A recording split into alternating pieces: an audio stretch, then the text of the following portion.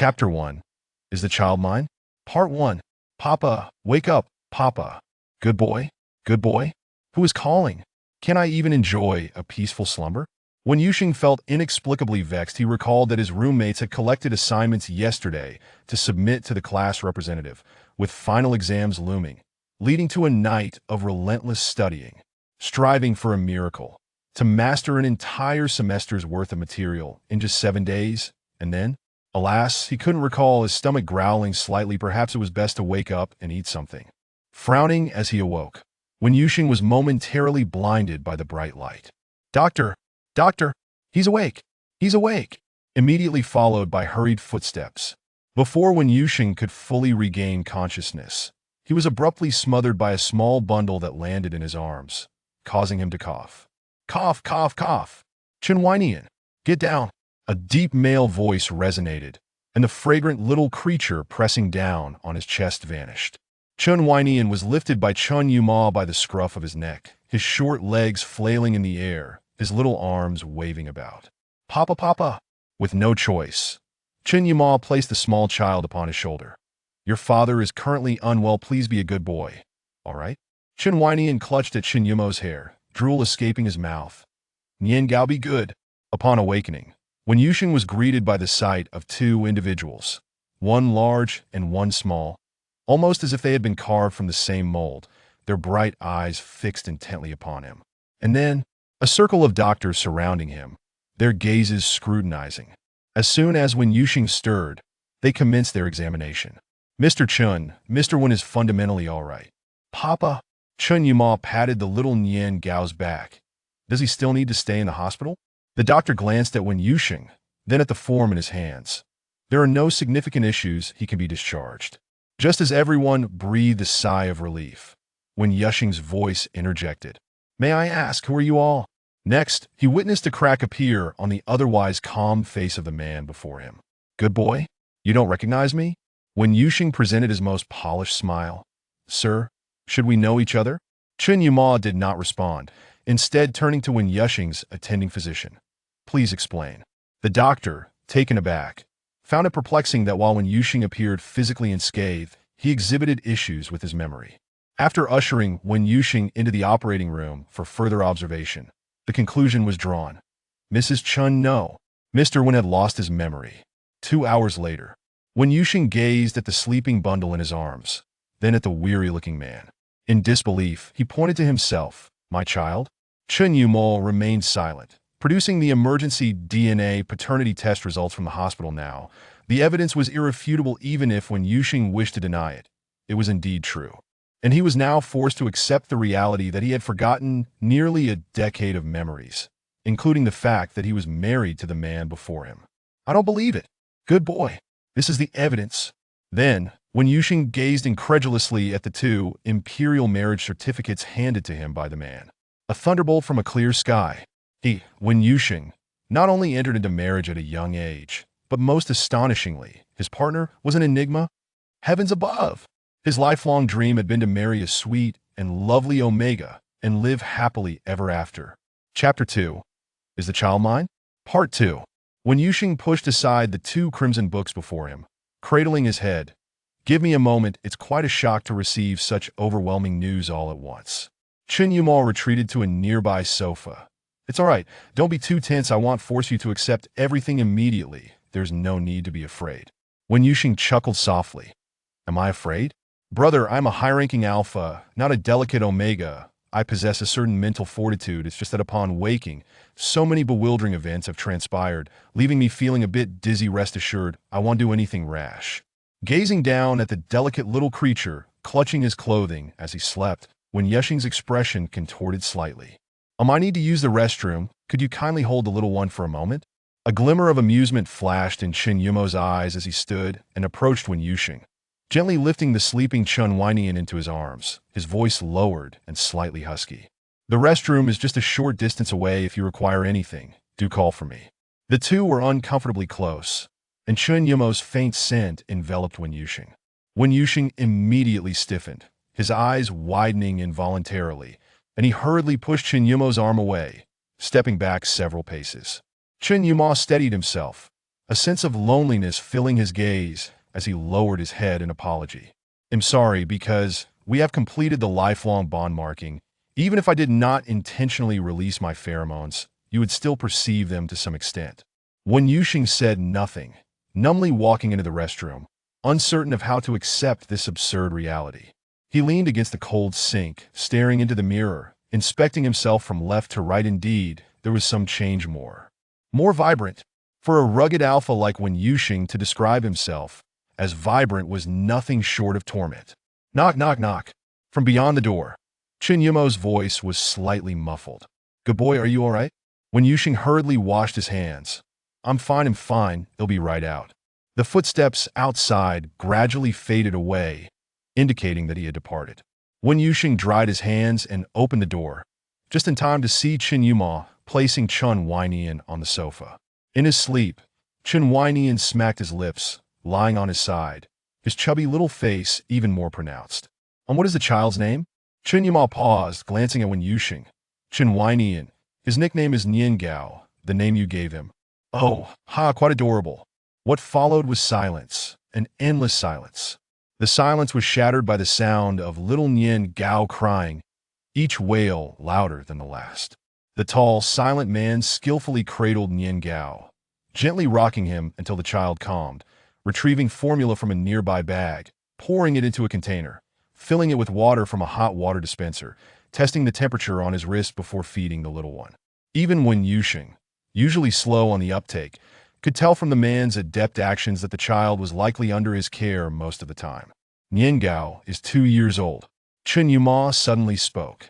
2 days ago was his second birthday. I was on a business trip and couldn't return in time regarding the car accident. We are still investigating. Chapter 3, Is the Child Mine? Part 3. Having stood for a while, Wen Yuxing began to feel a tingling pain in his legs. Chen Yumo, cradling the little rice cake, took several steps backward. You should lie down on the bed. You just woke up and need to rest, he suggested. Wen Yuxing, feeling disinclined to be courteous, acknowledged his current state was far from ideal. Initially, upon awakening, he felt relatively fine. But now every inch of his body ached intensely, likely due to the anesthesia wearing off. The little rice cake was quite hungry, vigorously sucking on his small bottle in his dreams. Chen Yumo, worried that he might choke, would occasionally remove the bottle from his mouth. That in no time, the small bottle was empty. Wen Yuxing was uncertain when he had fallen asleep, perhaps because the scene before him was simply too heartwarming. He had dozed off while watching. After placing the empty bottle on the table, Chen Yumo walked around the room a few times, gently releasing some comforting pheromones. The little rice cake indeed slept soundly. Observing the resemblance between the child and Wen Yuxing, Chen Yumo felt an overwhelming tenderness in his gaze that he carefully laid the tiny bundle on a prepared small bed, covering him with a little blanket. The room's temperature was just right. Chen Yumo removed the little rice cake socks and gently touched his small feet, which were pleasantly warm, before covering them with a thin blanket. After ensuring the child was settled, he turned to see Wen Yuxing already asleep. Perhaps due to the lingering pain, his brows were tightly knitted and his expression was far from serene. Chen Yumo approached slowly, sitting by the bedside, releasing his soothing pheromones. He took Wen Yuxing's hand and gently leaned down, placing a soft kiss on his forehead. Gradually, the man in slumber appeared to relax, his furrowed brows easing. That a wave of heartache washed over Chen Yumo. Since their college graduation and subsequent marriage, he had doted on Wen Yuxing, treating him with the utmost affection. Yet, Wen Yuxing's carefree demeanor often made him seem less like a delicate wife and more like a close brother, prompting those who witnessed their bond to exclaim how well the two brothers got along. The phone on the table lit up, its screen brightening the room.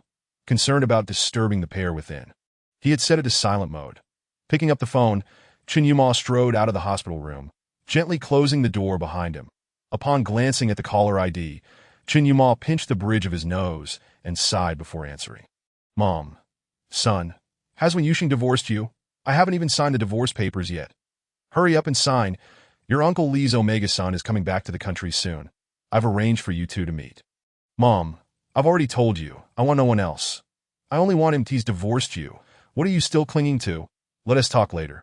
I'm tired now that I want to be going back to the old house for a while. Please take care of yourselves and don't meddle in my affairs. The only person I like is him. Son. After hanging up, Chen Yuma felt utterly drained, leaning against the wall and slowly sinking to the floor. He had lied. The accident involving Wen Yuxing occurred during an argument about their impending divorce. Wen Yuxing had insisted on separation while he had refused. The two had begun a cold war. And while Chen Yuma tended to the child, Wen Yuxing had resorted to drinking and staying out late. Just 2 days prior had been the little rice cake's birthday, and Wen Yuxing had been in a car accident on his way home to celebrate. At that moment, Chen Yuma had been in the kitchen preparing a feast. Chapter 4. Is the child mine? Part 4. The divorce papers were signed by Chen Yuma. When Wen Yuxing returned, he handed them over, no longer pressuring him, merely wishing to see him a bit happier. Since Wen Yuxing sought freedom, Chen Yuma resolved to grant it to AT that time. The little rice cake had just awakened, quietly sitting in his stroller. Drinking milk as the final dish was served, the little rice cake suddenly erupted into tears, and no amount of coaxing from Chen Yuma seemed to soothe him. Soon after, a call came through, bearing the news that Wen Yuxing had been in an accident and was currently in critical condition. Chen Yuma's hand trembled as he held the phone, quickly scooping up the child and grabbing his clothes before rushing out. The feast he had prepared began to cool, the signed divorce papers prominently displayed on the table. As Wen Yuxing lay on the operating table, fighting for his life, Chen Yuma stood vigil outside the surgery room, cradling the sleeping little rice cake. In that moment, he thought that perhaps a divorce wouldn't be so bad. As long as his precious child remained healthy and safe, everything else paled in comparison. When Wen Yuxing awoke to discover he had lost his memory, Chen Yuma's first instinct was not worry. He dared not confide in anyone. In that instant, he felt a sense of joy and relief. His beloved had forgotten everything. Did that not mean he could win his heart anew? Lies would eventually unravel. But Chen Yuma was unafraid. He simply wished to remain by his loved one's side for a little longer, and then some more. Perhaps he was truly exhausted. Chen Yuma leaned against the doorway and succumbed to sleep. Their hospital room was on the top floor, typically devoid of visitors, especially since Chen Yuma had previously instructed the hospital not to allow anyone on that level. This was his invested hospital, which outwardly appeared as a private care facility but functioned, in truth, as a quasi-hospital. Awakening suddenly, Chen Yuma glanced at his phone, realizing that 2 hours had passed.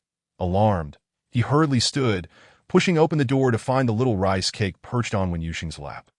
Giggling joyously, alone with the little rice cake, Wen Yuxing appeared completely at ease. Even after being stirred from slumber, he instinctively lifted the small bundle from his crib into his arms, murmuring, "Be good, little rice cake. Don't cry." The naturalness of the moment was undeniable. Wen Yuxing could no longer deny that this child was indeed his. After all, where had the ingrained memories come from? Upon witnessing the scene, Chen Yuma felt a wave of nostalgia wash over him, momentarily lost in thought. Wen Yuxing felt an overwhelming sense of embarrassment, his robust frame seated on the bed, effortlessly lifting the little rice cake high into the air.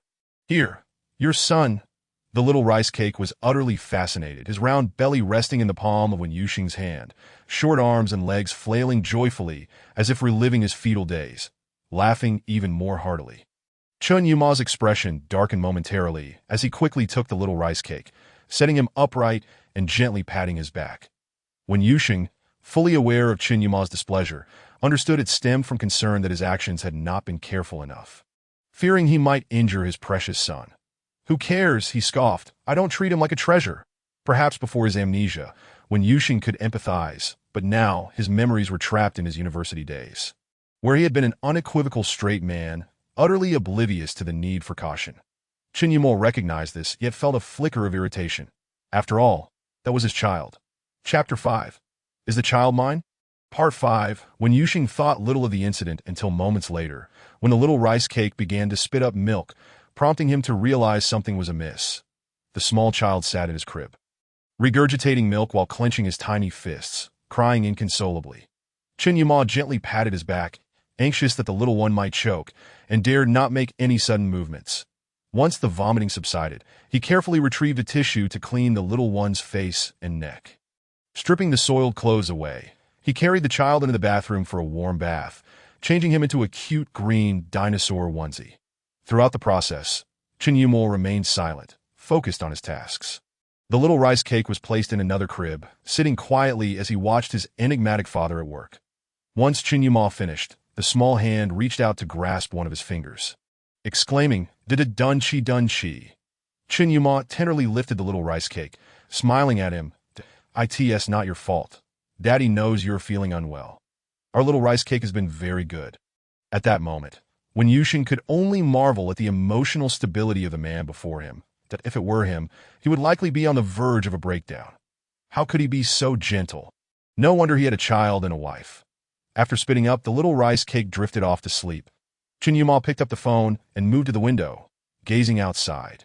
"Zhang Zhu, please go to my house and fetch me a set of clothes. Bring them here, okay?"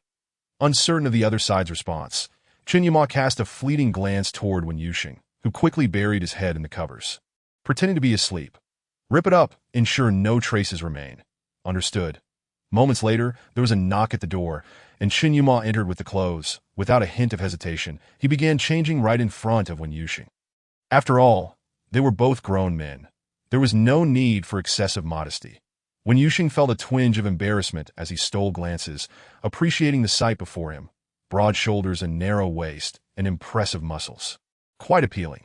Yet, Wen Yuxing still grappled with why he was drawn to such a type. Regardless of how attractive one might be, nothing compared to the sweetness of an Omega, right? Had he simply lost his mind before? Did losing one's memory also alter their preferences? Yet he had always liked the soft, sweet Omegas. It seemed there was a flaw in the logic of events, but he couldn't quite pinpoint what fell off. The little rice cake was a premature baby, born at 7 months, and had always developed slowly. As one could see, he was now 2 years old, often spitting up milk, and according to norms, he should have been ready for solid foods.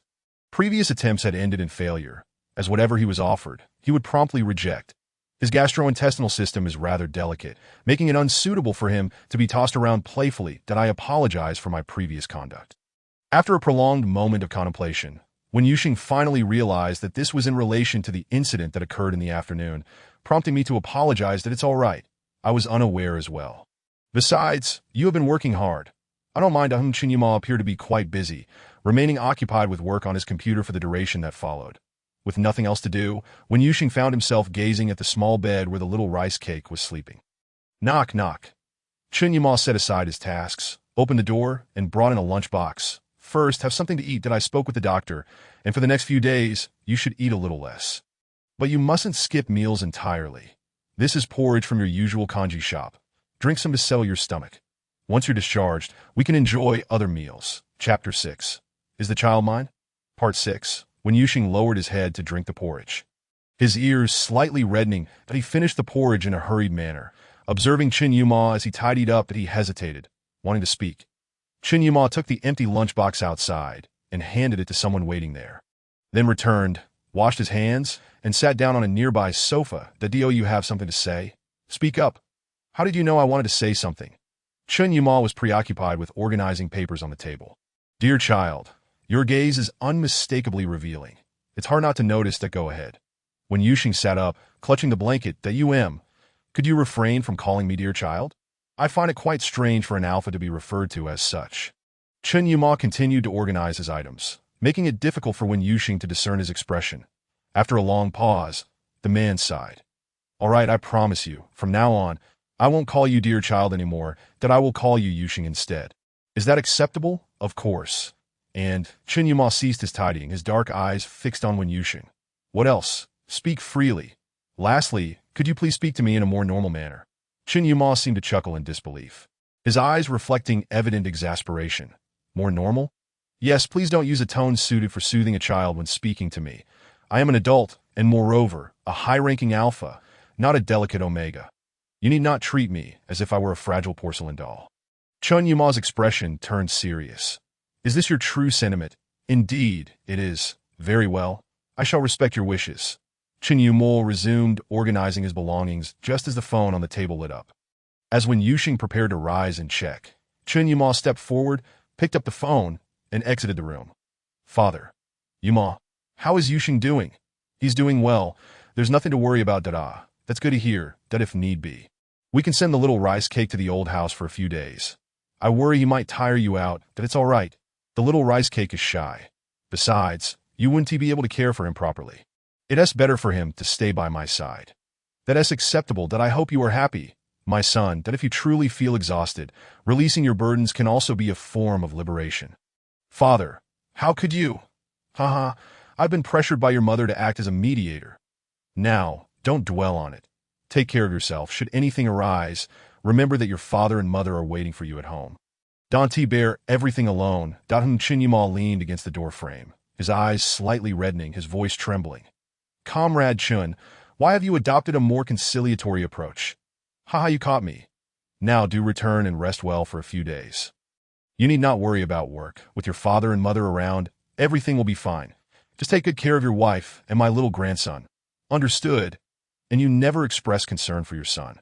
Haha, of course, but this all hinges on you taking care of yourself. That in the past I did oppose your marriage, but now that you are wed, this is your life. Your happiness is what matters. As for your mother, I will do my best to manage things on that front. Thank you, father. Please take care of yourselves as well. Of course. I miss my little grandson dearly. Goodbye. Your mother is eavesdropping. Chapter 7. Is the child mine? Part 7. After ending the call, Chinyuma re-entered the room, only to find the little rice cake awake again. Hospitals are never ideal environments, and given the little one's tender age, it is uncomfortable for him to stay here for long. Shall we return home tomorrow? Chinyuma stood up, contemplating. Yes, let me consult the doctor about any precautions we should take. We can be discharged tomorrow. Once Chinyuma stepped outside, the little rice cake began to stand on Wen Yuxing's legs. Giggling. The little one seemed blissfully unaware of the reason behind the laughter, radiating pure joy. Recalling the scene where he had spit up earlier, when Yuxing felt a pang of affection and gently patted his back. So, you were a premature baby, quite resilient and very well-behaved. The little rice cake appeared to understand Wen Yuxing's praise, waving his chubby little arms. Papa, papa. The bond between father and son was palpable, and Wen Yuxing couldn't help but plant a kiss on the little one's pudgy face. Chinyuma arrived at the director's office. Upon seeing him enter, Director Zhang hurried over to Mr. Chen. What brings you here?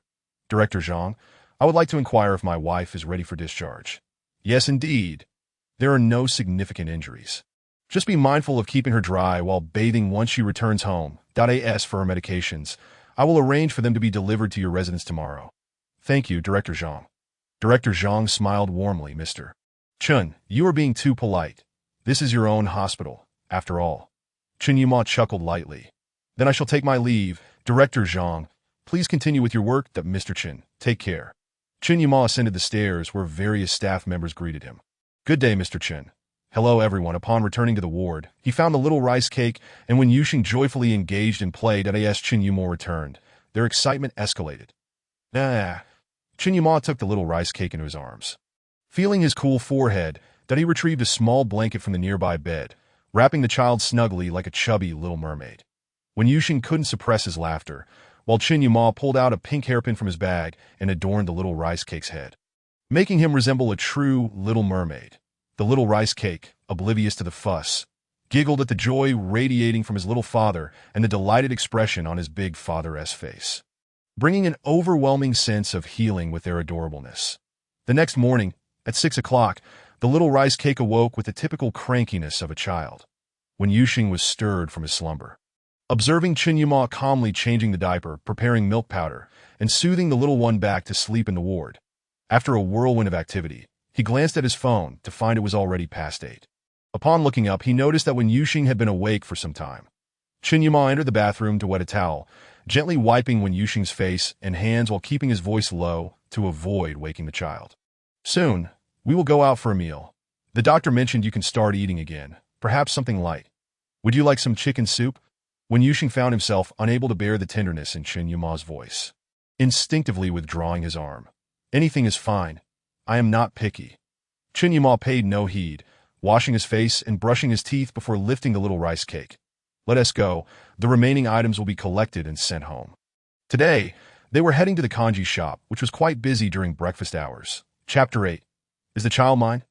Part 8. Chinyuma had forgotten to make a reservation in his haste. From a distance, the owner of the kanji shop spotted them and waved enthusiastically. Mr. Chen. Mr. Chen.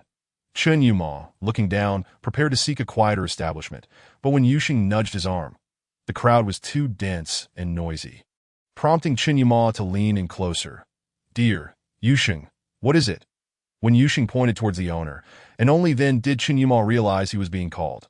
The kanji shop owner finally squeezed through the crowd. Mr. Chen, we have reserved a private room for you, ensuring peace and quiet, but Mr. Zhang specifically booked it a few days in advance. Allow me to escort you upstairs. Just as he was about to turn around, the owner noticed Wen Yuxing and greeted him warmly. This must be Mrs. Chen. As Wen Yuxing prepared to clarify, Chen Yuma interjected, she is my wife, but let us refer to her as Mr. Wen. Certainly, Mr. Wen, welcome to our establishment, that if you need anything, do not hesitate to ask. Mr. Chen is a valued regular.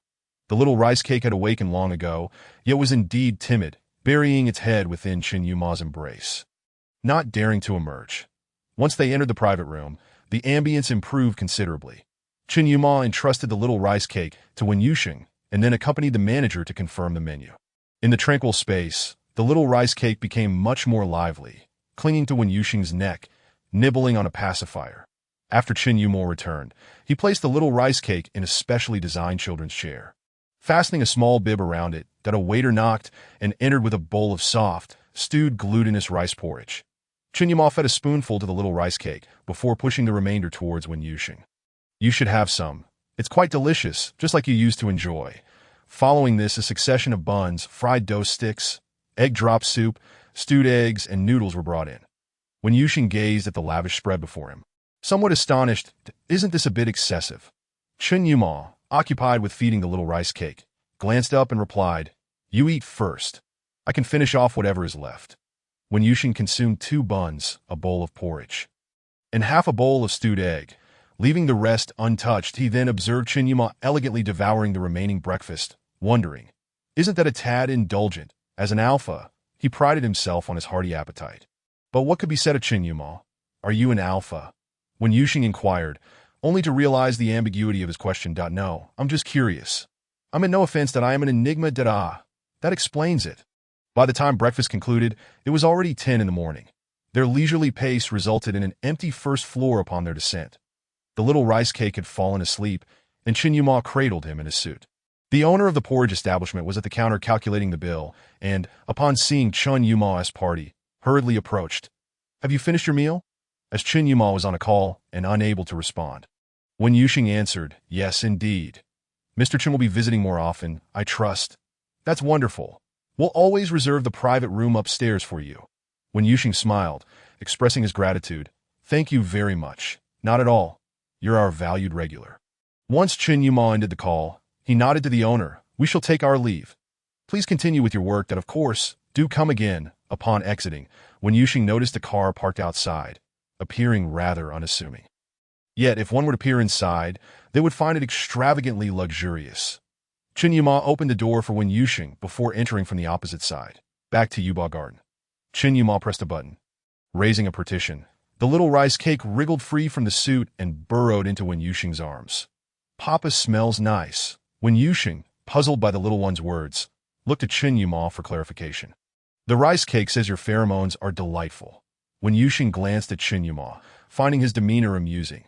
Among alphas, jesting about pheromones was common, and he blurted out, do you know what my pheromones are like? Chen Yuma received a message on his phone, briefly glanced at it, then retrieved his laptop from the compartment, typing away without diverting his gaze. That I know, it's the scent of strong liquor. Wen Yuxing felt slightly uneasy, sensing a flirtatious undertone in their exchange. How could a child possibly like the scent of fiery spirits? Chen Yuma finally glanced at him, hesitating before saying, the rice cake may not prefer strong liquor. Yet he adores and even depends on your pheromones. The little rice cake, feeling neglected by Wen Yuxing, playfully slapped him on the chin with his small hand, which surprisingly stung quite a bit. Chen Yuma abruptly shut his laptop, picking up the little rice cake and gently swatting his chubby chin. Does that hurt? Wah! The little rice cake began to cry, looking utterly aggrieved. Enough now. Children lack understanding. Besides, he is merely 2 years old, so let it pass. Chen Yuma's expression turned stern as he regarded the little rice cake, who had just been sobbing pitifully. Gradually, he quieted down. You must not harm your papa. He is the kindest person in your world, do you understand? It was a solemn lesson directed at a 2-year-old, prompting Wen Yuxing to stifle a laugh. To his surprise, the little rice cake nodded earnestly and turned to Wen Yuxing, spreading his arms wide. Papa, can't catch up. Wen Yuxing's heart melted entirely at this display. I forgive you. I forgive you, my sweet son. You are simply adorable. After that, Chen Yuma ceased his work, closed his eyes, and leaned back in his seat, falling silent. Wen Yuxing and the little rice cake exchanged knowing glances, choosing to ignore Chen Yuma's quietude. Wen Yuxing playfully pinched the little rice cake's chubby arm. You ungrateful little one. Your father attends to your every need, scolds you just a few times, and you truly get upset. You certainly have quite the temper. I wonder who you take after. Wen Yuxing's voice was not loud. Yet Chen Yuma, sitting close by, heard every word.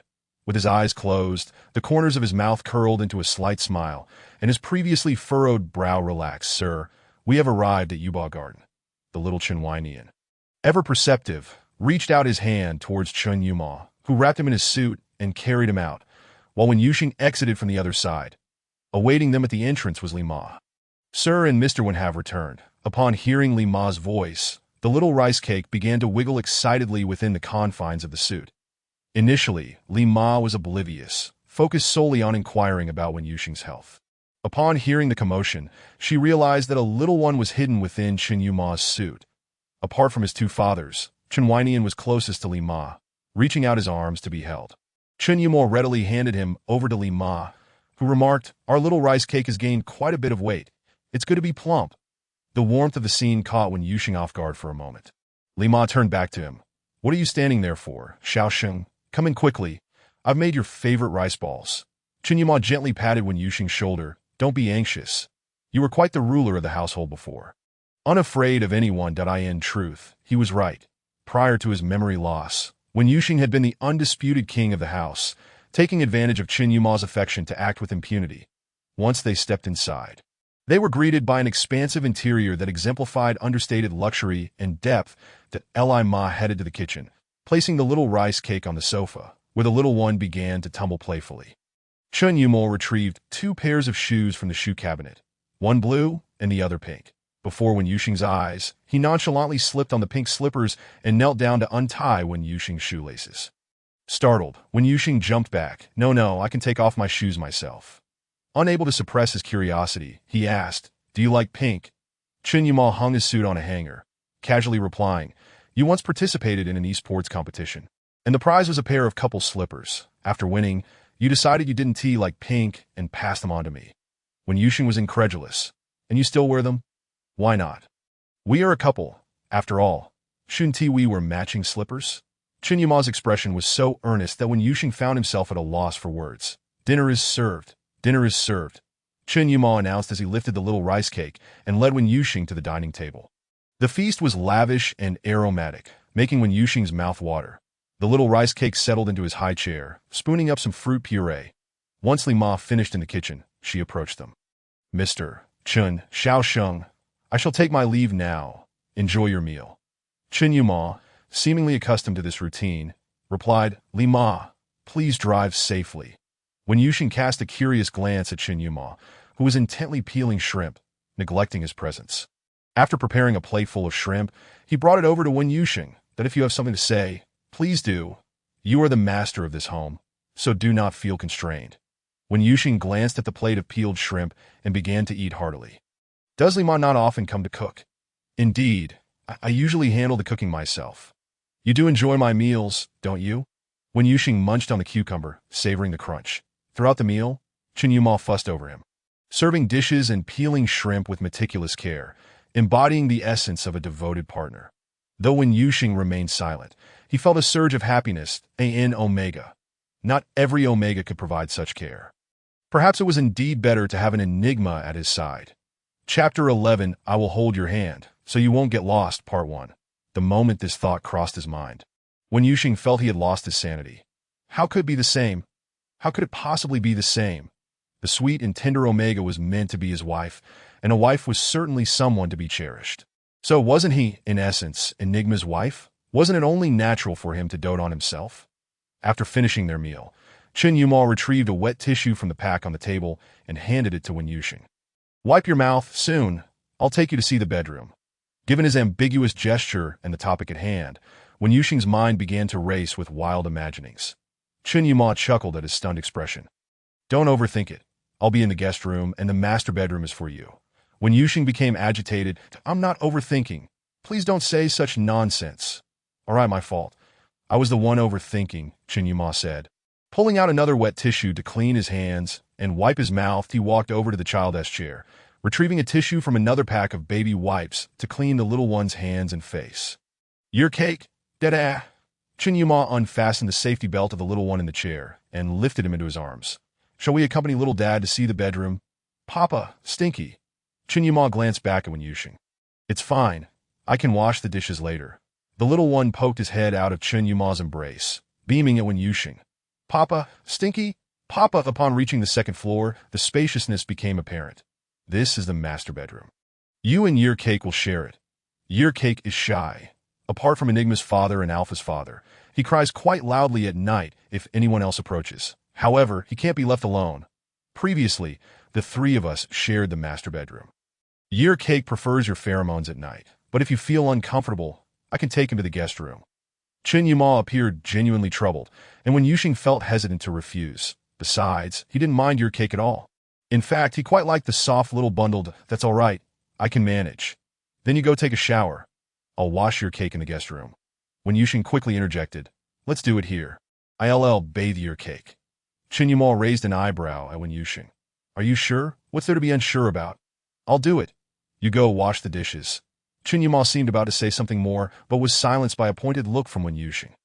Before leaving, he still felt a bit uneasy that if you encounter any difficulties, just call for me. Wen Yuxing ushered him out, assuring him, I understand, but don't worry. If I have trouble, I'll find you. Chen Yuma wanted to offer a few more reminders, but the door was shut right in front of him. Wen Yuxing hurried to the bathroom to run the water.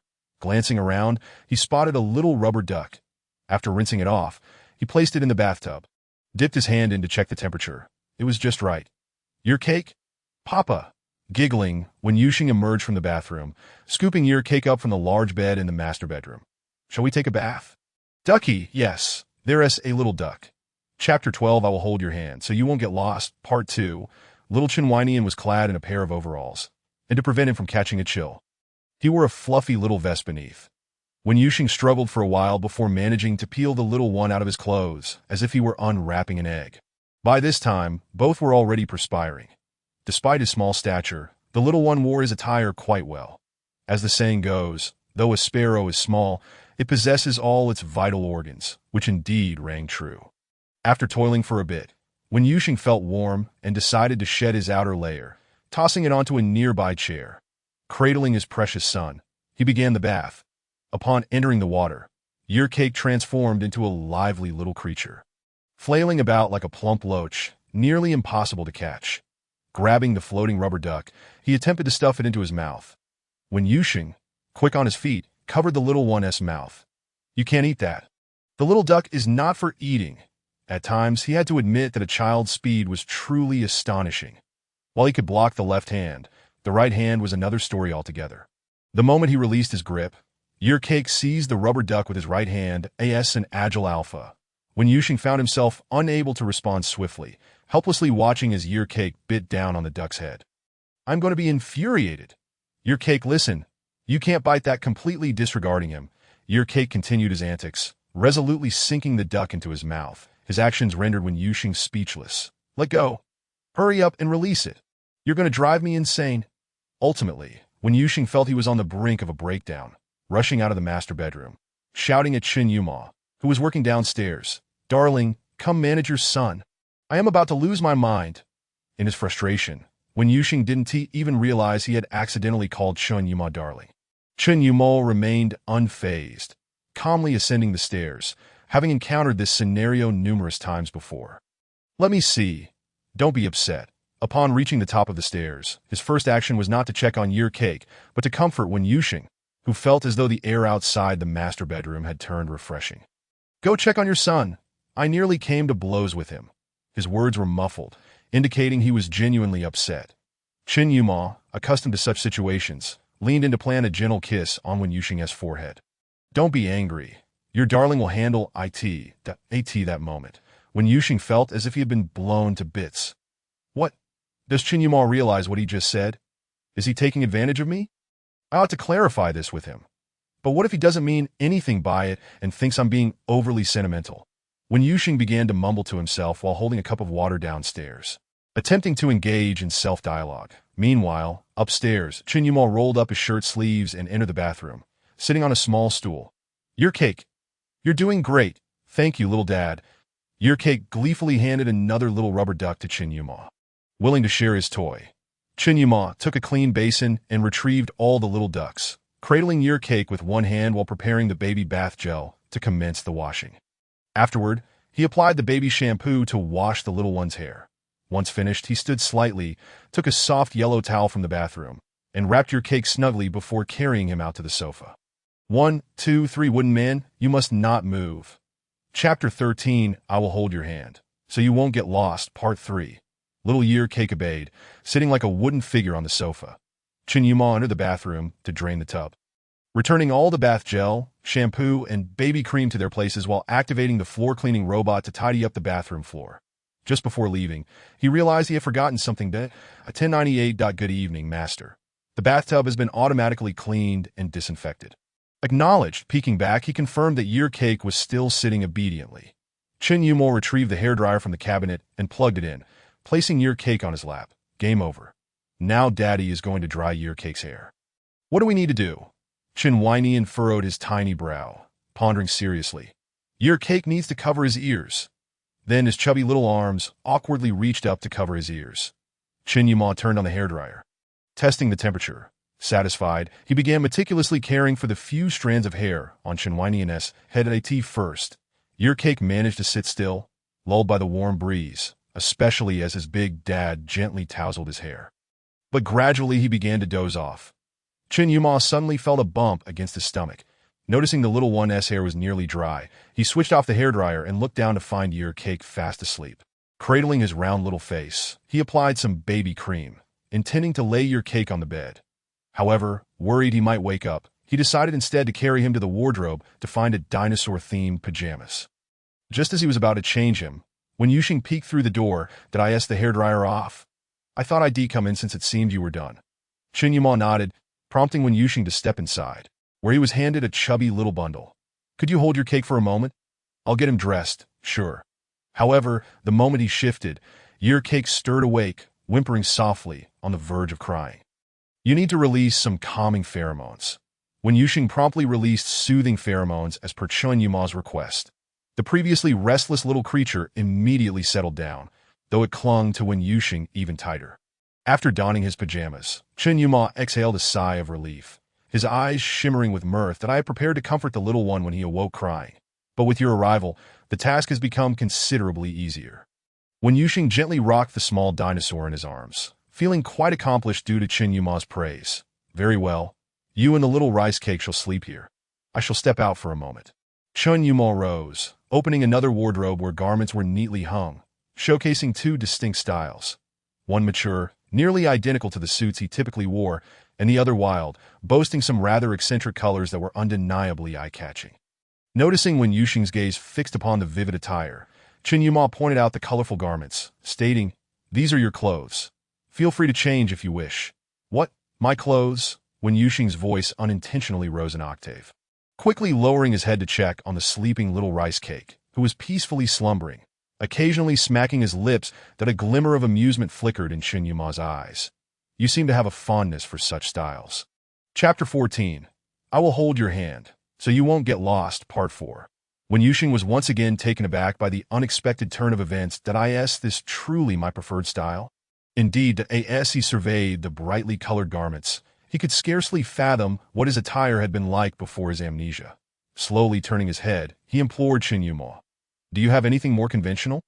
Those garments are quite overwhelming." Chen Yuma pondered for a moment. "The clothes I have now would certainly be too large for you. For tonight, you'll have to make do. I will arrange for someone to deliver some appropriate clothing tomorrow."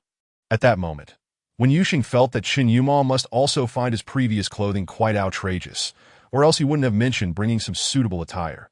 Glancing at the glaring golden pajamas hanging prominently, which even reflected light, Wen Yuxing felt on the verge of tears that in no way, these pajamas are simply too hideous.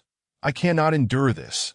Chen Yuma crouched down, retrieving a brand new set of pajamas from the bottom drawer, and presenting them to Wen Yuxing. You can wear these. I bought them for you previously, but since you didn't like them, they have remained here. I am truly grateful to you, my dear brother. You are such a good friend. Chen Yuma pressed his lips together, struggling to suppress a smile. My dear brother. Good friend. It's fine, as long as you are happy. After Chen Yuma exited, Wen Yuxing securely locked the master bedroom door, changed into the pajamas, and felt rejuvenated. Embracing the fragrant little rice cake, he lay on the soft bed, experiencing a sleepless night. Following his departure, Chen Yuma did not venture far, leaning against the doorframe, relishing the sound of Wen Yuxing locking the door, a smirk playing at the corners of his mouth. His obedient little one remained so naive. If he truly desired, a mere door could hardly act as a barrier. Enigma possesses incredible strength. And previously, his little one had only experienced it during the permanent marking. After standing for a while, he turned and walked into the adjacent study, donning blue light-blocking glasses and immersing himself in work. Once he had completed all his tasks, Chen Yuma glanced at his phone, revealing it was already past 1 a.m. Once again, insomnia plagued him. Restlessness consumed him.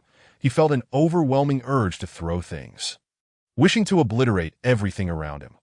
Chen Yuma's expression darkened as he opened his computer, accessing the master bedroom surveillance camera, where he could see Wen Yuxing peacefully cradling the little rice cake in slumber.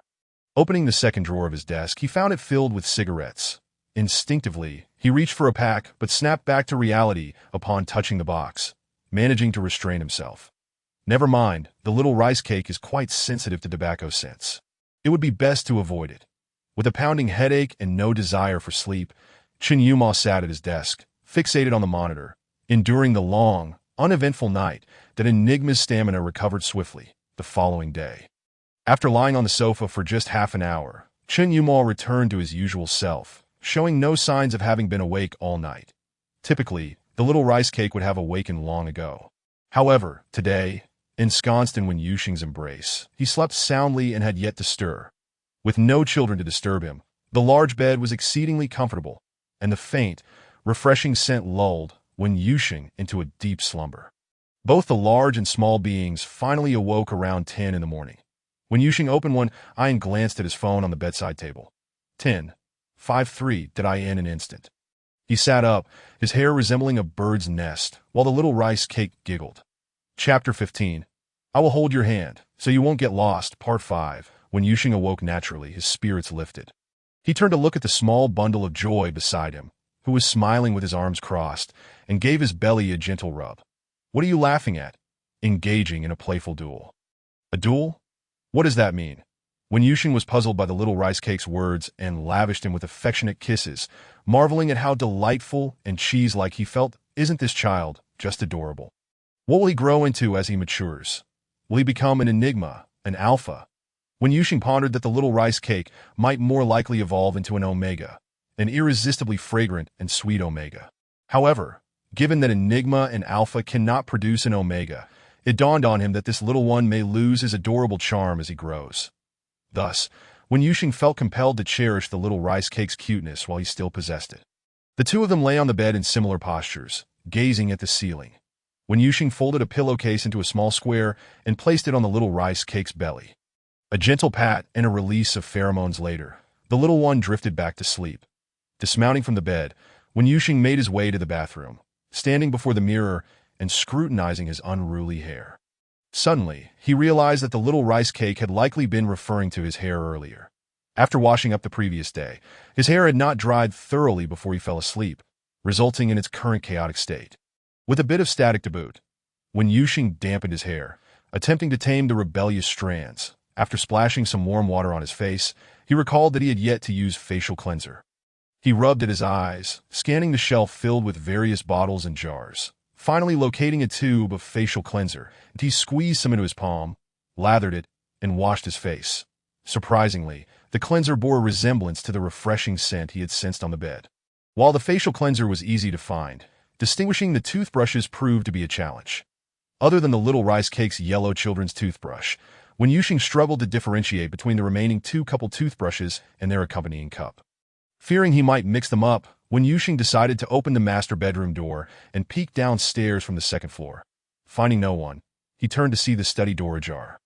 He approached and gently knocked on the door, The sound of slippers approached, and the previously slightly ajar door swung wide open, revealing Chen Yuma in a domestic, wholesome manner.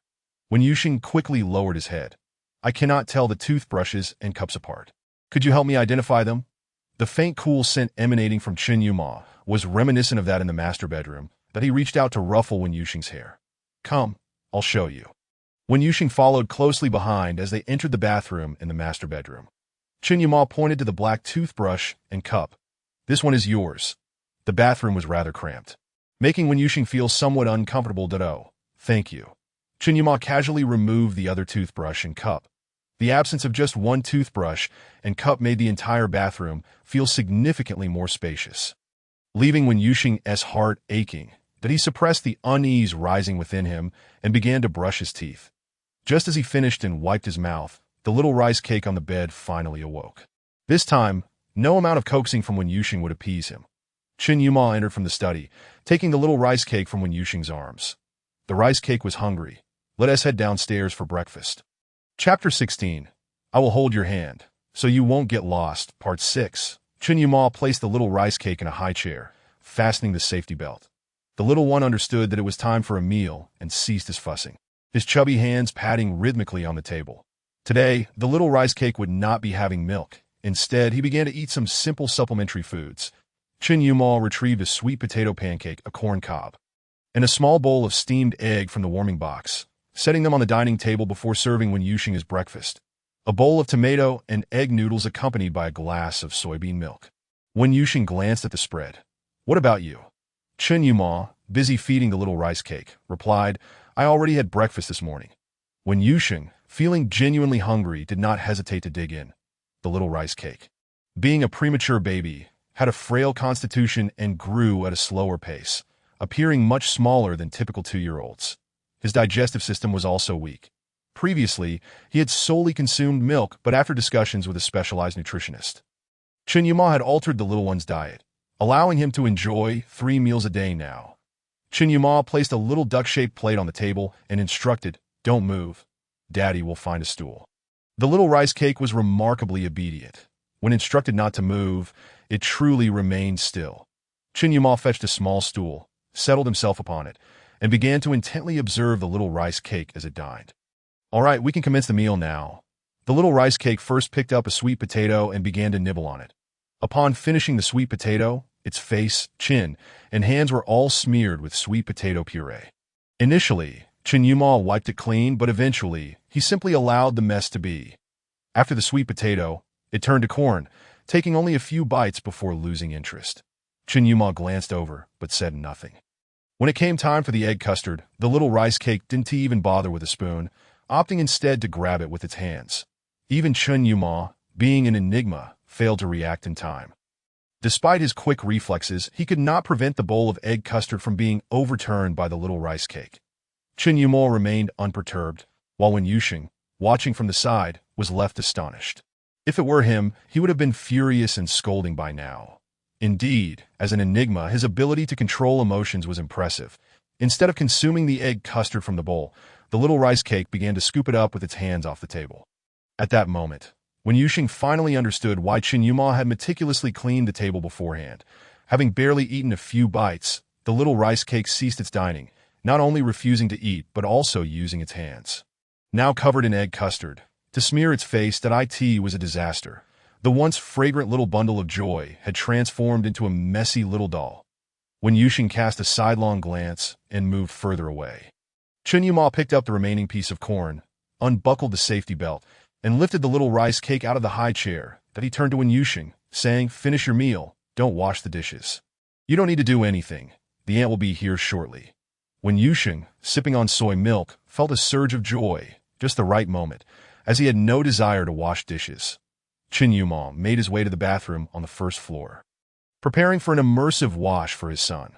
The children's bath products, shampoos, and baby creams were abundant and comprehensive, suggesting that such incidents had occurred frequently in the past. After finishing his meal, Wen Yuxing leaned against the bathroom door, watching as Chen Yuma dried the little rice cake's hair. One couldn't help but admire how well suited he was to parenting. His emotions were remarkably stable. Reflecting on himself, Wen Yuxing thought that if he were to care for a child, both he and the child would surely go mad. The more he observed Chen Yuma, the more apparent his husbandly charm became. He was indeed a model of a good man, worthy of admiration. Chapter 17. I will hold your hand so you won't get lost. Part 7. Be good. Yuxing, could you fetch that pale yellow towel from the bathroom upstairs for me? Of course, when Yuxing scampered up the stairs and quickly returned. Here you go. Chen Yuma wrapped the little rice cake in the pale yellow towel and placed a matching little cap upon its head. You hold the little rice cake for a moment while I tidy up the bathroom. Sure. The previously dirty little rice cake, which when Yuxing had kept at a distance, was now a delightful, freshly clean child he adored. Cradling Chen Weinian, he bounced him gently, exclaiming, "Daddy's taking you out to play." "Papa fun. Good morning, master." Cleaning the bathroom. "All right, my master." Chen Yuma ascended the stairs and retrieved a set of pale yellow duckling overalls from the wardrobe, along with a matching little vest. After a moment's thought, he found a pale yellow tank top and long sleeves in the middle compartment, followed by a pair of pale yellow socks from the bottom drawer. Descending to the first floor, he saw Wen Yuxing running around the house with the little rice cake in his arms. "Yuxing, bring the child over. I'll change his clothes. Let us go. Time to get dressed." The little rice cake was quite relaxed around Wen Yuxing, giggling incessantly, while it remained relatively quiet around Chen Yuma, likely due to the latter's serious demeanor. First, the tank top went on, and when Yuxing immediately noticed the little rice cake's round belly. Wow, the little rice cake is quite chubby. Chen Yuma, with a gentle gaze, playfully poked the little rice cake's belly, causing the little one to squirm in Wen Yuxing's embrace. Next came the pale yellow long sleeves, followed by the overalls. Once dressed, the little one resembled a delightful, plump yellow duckling. Wen Yuxing's paternal instinct swelled as he held the little rice cake, showering it with kisses, that it was hard to fathom that this adorable creature was his own son. So incredibly cute. Chen Yuma, holding the pale yellow vest, smiled widely as he observed Wen Yuxing and the little rice cake enjoying their time together. Just then, a phone call interrupted that he glanced at Wen Yuxing, noticing he was completely smitten with his son, and stepped away to speak quietly. "Hello, Mr. Chen. Good day. We are from the Little Sun Children's Hospital. The physical examination you scheduled for little Chen Weinian is confirmed for this afternoon at 3 o'clock. If there are any changes, we can adjust the time to no need. It will be this afternoon." Chen Yuma paused. Should he fast? No, normal eating is fine. All right then. After hanging up, Chen Yuma checked the time. It was already noon. He approached the little rice cake, putting on the vest and turning to Wen Yuxing, that I made an appointment for Weinian's physical examination for this afternoon. Would you like to come along? If not, I can take him myself. Wen Yuxing shot Chen Yuma a reproachful look. What are you saying? How could I not attend my son's checkup? Of course, I'm going.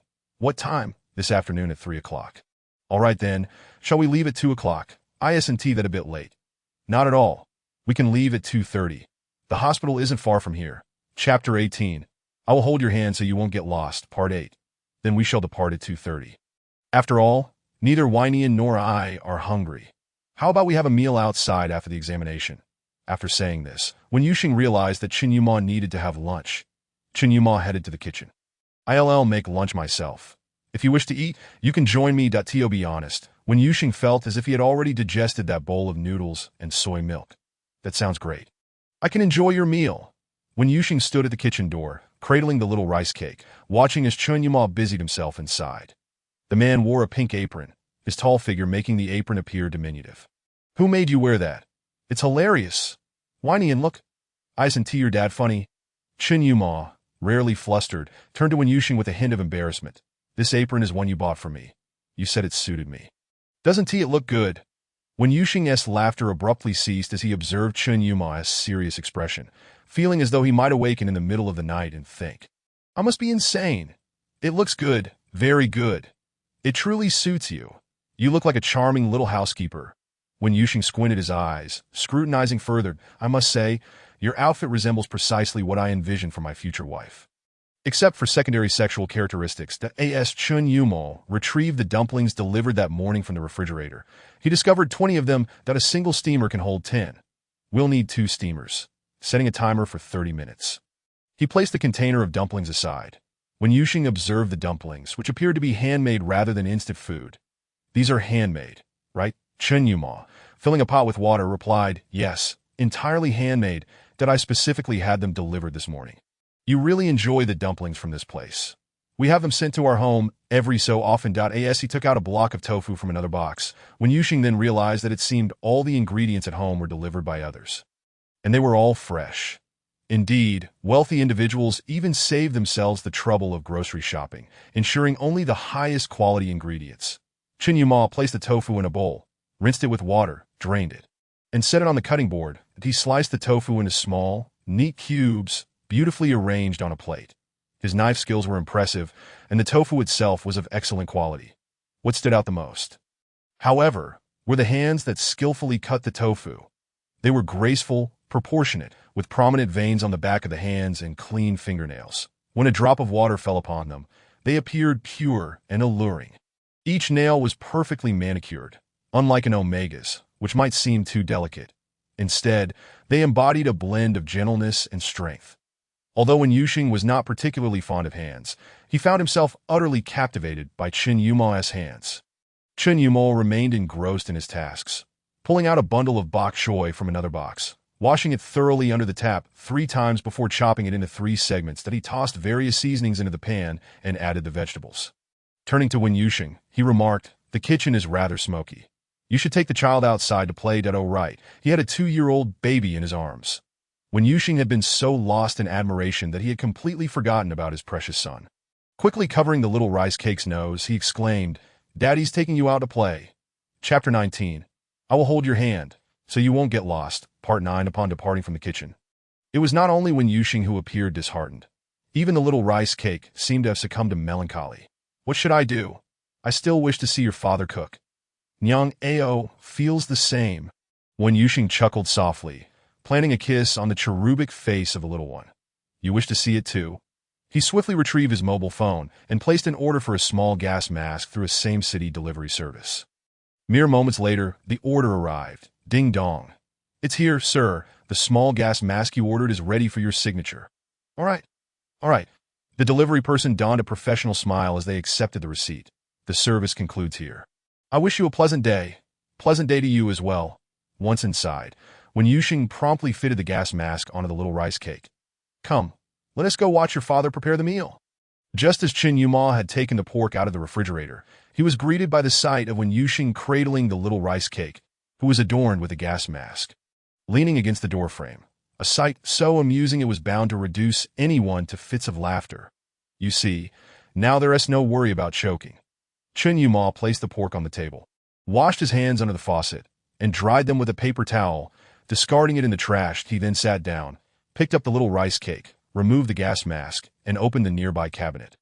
Revealing a drawer brimming with sky blue masks, that he took one out, fitted it onto the little rice cake, and then turned to place him in Wen Yuxing's embrace. He returned the gas mask to the next drawer before stepping into the kitchen. You may watch from the doorway. If you grow weary, feel free to fetch a chair and sit. Wen Yuxing obediently moved a nearby chair closer and sat down, placing the little rice cake on his lap. Chen Yuma washed his hands again, picked up the pork, and sliced it into chunks before placing it into the meat grinder to be minced. Once the meat was finely ground, he opened the lid, used a spoon to transfer the minced meat into a bowl, and added various seasonings. That he then chopped some shrimp and corn into tiny pieces, mixing them with the meat filling. From the last box, he retrieved a stack of wonton skins and began to wrap the dumplings. After forming one, Chen Yuma paused and turned. "Yuxing, would you prefer large or small dumplings?" Without hesitation, Wen Yuxing replied, "Large ones. They taste better." While wrapping the dumplings, Wen Yuxing was astonished at how deftly Chen Yuma's fingers moved. Twist here, fold there, and before he knew it, the dumplings were formed, leaving Wen Yuxing momentarily speechless.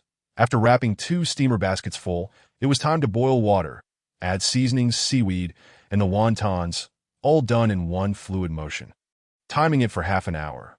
With that, lunch was prepared, visually appealing and aromatic, and most importantly, plentiful. Once everything was placed on the table, Chen Yuma set a bowl and a pair of chopsticks in front of Wen Yuxing. "You eat first. I will prepare some rice flour for the little rice cake." Chen Yuma's rice flour required the addition of milk, and once it had cooled sufficiently, he placed the little rice cake in a high chair, feeding him to prevent a mess that would surely ensue if he were to eat independently. The little rice cake seemed to relish the rice flour, finishing an entire small bowl. Once done, he began to play with his little yellow duck. Chen Yuma set his bowl on the table and returned to the kitchen to fetch a pair of chopsticks and a larger bowl. Chapter 20. I will hold your hand, so you won't get lost. Part 10. The Xiao Mai was truly delectable. When Yuxing had indulged in 10 of them himself, that ASA mature, high-ranking alpha. His appetite was naturally considerable, and the wontons were equally delightful, disappearing in mere bites that in contrast to when Yuxing's voracious consumption. Chen Yuma appeared far more refined, after a couple of bites of wontons. When Yuxing glanced up at Chen Yuma, "Speak, what is it that you wish to discuss?" When Yuxing sheepishly scratched his head, "May I have some chili sauce?" The wonton seemed to lack something without it. Chen Yuma took a bite of Xiao Mai, savoring it slowly before responding. "The doctor advised you to avoid spicy foods for the next few days. You should not even touch chili peppers." When Yuxing immediately wilted at this news. Chen Yuma's tenderness was genuine, yet his principles were unwavering. What was forbidden was simply not permitted, leaving no room for negotiation. Fortunately, there were cold dishes to provide some solace to Wen Yuxing. 2 large bowls of wontons were consumed, each polished off completely. Next to the table lay the remnants of corn that Chen Weinian had nibbled on earlier. Chen Yuma picked it up and finished it off in a few bites. The 2 men, having shared a meal, left nothing behind, not even a drop of soup. "You take a break. I will handle the dishes. You work hard every day, caring for the child and cooking while also having to work. Let me wash the dishes." When Yuxing hurriedly gathered a few bowls from the table and headed into the kitchen. During the cooking interlude, Chen Yuma had already tidied up the pots and pans, leaving Wen Yuxing with only 3 bowls, 2 pairs of chopsticks, and a little rice cake spoon to wash, an exceedingly simple task. Chen Yuma approached the sink, rinsed his mouth with mouthwash, and then grabbed a wet tissue to clean the little rice cake's hands and mouth. The little one appeared somewhat drowsy. Chen Yuma glanced at the clock. It was 1:30, giving him another half hour for a nap. He placed the little rice cake on the couch, covering his belly with a small towel. When Yuxing finished washing the dishes in no time and emerged to find the living room empty. Just as he turned around, he was gently pulled by Chen Yuma towards the bathroom. "Wash your hands and rinse your mouth. You should also take a short nap in the afternoon. The little rice cake will need you to hold him. He is quite alert in unfamiliar surroundings, and your pheromones possess a strong calming effect on him." When Yuxing rinsed his mouth and remembered, "Is my mobile payment linked to your bank card?" "Yes, don't worry. Buy whatever you fancy. A 1T check. The card I linked for you is a black card with no spending limit." Chen Yuma was engrossed in typing on his phone, seemingly engaged in a conversation. His brow furrowed in concentration, and he put his phone away and locked eyes with Wen Yuxing. "Be good. Yuxing, what troubles you?" "I am curious about what I did before my memory loss." Chen Yuma did not respond, instead asking in return, "When did your memories cease?" Wen Yuxing tossed the used tissue into the trash. "Freshman year." Chen Yuma sighed. "No wonder. You were a race car driver." "Me? A race car driver? Such an exhilarating profession." Chen Yuma seemed perplexed. "Exhilarating? I think it's rather ordinary, before the arrival of the little rice cake. We often race together. You also race." Indeed, this was a shared hobby of ours. Wen Yuxing found a new perspective on Chen Yuma through this revelation. What a vibrant personality. Chapter 21. Buying shoes for the little rice cake. Part 1. When Yuxing cleared his throat, "I truly did not expect you to appear. Not like someone who would be into racing." Chen Yuma playfully tapped Wen Yuxing's nose with his finger, unable to conceal his amusement. "Yes, I didn't like it before, but you gradually taught me to enjoy it." Chen Yuma's fingers were cool to the touch, carrying the faint scent of baby shampoo, his words softly resonating in Wen Yuxing's ears, creating a sense of discomfort. Wen Yuxing quickly lowered his head. "I'll go check on the little rice cake." In a flurry, he escaped to the sofa, taking a moment to regain his composure before feeling as though the weight had lifted from his head.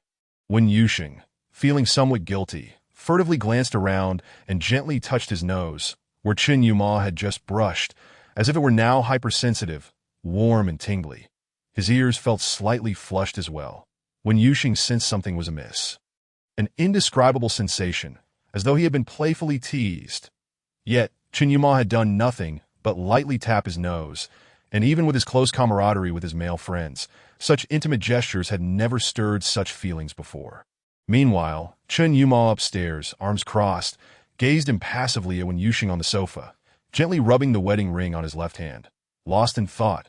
Wen Yuxing jolted awake, eyes still closed as he began to search for the little rice cake. A sudden cool aroma enveloped him, and the little one's wail subsided. Chen Yuma cradled the little rice cake gently with one arm, while with the other, he covered Wen Yuxing with a blanket. Upon noticing Wen Yuxing had awakened, he apologized. "I'm sorry for waking you. Did it's all right?" "No need to apologize. I was deeply asleep." Chen Yuma carried the little rice cake to the cabinet by the window in the hall, opening the third drawer to retrieve a pacifier. The little one, now sucking on the pacifier, had lost the energy to cry. Chen Yuma checked the little rice cake's diaper, confirming it was indeed wet. Wen Yuxing was meticulously folding the blanket and placing it atop the sofa when Chen Yuma stealthily tucked the smooth little rice cake into his embrace.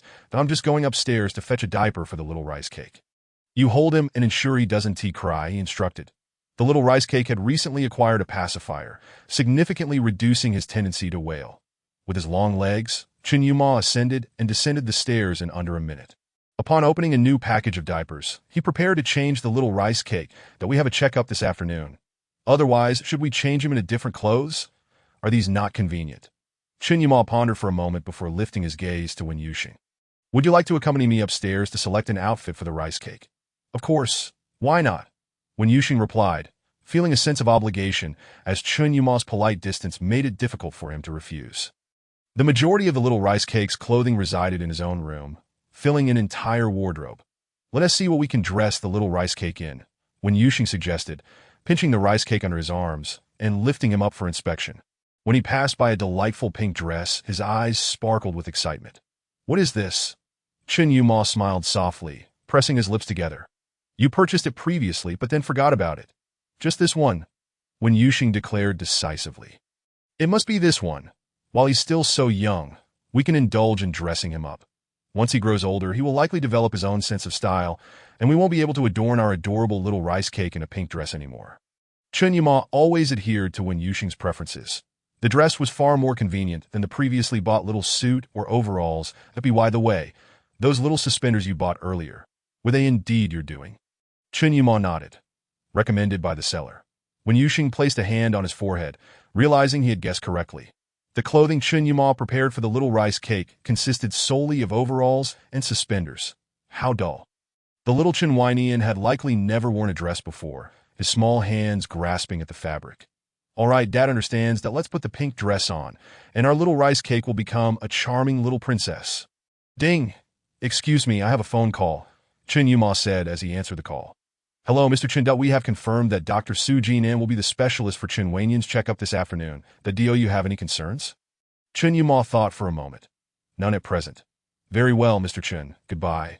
Wen Yuxing opened the door and lifted the little rice cake, now clad in a pink dress, to Chen Yuma's view. "Isn't she adorable?" The little rice cake giggled in response. Typically, by the age of 2, babies have their primary teeth, but the little rice cake, being a premature infant, lagged in development due to his alpha father's insufficient pheromones during pregnancy. Consequently, the little rice cake was only now beginning to sprout teeth at the age of 2. The visit to the hospital was primarily to assess the little rice cake's physical condition and address his delayed teething. Wen Yuxing felt carefree, still perceiving himself as a first-year student post-amnesia, and was not well-versed in child-rearing. Chen Yuma, meanwhile, refrained from expressing his thoughts, not wanting the child to become a burden. "Let's go. The driver has arrived." "Off we go, little rice cake. Daddy is taking you to the doctor," Wen Yuxing exclaimed as he carried the little rice cake downstairs. Chen Yuma, noticing Wen Yuxing's somewhat thin long-sleeve shirt, opened the closet, retrieved a trench coat, draped it over his arm, and exited. The driver, Xiao Fong, promptly opened the car door upon seeing Wen Yuxing. "Mr. Wen." After Wen Yuxing settled into the car with the little rice cake, he smiled at the driver. "Thank you, you're too kind, Mr. Wen. That's my job," Xiao Fong replied bashfully, feeling slightly awkward as he noticed Wen Yuxing's newfound politeness. Chen Yuma soon followed out. Xiao Fong's eyes lit up upon seeing Chen Yuma. "Good afternoon, Mr. Chen." Chen Yuma, engaged in a phone call, glanced over at Fong. Nodding in acknowledgement, that he moved to the other side, opened the car door, and took a seat beside Wen Yuxing. "Yes, I understand. Please send the contract to my email, and remember to inquire about the land price in the eastern part of the city tomorrow." Chen Yuma offered his trench coat to Wen Yuxing. "For me?" Chen Yuma nodded, returning to his call. "If you need my personal seal, consult Assistant Zhang." The little rice cake, restless, climbed onto Wen Yuxing's lap, reaching out for Chen Yuma to hold him. All right, let us leave it at that. You can speak directly with Assistant Zhang about anything. After hanging up, Chen Yuma set his phone aside and lifted the little rice cake. Dada elbow machine? Elbow machine. Chen Yuma ignored the little rice cake's antics. Aware that the child was simply intrigued by the phone, but touching it was out of the question. Yuxing. Yes. The paper bag you had earlier. Where did it go? Right here. Chen Yuma replied, extracting a pair of small autumn pants from the bag. He removed the little rice cake shoes and attempted to put on the pants, which proved difficult as the little rice cake had grown plumper, his thigh chub getting stuck. When Yuxing erupted in laughter, while Chen Yuma couldn't help but chuckle as well. The little rice cake kicked his legs, resisting the pants as they felt uncomfortable. Chen Yuma decided against forcing them on him, that I'm dying of laughter. This is too funny. I need to record this. The little rice cake is too chubby for his pants. Chen Yuma, resigned, retrieved a small blanket from the car's storage compartment and wrapped the little rice cake in it. Resembling a plump mermaid to Mr. Chun, Mr. Wen, we've arrived at the hospital.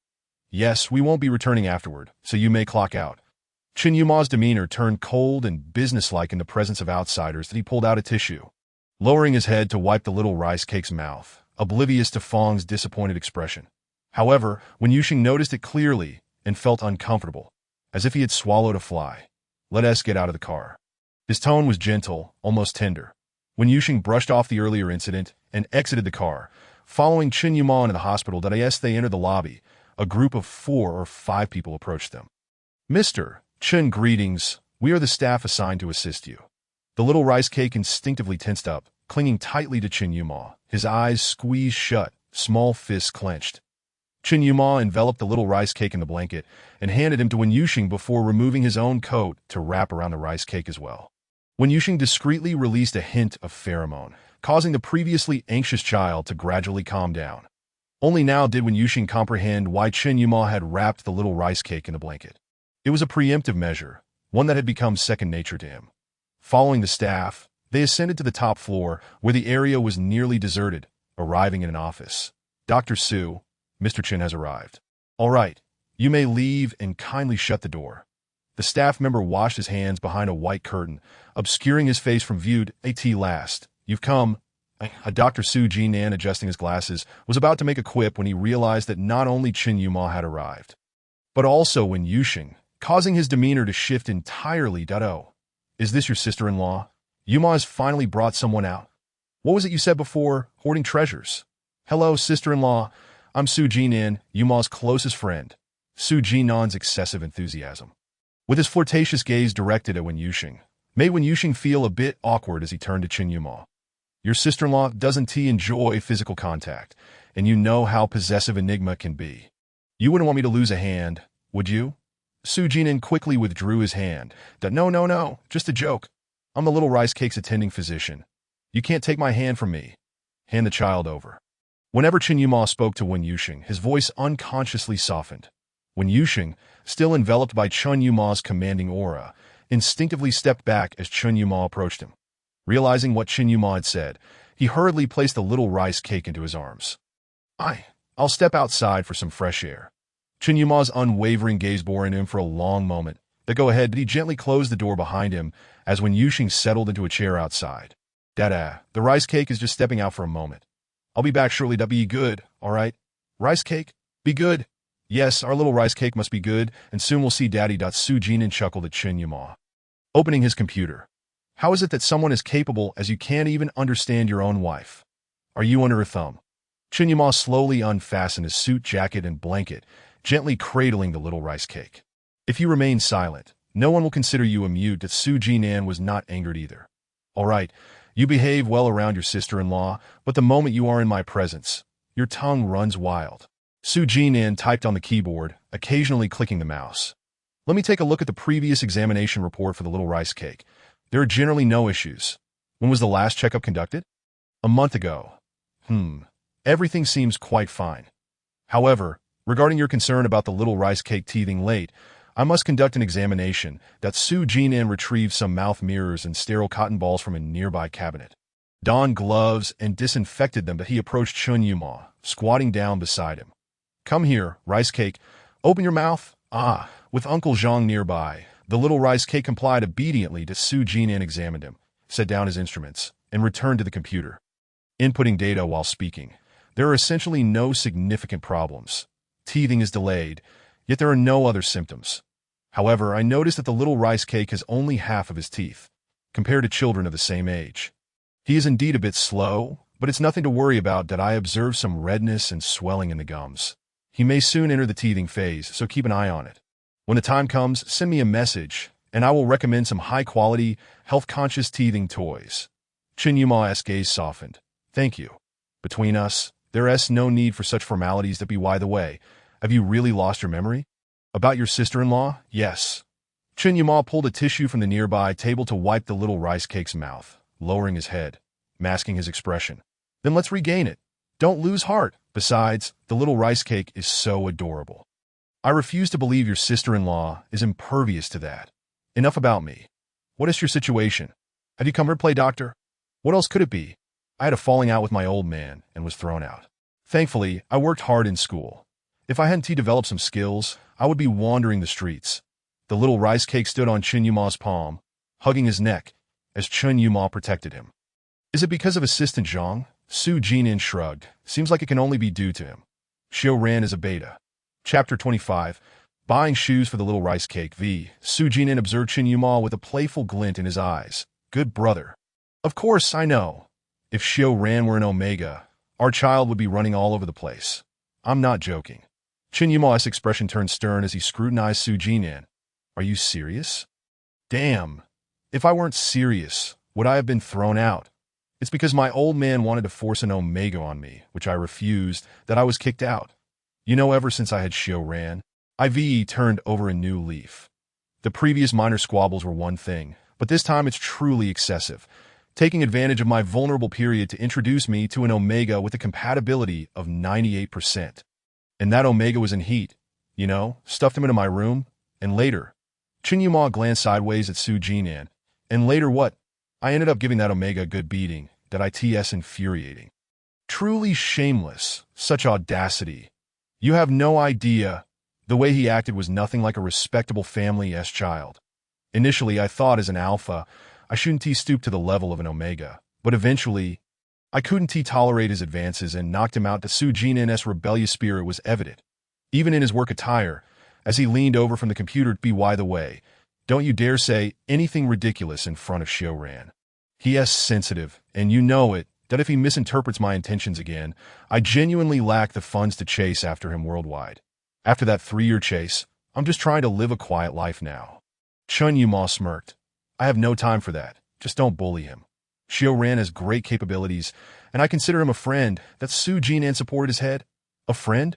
I see you're itching to exploit him 24/7. A chief assistant doing the chairman's work. No way, you must lighten his load.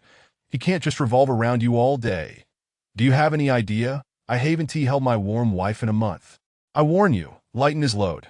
Chen Yuma nonchalantly nodded. Lighten the load, noted. Once he finished inputting data on the computer, Su Jinan rose. Let us go. Next, we shall use specialized equipment to conduct an examination for our little rice cake. Off we go. The entire floor was equipped with specialized examination instruments. They walked from the entrance to the end of the floor for a full 2 hours without a pause. The results arrived promptly. As Chen Yuma pushed the door open, he saw Wen Yuxing waiting inside. Su Jinan bypassed the two and sat at the computer, beginning to record data and analyze results. Currently, it appears the little rice cake is growing quite well. With no cause for concern. Vision is normal, hearing is normal, and bone density testing shows. Su Jinan swiveled his chair. Everything is in order. However, Chen Yuma spoke in a low tone. Speak plainly that I reviewed the pheromone analysis. The little rice cake's future differentiation trend is highly likely, over 90%, to become a top-tier Omega. Chapter 26. Buying shoes for the little rice cake. 6. Su Jinan raised his eyes and cast a glance at Chen Yuma and Wen Yuxing. Perhaps it's because Yuma is an enigma that I researched the secondary sexual characteristics of children born to enigmas and alphas, and it seems they are predominantly enigmas, with very few alphas. That it's quite surprising that the little rice cake is an Omega. Wen Yuxing widened his eyes, glancing at the quiet little one. Are you sure yes an Omega? Su Jinan, still focused on the computer, shook his head. Not entirely sure. His pheromone levels are peculiar. Fluctuating erratically, that I compared the little rice cake's previous pheromone test results with this one, and there is a significant discrepancy, which is quite strange. Being so young, it's hard to tell. We can only ascertain the situation when he turns 18. By the way, regarding the little rice cake, well, it might be too early to discuss it now. Wait a moment. Su Jinan rummaged through a nearby drawer and retrieved a paper report. I recall a notable case that resembled the little rice cake's situation. Let me find it to in the quiet office. The rustling of paper was particularly pronounced. Found it. Our little prince shares a similar condition. Chen Yuma approached Su Jinan, taking the report. You mean Prince Qin Lang of the Empire? Yes, the little prince is now 10 years old, and he too exhibited similar conditions in his youth. However, unlike our little rice cake, the little prince is undeniably an enigma, but he possesses immunity to pheromones. His situation mirrored that of the little rice cake, with fluctuating pheromone levels each year during examinations. This report is unique to my teacher, a royal secret. Known to very FEW, that it's unexpected that our little rice cake is experiencing such a rare condition. Chen Yuma's expression grew cold as he scanned the text and data, pondering the implications of pheromone immunity. What does this mean? Su Jinan stood up and walked to the water dispenser. Filling a cup. It simply means that aside from one's destined partner, they cannot perceive the pheromones of others. Chen Yuma cast a sidelong glance at the drowsy little rice cake. Does anyone else know about the little rice cake's pheromone symptoms? No, I am the little rice cake's attending physician. There may have been inquiries from other doctors regarding this situation, but they've never encountered a case like this, so I suspect they merely attributed it to being the offspring of an enigma and an alpha. Chen Yuma raised his gaze. From now on, I will arrange for you to be the little rice cake's attending physician. Please keep this situation confidential. Su Jinan's demeanor turned serious. Understood. I heard that the royal family began a massive search for omegas with immunity in the past 2 years. Chen Yuma observed Wen Yuxing and the little rice cake playing nearby. I only wish for my child to be happy. Even in the royal family, I will spare no effort to protect him. That Su Jinan patted his shoulder. Don't be anxious. Some things, if they are truly fated, cannot be obstructed by mere will. Just let it flow naturally. Chapter 27. Buying shoes for the little rice cake. 7. All right. That concludes today's examination. There are no significant issues. You can rest assured that the little rice cake is very well behaved and healthy. Su Jinan escorted them downstairs, and before they departed, he added, By the way, remember to give my wife a day off. Understood. The sky is still dim, and Chen Yuma takes the little rice cake in his arms. Are you tired? Wen Yuxing chuckles softly. Are you asking me? What is there to be tired about? I haven't done any hard work or faced any hardships, so I'm not tired. Chen Yuma places his hand on the steering wheel. I plan to buy a few pairs of shoes for the rice cake. Would you like to come along? Let us go, that there's no need to accommodate me every time. It's on the way. Upon arriving at the mall, Chen Yuma holds the little rice cake, wrapping it in a blanket. The little rice cake's cheeks are flushed, pushing the blanket away, dada hot. Chen Yuma furrows his brow and pulls the little one out of the blanket. Just then, the mall manager rushes out. Mr. Chun. Chen Yuma hands the blanket to him. No need to mind us. We'll just take a stroll. Understood, Mr. Chen. If you need anything, just call me dumb. Wen Yuxing looks up, gazing at the largest commercial building in the empire. Is this your company? Chen Yuma replies nonchalantly, just a small mall I invested in during high school. Wen Yuxing. The children's shoes are on the 3rd floor. They take the elevator to the 3rd floor, and upon entering, they are greeted by a dazzling display of goods. Hello, Mr. Chun. Hello, Mr. Chen. By the end, Wen Yuxing is somewhat numb, the phrase hello, Mr. Chen echoing in his mind. Good boy? Yuxing. He reluctantly snaps back to reality as Chen Yuma holds 2 different pairs of shoes. Which one do you think is better? Or are they both good? One pair is blue little boots, and the other is a pair of goose yellow sneakers that I think. Both are nice. The blue boots would go well with the little denim pants at home. And as for the goose yellow sneakers, they would match perfectly with the overalls. Chen Yuma nods. Get both in size 16. That all right, Mr. Chen. The little rice cake clings to Chen Yuma's neck, looking at Wen Yuxing. Papa. You should also take a look and see if there's anything you like. Wen Yuxing begins to browse. This purple one, the black one, the dark green one. I'll take one of each. Okay, sir. The little rice cake starts to fidget, reaching out for Wen Yuxing. Wen Yuxing quickly leans in and picks him up. All right, Daddy is here. The sales assistant approaches with a receipt. Mr. Chun, the shoes will be delivered to your home shortly, Dong. Chen Yuma turns. Shall we head home or eat out? Wen Yuxing thinks for a moment. Let us eat out. I want hot pot. Wait a moment. Let me ask the doctor if I can eat hot pot. Chen Yuma types on his phone, while Wen Yuxing notices a fleeting figure in the distance. Feeling a sense of familiarity. Yes, the doctor said you can eat it. Your recovery has been good these days, and you can have a little spicy food. Then, let us set off for the hot pot restaurant. The little rice cake straddles Wen Yuxing's shoulder, as excited as his little father. Chapter 28. Buying shoes for the little rice cake. Part 8. They arrive at the hot pot restaurant. Greeted warmly, as soon as the owner sees Chen Yuma getting out of the car, he rushes over. Mr. Chen, you're here? I brought my wife and child for hot pot ditto. I'm so pleased that Mrs. Chen and the young master could come. Let me take you to a private room. Chen Yuma walks over to Wen Yuxing and takes the little rice cake from him, looking down with an apologetic expression. You don't mind my introducing you this way, do you? Not at all. Besides, you're speaking the truth. They ascend to the third floor, where the private room offers ample space to Mr. Chen. Please take a seat with your wife. We will start serving the dishes shortly. Knock, knock, knock. After the manager leaves, a server enters with a number of toys and yogurt to Mr. Chen. These are for the young master. Chen Yuma leans against the window while on the phone, glancing back and nodding.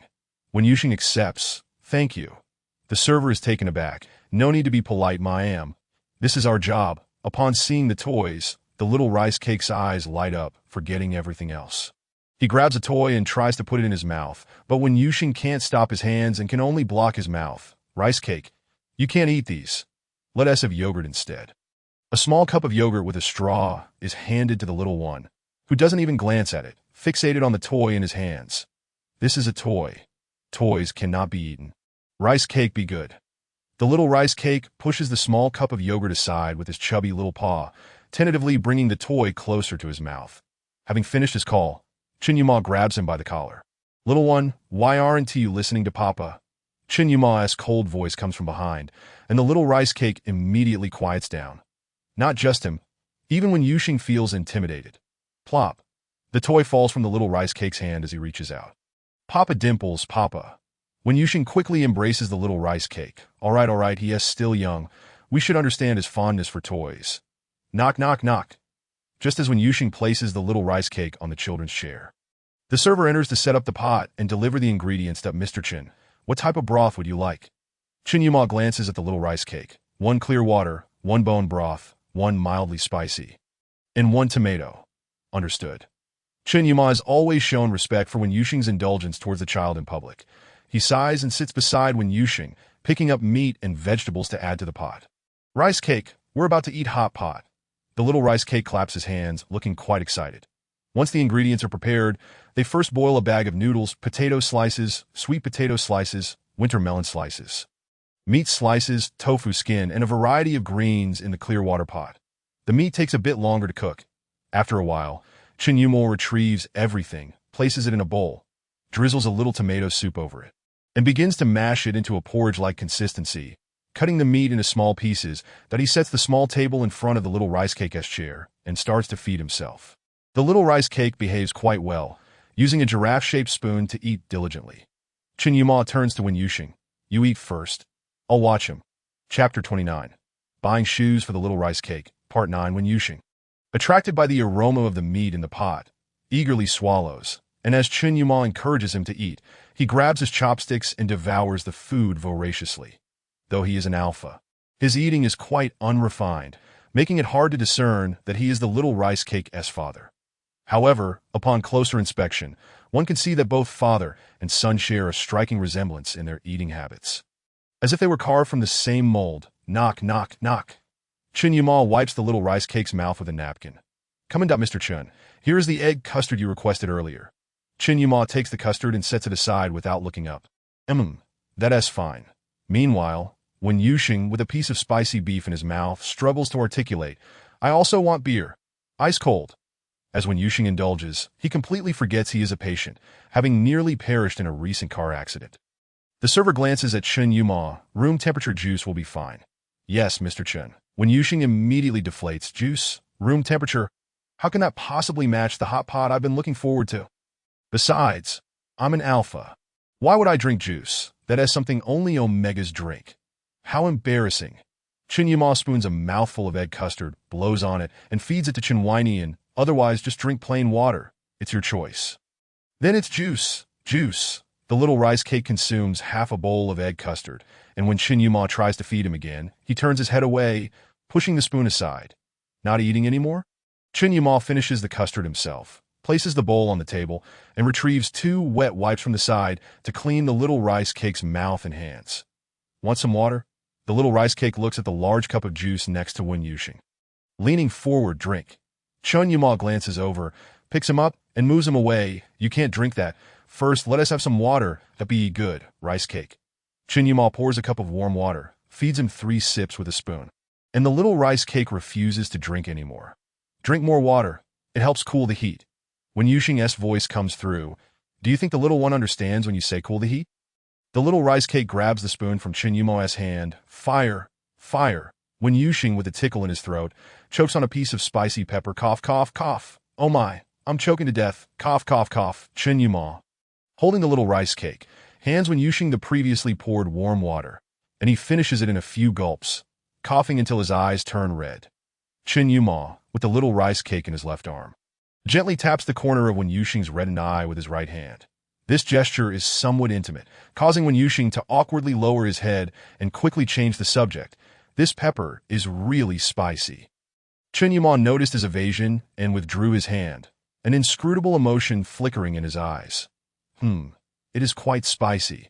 After finishing the rice cake, Xiao Nyang'ao began to feel drowsy, and Wen Yuxing, following a brief interruption, deliberately chose to avoid Chen Yuma. Chen Yuma was well aware of this and did not exert too much pressure. He sat at a distance, pouring the remaining dishes and meat into the pot, bowing his head to eat. The latter part of the meal felt somewhat stifling. Chen Yuma set down his chopsticks and wiped his mouth, lifting Xiao Nyang'ao, who was bundled in his suit, from the sofa. Let us go. The journey was silent. Wen Yuxing, feeling awkward, struggled to find words, while Chen Yuma, typically reserved, remained quiet. Chapter 30. Buying shoes for Xiao Nyang. Part 10. Sir, you're back. That Li Ma stood at the door, still in her housekeeping attire. Xiao Nyang'ao was sweaty, and Chen Yuma took off his suit to wrap him up, carrying him out of the car. Wen Yuxing followed behind, head down, silent, smiling weakly at Li Ma. Li Ma hesitated, sensing the awkward atmosphere between Chen Yuma and Wen Yuxing. When she intended to inquire, Wen Yuxing waved his hand dismissively. It's nothing serious. Please don't worry. Upon entering the house, Chen Yuma, still holding Xiao Nyang'ao, removed his suit and gently touched his face, which felt cool. Dad doesn't want to touch. Chen Yuma glanced back at Wen Yuxing. I'll take Xiao Nyang'ao upstairs to bathe first. You handle your matters. Emichum. Wen Yuxing remained reluctant to lift his head. Climbing upstairs, Xiao Nyang'ao was placed on the sofa while Chen Yuma entered the bathroom, running water. After checking the temperature, 38 degrees just right, he added a few drops of baby calming essential oil. Xiao Nyang'ao, it's time for a bath. Be good, all right? Okay. The slippery little Xiao Nyang'ao was placed in the tub, with Chen Yuma supporting his neck with one hand while the other poured water over him. Chen Weinian kicked his legs.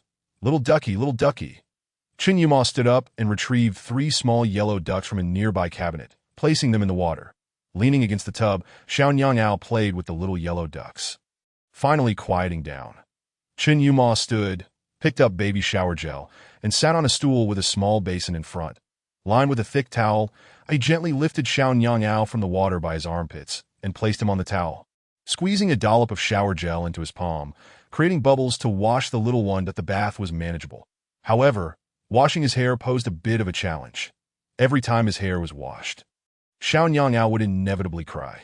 Chen Yuma shielded his eyes with his left hand, concerned that the shampoo bubbles might enter them, while hastening to rinse his hair clean.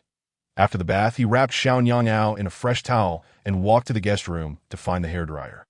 Xiao Nyang'ao, clutching Chen Yuma's clothing, fell asleep as he dried his hair. After a couple of minutes, his hair was mostly dry. Chen Yuma took Xiao Nyang'ao to his own room and found a set of bare pajamas to dress him in. As he opened the door, he spotted Wen Yuxing coming upstairs. Finished washing? Did you feel unwell after the hot pot today? No. Chen Yuma handed Xiao Nyang'ao to Wen Yuxing. You both rest. I have some matters to attend to. If anything feels off tonight, remember to tell me. Chen Yuma turned and walked into the study to work, that he was indeed rather busy. This was no exaggeration. Recently, a contract was temporarily unable to be signed. Zhang Zhu, get off work early today. Mr. Chen, the head of Lin Group, called today, expressing a desire to discuss the contract with you in person. The time and place are up to you. What do you think? Lin Group? Lin Rongchuan? Yes, the head of the Lin family. Chen Yuma glanced at the emails on his computer. Then let us meet tomorrow at noon. Understood, Mr. Chen. After hanging up the phone, Chen Yuma pinched the bridge of his nose. Feeling as though his energy had been insufficient these past few days, as if he had forgotten something important. Perhaps due to fatigue, he fell asleep while lying on the bed in the guest room. Lost in thought. Chapter 31. Losing Control, Part 1. When he awoke the next morning, it was already past 8 o'clock. Chen Yuma steadied himself against the bed, dizzy and disoriented. Assuming it was due to skipping breakfast. He paid little mind. Opening the door, he found Wen Yuxing and Xiao Nyangao seated downstairs. Wen Yuxing had just finished feeding Xiao Nyangao milk and looked up at Chen Yuma. You're awake. Chen Yuma's complexion was poor, his lips were pale, and his face bore a sickly flush. Wen Yuxing cradled Xiao Nyangao and handed him to Li Ma. Li Ma, please entertain Xiao Nyangao. I'll go upstairs to check on Chen Yuma. Leaning against the second-floor railing, the sounds around him became distant and faint. He was unsure when Wen Yuxing had come up, staring blankly into his eyes. Chen Yuma? Hey, are you all right? I'm fine. Chen Yuma averted his gaze. His cheeks flushed and the veins on the back of his hands prominent. Wen Yuxing's proximity intensified the familiar scent of tequila pheromones, a heady aroma that was both comforting and overwhelming. It was the scent of tequila pheromones that Chen Yuma knew all too well. Ignoring Wen Yuxing's concern, Chen Yuma suspected he was entering a sensitive period and struggled to stand. I'm feeling a bit unwell. I'll go rest, but don't worry about me. Just take care of Xiao Nyangao. Wen Yuxing reached out to support him. Chen Yuma instinctively recoiled, almost panicking in his retreat, which startled Wen Yuxing, causing his expression to darken. That I understand. Take care of yourself. He turned to descend the stairs. Knowing Wen Yuxing had misunderstood, Chen Yuma refrained from explaining. For now, he simply wished to maintain distance from him, not wanting to lose control and inadvertently harm him. Hiding in the guest room to block out the pheromones, Chen Yuma administered 3 doses of alpha suppressants. Enigma did not have specialized suppressants. For them, the best solution was to endure the sensitive period alongside their partner. Chen Yuma lowered his gaze, seated on the floor, surrounded by 3 empty suppressants that he remembered the last time, after awakening from his sensitive period last year. The look in Wen Yuxing's eyes, which still lingered in his memory, that no, Chen Yuma could not bear to see his dear child suffer. The self-control of an enigma was quite strong, as long as he remained resolute. He could surely endure this. Ding. The phone rang. Zhang Zhu. Mr. Chen, the head of Lin Group, has requested to move the meeting forward due to a scheduling conflict. They hope to meet at Lin Manor at 9 o'clock, which is in half an hour. The effects of the 3 suppressants began to take hold quickly, and Chen Yuma felt restored to his usual state. After a moment's thought, he replied, All right, I'll be there shortly. You can take the day off. I can manage alone. Zhang Xiran hesitated on the other end. Are you sure you don't need me to accompany you, Mr. Chen? Chen Yuma tilted his head. Considering, it shouldn't be necessary. You've mostly completed the handover regarding the contract that I'll just be signing today. Enjoy your day off and spend time with your family. There was a brief silence from Zhang Xiran, followed by the sound of papers shuffling. Very well, Mr. Chen. Please contact me if anything comes up. After hanging up, Chen Yuma sighed, stood up, and walked to the master bedroom to fetch a suit. Chapter 32. Losing Control, Part 2, dressed in his suit. Chen Yuma headed downstairs. Wen Yuxing was seated on the sofa with Xiao Nyangao, watching television, and paid him no heed. Chen Yuma nodded at Li Ma. I have matters to attend to today. Please stay at home for now. Understood, Mr. Chen. After Chen Yuma left, Wen Yuxing finally turned his head towards the door. Papa. Xiao Nyangao held a teething toy, his chin dripping with drool. Wen Yuxing quickly grabbed a tissue to wipe his chin. My goodness, how did you manage to get drool all over your chin? Xiao Nyangao remained silent, vigorously shaking his teething toy. Papanetta, your dad has gone to work. I'll stay here with you. Fong Sili was waiting outside. Upon seeing Chen Yuma emerge, he promptly opened the car door. Tio Lin Manor. Yes, Mr. Chen. Throughout the journey, Chen Yuma felt a tightness in his chest, an indescribable irritability that made him want to lash out. He struggled to contain his emotions. Upon arrival, there were already individuals waiting at the entrance of Lin Manor. Mr. Chen, Our master is already awaiting your arrival. Fong Sili followed closely behind Chen Yuma, but was halted by the butler. My master has instructed that only Mr. Chen may enter. All others must wait outside. Chen Yuma glanced at Fong Sili. You wait outside. I will be out shortly. The Lin family manor is enveloped in lush green mountains and clear waters. Under normal circumstances, Chen Yuma might have paused to admire the scenery. But now his sole focus is on hastening to meet Lin Rongchuan and swiftly finalizing the contract that he feels as if he is on the brink of explosion. As he rounds the corner of the corridor, an unfamiliar yet familiar scent of tequila pheromones assails him, causing his steps to halt instinctively. Initially, he believes it to be a mere illusion, yet it is indeed the scent of tequila pheromones. Remarkably similar to that of Wen Yuxing. Almost indistinguishable. The expression on his face falters, and the atmosphere around him turns icy. The butler, Abeda, is oblivious to the reason behind Chen Yuma's sudden ire. Mr. Chen, my master is in the pavilion ahead, that I shall take my leave now. The courtyard is deserted, with only Chen Yuma standing motionless, yet his taut shoulders and clenched fists reveal his inner turmoil. Lin Rongchuan, clad in a bathrobe and seated casually with his legs crossed, is devoid of any other garment, his figure almost fully exposed beneath the sleepwear. After finishing his tea, he lifts his gaze and greets. Yuma Gij, it has been a long time. Chen Yuma's eyes darken. I am not feeling well today. I shall take my leave. Let my assistant handle the contract matters. He turns to depart, but is abruptly embraced from behind by Lin Rongchuan. The familiar scent of tequila enveloping him entirely. His temples throb violently, a headache threatening to overwhelm him. Let go. I won't. Why should I? Wen Yuxing is an alpha, and so am I. He is tequila, and so am I. Yuma Gij, I can be your lover instead of your wife. I offer my body to you.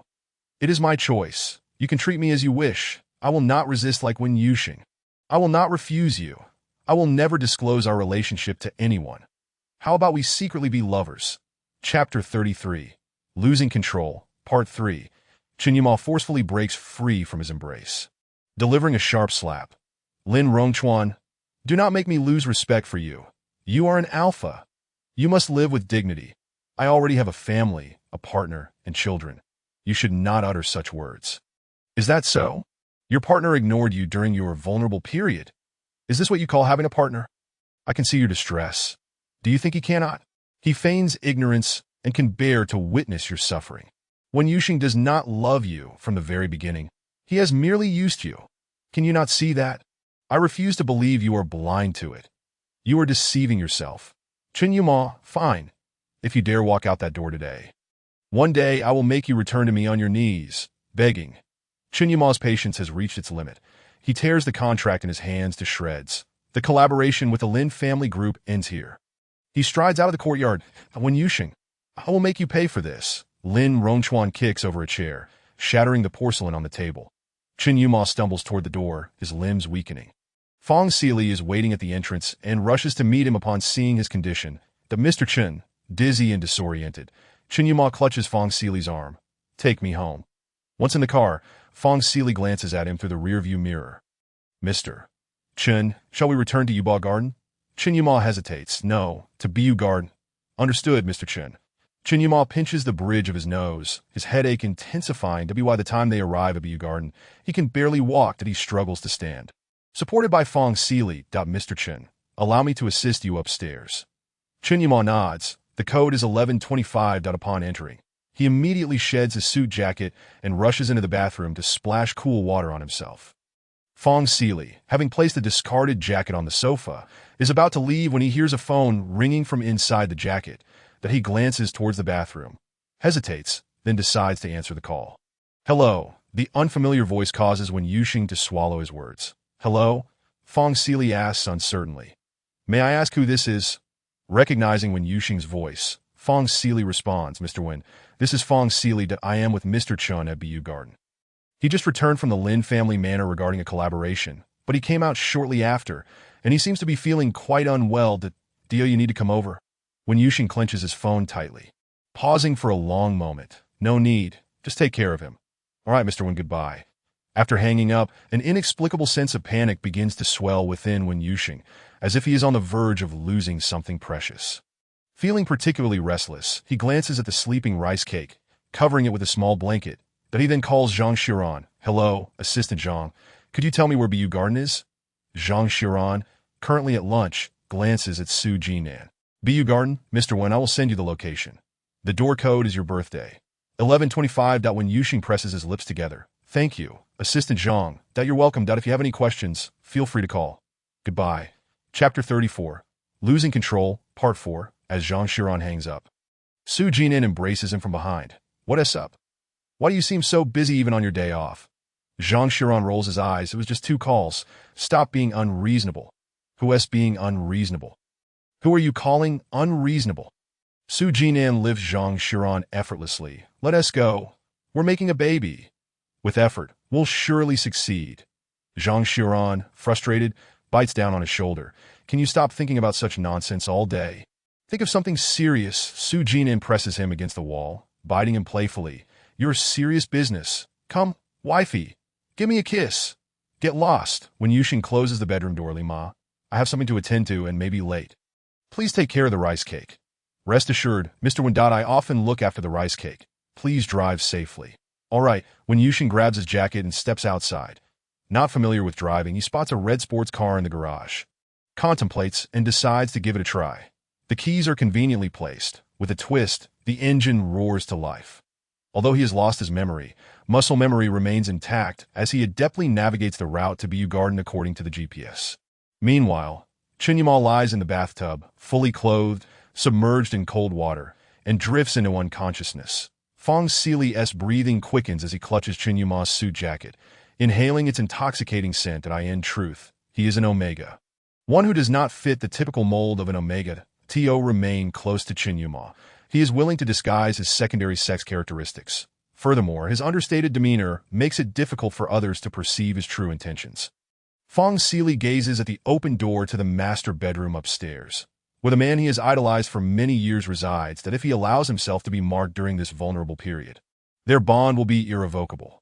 Fong Sili retrieves a vial containing a pheromone-inducing agent designed to hasten an Omega's heat cycle, opens the packaging, grits his teeth, and injects it into his arm. Before ascending the stairs, concerned someone might disrupt his plans, Fong Sili locks the door behind him that he then begins to slowly disrobe, step by step, making his way upstairs. When Yuxing arrives in a flurry, entering the code Zhang Xiran provided, only to find a screen indicating the door is locked. Realizing something is amiss, he glances at the balcony on the 2nd floor, takes a few steps back for leverage, climbs the tree, and leaps onto the balcony. Then, with a kick, he shatters the sliding glass door. That moment, Chen Yuma is slowly roused from his stupor, drawn by the intoxicating pheromones of the aroused Omega.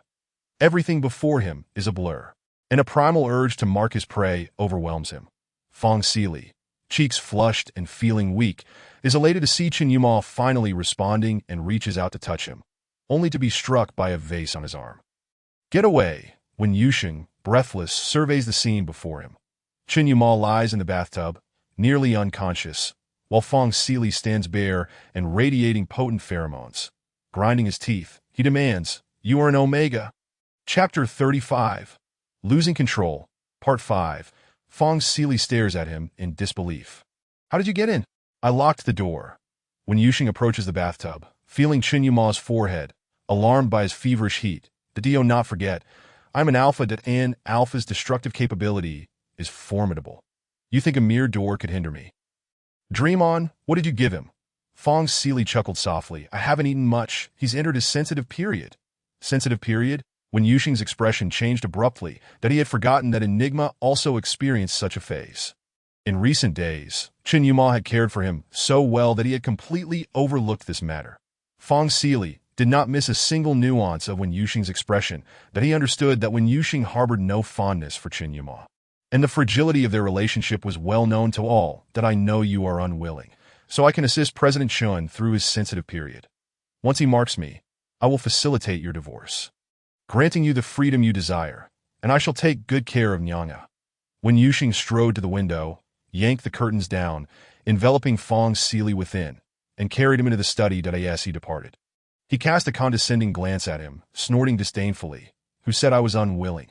He is my man. Naturally, I will be the one to accompany him through this sensitive period. Furthermore, little Nyang Ao has both a big dad and a little dad. He does not need a stepfather. Do not covet the position of Mrs. Chun. That place is solely mine. Chen Yuma has always been, and will forever remain, exclusively mine. When Yuxing exited the study and locked the door, brutally kicking it to ensure Fong Sili could not open it from within, he moved to the bathroom, gazing at the semi-conscious Chen Yuma, crouching down to pat his face. Quite the prowess, stirring up trouble all day. He then assisted Chen Yuma out of the bathtub and into the bedroom, laying him on the bed. Just as his fingers brushed against the first button of Chen Yuma's shirt, they were seized. Chen Yuma struggled to open his eyes. Good boy. When Yuxing was uncertain if he could see clearly, responding in a muffled tone, "It's me. Who else would it be?" Chen Yuma smiled, pulling Wen Yuxing's hand to his lips for a kiss. With a sudden force, he drew Wen Yuxing closer. One by one, garments were discarded, falling to the floor. The glass in the bedroom had just been shattered by Wen Yuxing's kick, the curtains billowing wildly in the wind. Moments later, anguished cries echoed from the bedroom. "Damn it. Chen Yuma, I will kill you. I have never endured such humiliation. When you awaken, I shall flay your skin. Ah, Chen Yuma, I will kill you, you dog." The study was adjacent to the bedroom. Fong Sili, listening to Wen Yuxing's curses, gritted his teeth in frustration. 2 hours, is that sufficient? Can we take a break? Wen Yuxing's eyes were bloodshot as he stared at the window, striving to conceal his disarray. "Good boy, not enough. Chen Yuma, I am dying. You are murdering your husband, you beast, Chen Yuma." Around 9 o'clock in the evening, Li Ma gazed at the door while little Nyang Ao clutched his small yellow duck toy. Joining her and looking out. "Nyang Ao, should I call Mr. Chen? What do you think?" Chapter 36. Out of control 6. Alright, that Li Ma dialed Wen Yuxing's number, but it was Chen Yuma who answered. That Mr. Li Dada, Mr. Chen, I wanted to ask when you and Mr. When would be back. Chen Yuma glanced at the peacefully sleeping Wen Yuxing in his arms. Lowering his voice, "Li Ma, please hand the phone to Nyang Ao." "Alright. Nyang Ao, Mr. Chen wants to speak with you." Nyang Ao set aside his yellow duck toy. "Dada, Nyang Ao, good boy. Daddy and little dad are preparing to get you a little sister. Remember when you said you wanted a sister for your last birthday?" "Oh, sister. Nyang Ao wants a sister." When Yuxing turned over, groaning about his back pain, Chen Yuma quickly extended a hand to massage his back. "Daddy and little dad are working hard to get a sister. Nyang Ao is already a 2-year-old young man. Can you sleep alone in the main bedroom with Li Ma tonight?" Nyang Ao looked at Li Ma. Nyang Ao is a big brother and can sleep by himself. That's right. Our Nyang Ao is truly amazing. Now, please hand the phone to Li Ma. Flattered by the praise from his esteemed big dad, Nyang Ao's eyes sparkled as he raised the phone to Li Ma's ear. "Li Ma, Big Dad wants to speak with you." "Mr. Chen, go ahead, Li Ma. Please feed Nyang Ao some milk around bedtime, then cover him up a bit. The temperature in the master bedroom is constant, so he won't be cold while sleeping. Today, I and the good boy will not return, and I kindly ask you to take care of him tonight. I will pay you extra." Li Ma promptly took the phone. "Mr. Chen, you are too polite. Rest assured, I will take good care of Nyang Ao. Do not worry about home. That's good. I will hang up now." "Okay, goodbye, Mr. Chen." "Dada, Papa, goodbye." After ending the call, Chen Yuma glanced at the time. It was 9:30 in the evening. That he pulled the blanket higher, covering Wen Yuxing, and gently placed a kiss on his forehead. Wen Yuxing murmured a few sounds, likely cursing him. Chen Yuma got out of bed, approached the wardrobe, and selected a set of sleepwear. That he stepped outside the bedroom and quietly closed the door. He picked up the phone. "Xiao Jiang, find 2 people, bring the Omega suppressants, and come to Bu Garden." Casting a glance at the study, Chen Yuma turned and descended the stairs, opening the door to the kitchen and retrieving rice from the fridge. He rinsed it and added 3 bowls of water to the pot. Just as he poured the rice into the pot, the others arrived. "Master." Without lifting his head, Chen Yuma asked, "Did you bring the suppressants?" "Yes." Chen Yuma pointed toward the study. "There is a riled-up Omega inside. Administer the suppressants and take him to the hospital." "Understood, Master." Fong Sili had already fainted by the time Jiang Zi carried him down. Chen Yuma continued chopping green onions in the kitchen without sparing him a glance. Once the porridge had simmered, he added the green onions and a pinch of salt, deeming it ready to serve. He ladled a bowl, stirred it, tasted it, and found the temperature just right before heading upstairs. When Yuxing was in a deep slumber, as Chen Yuma ascended, he entered the bedroom and turned on the light. "Who is it?" "Turn off the light." His voice was hoarse and sticky, almost sounding like a pout. Chen Yuma placed the porridge on the bedside table, sat on the bed, and embraced Wen Yuxing, allowing him to lean against him. Chapter 37. Out of Control 7. When Yuxing could barely open his eyes. Get lost. I want to sleep. Chen Yuma scooped a spoonful of porridge, blew on it, and brought it to his lips. Eat a little before sleeping. When Yuxing's eyelids were heavy, yet his nose caught the tantalizing aroma. There was no denying that even scallion porridge made by Chen Yuma was delectable.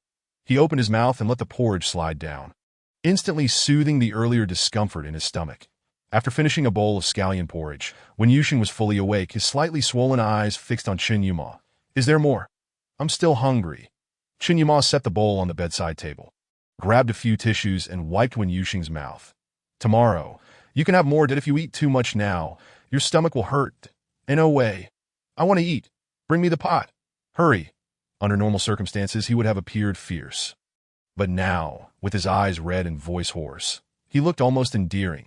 Chen Yuma couldn't help but chuckle, prompting Wen Yuxing to kick him playfully. What's so funny? Hurry and get me the porridge, or you'll regret it. Chen Yuma went downstairs and returned with the remaining porridge. When Yuxing glanced at it, there's not much left, and you won't let me have it. What a miser. Chen Yuma fed Wen Yuxing the leftover porridge and gently rubbed his stomach. Stop rubbing.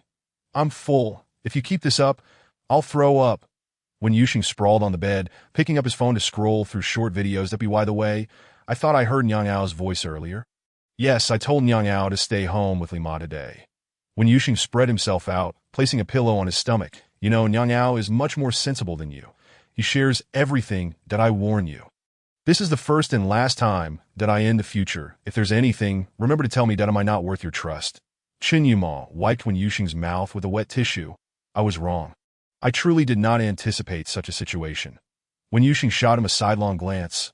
I warn you, don't go messing around and end up giving little Nyang Ao half-siblings if I find out. You and that scoundrel will both be out. Chen Yuma's eyes curved gently, brimming with mirth. I will remember. There will absolutely not be a next time. When Yuxing crossed his legs, Chen Yuma, have you lost your mind during your sensitive period? I am warning you, I'm not joking. Chen Yuma nodded earnestly. I understand that I know you're upset about today, but I can't help but feel happy seeing you jealous for me. It brings me great joy and honor. When Yuxing awkwardly turned around and clutched the blanket, saying, do not let your imagination run wild. I'm not doing this for you, but for Xiaoyan Gao. After all, I am Chen Wanyan's little father. And I must consider my son that I cannot allow just any illegitimate child to act recklessly above him. Our Gao is so well-behaved. As his father, I must be serious and responsible. Chen Yumuo leaned down and embraced him, replying, then you should also care for me. I am your partner, and you ought to show concern for me as well. When Yuxing pushed Chen Yumuo's head away with disdain, exclaiming, go away. Don't be so cheesy. Chapter 38. Loss of Control, Part 8. The first half of the night was tolerable, but by the latter half, when Yuxing had developed a fever, Chen Yumuo, having experienced this before, sensed something was amiss with his temperature and promptly got out of bed. He walked to the wall cabinet, opening the first drawer, which contained fever-reducing and anti-inflammatory medication. When Yuxing was in a deep slumber, occasionally moaning in discomfort. Good boy. Good boy. Husband. I feel unwell. The word husband made Chen Yumuo's heart flutter. The window in the master bedroom had also been smashed. Chen Yumuo wrapped Wen Yuxing in the blanket and carried him to the guest room on the third floor, but he fetched a cup of hot water from downstairs, adding a bit of honey. Upon entering the room, Wen Yuxing looked at him with teary eyes and asked, where did you go? I feel awful. Chen Yumuo took 3 fever-reducing and anti-inflammatory pills from the medicine box and said, good boy, take this medicine. Wen Yuxing kicked his legs, protesting, I won't drink it. It's too bitter. Chen Yumuo lifted him up, saying it's not bitter. I specially mixed a cup of honey water for you. Just give it a try. With the honey water, Wen Yuxing found it more palatable to take his medicine. After swallowing 6 pills, he was drenched in sweat, beads of perspiration glistening on his forehead. Chen Yumuo stepped into the bathroom, turned on the lights, and the dim yellow glow brightened the bedroom. But he turned on the faucet, soaking a towel in hot water and wringing it out. Chen Yumuo lifted the blanket and reached inside, saying, let me wipe your body. You're all sticky, and it's uncomfortable to sleep like this. When Yuxing allowed him to proceed, enjoying the warmth of the towel against his skin, Chen Yumuo turned Wen Yuxing over and walked back into the bathroom to wash the towel again. I'll take care of this. I'll apply some medicine. There seems to be a bit of inflammation. Wen Yuxing felt drowsy. If it weren't for Chen Yumuo speaking, he would have almost drifted off to sleep. Isn't it your fault? You old beast. Chen Yumuo's eyes twinkled with a hidden smile as he carefully tended to him, then went downstairs to the master bedroom, retrieved ointment, and brought it back to apply. Wen Yuxing's temperature gradually returned to normal as dawn broke outside. Chen Yumuo checked his phone. It was already 5:30 that he planted a kiss on Wen Yuxing's lips, walked to the window, drew the curtains, set the room temperature to a constant, and gently closed the door behind him. Jiang Zi had been waiting downstairs, or rather, he had not returned all night. Master, has he been sent to the hospital? Yes, after examination. It was confirmed he is an Omega, but with a pheromone deficiency, which is why it wasn't detected earlier. Chen Yumuo nodded. I'll go take a look. You all stay here and keep watch. Chen Yumuo headed to the hospital under his management. Upon entering the ward, he found Fong Sili battered and bruised. Master, upon seeing Chen Yumuo, Fong Sili crawled over, pleading, Mr. Chen, I was wrong. I truly understand my mistake. Please spare me. I beg you. Chen Yumuo approached and placed his foot on Fong Sili's head, saying, You have quite the background. I had previously thought you were merely a beta from a poor family. But it turns out you are the young master of the Fong family. Fong Sili trembled violently, unable to utter a word. Chen Yumuo kicked him and addressed those nearby, remove his glands and send them to the Fong family estate. Also, inform old Master Fong that his grandson attempted to climb into my bed. As for the rest, you handle it. Just don't let him die. Chen Yumuo cast a cold glance at his shoes, which had been touched by Fong Sili, before turning and leaving. Chapter 39. Loss of Control, Part 9. Stop! Mr. Chen, you cannot leave. Don't go, save me. I beg you. As Chen Yumuo exited the room, he glanced at the others and picked up his phone, instructing, send over a pair of shoes, size 45. After hanging up, he checked the surveillance footage from the third-floor guest room in Bishui Yuan. Wen Yuxing was sleeping soundly. The sounds of anguish emanating from the adjacent room were ignored by Chen Yumuo, who remained calm as if he could not hear them at all. The shoes arrived promptly, and after donning the new pair, Chen Yumuo discarded the old ones into the trash. You all carry on. I'll take my leave. Yes, master. Upon returning to Bishui Yuan, Jiang Zi and the others were still stationed on the first floor. Chen Yumuo nodded at them. We're leaving now, master. After taking a shower and changing clothes, he ascended the stairs. Upon opening the door, the mixed scent of tequila and cold fragrance wafted over him. Chen Yumuo gently approached the bed, pulling back the blanket to reveal Wen Yuxing's face. What are you doing? I'm trying to sleep. Wen Yuxing shouted without even opening his eyes, turning away to continue sleeping. Chen Yumuo glanced at his phone. It was already 9 in the morning. Good boy, shouldn't we head home? Gao is waiting for us at home.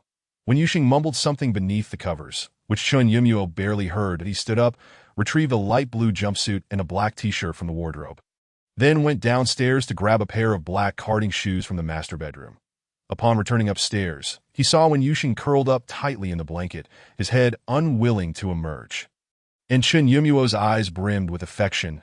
He placed the shoes on the ground and the clothes at the foot of the bed.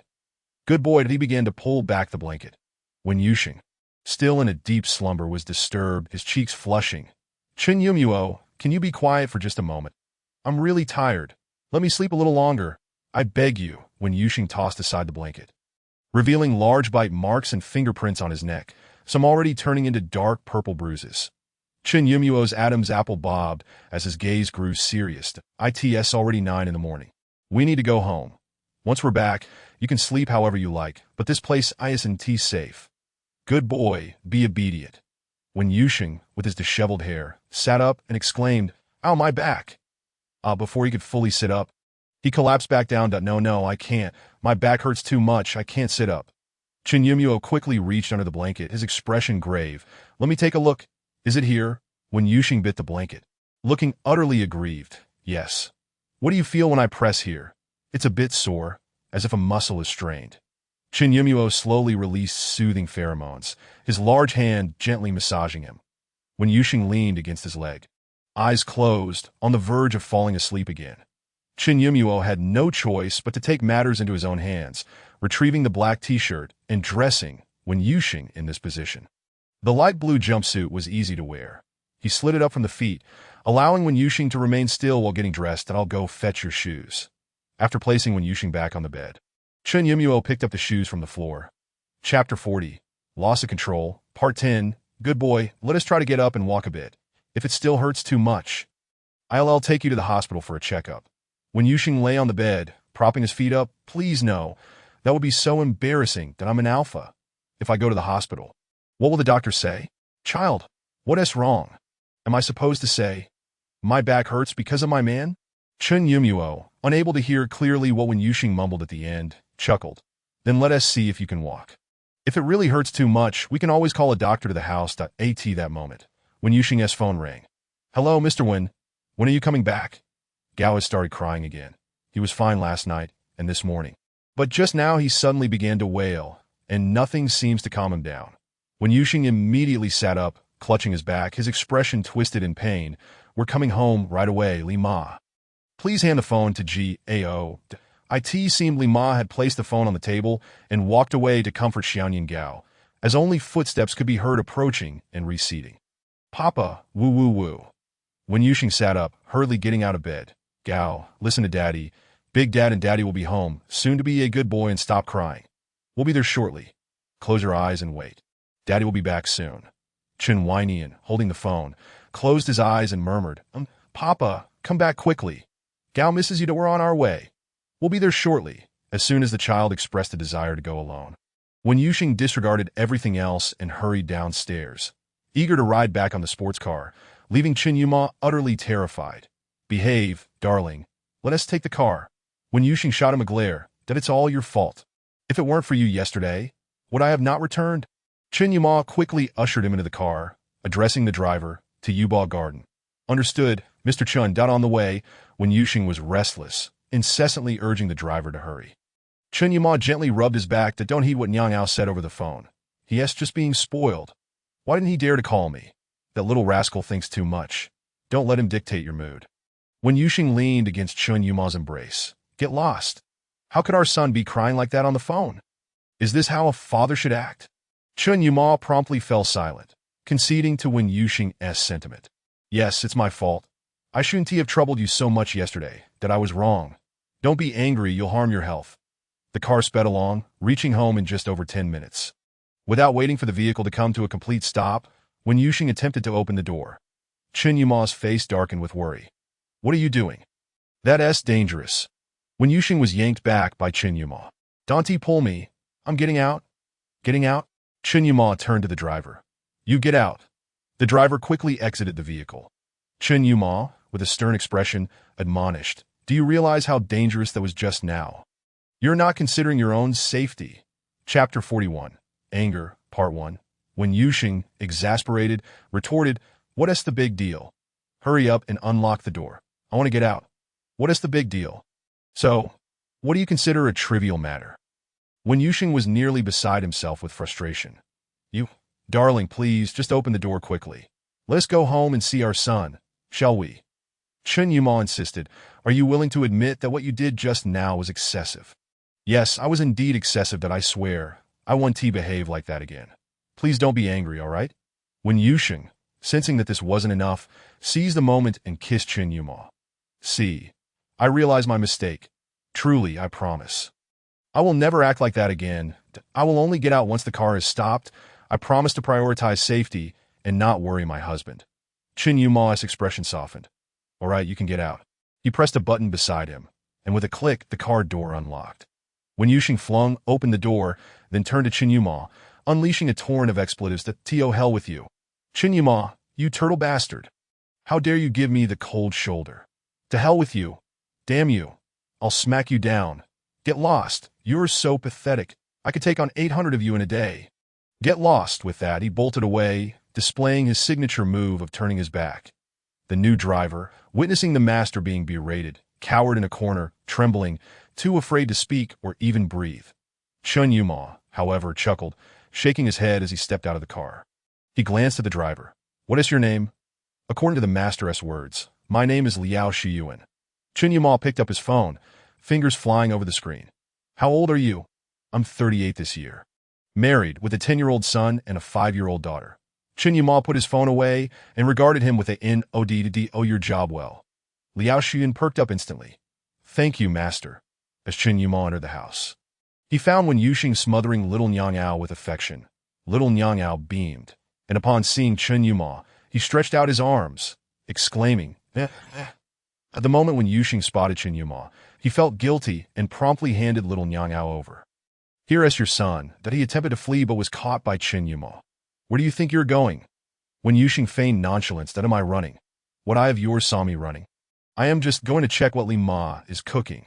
Chen Yuma pulled him into an embrace. "That I'm the one cooking today. Li Ma is at cooking that as he spoke. He leaned in to kiss Wen Yuxing. Terrified, Wen Yuxing quickly covered Nyang Ao's eyes. "That I warn you. Our son is right here. If you dare to do anything, I'll chop off that thing of yours." Chen Yuma instead kissed Wen Yuxing's cheek. "What are you thinking?" Little Nyang Ao clapped his hands joyfully. "Kiss, kiss. Nyang Ao wants a kiss too, Dad, kiss." Chen Yuma lifted Nyang Ao, saying, "Daddy will also kiss our Nyang," that he then planted a kiss on the chubby little face, making Nyang Ao laugh until his eyes squinted shut. Wen Yuxing took hold of Nyang Ao, poking his hand. "What a silly child. You're so happy just because your uncle kissed you, when I kissed you earlier. Where was your joy?" Chapter 42. Anger, Part 2. Little Nyang Ao twisted his body, clutching his hands in silence. Wen Yuxing, unable to contain his irritation, nuzzled his face against Nyang Ao's. "You little ungrateful one. Favoring your uncle." Nyang Ao quickly hugged Wen Yuxing like a little adult, saying, "Papa, don't cry. Be a good baby." Chen Yuma took off his jacket and donned a pink apron. "For lunch today, we'll have stir-fried green beans with meat. Fish-flavored shredded pork, braised pork, and scrambled eggs with tomatoes. That I asked that enough, darling?" Wen Yuxing hoisted little Nyang Ao onto his shoulder, contemplating, "That should be sufficient, but let us add some rice and steam a couple of buns." Chen Yuma noted all the dishes down and added, "Let us also make a soup, and I'll prepare some complimentary food for little Nyang Ao." "That is fine, Dio, you need my help." Chen Yuma glanced at Wen Yuxing. "No need. You can take the child out for a stroll. You didn't come back yesterday, and I'm sure Nyang Ao misses you. You don't need to rush. I can manage alone." Wen Yuxing agreed and turned to the cupboard, opening the first drawer to pull out a mask, placing it on little Nyang Ao's face. "That I'll take you to watch your uncle cook." Little Nyang Ao nodded eagerly, exclaiming, "Cooking, cooking." Chen Yuma began preparing the ingredients, starting with stir-fried green beans with meat.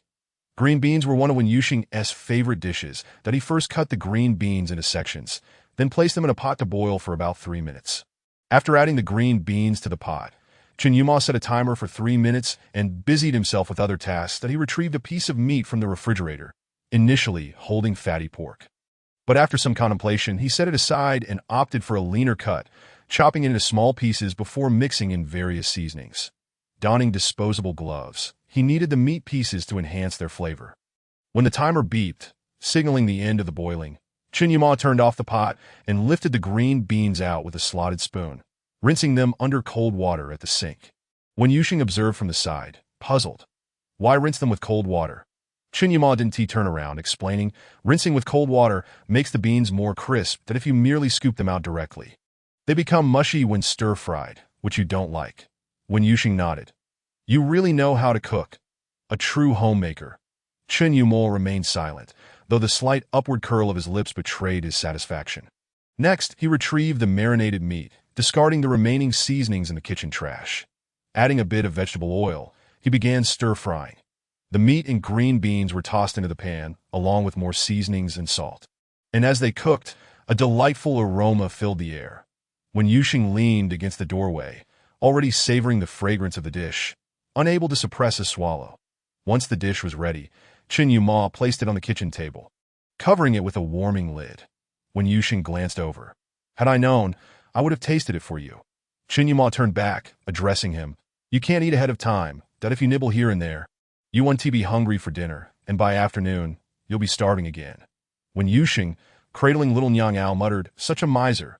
When dinner comes, I'll make sure you eat 3 bowls of rice and finish all the dishes." Chapter 43. Anger, Part 3. Wen Yuxing had just mentioned rice when Chen Yuma suddenly recalled that he hadn't steamed any. He quickly fetched the rice steamer, poured in 3 bowls of water and 2 bowls of rice. Then added another bowl of water after some thought, covered the pot, plugged it in, and set it aside on the kitchen counter to continue with other dishes. And don't forget to heat the buns a bit. No rush. The buns can be heated last, and if they're warm too early, they become soggy. Chen Yuma retrieved the piece of fatty pork from the refrigerator, slicing it into neither thick nor thin pieces. Placing the meat in a pot with cold water, adding various scallions, ginger, garlic, and seasonings before covering it, and setting a timer for 5 minutes. He then took out another pot, adding olive oil and sugar to caramelize it. Maintaining a low flame for a gradual process. Ding, in the boiling pot designated for cooking pork belly. Once the timer signaled the end, Chen Yuma swiftly retrieved the pork belly, shaking off the excess water before immersing it into the caramelized sugar he had previously stir-fried. He began to saute the meat, incorporating an array of seasonings alongside various aromatics such as scallions, ginger, garlic, and an assortment of herbs. Subsequently, without any water in the pot, he added half a bowl of water, cranked up the heat, and covered the pot to let it simmer. When Yusheng, cradling the drowsy little Nian Gao, stood on tiptoe, peering into the pot, apprehensive that the meat might scorch, Chen Yuma lifted the pot he had used to boil the meat and rinsed it under the faucet. It won't burn. We're in the process of reducing the sauce, but we need high heat for that. If we lower the flame, it won't reduce properly. When Yusheng gently patted the back of the little Nian Gao. Oh, today the pork belly looks quite delectable. Chen Yuma glanced back at him. I know you love it, but you mustn't indulge too much. I understand. It's a rare opportunity to enjoy it. And yet you insist on restricting me. The little Nian Gao nestled against Wen Yusheng's shoulder, mumbling softly. When Yusheng replied, I won't say anything further. I'll just carry Nian Gao upstairs to let him sleep. As Chen Yuma placed the pot aside to cool, he remarked, all right, off you go. If you're tired, you should sleep. You didn't seem eager to wake up this morning, so if you're sleepy, just rest. As when Yusheng walked out, he said, see, if I'm sleepy, I'll sleep. If not, I'll stay and watch you cook. That'd be why the time Li Ma left after they returned. Little Nian Gao had surprisingly become more awake, kicking his legs and refusing to sleep. When Yusheng laid him on the bed, placing a small towel on his belly, patting him gently as he spoke, you little rascal, just downstairs you could barely keep your eyes open. Your eyelids were in a battle, that I kindly carried you up, and now you won't sleep, just torturing your little dad. Huh. The little Nian Gao clutched Wen Yusheng's arm with both hands and feet, murmuring, Xiang Papa, Xiang Papa. Wen Yusheng positioned little Nian Gao on his chest, allowing him to lie down as he began to gradually release some pheromones. Little Nian Gao's eyes indeed began to glimmer with delight, exclaiming Xiang. Reclining on the bed, Wen Yusheng picked up his phone, scrolling through it while echoing the little one's Xiang. The little Nian Gao crawled around on Wen Yusheng's chest. But when his little dad remained absorbed in his phone, he eventually dozed off right there. Chapter 44. Anger, Part 4. Wen Yusheng turned off his phone and, upon looking up, found little Nian Gao sprawled across his chest. Sound asleep, his little belly round and plump. Gently, Wen Yusheng lifted him and placed him on the bed, laying a pillowcase over his belly. Observing the temperature in the bedroom, which was neither too high nor too low, perfect for sleeping, he quietly closed the door and descended the stairs. Meanwhile, Chen Yuma was downstairs, having prepared the meal entirely. Just as he arranged the dishes and was about to ascend to call Wen Yusheng came down. Sitting at the dining table, he gazed at Chen Yuma, who appeared as he usually did, and took a bite of the steamed bun. Are you feeling all right now? Wasn't he at your sensitive period? You seemed to be in distress all day yesterday, and now you're fine? Chen Yuma picked up a piece of braised pork and offered it to Wen Yusheng. No, Enigma's sensitive period lasts 7 days. However, the first day is the most challenging. Besides, you provided me with plenty of pheromones yesterday, so I wouldn't lose control like I did then. Wen Yusheng devoured the piece of braised pork Chen Yuma had offered, responding, oh, that's good. If you feel any discomfort, let me know as soon as possible. Chen Yuma served him a bowl of soup. Don't worry, my dear, it's primarily because I went a whole year without receiving your pheromones during my sensitive period, which led to this outbreak. Your support during this sensitive period has ensured my stability for quite some time. Wen Yusheng picked up some green beans and began to eat, but I'm quite curious. Why don't I have a sensitive period? Chen Yuma glanced at him, that we have completed our lifelong marking. Therefore, you will certainly not experience a sensitive period. However, you will have a heat period, though it occurs infrequently. I haven't witnessed your heat period in almost a year. Wen Yusheng's face flushed crimson. What? Heat period? Am I now akin to an omega, experiencing a heat period too? Chen Yuma, perceiving his distress, set down his chopsticks, his expression filled with remorse. That I'm sorry, dear, I shouldn't have marked you. It was just that during your sensitive period, I couldn't control myself. That I apologize. That if you feel like an omega experiencing a heat period, we can completely remove this mark. That I'll assist you in contacting a doctor and a hospital. You needn't worry about it. When Yuxing picked up 2 pieces of braised pork and stuffed them into his mouth. You overthinking it. I'm just surprised that I've always believed myself to be a high-ranking alpha, destined to marry an omega, that I never truly imagined that I would now be likened to a virtuous wife. When Yuxing glanced up at Chen Yuma. Actually, it seems more fitting to describe you as a virtuous wife. That I do nothing at home, lounging on the sofa all day or scrolling through my phone, truly resembling a spoiled heir. Chen Yuma scooped another bowl of rice. Dear, don't speak so poorly of yourself. You are already quite good and brave. When Yuxing accepted the bowl of rice Chen Yuma offered. May I ask, was our relationship not good before? Why do you say that? Chen Yuma paused, his grip on the chopsticks faltering. That it's not just Fong Sili. I've noticed that many people around us seem to believe that our relationship is particularly poor. If only one person felt that way, I might dismiss it as mere gossip, but since so many have expressed this sentiment, it must hold some truth. Chapter 45, Anger, Part 5. Chen Yuma's silence only served to confirm Wen Yuxing's suspicions. Tentatively, he placed his hand upon Chen Yuma's wrist. Could you tell me why our relationship was tumultuous? At the very least, I'd like to understand the reasons. Perhaps we can resolve it together. Although I've lost my memory, my feelings for you are genuine. Chen Yuma lifted his gaze and smiled at Wen Yuxing, his eyes filled with melancholy. Let us finish our meal first. After we eat, I will tell you.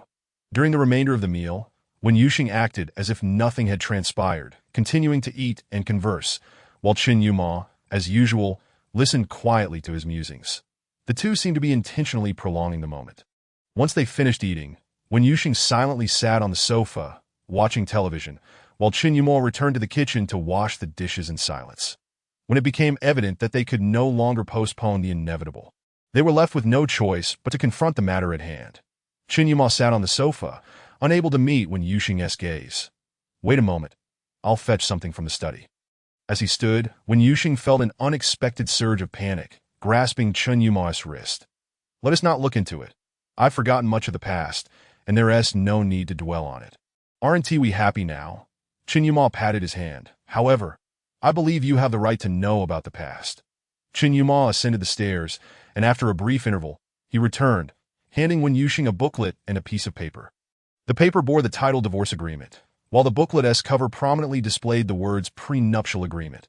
Upon seeing these documents, Wen Yuxing's mind began to race with thoughts. Could it be a marriage contract? Perhaps a case of love after marriage, followed by a divorce? What a kitsch, melodramatic tale of a wealthy family. Sensing his misunderstanding, Chen Yuma sat beside him and ruffled Wen Yuxing's hair. Dear, don't let your imagination run wild. Our situation is not a cliché melodrama. Open it. I'll explain. This prenuptial agreement was signed before our marriage, but it's not like those novels or dramas you've seen. The prenuptial agreement clearly states that if we were to divorce, all my assets would belong to you, including custody of the children. Wen Yuxing glanced at the prenuptial agreement and then at the divorce agreement already signed by Chen Yuma, momentarily at a loss for words. He licked his dry lips. That's so. You have someone you like and are initiating the divorce. Chen Yuma shook his head. No, it's not me wanting a divorce. It's you who wanted it. Upon realizing that it wasn't Chen Yuma seeking the divorce, Wen Yuxing exhaled a sigh of relief, only for his heart to leap into his throat. What? You're saying I wanted the divorce? Yes, you wanted a divorce. Why? Why would I do that? Am I insane? Chen Yuma chuckled softly, picking up the divorce agreement. Actually, the day of your accident, I was prepared to sign this divorce agreement with you. However, you didn't return. After I arrived at the hospital, I learned that you had lost your memory.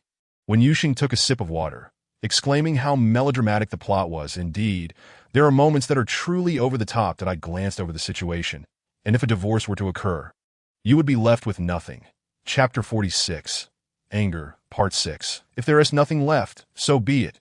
For me, if I were to lose you, what would anything else matter? Are we divorced now? Not yet. You haven't signed the papers, so we are still in a state of matrimony. Wen Yuxing picked up the divorce agreement, folded it, and tore it to shreds. Then we want divorce. Am I crazy? Where would I find such a wonderful man after a divorce? No divorce. Absolutely no divorce. Chen Yuma looked on in astonishment. Are we really not divorcing? Can I possibly deceive you when I say no divorce? I mean it. Besides, why would I want a divorce? If I do, wouldn't Tin Yin Gao become a child of a single parent? You know how clingy he is that if we divorced, it would undoubtedly affect him. And why would I want a divorce? We harbor no deep-seated hatred for one another. Although I once had a strong preference for Omegas and dreamed of marrying a sweet Omega, you, aside from not being one, truly embody all my previous ideals of a spouse. Chen Yuma clenched his hands, his fingertips turning pale. You don't feel that being with me compromises your dignity as an alpha, do you? When Yuxing examined the prenuptial agreement, what's the issue? Moreover, I find joy in being with you. Who says my dignity as an alpha would diminish just because I'm with you? Is an alpha's dignity solely determined by bedroom matters? I don't believe that a true alpha is one who contributes to society, utilizing their unique skills and abilities for the greater good, rather than being defined solely by their prowess in bed. Chen Yuma quickly poured a glass of water for Wen Yuxing. Did I want to force you? Rest assured that if you ever wish to divorce, I will agree, but you must promise to protect yourself. Understood? That don't worry. Even if I'm not as formidable as your Enigma, I am still a high-ranking alpha. You know the capabilities of a high-ranking alpha. At the very least, we are relied upon to fend off the Zerg and ensure the safety of the Empire as citizens. Right.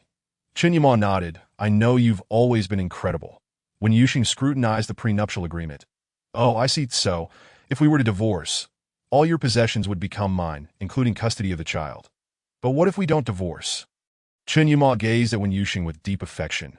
If we remain married, aside from everything written here, I would also belong to you. Wen Yuxing abruptly embraced him. How cheesy. Don't say such things, dear one.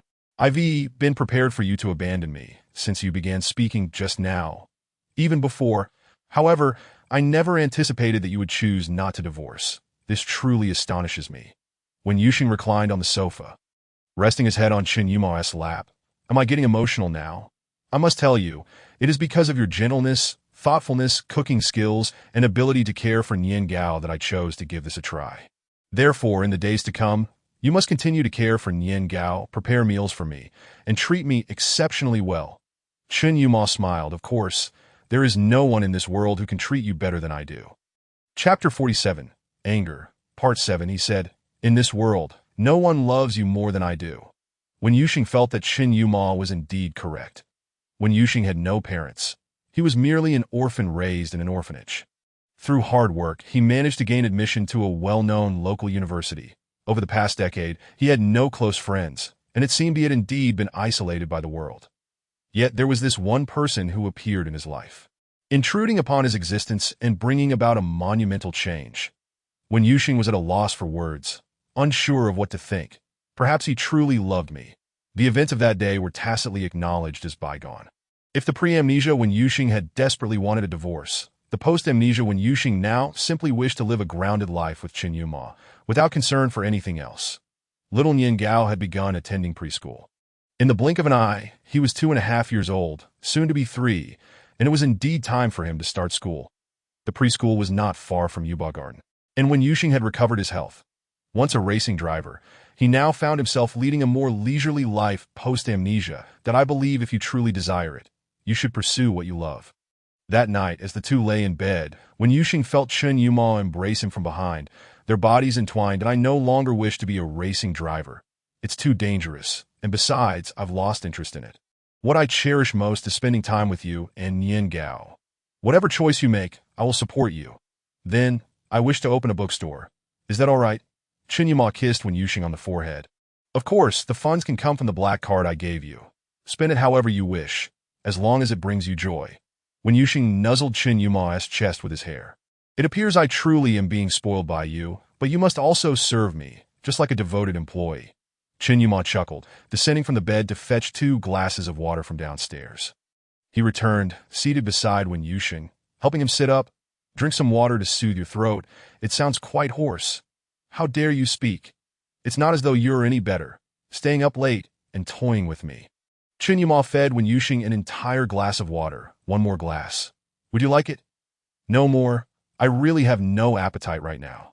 The next day, as they dropped Nian Gao off at preschool, the place was bustling with parents. Chen Yuma was unable to come due to work commitments, When Yuxing held Nian Gao, standing at the preschool entrance. Nian Gao, be good in school and listen carefully. Daddy will come to pick you up at noon, all right? Then Daddy must come early and be the first to pick me up? Of course. Absolutely. We'll seal a promise, 100 years without change. Daddy will be the first to pick you up. Now, you must listen attentively to the teacher in school, that if any children bully you, tell the teacher, tell Daddy, tell Big Dad, all right? Okay. And if you feel unwell, make sure to speak up. And no matter what happens, remember that Daddy and Big Dad will always stand by you, supporting you. Do not be afraid that I know, little dad. Chapter 48. Anger. Part 8. When Yuxing patted Nian Gao's shoulder. Go on, my brave little man. Daddy will definitely be the first to pick you up after school. Little Nian Gao hugged Wen Yuxing tightly and kissed him. Nian Gao is a brave little man. Nian Gao is off. Go on, my brave little man. Little Nian Gao, with his tiny backpack, walked forward step by step, not looking back. Wen Yuxing felt as though he were watching his son get married. Filled with a sense of reluctance that, indeed, life is a series of moments spent watching others walk away. Growing up should be spent amidst such farewells, right? I can't believe I'm nearing 30 and still watching my son depart. How pitiful. When Yuxing squatted down, his eyes fixed on little Nian Gao, completely unaware that a man nearby was also watching him intently. When Yuxing? Who? When Yuxing glanced at him, not recognizing him. Hello, I'm Gu Yanqing. The man extended his hand, and when Yuxing, feeling slightly embarrassed, reached out as well. Hello, my name is Wen Yuxing, that I've been watching you from the sidelines for a while now. I know you are Wen Yuxing. Have you forgotten? We were college classmates. College classmates. When Yuxing felt a pang of unease that he muttered, well, I've actually forgotten many things from college. Gu Yanqing chuckled. No worries that I thought you might completely ignore me or turn away upon recognizing me. I am surprised to see you greet me with a smile. Why would you think that? Gu Yanqing waved his hand dismissively. Oh, it's nothing. Are you here to drop your child off at school? Yes, are you as well? I'm here to drop off my nephew. This little guy doesn't he want to come to school at all, but he is finally in preschool now that I just dropped him off. Wen Yuxing glanced at his phone. Oh, I have something to attend to, so I'll take my leave. The Gu Yanqing gazed at the back of Wen Yuxing, his eyes tracing down from the strands of his hair to his waist, his legs, and finally to his feet, licking his lips. Indeed, after giving birth, there was an undeniable difference. He appeared more alluring. The Gu Yanqing picked up the phone. Find out where Wen Yuxing is staying now and who he is with. After hanging up, he had just entered his car when someone called him. Hello, brother. Have you sent someone to investigate Wen Yuxing? Yes. How did you find out so quickly? I warn you, Wen Yuxing is not someone you can fantasize about. Hurry and call off your people. Why should I? I've liked him since university, and I know his husband is Chun Yuma. But who in the circle doesn't know that their relationship is far from harmonious? Even estranged? Wen Yuxing is so enticing. He just flirted with me. The voice on the other end of the phone was incomprehensible, rising in pitch, prompting Gu Yanqing to frown and hold the phone away. Stop warning me. I'm determined to sleep with this guy at least once. Otherwise, I'll have yearned for him all these years. Brother, you don't know how wonderful he is after sleeping with so many people. Seeing him again ignites a fire in my heart. Enough, stay out of this. I can easily win him over myself. In the office of the Gu Group headquarters, Gu Tingyue stood awkwardly, the phone on speaker. Every word Gu Yanqing uttered was heard by Chun Yuma. Chapter 49. Anger 9. Gu Tingyue attempted multiple times to interrupt Gu Yanqing, but that guy was charging straight into the knife's edge. Becoming increasingly nauseating, Chun Yuma's expression grew colder.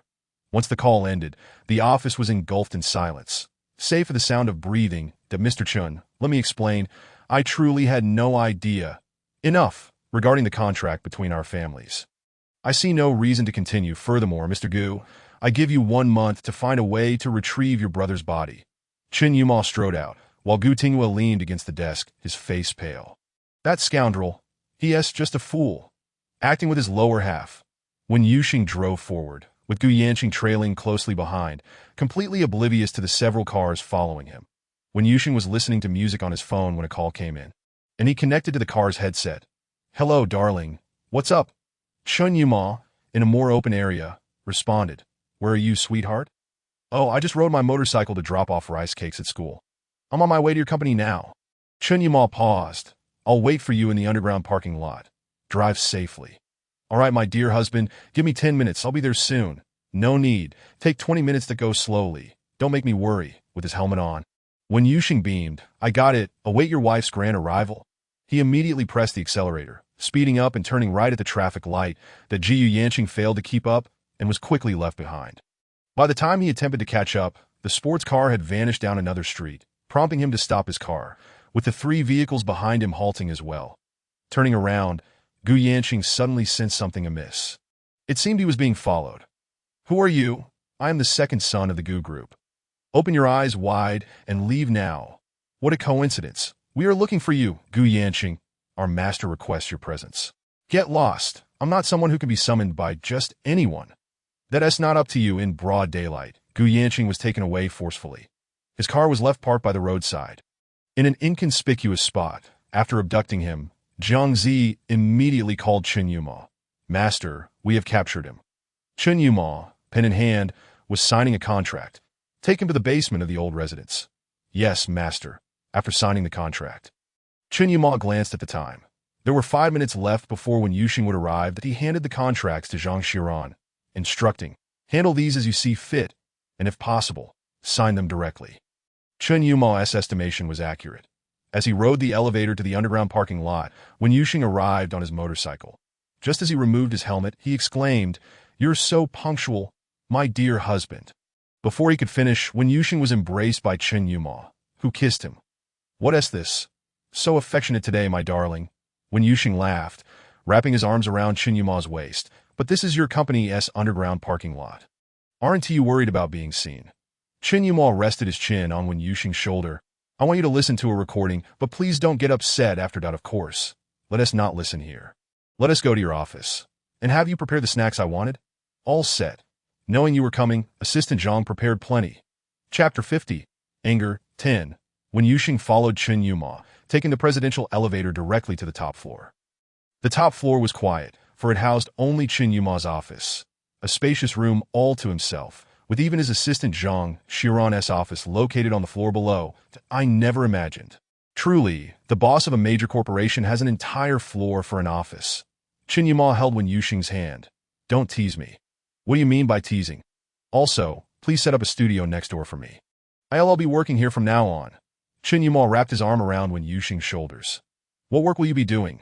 Wen Yuxing replied, I'll be the president's personal assistant, managing his private life. What do you think, darling? Chen Yuma pondered seriously. I think that sounds great. You can have whatever salary you wish. How about we start tomorrow? Wen Yuxing chuckled, pinching his face. Dream on. I want my freedom too. Being cooped up in this office every day would suffocate me. Zhang Xiran had already left to attend to his own matters, for as the executive assistant, he was busier than the general manager. When Yuxing entered Chen Yuma's office, sat on the sofa, and opened a snack from the table. Come on, play your recording for me. I want to listen. Chen Yuma played the recording from Gu Tingyue's office. Before the recording finished, when Yuxing kicked the table in frustration, in no way. Is he out of his mind? Does he even know what he is saying? Bastard. Turtle bastard. Where is he? I'll skin him alive. Chen Yuma chuckled. Calm down, sweetheart. The person is captured. Just wait for you to handle him. When Yuxing stood up and stormed out, Turtle bastard. Daring to think of me. I won't let this go. Where is he? I'll castrate him today. Bastard. Chen Yuma hurriedly draped a coat over Wen Yuxing, but you were quite close in university. When Yuxing turned back, what nonsense. If he were truly a good friend, would he dare to think of me? Chen Yuma wasn't satisfied. I heard that during university, he confessed to you. It seems your relationship was quite intimate. That they descended. When Yuxing retorted, that was in the past. I'm a married man now, with a husband and a child. What is he? Daring to covet me, damn it. Now I understand why he was looking at me so strangely earlier, sizing me up. It turns out he has ulterior motives. Chen Yuma smiled, enjoying Wen Yuxing's rising anger. Shall we head to the old residence now and castrate this guy? Yes, castrate him, bastard. Who dares to covet me? I'll make him pay. Chen Yuma suddenly felt a tightness around him. Clutching himself. When Yuxing turned, except for you, everyone else deserves to be castrated. Chen Yuma finally relaxed, following Wen Yuxing out of the company, heading to the old residence. Upon arriving, they entered through the back door and proceeded to the basement. Before they could approach, cries of anguish echoed from within. Under normal circumstances, Wen Yuxing might have felt fear, but thinking of the scoundrel who dared to fantasize about him, he could hardly wait to rush in and deliver a few punches. Chapter 51. Sweetness 1. Gu Yanqing was already bloodied and bruised. Upon seeing Wen Yuxing arrive, his eyes sparkled with a twisted obsession, bordering on perverse madness. Wen Yuxing instinctively felt disgusted and took a step back. While Chen Yuma wrapped his arms around him, "Don't be afraid, darling." "Exactly. My man is here. What is there to fear? You castrate him for me." Wen Yuxing pointed at Jiang Zi standing nearby. "Yes, madam." At that moment, Gu Yanqing realized the man following Wen Yuxing and broke down, shouting, "Aren't you two on bad terms? How can he help you?" "I understand. He simply believes that his possessions should not be sullied by others, which is why he would assist you." "Ah Sheng, I adore you. I truly, truly love you. Please save me. Please save me." "Damn it. Get lost. Are you out of your mind? I have no interest in your affections. Do you see any difference between you and a madman now? What are you still standing there for? Quickly, castrate him." A scream pierced the eerie silence of the basement. Wen Yuxing swiftly turned to Chen Yuma. "Dante, look. Don't look. That thing is not pleasant to behold. Don't look. Don't look." Chen Yuma chuckled. "My dear, why are you so worried about me? I am the one who is concerned about your discomfort. It is fine. I'm an alpha. What is there to fear? Don't forget, I'm also a pure man, and I'm merely willing to be your wife." Chen Yuma embraced him, then "Thank you, my dear, for being so willing to assume the role of my wife." Perhaps what truly unsettled Gu Yanqing was not the act of castration itself, but rather the palpable chemistry and sticky atmosphere between Wen Yuxing and Chen Yuma. "I will kill you, you pair dogmen. Why? I have liked you for so many years. Why don't you like me? Why must you prefer him? Chen Yuma is merely an enigma. Isn't. Am I not good enough? I am an alpha. Whatever he can offer you, I can too. I will respect you. Get lost. If you truly respected me, you wouldn't say such things, let me tell you. I like Chen Yuma, not because he is an enigma, but because he has always respected me, respected my dignity as an alpha, as a man. Not once has he treated me as his possession, as an object." The more Wen Yuxing spoke, the angrier he became, even picking up an object to hurl at Gu Yanqing, only to be swiftly stopped by Chen Yuma. The phone rang. Chen Yuma answered.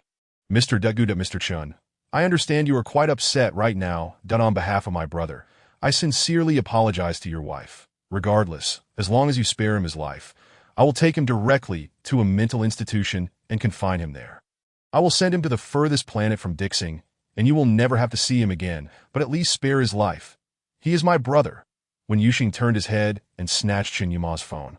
"Are you speaking in human language? Your brother can't possibly think of anything else all day. Let me tell you, if I find out your brother dares to have thoughts about me again, I will make sure to skin both you and your brother, no matter where you go." Gu Tingwei quickly responded, all right, rest assured, absolutely. He will never appear in your life again." Wen Yuxing turned off the phone. "Let him go. This is truly vexing." Chapter 52. Sweetness, Part 2. Due to the events of the day, Wen Yuxing dragged Chen Yuma to drink until they were utterly inebriated, only then remembering to pick up their son. "He was already picked up. I want to get him, so don't worry. No, I promised Nian Gao I would be the first." Chen Yuma held him. "Look, our son is at home, and I was the one who picked him up first. I was the first to arrive at the kindergarten, and our Nian Gao was the first little friend to be brought home." Wen Yuxing, misdirected, insisted on heading for the door, even clinging to Chen Yuma, refusing to let go, drunkenly embracing and kissing him. Chen Yuma, feeling slightly overwhelmed by the affection, looked down at the tipsy Wen Yuxing, his voice turning low and husky. "You truly are a little sprite." Wen Yuxing struggled to focus on the figure of Chen Yuma before him, realizing he was not angry. Chen Yuma called his parents to ensure they took good care of Nian Gao before staggering into the bedroom with Wen Yuxing. When the alarm rang in the morning, Wen Yuxing was soaked in sweat. Chen Yuma rolled over, wrapping his arms around Wen Yuxing's waist, gently massaging to ease his soreness, enveloped in the warmth of his embrace. Wen Yuxing, drenched in sweat, felt tired, thirsty, and exhausted, with a strong urge to curse. After indulging, Chen Yuma was like a beast, his body temperature alarmingly high, as if about to steam him alive. Wen Yuxing pushed his hands away. "It is too hot. Really too hot. Aren't you hot?" Yet, Chen Yuma acted as if he hadn't heard, clinging to him like an octopus. "Then turn on the air conditioning. I can't take it anymore. If you keep holding me like this, I will suffer from heat stroke." As he felt a weight descend upon him, Chen Yuma pressed closer. It's easy to catch a cold with the air conditioning on in the morning. Chen Yuma's eyes were filled with concern, leaving no room for Wen Yuxing to vent his frustration. His face flushed red, whether from heat or embarrassment. I need to send Nian Gao to school. Dear, today is Saturday. Nian Gao has no school. Wen Yuxing slapped his forehead. I drink too much. I don't even know what day it is. Drinking causes trouble. Drinking causes trouble. With a child already, they could be considered an old married couple. Yet Wen Yuxing still felt shy, facing Chen Yuma in the morning, especially after everything that transpired the night before. Chen Yuma observed the way Wen Yuxing was gradually zoning out. What are you thinking about? Here, wear this shirt. You seem to have lost your mind. Nian Gao, isn't upset. I told him yesterday that you had matters to attend to that I see. I need to bond with my son now. Chen Yuma caught the shirt Wen Yuxing tossed at him. What shall we have for breakfast? The mention of food instantly brightened Wen Yuxing's face. Shumai. Egg soup. Youtiao. He slipped on his shoes, donned his pants, and dashed out. Our son is here. Where has my precious son gone? Chen Yuma remained unfazed. He was sent back to the old residence yesterday. Your parents miss their grandson. I suspect it's you who doesn't want our son to interrupt your good times. Let us go. We'll have lunch at the old residence. Upon hearing they were returning to the old residence, Wen Yuxing began to feel anxious, nervously consuming more shumai than usual for breakfast. I have heard scant rumors that the relationship between me and your parents doesn't seem very good. Our son won't be bullied. Will he? Chapter 53, Sweetness, Part 3. Upon hearing Wen Yuxing voice such concerns, Chen Yuma was taken aback. Dear, Nian Gao is, after all, our parents' legitimate grandson. He is not what you might imagine. Wen Yuxing felt even more anxious. Then why didn't they like me before? Is it because of my status? Am I unworthy of you? Wen Yuxing glanced at the man. You're still smiling. I'm about to die from anxiety. Chen Yuma reassured him. Don't worry. It's not that. Our parents, in short, they like you just the way you are now. Wen Yuxing immediately detected the nuance. So our parents didn't like the previous me? Chen Yuma nodded, then shook his head. The past is quite complicated. It's neither our parents' fault nor yours. It is simply that there was a discrepancy in understanding, but I believe our lives are ours to live, so it doesn't matter. Wen Yuxing shot Chen Yuma a significant eye roll. What can I say about you? The mother-in-law-daughter-in-law relationship often suffers because of an inept husband. Look at your carefree attitude. If I had a good relationship with your parents, that would be a miracle. As soon as Wen Yuxing sat down, he heard a crack from his back. Damn, my back. He extended a hand. Aren't you going to help me lie down? Have some awareness. Your wife is suffering because of you, and you have this attitude? Scoundrel. Chen Yuma hurried over, supporting Wen Yuxing's back and helping him lie on the bed. I'll give you a massage. Just massage me. No need to say it out loud. Chen Yuma's eyes sparkled with amusement, his hands applying varying pressure. It feels quite nice. Ever since Nian Gao arrived, you've often complained of back pain, tossing and turning throughout the night. I specifically learned how to help. Wen Yuxing yawned repeatedly. At least you have some conscience. It's tough for an alpha during pregnancy. Chen Yuma lowered his eyelids, his expression serious. Yes, I have always known. Wen Yuxing lifted his eyelids. Don't think too much. I have no other intentions. Does it sound like you're feeling wronged? Chen Yuma adjusted Wen Yuxing's shirt. I feel sorry for you. It's not that you are wronged, but I feel wronged on your behalf. His heart began to race, like a wild horse breaking free, a wild dog in full bloom. Let us discuss something lighter. You're making me a bit emo this early in the morning. At around 10 in the morning, they set off for the old residence. Throughout the journey, Wen Yuxing, overwhelmed with anxiety, transformed into a chatterbox. Please don't mind me. I'm too nervous if I don't talk. My heart will race even more. Chen Yuma pressed a button, raising the barrier, and seized Wen Yuxing by the nape, biting down. The cool fragrance and the scent of tequila swiftly intertwined, successfully soothing Wen Yuxing in this confined space. He leaned against Chen Yuma's shoulder, surrendering to a state of blissful indulgence that as soon as they arrived at the ancestral home, the first to dash out was Chen Wenyin's little friend. Short legs seemed to almost create an illusion in midair. Daddy. Wen Yuxing was just about to crouch down to catch Niang Ao when he recalled the twinge in his waist that morning. Chen Yuma, with perfect understanding, stepped forward to take the little bundle of Niang Ao. Yet, Niang Ao still turned to reach for Wen Yuxing, exclaiming, Daddy. Chapter 54, Sweetness, Part 4. Niang Ao, be a good child. Daddy will hold you again later. Nyang Ao remembered what Grandpa had said on the phone earlier and glanced at little Dad, who appeared hesitant, suddenly enlightened. That I understand. Little Dad, you've worked hard. From now on, Nyang Ao will be a 3-year-old adult, learning to take care of himself. When the little sister is born, I will be a good brother. When Yushing? Chen Yuma. What? Another one is on the way? Mrs. Suha, stepping out in high heels, immediately heard Nyang Ao proclaiming that he would soon have a little sister. Her gaze, sharp like a scanner, zeroed in on Wen Yuxing's abdomen. Our Yuxing is also striving to make us proud. Come, follow Mom. I prepared a lot of your favorite dishes today. How has your appetite been these days? Have you been sleeping well at night? If you ask me, Yuma doesn't know how to care for anyone. You should move back to the ancestral home. Your dad and I'll take good care of you. Come, be careful on the steps. When Yuxing found himself unable to interject, his face flushed with anxiety. Don't know. Annie, what is this? Have you become distant with Mom? Calling me Annie now? Yuxing, I admit I had some reservations about you before. I was wrong. Can you forgive me? Nyang Ao, you only have this one little dad.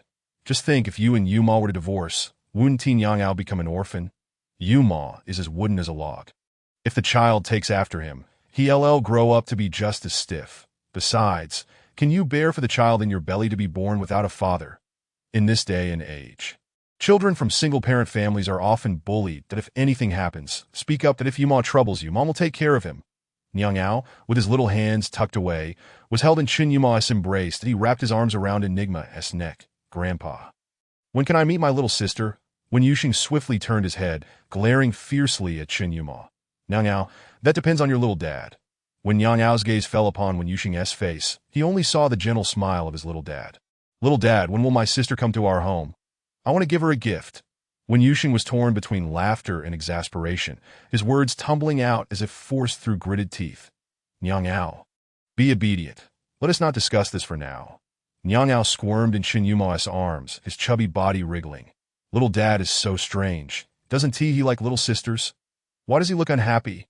With his tender, plump features, Nyang Ao resembled a traditional New Year paintings doll, the epitome of the kind of grandson treasured by the older generation, that he was soft all over, making Chen Yuma hesitant to hold him too tightly. Fearing he might hurt the little one, of course I like her. Little dad is just overwhelmed with joy.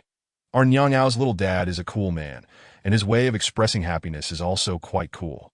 Oh, Nyang Ao pondered, realizing this was a form of cool expression. After dinner, once they ascended to the bedroom, when Yuxing wore a dark expression, staring at the man in the corner who seemed to be in deep thought. Well done. Chen Yuma, your thoughts are truly sinister. Are you intent on ruining my reputation? How am I supposed to explain this to Mom?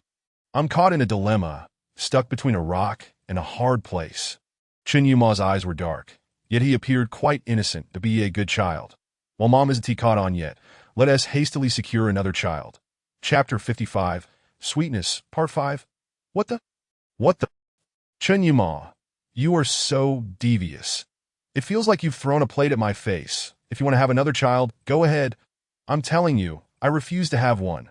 When Yuxing felt as if he were a small beast with ruffled fur. Flustered. Ridiculous. Even though he was certain Chen Yuma wouldn't force him, what if the man actually lost his mind and pounced on him? What then? He couldn't fight back, nor could he bear to scold him. In the end, he would have to swallow his grievances. That simply wouldn't do. Chen Yuma chose not to delve further into the matter, having only made a jest. The previous pregnancy with Nyang Ao was already quite arduous. He couldn't bear to repeat it. The two sat in their respective corners of the bedroom, each harboring their own thoughts. The doorknob turned slightly, creating a small crack. The silence of the room felt jarring. Wen Yuxing quickly realized he could hear muffled sobs, holding his breath to listen, only to discover someone was crying at the door, a youthful, tender wail. Nyang Ao is crying. My son is crying. Wen Yuxing dashed to the door, where Nyang Ao was already wailing loudly. Chen Yuma stood behind the father and son, finally speaking up. What is wrong? The alpha crouched down, turning his head. Did you bully my son? No. How could I possibly bully Nyang Ao? Nyang Ao's cries momentarily halted, only to escalate into louder wails. Chen Yuma. The child's cries intensified. When Yuxing's heart ached, his eyes reddening. Nyang Ao, what is wrong? Tell Daddy. Did someone bully you? Daddy will take care of it. Chun Yuma pinched the bridge of his nose, disapproving of Wen Yuxing's overly indulgent behavior towards the child. Wen Yuxing cradled Nyang Ao, disregarding the pain in his waist, patting the little one's back while soothing him and wiping away his tears. Chun Yuma pondered for a moment, then descended the stairs and closed the door. Mom, what did you say to Nyang Ao? Mrs. Suha was in the kitchen, learning how to prepare confinement meals with Zhang Ma. I didn't say much. Nyang Ao was crying so much that I was driven out by the two of them. Mrs. Suha glanced at Chun Yuma. Peel these garlics. Chun Yuma sighed and approached. The good child isn't pregnant that Mrs. Suha's cooking came to an abrupt halt. Really? Not pregnant? Really? You misunderstood that I was joking with Nyang Ao that day. Who would have thought the little guy would take it seriously? Oh, then can you tell me what you said to Nyang Ao? Mrs. Suha turned around. I didn't say much, just earlier that Zhao family Omega I introduced to you. Didn't you just return from abroad? I truly didn't expect him to show up now. Nyang Ao was playing in the yard when he saw me holding little Zhao's hand and thought I was looking for a stepmother. So he ran off that I originally intended to chase after him, but little Zhao insisted on holding my hand and not letting go that I told him not to come by again, but Nyang Ao seemed upset with me.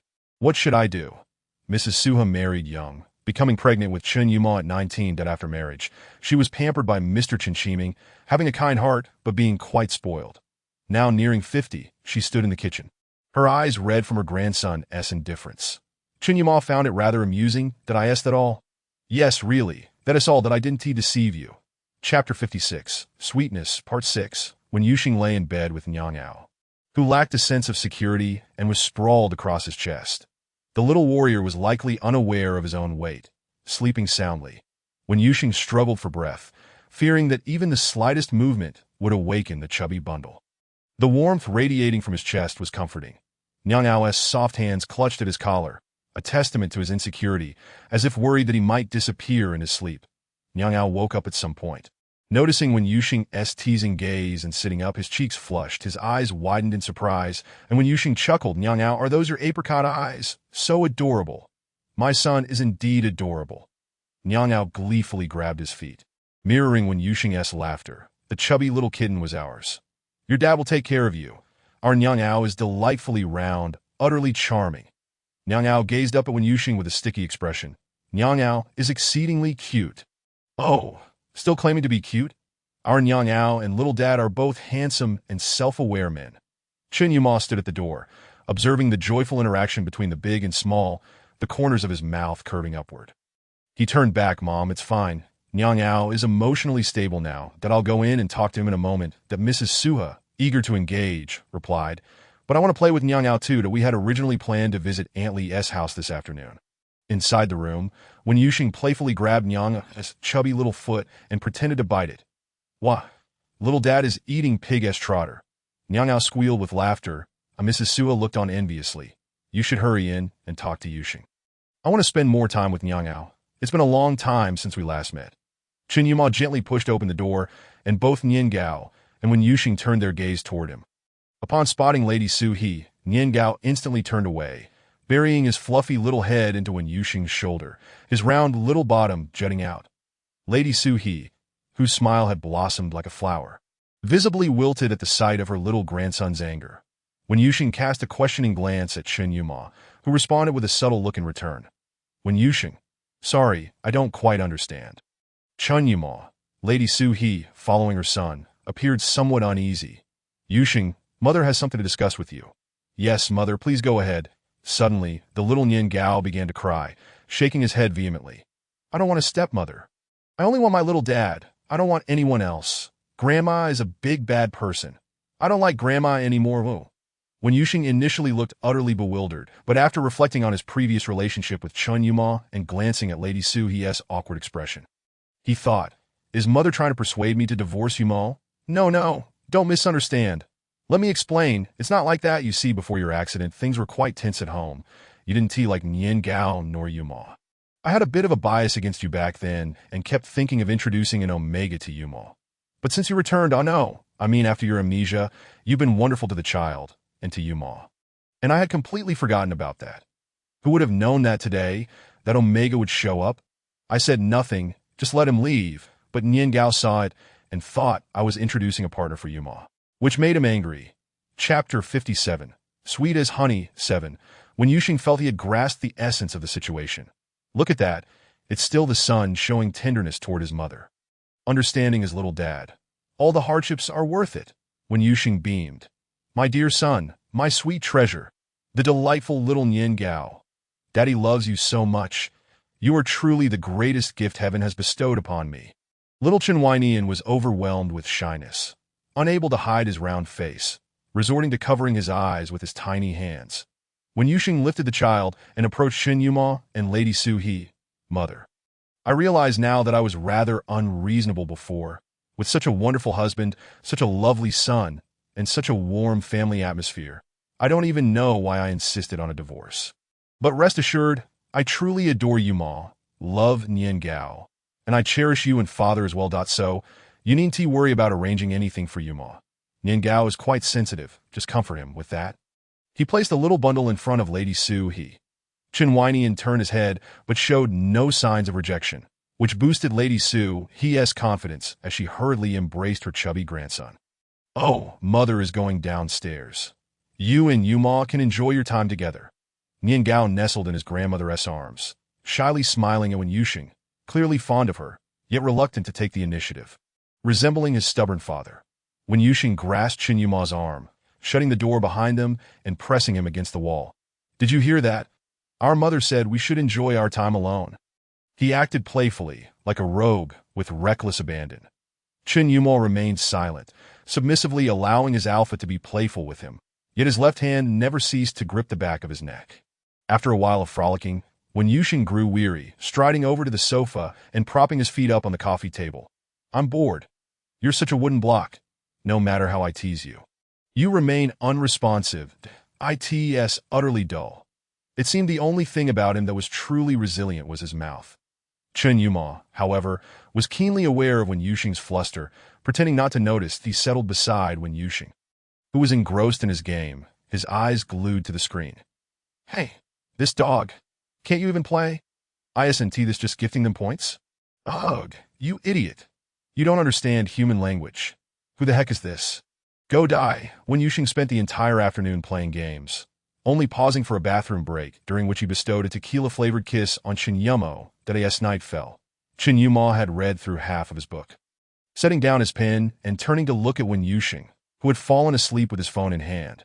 The sounds of the game continued to emanate from the device as Chen Yuma took it. Closing the game. Wen Yuxing was deep in slumber, drooling slightly that he must have been utterly exhausted from the previous night, now deeply entrenched in sleep, the scent of tequila wafting alluringly towards Chen Yuma. Enigma's heart raced, blood coursing through his veins quicker, his sharp teeth glinting faintly as he gazed intently at the unsuspecting Wen Yuxing, who was obliviously resting against the sofa in the darkness. The man remained still, fixated on Wen Yuxing, his face nearly engulfed in shadow. Chapter 58. Sweet as honey. 8. Chen Yuma turned on the light, gently lifting Wen Yuxing and carrying him horizontally to the bedside. He placed him on the bed, set his slippers on the floor, and covered him with a blanket, pressing a soft kiss on his forehead. Good night, my dear. Stepping out of the bedroom and descending the stairs, he found a circle of people seated on the sofa in the living room. Little Chen Weinian was being passed around like a precious item, and, upon seeing Chen Yuma, excitedly waved his hands. Daddy, daddy, as one big family. The Chen clan was vast, and since Chen Yuma was the head, he previously seldom returned to the old residence due to the strained relationship between Wen Yuxing and Lady Su He. Everyone was well aware, refraining from mentioning Nian Gao in front of Lady Su He. Today, however, Lady Su He took the initiative to share a photo of Nian Gao in the family group chat. Regardless of their restraint, everyone was eager to meet this beloved grandson.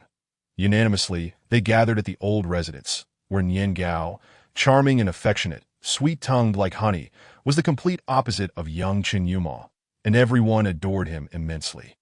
Chen Yuma nodded slightly, accepting Nian Gao from a distant cousin. Nian Gao clutched a bright red bag, resembling a small backpack, filled to the brim. Ascending the stairs, he pushed the little bag into Chen Yuma's embrace. Daddy, this is the red envelope from uncles, aunts, and grandparents. I'm giving it to you and little dad. Chen Yuma pressed his lips together, gazing at Nian Gao, ruffling his hair. Nian Gao twisted his body. dancing with joy. Despite his young age, he understood that his big dad expressed love in subtle ways. Though unspoken, he conveyed it through countless little gestures. Chen Yuma set Nian Gao down, and the little one scampered to the bedroom door, tiptoeing to open it. Clad in a festive red outfit, featuring a bright red top adorned with golden accents and matching red pants, his shoes were adorable little tiger head slippers. Chen Yuma lowered his eyelids, holding the red envelope in his hand.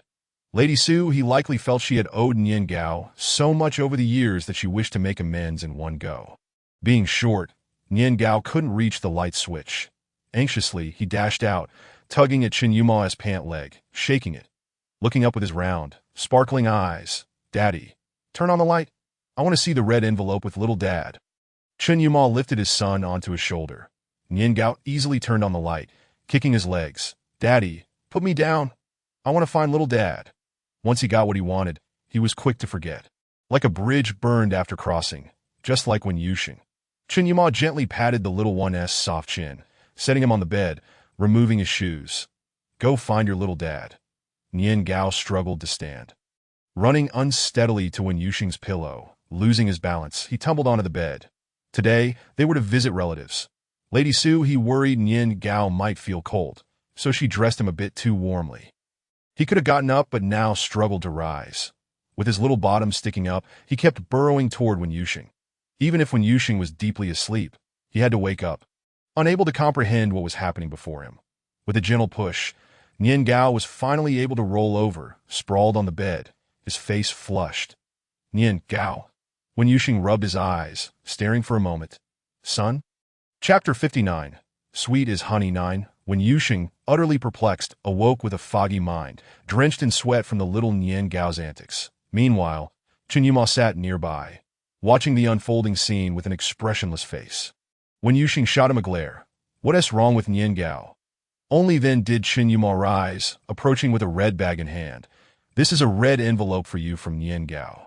Before Wen Yuxing could fully comprehend, Nian Gao wriggled free from Chen Yuma's grasp and dove into his embrace. "This is from uncles, aunts, and grandparents. So much money, Daddy. Nian Gao is giving this to you. You can use it to create wealth. Go ahead." Wen Yuxing, with a smile, sat up and playfully pinched the serious little face of Nian Gao. "It's for starting a business." Nian Gao picked up a red envelope and emptied its contents. "Daddy's money for starting a business." Wen Yuxing raised his hand and embraced the little dumpling. "My precious darling, you are truly remarkable. Daddy loves you to pieces." Nian Gao grasped his little hands together. I love Daddy too."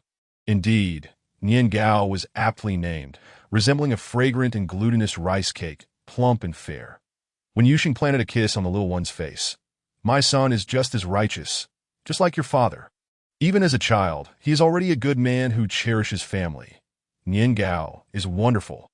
"Muma, Daddy kiss." Chen Yuma sat on the nearby sofa, holding the book he had been engrossed in all afternoon, jotting down notes and sketches. His long legs crossed at the table's edge, dressed in casual deep blue jeans, his jacket discarded on the sofa. His broad shoulders stretched the short sleeves, yet his waist appeared devoid of bulk, hinting at the outline of his abdominal muscles. Wen Yuxing withdrew his gaze, glancing down at himself. He once possessed a perfect mermaid line. Truly, who would dare question him? Holding the wriggling Nian Gao, his gaze inadvertently drifted back to Chen Yuma. "Oh, he's wearing a polo shirt today. Such a flamboyant man. Only one button fastened. Isn't that pure temptation?" Wen Yuxing's mind wandered to some inappropriate fantasies, and he instinctively swallowed hard. Nian Gao suddenly seized his Adam's apple. "Daddy, there's something here." The little one, despite his small hands, possessed considerable strength. Wen Yuxing felt as though Nian Gao were trying to forcibly extract his Adam's apple from his throat. Darkness danced before his eyes. Upon hearing Wen Yuxing's shout, Chen Yuma quickly looked up, rushing over to embrace Nian Gao. "Chen Weinian, let go." Hearing his full name called by his elder, little Chen Weinian felt the weight of familial authority and immediately withdrew his hands. Tears welling in his eyes, curling into a ball. Cough, cough, cough, cough, cough. Wen Yuxing, anxious, attempted to persuade Chen Yuma not to scold the child, but his throat was so sore he could barely utter a word. Reduced to coughing. The coughing intensified, turning into retching. "Ugh, Cough, cough, cough. Nian Gao was frightened, clinging tightly to Wen Yuxing's clothing, wailing. The uproar from the two of them grew louder, and Qin Yuma found himself torn between the older and the younger. Knock, knock, knock, knock, knock. Yuma, what happened? Madame Su, he had just seen off some relatives and was about to inquire what the children wanted for dinner when she heard a commotion of cries from within the house. Eager to investigate, she recalled her son's aversion to uninvited guests entering his room. Enigma's possessiveness and territorial instincts were formidable.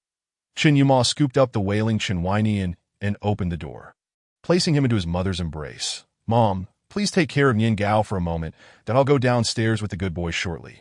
All right, Yuxing, how bang.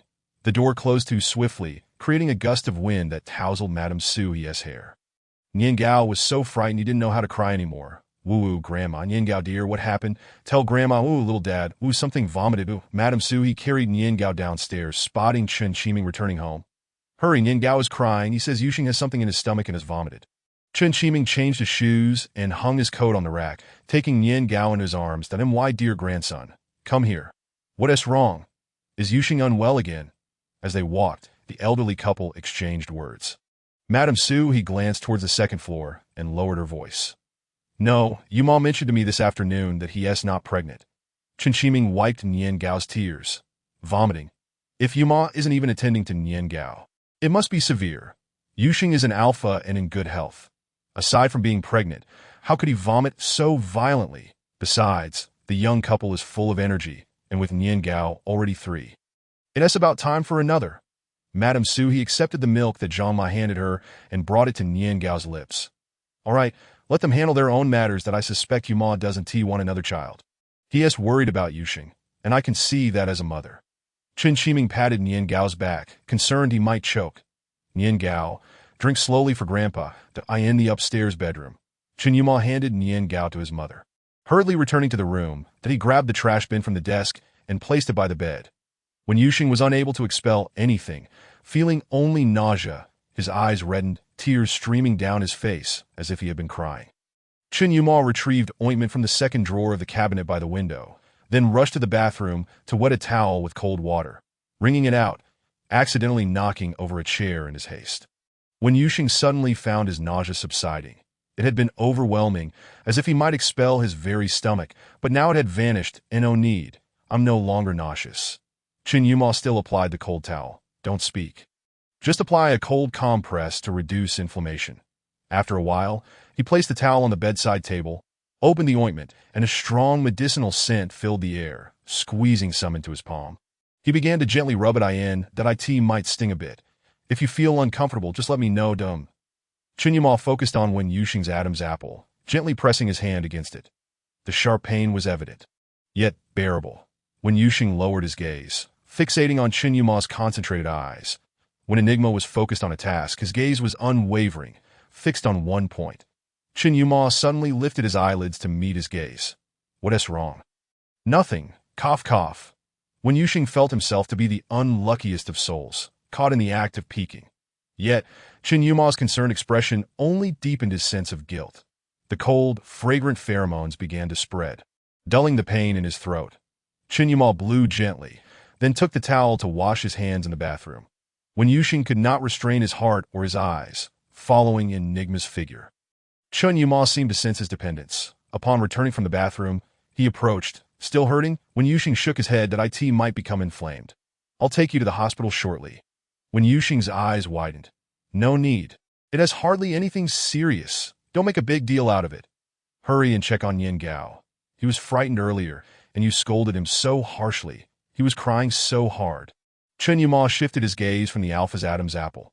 And you? Wen Yuxing felt as if Chen Yuma's gaze were a knife, sharp and piercing. Wen Yuxing faltered, intimidated by Chen Yuma's intense stare, which felt quite daunting. It's a bit chilly, he murmured, pulling the blanket up higher. Please don't look at me like that. I dislike it. A single word, and Wen Yuxing sensed the rising anger within the man. He lowered his gaze, unable to meet Enigma's eyes, deliberately avoiding that penetrating stare. Chen Yuma turned and left, closing the door behind him as he descended the stairs. Madame Su, he was engaged in hushed conversation with Chen Qiming, their voices low, almost conspiratorial. Noticing Chen Yuma coming down, Chen Qiming pointed to the sleeping baby in his arms. Shu Nian Gao is asleep. Chen Yuma maintained his usual icy demeanor, but gently took Nian Gao from his father's arms. We want to be having dinner, Dad Mom. You two enjoy your meal. Chen Qiming and Madame Su, he quickly nodded. Don't worry about us. When Yusheng, feeling frustrated, sat on the bed, pondering how to go downstairs to see his beloved son when the door quietly opened. And in an instant, Chen Yuma appeared, cradling Nian Gao. When Yusheng sighed in relief, leaning back against the bed, he asleep. Chen Yuma placed Nian Gao on the small bed beside their larger one. When Yusheng leaned over to touch Nian Gao, whose little hands and feet were warm, forehead cool, but his face was streaked with tears, looking rather dirty. What a messy little cake. Chen Yuma cast a glance at him. Retrieving a pack of new infant wet wipes from the bottom drawer of a nearby cabinet, he opened it and took out a sheet to wipe Nian Gao's face and hands. Ah, now you smell delightful again. After Chen Yuma exited earlier, when Yusheng felt a pang of regret, realizing he had perhaps been a tad ungrateful. His husband cared for him, yet he had failed to appreciate it. However, he quickly reconsidered, acknowledging that Nian Gao was still quite young, having just turned 3, a mere child unworthy of adult disputes. Chen Yuma dimmed the main light in the bedroom, leaving only a small bedside lamp by the window. With utmost gentleness, he changed Nian Gao's clothes, his movements as soft as possible, and the tenderness in his gaze was palpable. When Yusheng observed the striking resemblance between the two, he seemed to grasp in that fleeting moment that Chen Yuma loved Nian Gao even more than he had initially believed. Chapter 62, A Mix-Up, Part 2. As night fell, when Yusheng found himself embraced by Chen Yuma, did he not be angry? Nian Gao did not mean it. Chen Yuma remained silent, tightening his grip around Wen Yusheng's waist. In the dimness, Wen Yusheng could not discern Chen Yuma's expression clearly, so he leaned closer, nearly touching noses. Expecting the man to retreat, he was taken aback when Chen Yuma leaned in, capturing his lips in a kiss. Wen Yusheng's entire being ignited with shock. Their son was right beside them. What was he doing? He instinctively pushed him away, but concerned that the commotion might wake Nian Gao, he moderated his strength. Are you out of your mind? Nian Gao is right here, in a swift motion. Chen Yuma flipped Wen Yusheng beneath him, pinning his hands to the pillow. You are driving me to madness. Such audacious words. Such a wild Chen Yuma. Wen Yusheng's eyes sparkled in the darkness as he gazed at the man in a frenzy. How does it feel to express it? Isn't it exhilarating? Chen Yuma stared in surprise, momentarily taken aback, before slowly lowering himself, burying his head in Wen Yusheng's neck. His heated breath and dangerous aura sent shivers through the alpha beneath him. Darling, I love Nian Gao, but I love you even more. You are more important than anyone else, and you must not be hurt. Wen Yusheng froze, processing Chen Yuma's heartfelt declaration for quite some time. Was this a confession? Chen Yuma then rose from Wen Yusheng, turning his back as if the one who had lost control and spoken those words was entirely different from him. He reverted to the icy, a serene figure known to all, as cold as ice and luminous as the moon. The enigmatic head of the Chen family. Were you just expressing your feelings to me? Chen Yuma remained silent and motionless, appearing as though he had drifted off to sleep. Nonsense, Wen Yusheng refused to believe it. He leaned closer to Chen Yuma, wrapping his arms around the man's waist and nuzzling against the scent of icy fragrance emanating from his neck, finally succumbing to slumber. Once Wen Yusheng's breathing steadied, Chen Yuma gradually turned to embrace him. The following morning, Wen Yusheng awoke to the faint sounds of movement in the bedroom. Chen Yuma had already dressed and was in the midst of changing Nian Gao's clothes. Although he had roused from sleep, the warmth of the blankets and the enveloping scent of Chen Yuma's pheromones made him lethargic, prompting him to stretch and resist getting up. Nian Gao displayed exemplary behavior in front of his father, especially considering the minor conflict the two had experienced the previous day. As Chen Yuma dressed him, Nian Gao quietly complied, pouting his little lips, his serious demeanor mirroring that of his father. Wen Yusheng sighed, realizing they were indeed identical, that he hoped Nian Gao would not grow up to inherit his father's temperament. Being an Omega, Wen Yusheng worried that his son might struggle to find a partner in the future. Awake, are you? Upon hearing Wen Yusheng's voice, Nian Gao immediately turned, his eyes sparkling. Were it not for Chen Yuma's presence, he would have surely leapt into his father's arms. Wen Yusheng smiled as he sat up, playfully winking at Nian Gao. The little one eagerly leaned forward. Daddy, Chen Yuma finished putting on Nian Gao's socks, lifting him by the nape and bringing him to Wen Yuxing when Yuxing reached out to take his precious son. Chen Yuma retreated several steps. Chapter 63. A Mix-Up, Part 3. Wen Yuxing and Nian Gao simultaneously directed their gaze at Chen Yuma. Holding Nian Gao, Chen Yuma found a chair and sat down a short distance from Wen Yuxing. Nian Gao, Chen Yuma turned the little one to face him, allowing him to stand on his lap, disregarding whether his shoes might scuff his trousers. Daddy wants to tell you something. Look, this is an Adam's apple. Chen Yuma took Nian Gao's small hand and guided it to his own Adam's apple. Both big daddies, little daddies, and even grandpas have Adam's apples. You will have one too when you grow up. The Adam's apple is just like our eyes, mouth, nose, and ears, perhaps even more delicate. Chen Yuma extended his other hand to gently pinch Chen Wenyan's nose. Does it hurt? Nian Gao nodded, feeling a bit sour. He disliked it. Our Adam's apple is more delicate than the nose. Even a slight impact can cause significant pain. Nian Gao's hand remained on Chen Yuma's Adam's apple, feeling it move as he spoke. Little daddy, it was moving here yesterday. Chen Yuma brought Nian Gao's hand to his lips and kissed it. Daddy was indeed not pleasant yesterday. I lost my temper at you. I apologize, Nian Gao, for raising my voice. You were wronged yesterday. Nian Gao fiddled with his fingers, initially lowering his head, then lifting it to embrace Chen Yuma. No, it was Nian Gao who did something wrong. Little daddy cried because Nian Gao grabbed his Adam's apple. Little daddy was in pain, and daddy was worried about little daddy, which is why he got angry.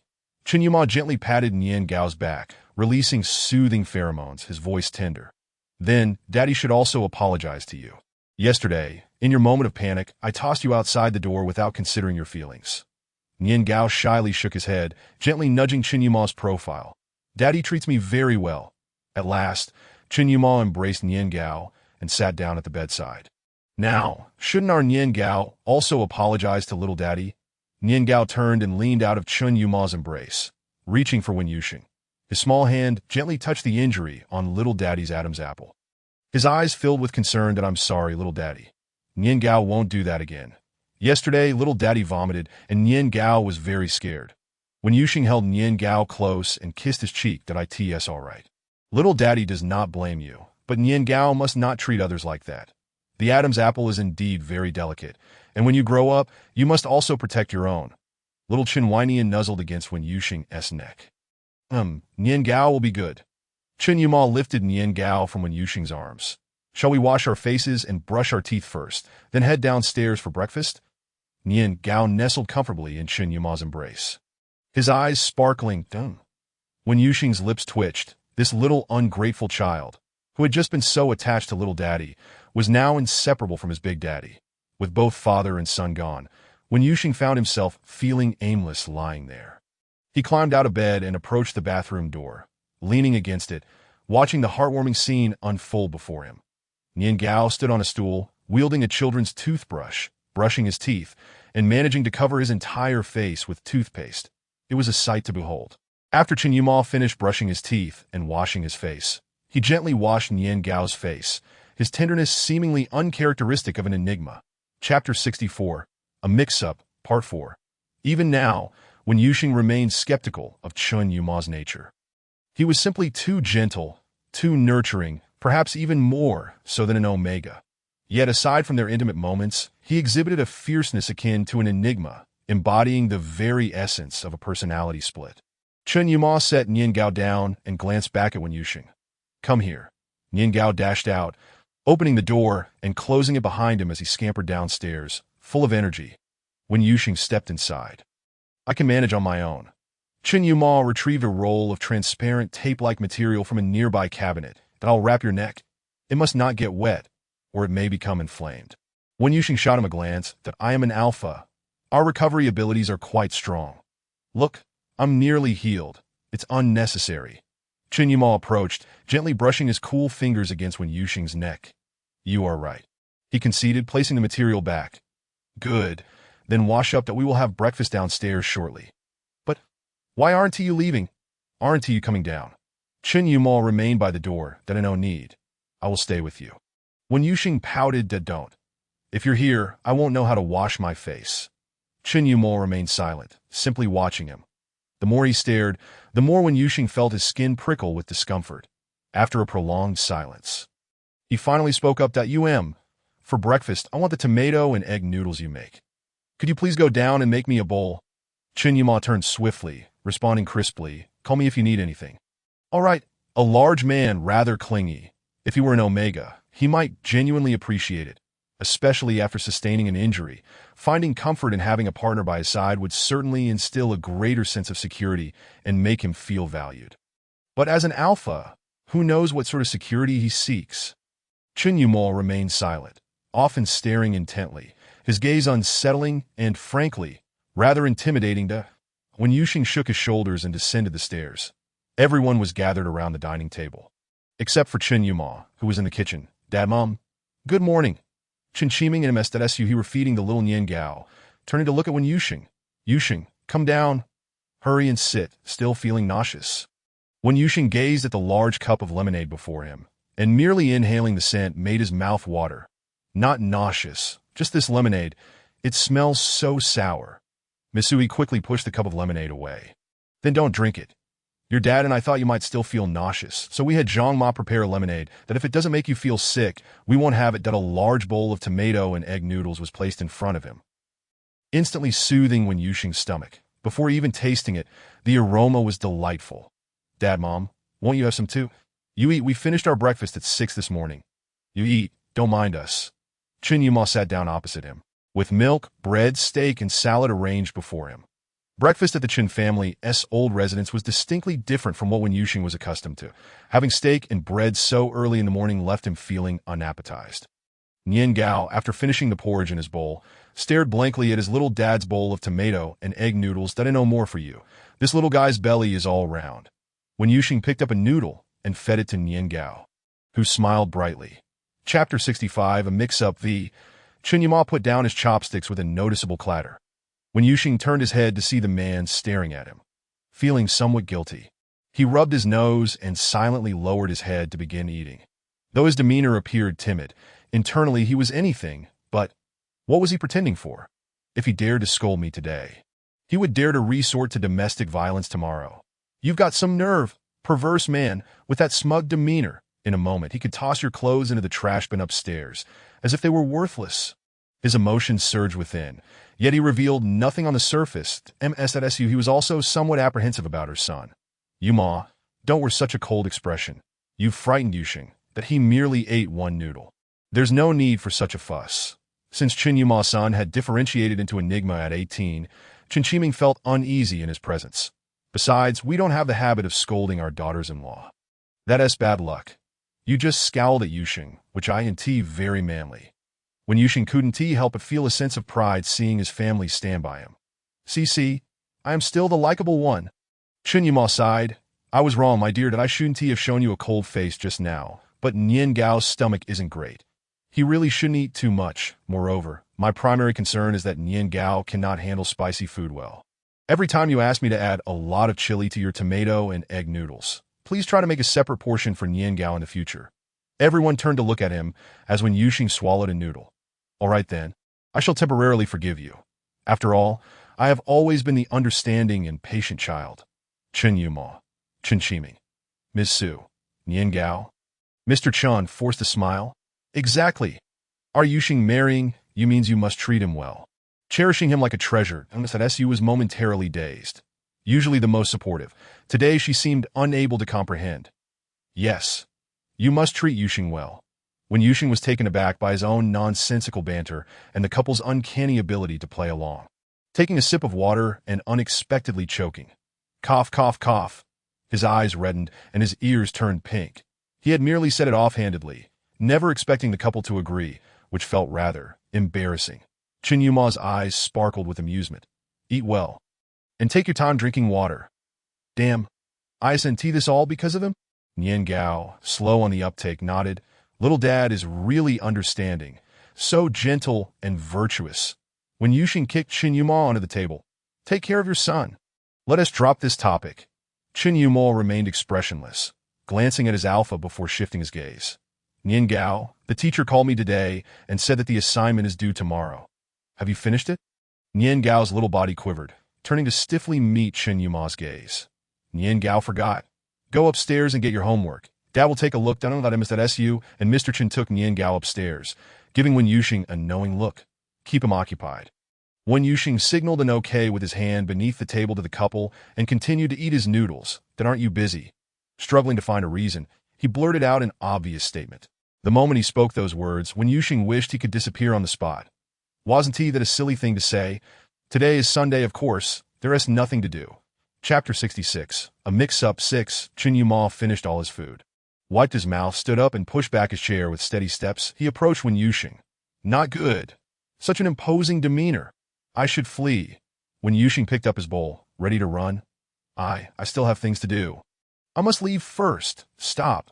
The deep voice of the man behind him sent a shiver down Wen Yuxing's spine. I was wrong. Truly. I was wrong. Look, Mom and Dad are here. Didn't you just say you would help Nian Gao with his homework? Hurry upstairs. Chen Yuma stepped closer, pinching his waist. Do you really need to take your bowl when fleeing? Wen Yuxing looked down at the few remaining bites of noodles in his bowl, took a deep breath, gritted his teeth, and stamped his foot. Forget it. You take it away. Chen Yuma chuckled and pushed him back into his chair, pressing his shoulders down. Just eat. I have no plans for anything else. You needn't be so timid. Wen Yuxing turned his head. I'm not timid. You're the one who is timid. He barked at Chen Yuma. I fear no one, whether in heaven or on earth. Do you really think I'm timid? I'm merely wise enough to know my limitations. A real man knows when to bend and when to stand firm. This is called being both courageous and clever. You wouldn't understand. As he hastily devoured his noodles, Wen Yuxing muttered curses to bolster his confidence, all the while fearfully shoveling food into his mouth as if someone might snatch his bowl away. After finishing the last sip of soup, he placed the bowl on the table and stood up. I have things to do, so I'll take my leave now. Until next time. He ran off faster than anyone else. But his hurried retreat betrayed a sense of panic. Chen Yuma's fingers traced the chopsticks that Wen Yuxing had just used, his eyes dark and deep as ink, fixating on Wen Yuxing's departing figure. After a while, the ominous aura surrounding him gradually subsided to no rush. The pinnacle of hunting is not to consume the prey, but to relish the struggle of the prey. Nian Gao was led to the study by his grandparents. The elderly couple and the little one fixated on a single sheet of paper on the table, nearly staring it into oblivion. Nian Gao, start writing. Just copy these few words. Look, there are only 20 words in total. If you start writing now, you can finish it in no time. Nian Gao clung to M's arm, tears brimming in his eyes as he kicked off his shoes, sitting at the table and plopping down on top of his homework, refusing to write. Chen Qiming and MSU exchanged glances, unsure how to motivate the child to learn. Chen Yuma had been particularly reclusive as a child, especially fond of studying and delving into research. He could spend an entire day alone in the study, and at that time, Miss Su and Mr. Chen were afraid he would become a bookworm, frequently taking him out to play. In stark contrast, Nian Gao's temperament was playful and lively, showing no interest in studying.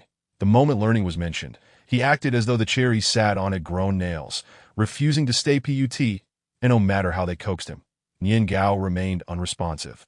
Simply sitting there that if they grew impatient, he would remove his shoes and socks. Fortunately, today he only took off one shoe, prompting MSU to refrain from saying anything further.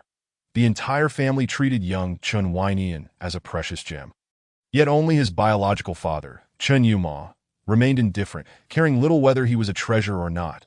His true treasure was Wen Yuxing. Chapter 67. A Mix-Up 7. Chen Yuma stood at the door, and with just two simple words, Nian Gao obediently stepped off M's leg, slid to the ground, picked up his shoes without assistance, put them on, tiptoed, and climbed onto the stool, sitting up straight. M's and Mr. Chen both stood up. Yuma, Nian Gao is still young. Happiness is the most important thing. Please don't yell at the child and certainly don't hit him. Dad, Mom, I understand. You two can step out for now. Yuxing wants dumplings for lunch. Please ask Jean-Ma to prepare some pork and shrimp dumplings. All right, Mom will remember that. Just don't lose your temper at the child. Chen Yuma's voice was deep and resonant. After sending his parents out, he walked to the table, pulled out a chair, and sat down. Let me take a look at your homework. Nian Gao's demeanor remained remarkably stable as he pushed a piece of paper with his chubby little hands toward Chen Yuma. Is this what the teacher assigned? Chen Yuma remained silent, standing up to carry Nian Gao to his desk. He pulled out a chair and set him down. after glancing at the paper the teacher had given. Chun Yuma retrieved a pen and a sheet of paper from the drawer, writing a few characters. Copy these characters, and let me see. Nian Gao obediently took his little bare pencil and carefully wrote them down. Chun Yuma looked over, folded the teacher's paper, and tore it into pieces that no need to write anymore. You've grasped it well enough that there's no point in wasting time on redundant tasks. Nian Gao watched as Chun Yuma discarded the scraps into the trash can. Will the teacher be angry? Chun Yuma gently patted his son's fluffy head. No, you only need to learn how to learn. There's no need to squander time on trivial matters. Nian Gao's eyes sparkled. Dad, I've read all the books you bought for me before. The teacher's lessons are all very basic. Can I skip a grade? Chun Yuma tapped his fingers on the table. That don't you like your current environment? Nian Gao's gaze fixed on his father's hand. That it's not that. The teacher is great, and my classmates are wonderful, but every day the teacher just has me write those same characters that I've written them so many times already. I want to learn something new and exciting, not repeat the same things every day. Chun Yuma picked up Nian Gao and set him on the ground, his voice calm. Then I'll discuss it with your uncle. If you have any thoughts, feel free to share them with me. Nian Gao clung to Chun Yuma's leg, swaying. Dad, can I go out to play now? Go ahead. Once granted permission, Nian Gao immediately released Chun Yuma and dashed to the door, tiptoeing to unlock it before running downstairs. Grandpa, Grandma, I'm free. Chun Yuma smiled slightly, took out his phone, and dialed. Donate a cafeteria to the Little Sun Kindergarten and transfer Nian Gao. Yes, master. Chun Yuma has always adhered to a principle regarding Nian Gao's education, to let nature take its course. Compared to his peers, Nian Gao was exceptionally bright, but lacked patience and enjoyed challenging himself with difficult tasks that if not communicated with properly, this little fellow could truly drive one to exasperation. Upon Nian Gao's descent, Ms. Suha and Mr. Chun were overjoyed. You finished writing so quickly. The little meatball dove into Ms. Suha's embrace that no, Dad said that there's no need to waste time on things I already know. Nian Gao, sensing disbelief from his grandparents, insisted, I'll show you. He retrieved the paper from earlier in the study and presented it to Mr. Chun, and Ms. Suha unfolded it, exclaiming, Oh, did our Nian Gao write this? This is remarkably well done. Our Nian Gao is impressive. Chun Weinian felt a bit shy, burying his head, that it was uncle who taught me. I'm really not that exceptional. Haha, our dear grandson is still modest. I must take a photo to show my friends. They'll be so envious. Mr. Chun also pulled out his phone, snapping pictures and sharing them with his acquaintances, praising his grandson's brilliance. When Yuxing had just returned from outside when he heard the lively commotion in the living room. Dad, Mom, what's going on? Yuxing, you're finally back. Look, this is what our Nian Gao wrote. Can you believe it? This is written by a 3-year-old. When Yuxing picked up the paper, scrutinizing it in disbelief, then glanced at his son. Then back at the paper. Nian Gao, usually so attached to him, now shyly avoided eye contact. Oh my goodness. Who wrote this? This is my son's handwriting? This is fantastic. Quick, Daddy wants a hug. My son is amazing. Give Daddy a kiss. Oh, truly, he is my son. Nian Gao's cheeks flushed, his eyes sparkling. Uncle, Uncle. When Yuxing set down the snacks he had brought and scooped up Nian Gao, bounding upstairs that he kicked open the study door. Darling, look, our son wrote this. Oh my goodness. I truly don't know what to say. Our son is incredible. My ancestors would rise from their graves. Chun Yuma looked up from his computer, removed his glasses, and approached. Where have you been? I went to the supermarket to buy snacks. Oh, let me tell you, our son, isn't he amazing? When Yuxing exclaimed, his face aglow with pride. Chun Yuma playfully pinched his nose and affectionately kissed his lips. Indeed, he's exceptional, just like you. Nian Gao covered his eyes with his tiny hands that, oh, kissing is embarrassing. When Yuxing shot a playful glare at his partner, that you're such a goof. Nian Gao, you must not be like your dad. Always a flirt. Little Chun Weinian turned to Wen Yuxing.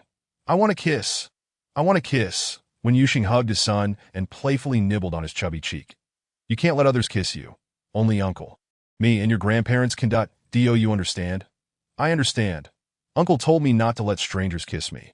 When Yuxing returned home to find Mr. Chun and Ms. Suha beaming, unaware of the chaos they had endured while tutoring Nian Gao. His affection for his precious son only grew, and the more he looked at him, the more he appreciated Chun Yuma as well. Nian Gao resembled Chun Yuma so closely that he found his partner increasingly endearing. Nian Gao, with his legs swinging, dashed over to the sofa. Daddy snacks. When Yuxing slapped his forehead, Oh no, I forgot. They're downstairs. Just wait. Downstairs, Mr. Chun and Ms. Suha held a purple flat box in their hands, quickly hiding it among the snack bags when they saw Wen Yuxing coming down. Wen Yuxing bounced down the stairs. Dad, Mom? Eat up. What's there to be shy about? Take whatever you want. Miss Sua's cheeks flushed as she shook her head. Mom.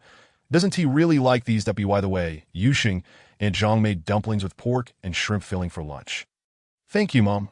I've been craving those dumplings for days. Finally, I can indulge. Mr. Chen's eyes sparkled with mischief. When Yuxing caught his gaze, he felt confused. Dad, what do you want to eat? I have spicy strips, cotton candy, milk, yogurt, hawthorn strips, beef jerky, and...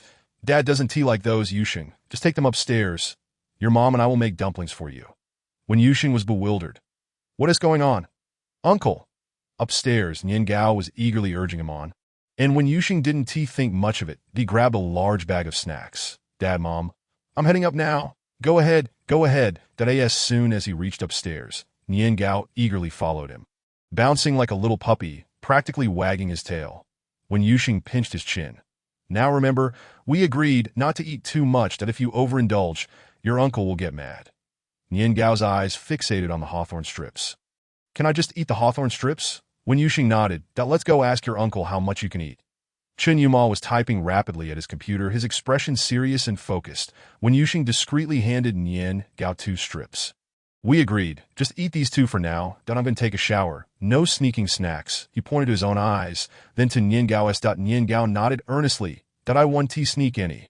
But I will peek. As Chen Yuma closed his computer, he noticed Nian Gao sitting with his back turned, surrounded by snacks. Chen Weinian? Nian Gao immediately turned around. Dad, come here quickly. These are the snacks Uncle bought. But I can't open this candy wrapper. Can you help me? Just then, when Yuxing, freshly out of the shower and still without his shirt, overheard Nian Gao's voice from the next room. Little Chen Weinian. No sneaking snacks. Nian Gao quickly retorted. I'm not sneaking. I'm just looking. I've never seen this kind of candy before. When Yuxing ignored him and went to dry his hair, Chen Yuma took the purple flat box from Nian Gao's hands and prepared to open it when the bold letters on the packaging caught his eye. His pupils constricted, and he instinctively glanced at Nian Gao. Nian Gao, do you know what this is? Nian Gao shook his head, his expression innocent. Dad, I haven't learned these words. I don't recognize them. Chen Yuma let out a rare sigh of relief. That's good.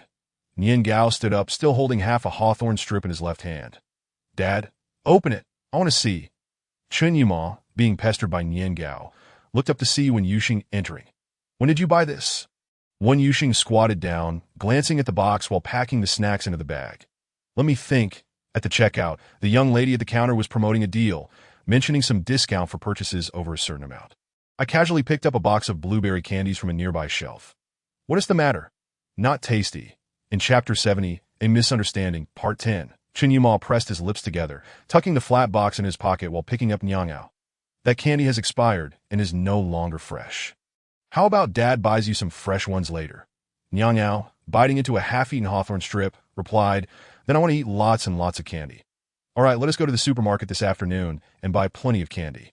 After putting Nyangao to sleep, when Yuxing approached, What is going on? It's really expired. No way. Let me see that if it's true. I need to go back and talk to him about selling expired food. What if I happen to miss it? Chen Yuma's gaze darkened as he stared at him. When Yuxing, feeling intimidated, stepped back several paces, still feeling it wasn't he enough, even shrinking back against the wall where Chen Yuma had cornered him. What is wrong? Are you in your sensitive period again? Saying this, when Yuxing didn't truly believe it. As an alpha, he knew that sensitive periods weren't as frequent as mating seasons. However, not saying anything would make him seem cowardly, and his eyes were wide with vigilance and wariness. Chen Yuma lowered his head, pulling a purple flat box from his pants pocket and handing it to Wen Yuxing. Let me check the expiration date. There were no further words. When Yuxing's face turned crimson, as if he were about to bleed, he kept his head down, unwilling to lift it.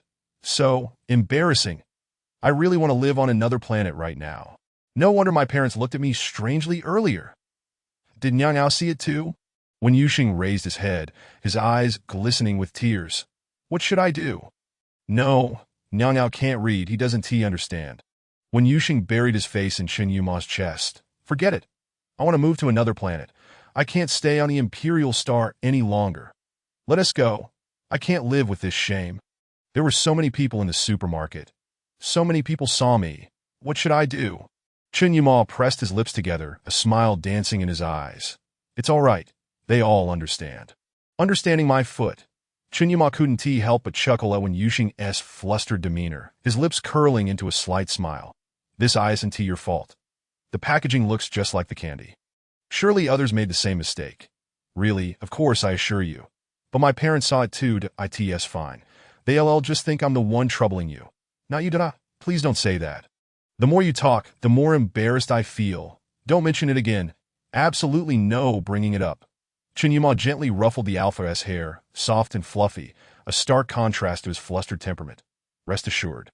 As long as you carry yourself confidently, no one will find it awkward. When Yang Ao was 1 year old, I had to attend a meeting at that time. I was overwhelmed, just becoming a father, learning everything anew. And I mistakenly packed Yang Ao's diapers in my briefcase. Imagine how embarrassing that was, but I remained composed, and others didn't think much of it. Even after the meeting, they would offer me advice on how to care for a child from a practical standpoint. My dear, I want to tell you, we are all human, with emotions and desires.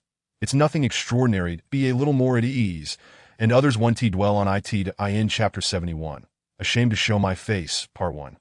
I can't be at ease, then I'll take you away from here, to a place where no one knows us, and we can start anew, or I could hide you away. Where no one can see you, you would be my precious alone, don't be silly.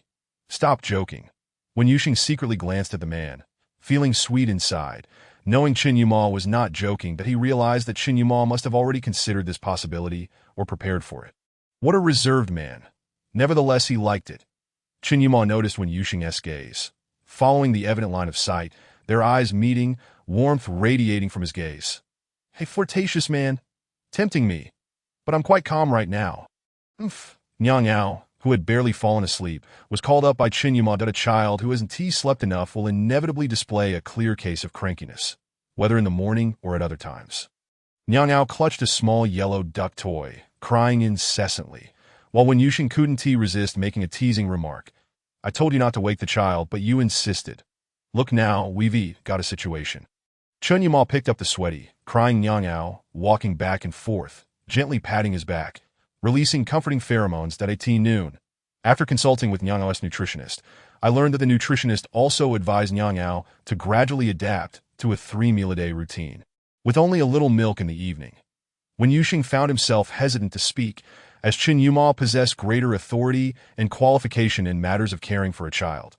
After a long pause without response, Chen Yimou, holding the now-awake Yang Ao, sat beside Wen Yuxing. Don't think you haven't done anything for Yang Ao, but I've always said, as long as you give birth to the child, I'll take care of him.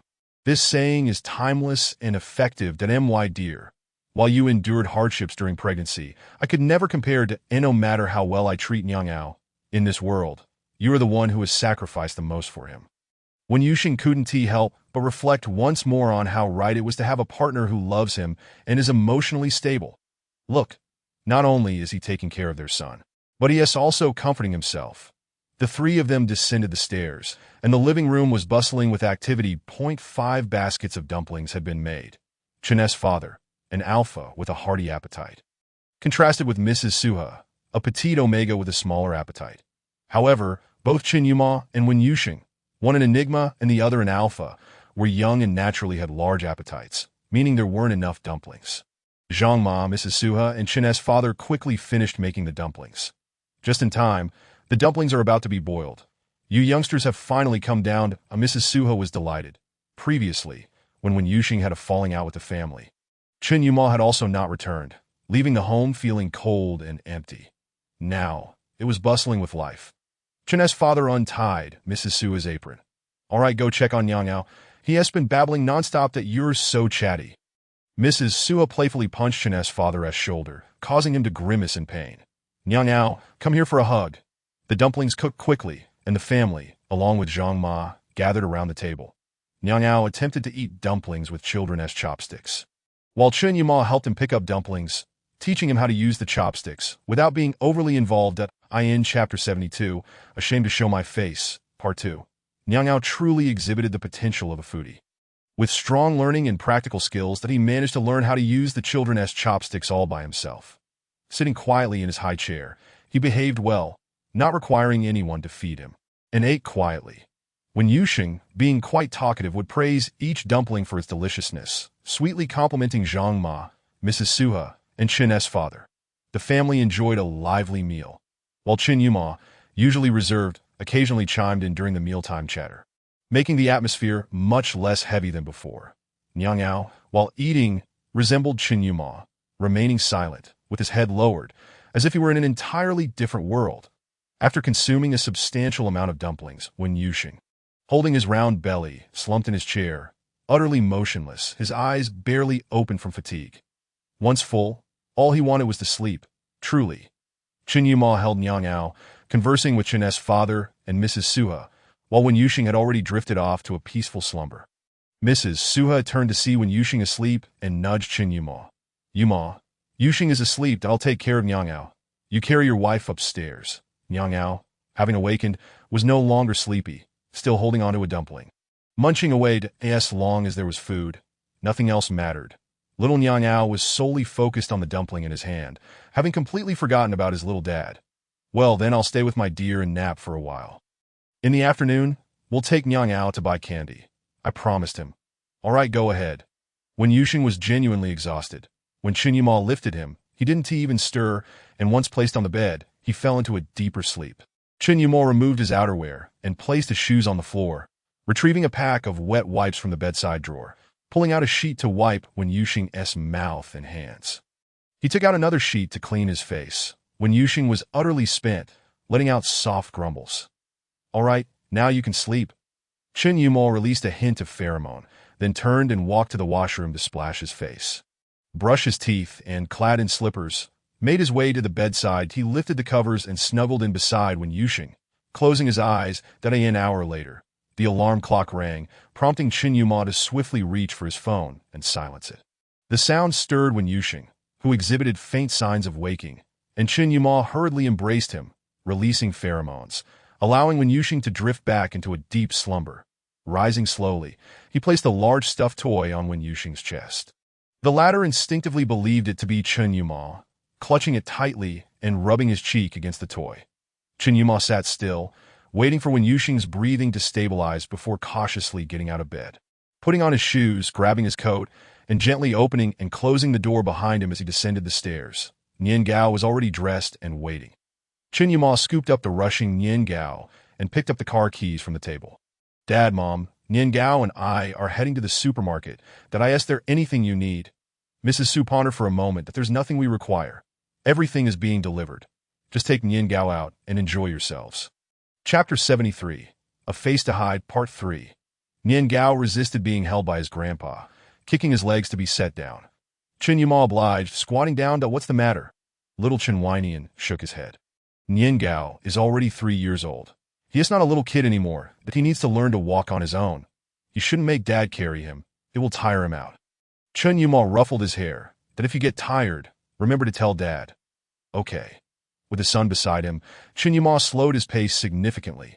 Upon reaching the door, he opened it and glanced at the little fellow. Nian Gao turned around, shouting, Grandpa, Grandma, Nian Gao is going out to play. Go on, go on.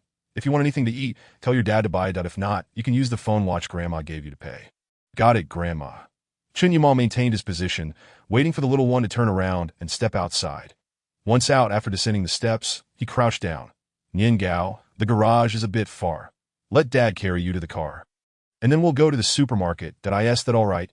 Nian Gao obediently nodded, extending his arm like a lotus root.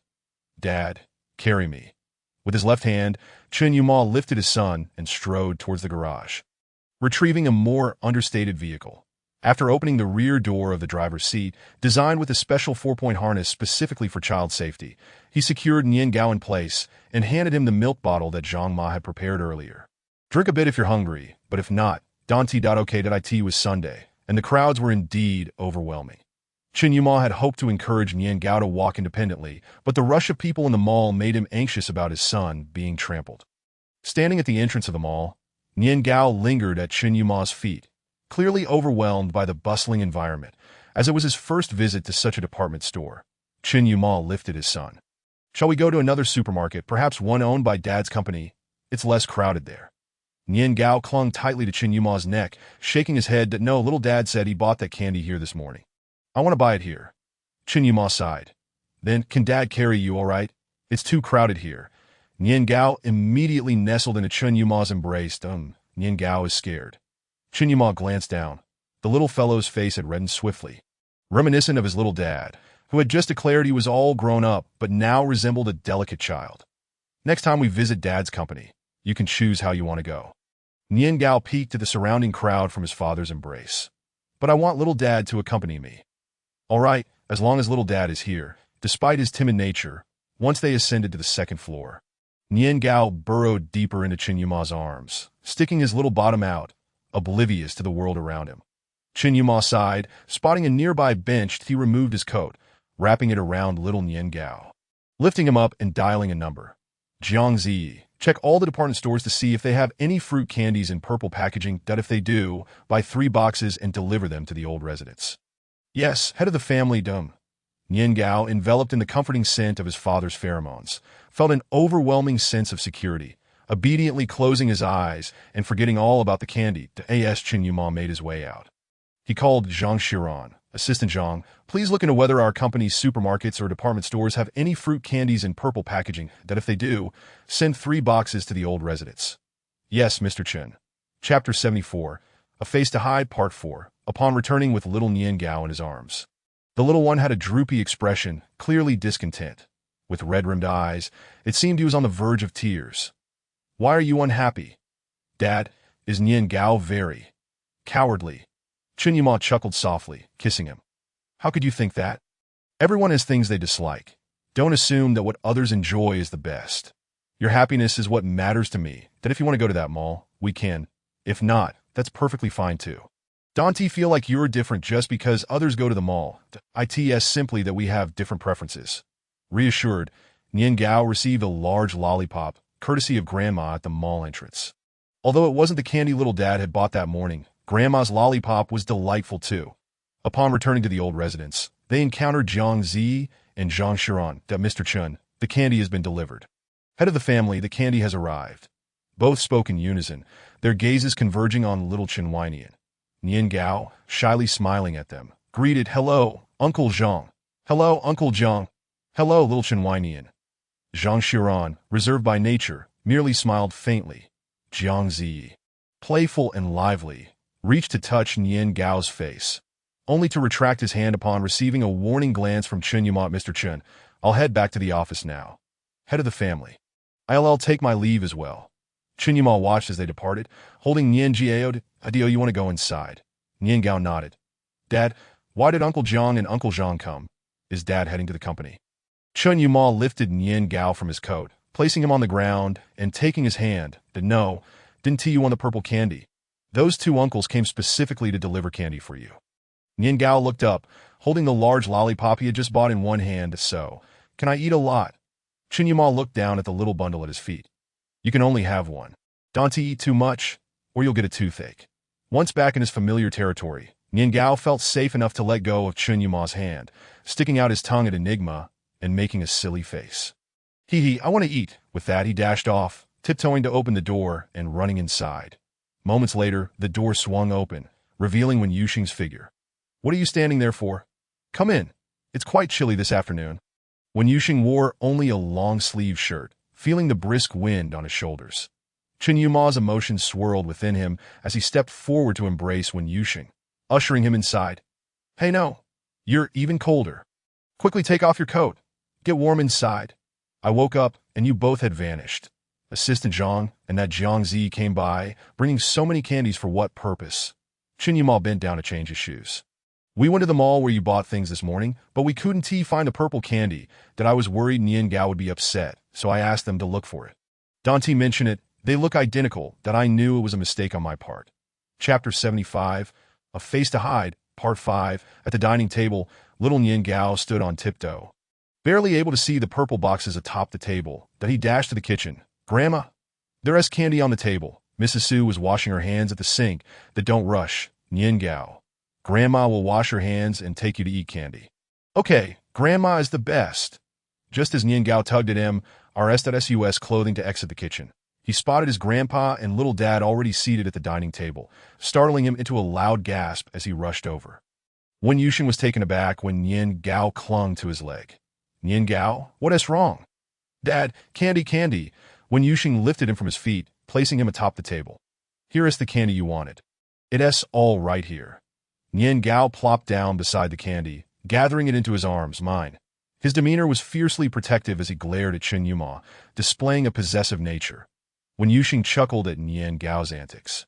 It's all yours. No one is going to take it. Besides, your grandpa bought it for you. How can you speak to him like that, you little ungrateful one? The glutinous rice cake playfully lifted its little bottom, nudging all the candy boxes to the farthest corner from Chen Yuma. After a moment's contemplation, it retrieved a piece of candy from one of the boxes and scampered over to Chen Yuma, declaring, Big Dad, have some candy. Clutching the candy in its hand, its expression was one of reluctance. Yet a smile flickered in Chen Yuma's eyes as he accepted the candy. The glutinous rice cake was taken aback. As Big Dad was not fond of sweets, how could he have accepted it? Not only did Chen Yuma accept it, but upon seeing his son's expression, he tore open the candy wrapper and popped it into his mouth, saying, one must learn to share. One cannot only think of indulging alone. Happiness, when shared, multiplies. That he affectionately ruffled his son's hair, devoid of any critique or reproach, yet it imparted to the newly 3-year-old Chen Weinian a sense of shame for the very first time. Embarrassed, he nodded and trudged to the table, pushing the candy box with great effort to the center, exclaiming, Dad, you should have some candy too, Grandpa, Grandma. Jean, Grandma, the glutinous rice cake is candy. Everyone come and share. Oh, what a considerate grandson. He even understands the importance of sharing his favorite treats. Grandma beamed with delight. Our little glutinous rice cake is truly a treasure. A little angel sent from above. So thoughtful. Aunt Zhang also happily accepted the candy offered by the glutinous rice cake, gently patting his chubby cheeks. Witnessing the entire scene, Wen Yuxing was left speechless in astonishment. Later that evening, the glutinous rice cake was taken by Lady Suha to sleep with Chen's father, granting the young couple a rare moment of solitude. Wen Yuxing nestled his head against Chen Yuma's chest, asking, was the glutinous rice cake always this adorable? Did you teach him that? Chen Yuma, likely on the verge of sleep, responded with a muffled voice. As Wen Yuxing shifted slightly, the sound of fabric rustled in the darkness that he leaned closer, stating, I've realized that you excel at educating the glutinous rice cake, not in that indoctrinating or authoritarian manner I've seen before. You truly regard him as an independent individual and communicate with him on equal footing. With his head bowed, Chen Yuma gazed at Wen Yuxing, whose eyes sparkled with light. No, this is my first time being a father as well. I am gradually discovering how to help the glutinous rice cake establish a correct outlook on life, values, and the world, that I am not as perfect as you might think. Chapter 76. A Face to Hide 6. Chen Yuma cautiously embraced Wen Yuxing's waist, expressing gratitude. Thank you, my dear son, for your immense affirmation. I have always felt that as a father, I have many shortcomings and have failed in numerous ways. Other fathers seem to have harmonious relationships with their sons, while I have been too strict with the glutinous rice cake, at times making him distant. Wen Yuxing moved closer, nuzzling, do not speak that way. I cherish you more than you know. Look, as a son, you are thoughtful, diligently studying, albeit at times you do not indulge in affection with your parents and appear rather stoic. As a husband, you are gentle, though occasionally you can be quite ferocious. As a father, you excel at connecting with children. What could be better? A flicker of amusement danced in Chen Yuma's eyes. That it was rare for the typically boisterous alpha to offer comfort, and his words were indeed sincere, filling him with warmth. In this rare moment of solitude, having not shared tender moments for quite some time, Chen Yuma remained still, while Wen Yuxing's mischievous thoughts began to stir. That there's no helping it. I'm both clumsy and playful, and that describes me perfectly. Just as he extended his mischievous hand, a knock echoed at the door. Yuxing, are you asleep? Wen Yuxing promptly dove under the covers, feigning sleep. Chen Yuma smirked. Mom, what is it? As he spoke, he slipped out of bed, put on his shoes, and opened the door to find the glutinous rice cake with tear-streaked cheeks being cradled by Chen's father, who was gently patting his back. The glutinous rice cake had been crying for Yuxing. Unable to be soothed, and after dinner had fallen asleep only to wake suddenly did I listen to you and gave little Whinian 200 milliliters of milk. He stopped crying but is now sitting up in bed and not sleeping. Upon seeing Chunyuma, the glutinous rice cake pouted, tears rolling down like large beads. You see, just like earlier in our room, he was quiet, merely shedding silent tears. Chunyuma kissed the glutinous rice cake's forehead, reassuring his mother. It's all right, Mom. The little one is just attached to his little dad. He will be fine shortly. You and Dad should go rest. Lady Suha appeared into the room with a hint of apology. Has Yuxing fallen asleep? Did I disturb you? Chunyuma chuckled softly. No, Yuxing has been going to bed early these days. That it's fine. I wasn't tired either. That's good to hear. Your father and I will head downstairs. You two take a rest. Chunyuma gently rocked the glutinous rice cake in his arms, whining and say goodbye to Grandpa and Grandma. The little one turned, "Good night, Grandpa and Grandma. Our dear grandson, good night," that as the door closed. The bedside lamp flickered to life. When Yuxing emerged from the covers, clapping his hands, whining and, "Daddy is here." The previously forlorn glutinous rice cake instantly brightened, kicking his legs in Chunyuma's embrace, eager to escape his big dad's hold. Chunyuma was unprepared for this sudden burst of energy and almost lost hold of the little one as he quickly grabbed him, playfully patting his chubby bottom. Why the rush? You almost fell. Today, the glutinous rice cake wore a little pig pajama, and after being playfully spanked, he glared at Chunyuma in indignation, promptly sinking his teeth into Chunyuma's chin. Enigma, rigid as stone, bore the bite, leading to only one outcome: self-inflicted suffering. Chapter 77. A Face to Hide 7. The glutinous rice cake's round almond-shaped eyes blinked in confusion, momentarily stunned by the pain. Wah wah wah. When Yuxing tossed aside the covers, not bothering to put on shoes, and hurried to the bedside. What happened? Let me see. Chunyuma passed the glutinous rice cake into Wen Yuxing's arms. The alpha cradled the little fluff ball, gently patting his soft back. No more tears, little one. Tell Daddy what happened. The glutinous rice cake pointed to his mouth. Teeth hurt. When Yuxing placed a kiss on his little face, Daddy's blowing will make it better. Just breathe, and it won't hurt anymore. Surprisingly, the glutinous rice cake stopped crying. Daddy blowing makes it not hurt anymore. When Yuxing pretended to blow a couple of times there, now our whinian is all better, right? Not a bit of pain, the little one, easily swayed by his little dad, nodded vigorously. Yes. Not painful at all. Daddy is amazing, so strong. Of course. Just look at who your little dad is. I can heal all ailments, banish all pain. Rest assured, it won't hurt at all. The glutinous rice cake hung on every word, like a devoted disciple, believing whatever his little dad said. So obedient, so sweet. He nodded solemnly, his gaze earnest and resolute, leaving Wen Yuxing slightly bashful. Wen Yuxing removed the little one's shoes and cradled him close, surveying him from all angles. Is this our Wanian's pajama? It suits you perfectly. You look so dapper. Wearing the little pig pajamas, the glutinous rice cake nodded shyly. Yes, it was bought by you, Daddy. Huh? I bought it. Yes, you bought it last year, saying it suited me well, but Big Dad said it was a bit big, so I never wore it. Grandma just found it for me. When Yuxing pinched the glutinous rice cake's armpit, lifting the little bundle for a closer look, I must say, based on my taste, even if this outfit were presented to me now, I would have to buy it for our little Whinian. It fits you like a glove, as if tailored just for our adorable little one. Complimented by his little dad, the glutinous rice cake settled into Wen Yuxing's embrace and soon drifted off to a peaceful slumber, breathing evenly, appearing utterly content. Chunyuma leaned closer, retrieving the children's wet wipes he had found earlier to gently clean the little one's face and hands that as the little one stirred in his sleep. Chunyuma released a hint of calming pheromones.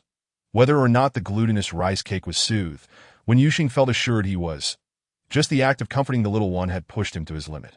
Should the glutinous rice cake cause any more trouble, he might truly lose his composure. My dear husband, you are truly remarkable. I salute you. You deserve it. When Yuxing gave Chunyuma a thumbs up, you are absolutely incredible. Just that brief moment wore me out. I can't fathom how you managed these past 3 years. You have worked hard. Don't say I have struggled. You have had your share of difficulties. Chunyuma shifted the glutinous rice cake to his side, moving closer to Wen Yuxing, slipping under the covers and embracing his fragrant wife. No, Whinian is very much like you. Every time I face him, I feel as though I am looking at the younger version of you, that I cannot be angry, only filled with joy. Chapter 78. A Face to Hide. 8. What kind of absurdity is this?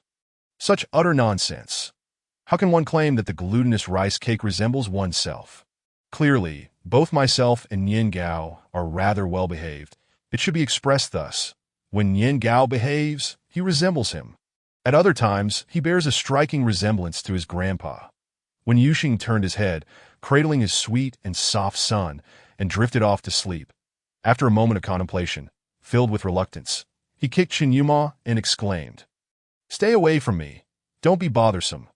Chen Yuma, with a sense of helplessness, found himself covered by a half-draped quilt, his large frame leaning against the edge of the bed. The vast expanse of the bed was occupied by his alpha and son. As usual, when Yuxing awoke the latest in the household, Nian Gao was being lifted by Chen Yuma to don his trousers. That as when Yuxing turned, he found himself grasping at emptiness. Both sides were devoid of company. Slowly, he opened his eyes and asked, "What time is it?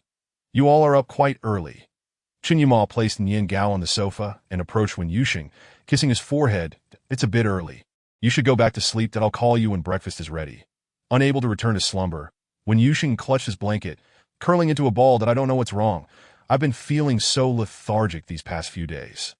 He reminisced, "I used to be so full of energy, gaming all night long, that I would naturally wake up around 5 in the morning. Now, my days consist solely of eating and sleeping. I eat, then sleep. And upon waking, I eat again." Chen Yuma furrowed his brow slightly, a hint of confusion flickering in his eyes. "Papa." On the sofa, Nian Gao was clad in the overalls his grandpa had always recommended.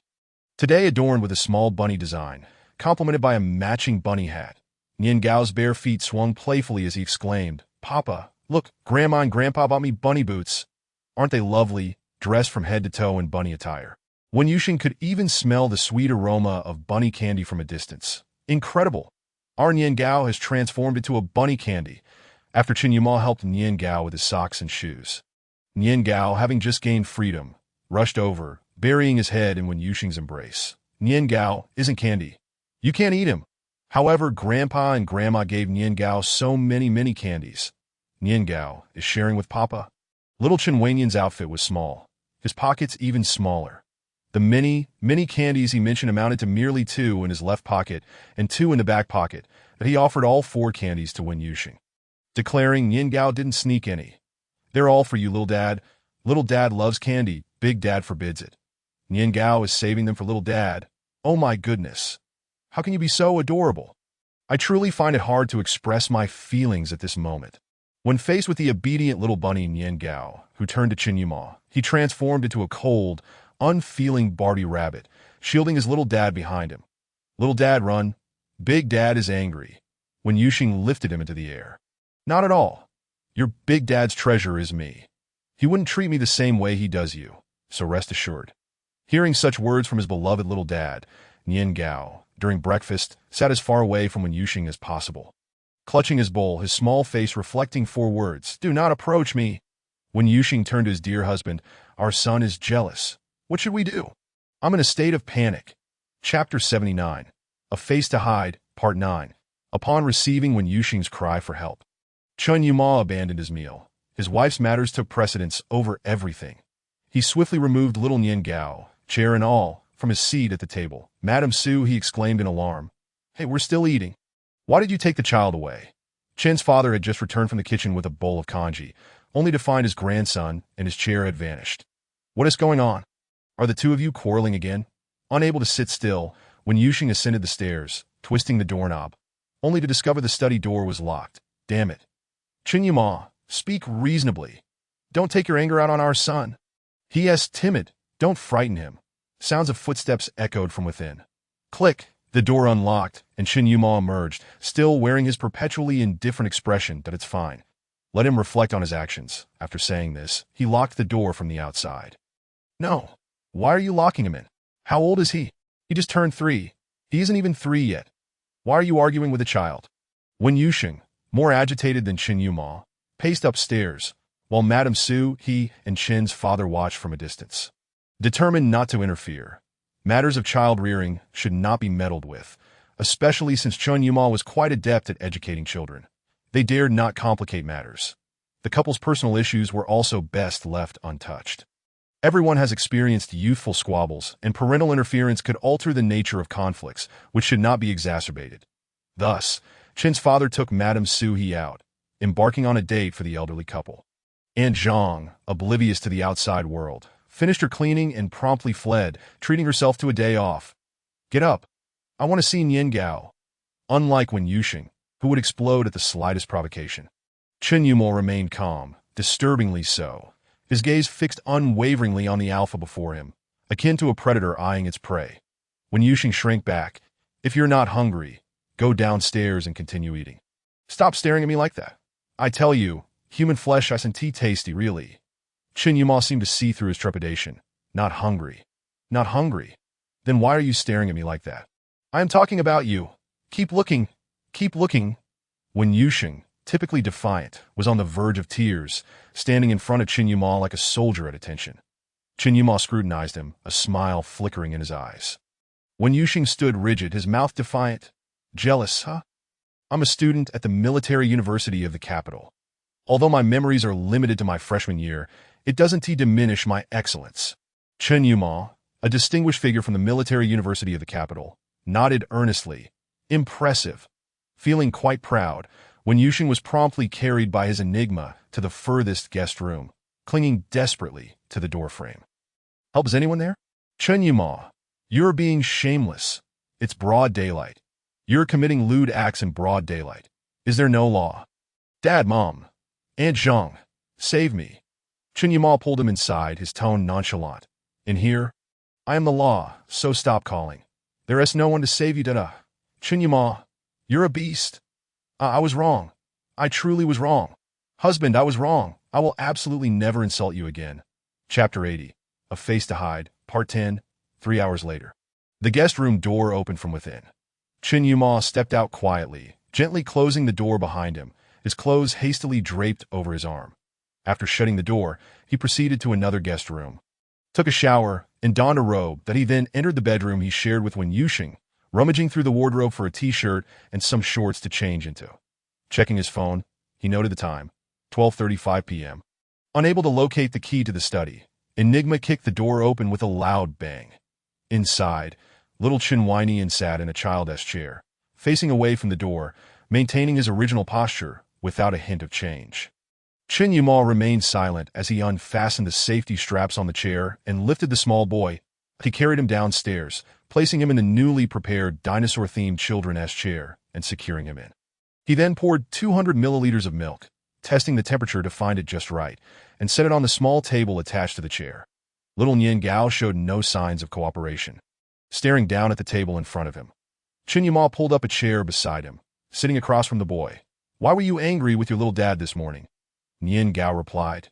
Chen Weinian, your little dad is my partner. We are to spend our lives together. He loves me, and I love him. We are the most important people to each other. When you grow up, you too will encounter someone who loves you deeply. Someone who loves you more than their own life.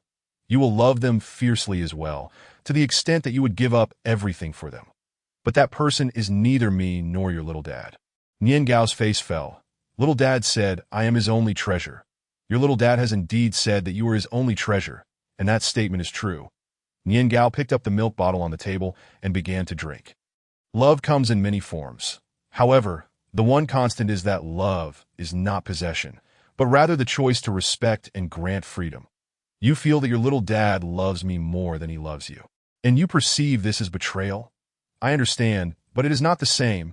Your little dad loves you, your father loves you, your grandfather loves you, and your grandmother loves you. This is all simply because you are you, and not for any other reason. But do you not love your little dad, even while loving your grandparents?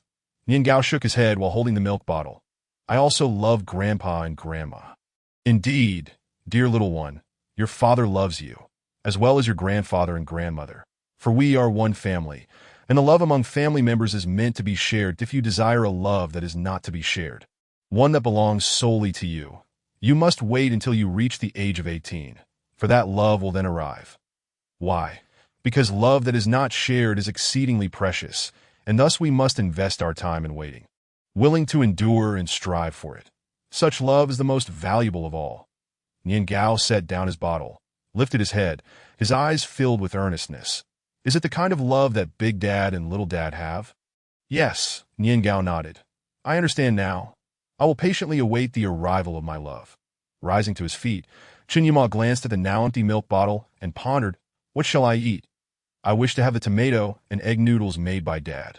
Chen Yuma entered the kitchen, finding there was still plenty of the previously made tomato and egg soup, so he could simply boil the noodles. From the third drawer of the cabinet, he retrieved a pack of children's vegetable noodles, opened it to reveal 5 bundles, and took out 3 that once the water boiled. He added them in.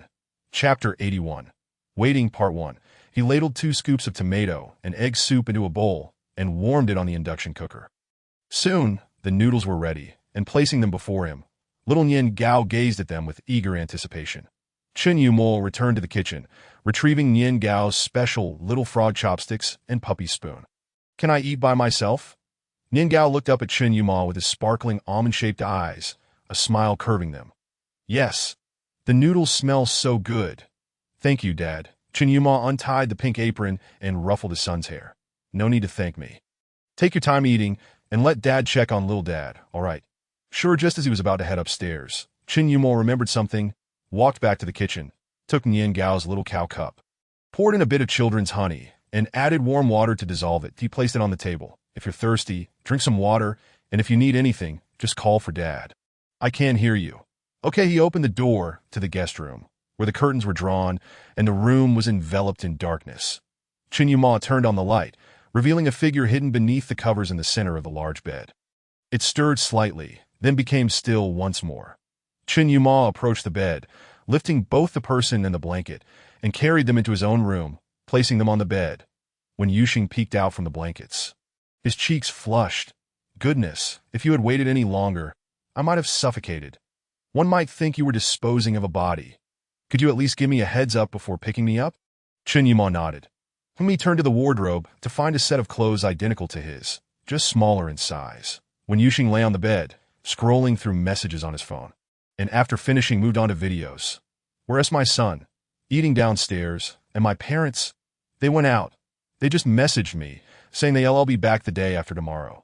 Chen Yuma tossed the blanket onto the floor, preparing to dress when Yuxing. Wait, I'm all dirty. Let me take a shower first. You can go attend to our son. Chen Yuma stood for a moment, then began to remove his own clothes. Startled when Yuxing scrambled to the side, Whoa. I warn you, Chen Yuma, leave a little room for future encounters. Even if you're going mad, you can't just pick one spot to take advantage of. Chen Yuma shot him a glance and stepped into the bathroom to fill the tub. Once the water was ready, he returned, scooping up the bewildered Wen Yuxing and carrying him into the bathroom. Do you still have the energy to shower? How can I not have energy? After washing up, feeling completely refreshed, Wen Yuxing lay on the bed, playing on his phone. Chen Yuma retrieved a tube of ointment from the second drawer of the nightstand, opened it, squeezed a bit onto his fingertip. The blue, slightly transparent ointment emitted a faint, cooling fragrance, reminiscent of the icy scent he carried. After applying the ointment, Chen Yuma took a wet wipe to clean his hands. What do you feel like eating? When Yuxing continued his game. Anything will do. How about I make some scallion porridge? Would you like that? I want something spicy like hot pot. Chen Yuma applied a little pressure with his hand on Wen Yuxing's lower back, causing him to wince in pain. Are you trying to murder your husband? We can only have the clear soup for hot pot. Fine, clear soup it is. I just want hot pot. All right, take your time. I'll go check on Nian Gao to go on. When you come back, bring me a cup of water. I'm not too thirsty at the moment, but one never knows when one might get thirsty. Chapter 82. Waiting. Part 2. Downstairs. Nian Gao was sitting on a stool sipping honey water. Chen Yuma noticed the bowl was quite clean. Even the little one who usually disliked soup had finished it all today. Upon seeing Big Dad come down, Nian Gao eagerly gulped down the honey water and looked up at him with bright eyes. Chen Yuma pinched his ear. Well done, Nian Gao. Little Chen Weinian was so pleased that his little feet began to dance. Chen Yuma unbuckled the safety belt, lifting him out. Come, let us go see your little dad. Chen Yuma carried the child into the kitchen, holding Nian Gao with his left arm while his right reached into the cabinet for Wen Yuxing's cup. He poured in just a few drops of honey, as Wen Yuxing was not fond of sweet things that he had once declared. Honey? That's only for omegas. I'm a pure alpha. I don't like sweets. And even less honey water. After securing the lid on the honey, Chen Yuma, with son in tow, ascended the stairs and set Nian Gao down on the floor. He opened the door. Nian Gao, tiptoeing, ran to open it. Wen Yuxing was lying on the bed watching a gaming livestream when suddenly a small bundle landed on his chest. Looking down, he exclaimed, "Nian Gao, Dad missed you so much, sweetheart. Forget the phone. Forget the livestream. Nothing is as important as my son." He scooped up Nian Gao and held him close. "Are you hungry?" Nian Gao rubbed his round belly.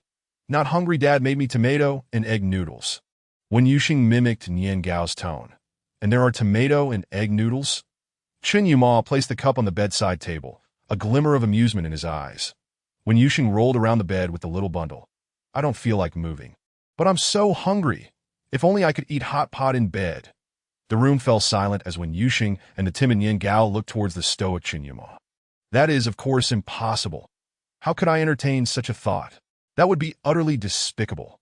Nian Gao, you must not think that way, understand? Little Chen Weinian?" Chen Yuma lifted Nian Gao, gazing deeply at Wen Yuxing. "I'll go prepare the ingredients. You get ready to come down for dinner soon." "Sure thing, darling." As Chen Yuma stepped out, Wen Yuxing kicked the air. "What are you showing off for? I'm not afraid of you. Come back if you dare. I'll knock your teeth out." The next moment, the door swung open, and Wen Yuxing's foot froze mid-kick. "Dad, Nian Gao is here for you? What a relief. I thought I might not see tomorrow's sun." He quickly scooped up Nian Gao and kissed him. "You scared me to death. I almost thought I was a goner. Thankfully, it's our little angel Nian Gao." Nian Gao blushed and smiled. Pure and innocent. The two of them, one big and one small, lay on the bed watching animated shows on their phones. Wen Yuxing was engrossed, but soon something weighed down his right arm, and he turned to find Nian Gao fast asleep. How peculiar. This show is so captivating, and yet he fell asleep.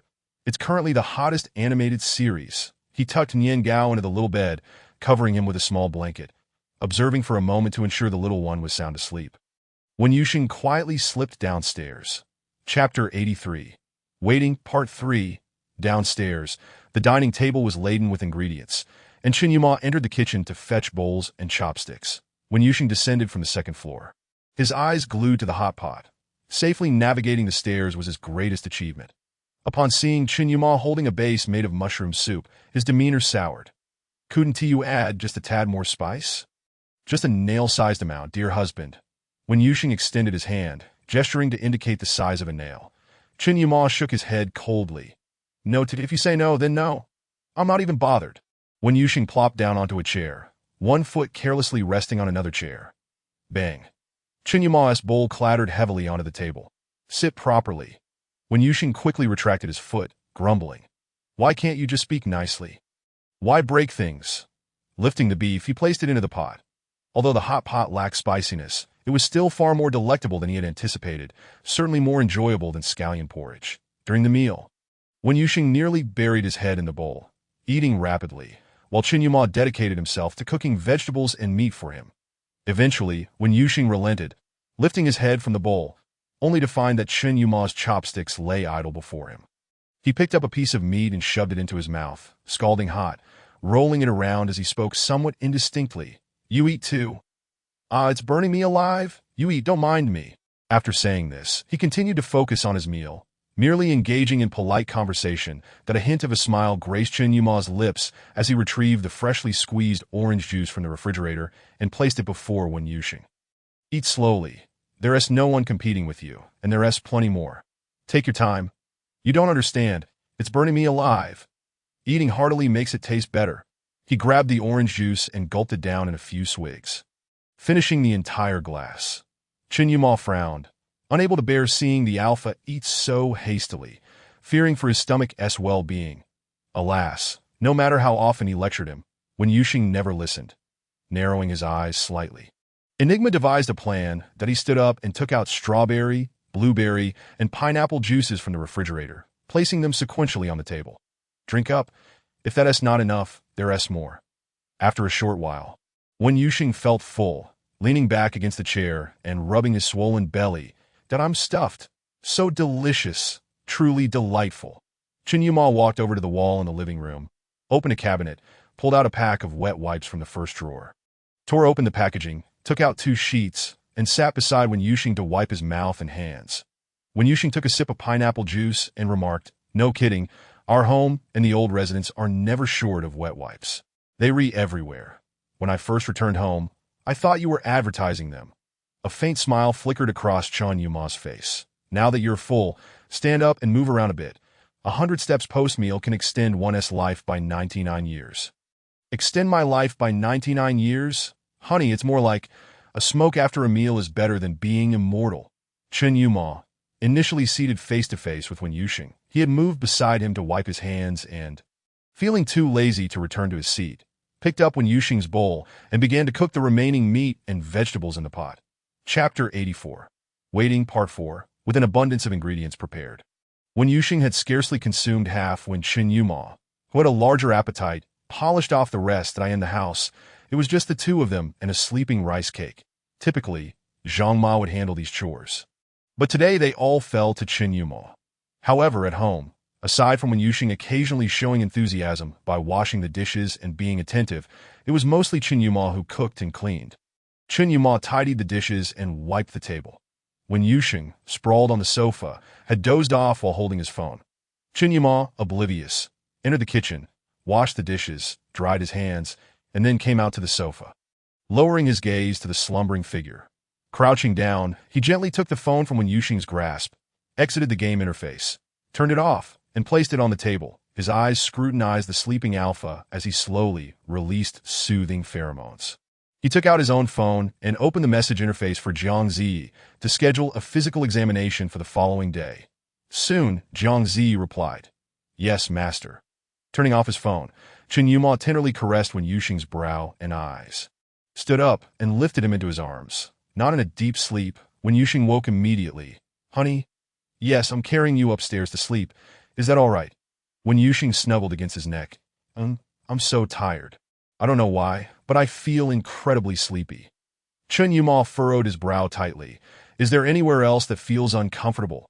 Wen Yuxing remained silent as they ascended the stairs, patiently waiting, before reaching the bedroom. The soft sound of breathing indicated that Wen Yuxing had fallen asleep. That Enigma's gaze flickered as he looked at the person in his arms, pushed open the bedroom door, and laid the alpha on the bed, removing his shoes and covering him with a blanket. Wen Yuxing's brow slightly furrowed, seemingly uncomfortable even in his dreams. Chun Yuma placed his hand under the covers on his flat abdomen, slowly releasing calming pheromones. "My dear, be good, all right?" Perhaps Chun Yuma's words truly held power, or perhaps his pheromones soothed Wen Yuxing, as the alpha gradually relaxed his brow and drifted back into a deep sleep. Waking up later that evening, Wen Yuxing found the room enveloped in darkness, causing him to feel somewhat disoriented. The day had passed in a topsy-turvy manner, even absurdly so, leaving him with a sense of bewilderment regarding the time. Sitting up, the blanket slipped off, and Wen Yuxing slipped on his shoes, turned on the bedroom light, squinting at the bright illumination. Laughter and chatter from downstairs floated up to him. He rubbed his eyes, opened the door, and stood at the second-floor railing. Madame Suha and Chen's father were gathered around the sleeping rice cake, while Zhang Ma had returned. Chun Yuma sat not far from them, watching the rice cake dance about with a shiny little orb in hand. Upon noticing Wen Yuxing, he quickly stood up and hurried upstairs, his voice gentle. "You're awake." Seeing the man approach, Wen Yuxing felt inexplicably aggrieved. Hold me." Chun Yuma wrapped his arms around him. "What's wrong?" The fluffy head nuzzled against Enigma's shoulder. "I don't know. I just suddenly feel so wronged. Am I sick?" "Nothing's wrong. Why would you feel wronged?" Chun Yuma lifted him effortlessly, carrying him into the bedroom and seating him on the bed. Chapter 85. Waiting, Part 5. Wen Yuxing squirmed uncomfortably. Could you put me down?" Chun Yuma remained silent, simply gazing at him intently. After a long while, Wen Yuxing could no longer withstand the prickling sensation of Chun Yuma's gaze. Taking a deep breath, spit it out.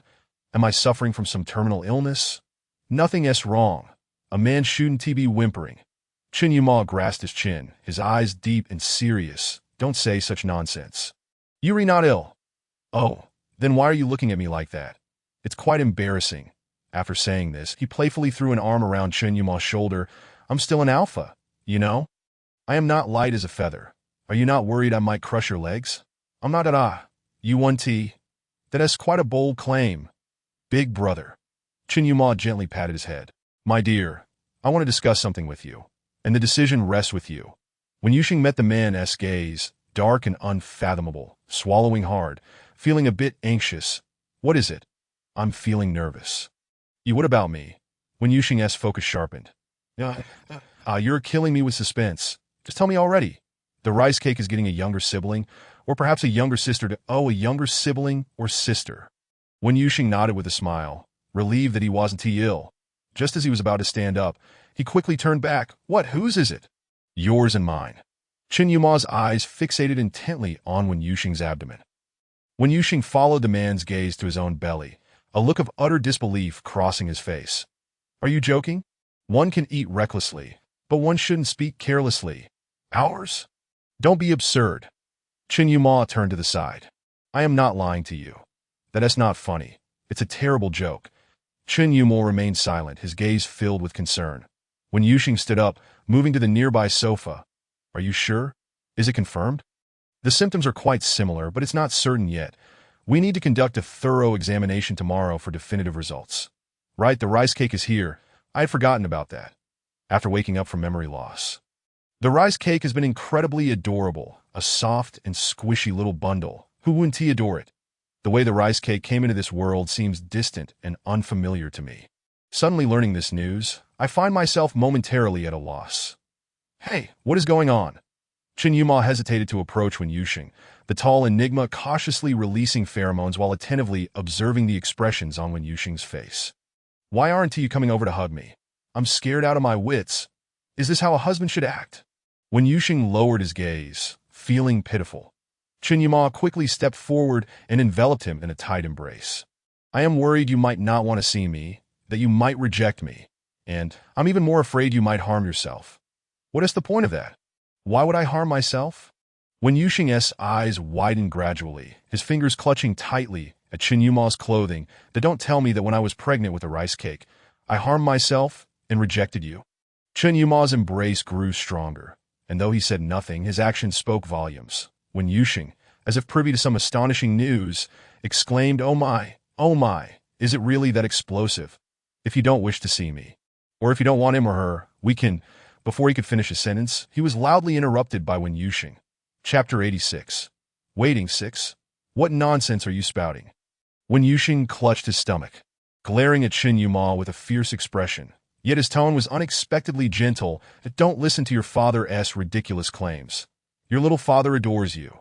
You mustn't sulk in silence. After saying this, he pointed at Chen Yuma's nose, took out his phone, and began typing furiously. That I warn you. If you dare to speak such nonsense, I'll make you pay. What if the child hears this? What then? After sending the message to Chen Yuma, he shook his phone to show him.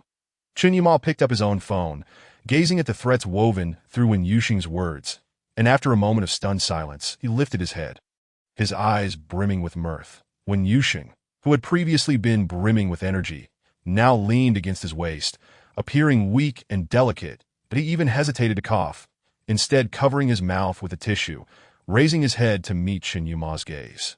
Hurry and help me sit down, dear father of our child. Chen Yuma chuckled as he wrapped his arms around him. Dear child, we haven't even had a checkup yet. There's no need to fret so much. The alpha within him shot him a glare. Nonsense. If I say it is, then it is. Our hearts are intertwined.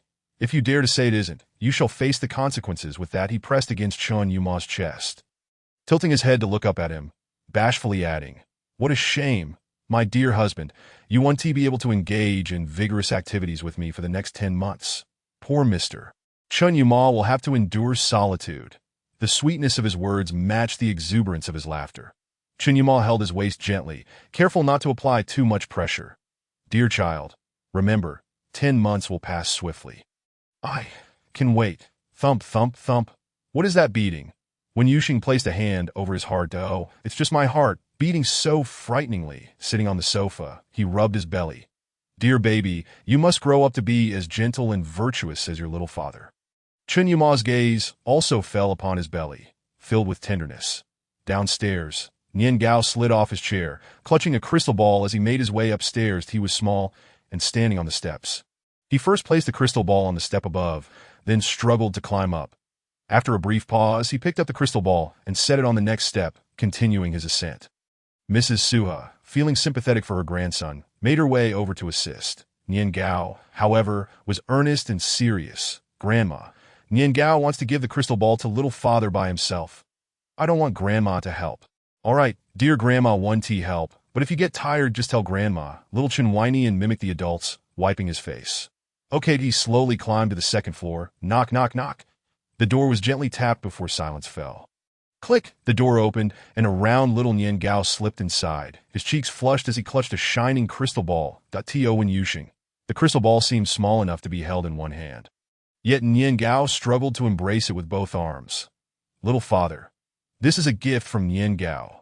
Chen Yuma hurried to his feet and ran over. Scooping up his son, he attempted to take the crystal ball. But Nian Gao clutched it tightly to his chest, his face red and forehead sweaty, stubbornly declaring, Nian Gao wants to give it to little father himself. Chapter 87. Waiting 7. All right, you can give it to little father yourself. Come here. Chen Yuma pretended to casually pat Nian Gao's back. Little father is feeling unwell today. Can we be a little gentler, Nian Gao? Nian Gao readily complied. Nian Gao 1T make little father uncomfortable. The little one, clutching the crystal ball tightly, made his way to Wen Yuxing, his little face drenched in sweat. Daddy, this crystal ball is for you. Your birthday is coming soon. I asked Grandpa and Grandma to use my New Year money to buy it for you. Wen Yuxing's heart swelled with affection. Oh my goodness. Nian Gao, I love you so much. How can you be so adorable? Nian Gao tilted his round little face upward. Nian Gao is Daddy's baby. Yes, our Nian Gao is Daddy's baby. Nian Gao beamed as he stretched out his arms like lotus stems. Daddy, hug me. Wen Yuxing's heart overflowed with adoration for the little one before him, that he bent down to embrace him, but was preempted by Chen Yuma. Nian Gao, let Big Father hold you, okay? Nian Gao kissed Chen Yuma's chin. Nian Gao likes Big Father too. Yes, Big Father loves our Nian Gao. He lifted his son and gently sat down by the bed. Chen Yuma tentatively placed Nian Gao's hand on Wen Yuxing's belly. Little Nian Gao wants to tell you something. Little Chen whiny and blinked his thick eyelashes. Did I ask the little sister here? Before Chen Yuma could respond, he was interrupted. Will Nian Gao not like the little sister? Nian Gao shook his head. Then no. Nian Gao likes the little sister. I will protect her well. What if it's a little brother? Why a little brother? Chen Yuma paused for a moment before gently saying, because we don't know if it will be a brother or a sister. If it's a brother, will Nian Gao not like him? Nian Gao's big eyes were filled with confusion. Brother? Is he handsome? Of course he is handsome, just like our Nian Gao. Then I will be very nice to my brother. Chen Yuma kissed Nian Gao's cheek. No matter if it's a brother or sister, Nian Gao will always be Big Father and Little Father's treasure, the best treasure that will never change. Nian Gao was overjoyed, sitting in Big Father's embrace, and soon fell asleep. Wen Yuxing, feeling a pang of affection, kissed his little hand. That Nian Gao is so understanding. He must be exhausted today. Chen Yuma took out a wet wipe, gently cleaning Nian Gao's face and hands before placing him in his little bed, softly patting his belly to lull him back to sleep. Before long, Nian Gao was soundly asleep, clutching his teddy bear. Wen Yuxing, feeling a bit tired himself, leaned back on the bed.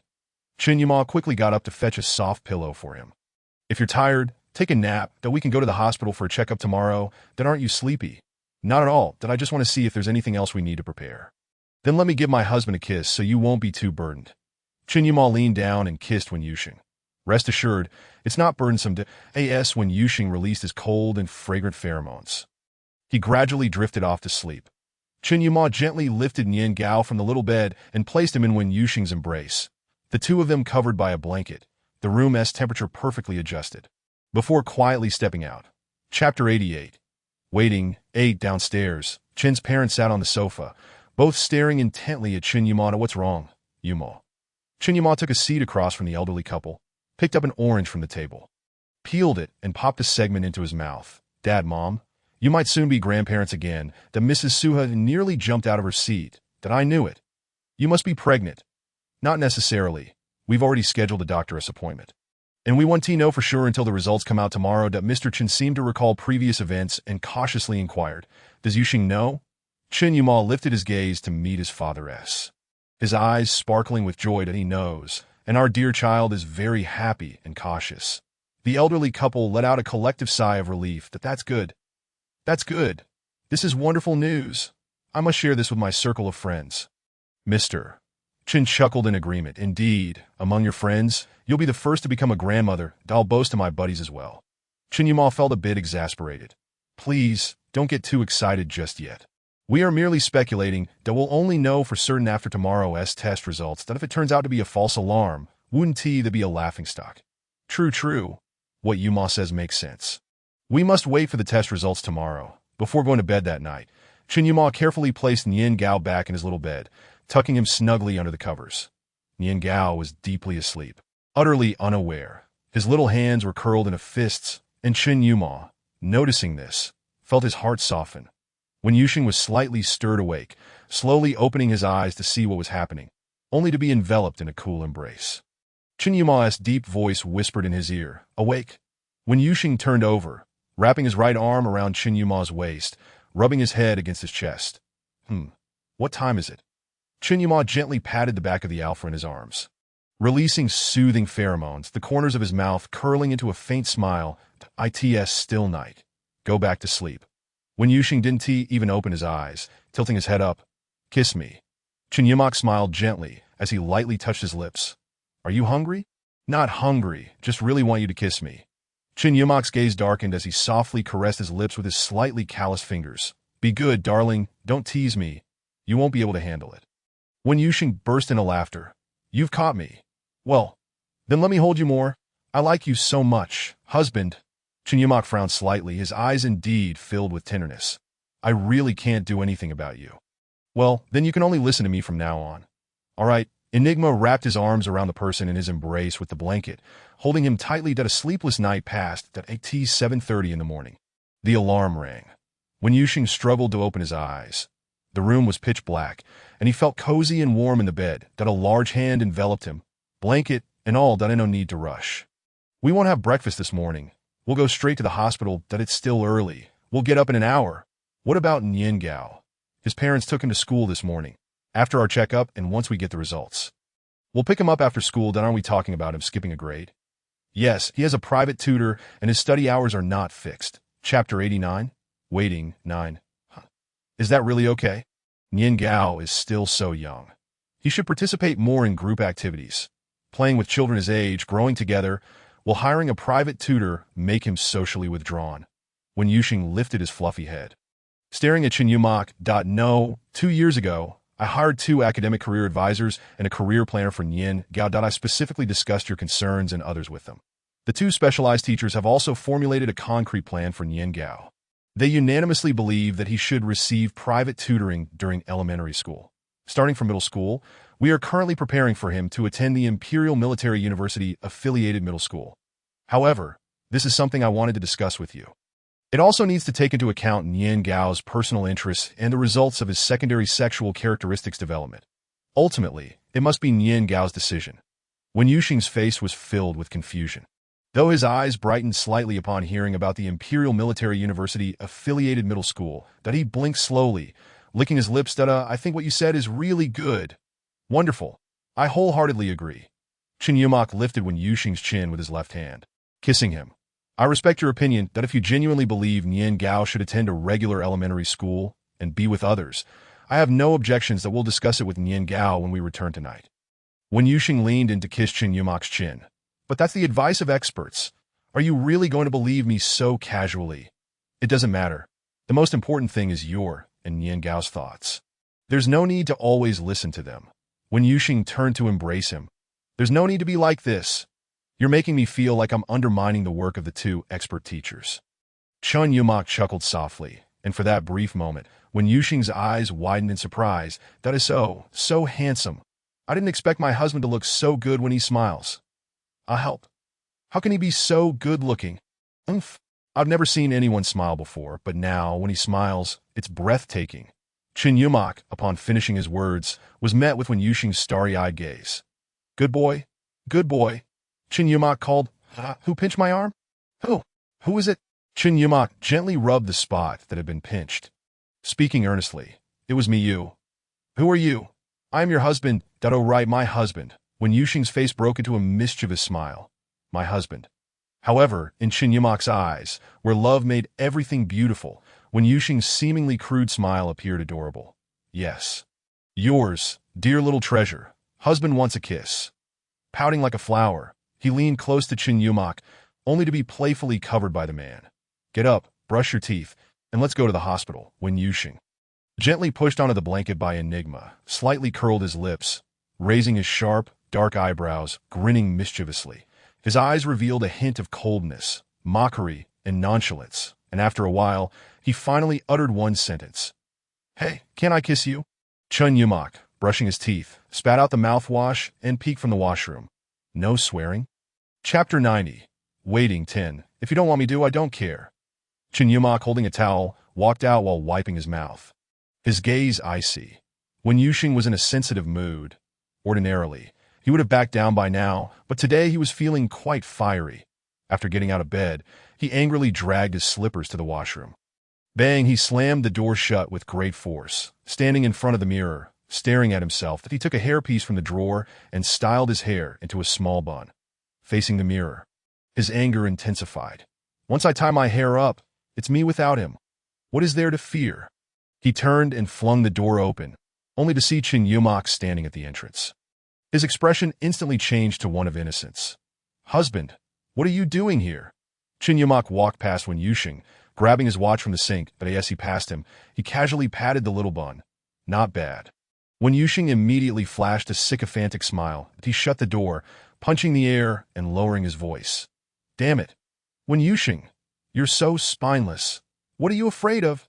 Go for it. Knock, knock, knock.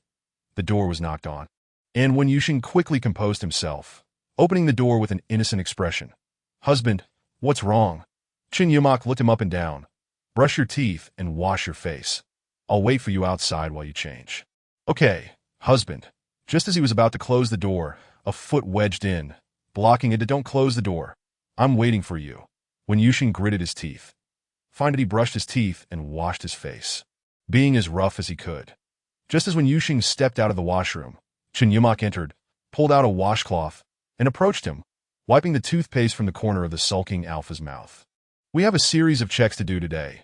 I prepared loose clothing for you. Did I ask that all right? Wen Yuxing turned his body, facing away from him, remaining silent.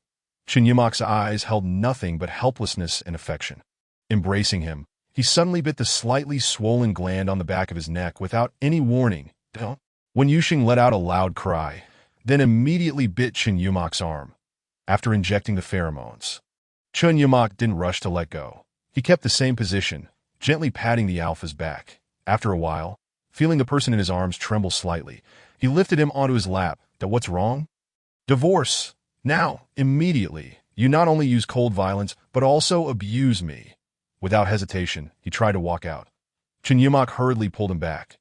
Wen Yuxing, being an alpha, was quite strong when he got angry, and Chen Yumak, considering his well-being, didn't dare to use too much force. They tugged back and forth several times, and growing impatient, Chen Yumak pressed him onto the bed. Are you done making a fuss? His tone was calm. Yet, Wen Yuxing's face was filled with disbelief. You're still scolding me. Ooh, I can't live like this anymore. Chen Yumak was at a loss, not knowing how to respond to his mix of crying and laughter. He pinned the alpha's shoulders down and kissed his incessantly chattering lips. Wen Yuxing felt dizzy from the kiss, his breathing quickening.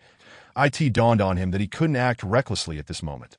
He reached out to push Chen Yumak away, but was domineeringly restrained. Their fingers interlocked fiercely. Chapter 91. Aggrieved one. Chen Yumak. Wen Yuxing's voice was filled with panic.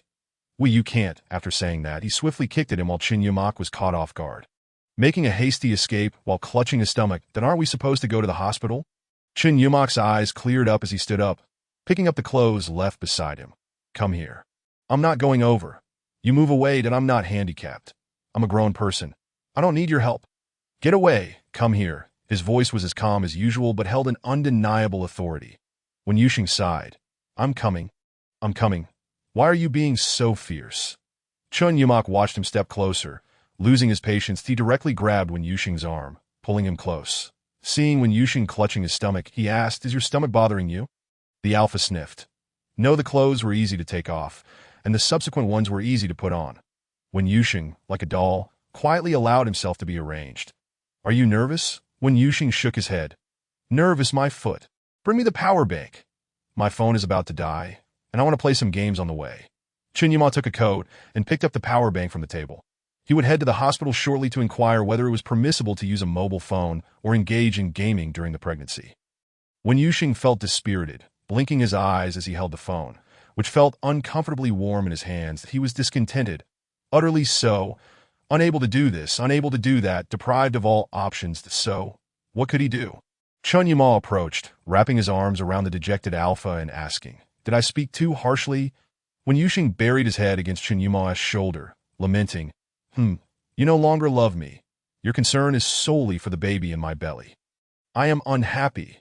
Chen Yuma set aside what he was holding and gently kissed the Alpha's forehead, saying, "I'm not worried about him. My only concern is for you that in fact, I would prefer not to have a child. As long as you are safe, don't make your words sound so pleasant. I don't believe you." Chen Yuma softly released his pheromones. "All right, then let us not believe it and my dear. Let us do as you wish. Don't torment yourself. You're going to drive me mad." Chen Yuma squeezed his gland with his left hand, causing Wen Yuxing to freeze like a cat caught by the throat, paralyzed with fear. Let go. If you don't let go, you're not a man. If you're a man, let us fight it out. I'll tell you, I'm not afraid of you." Chen Yuma glanced at his watch.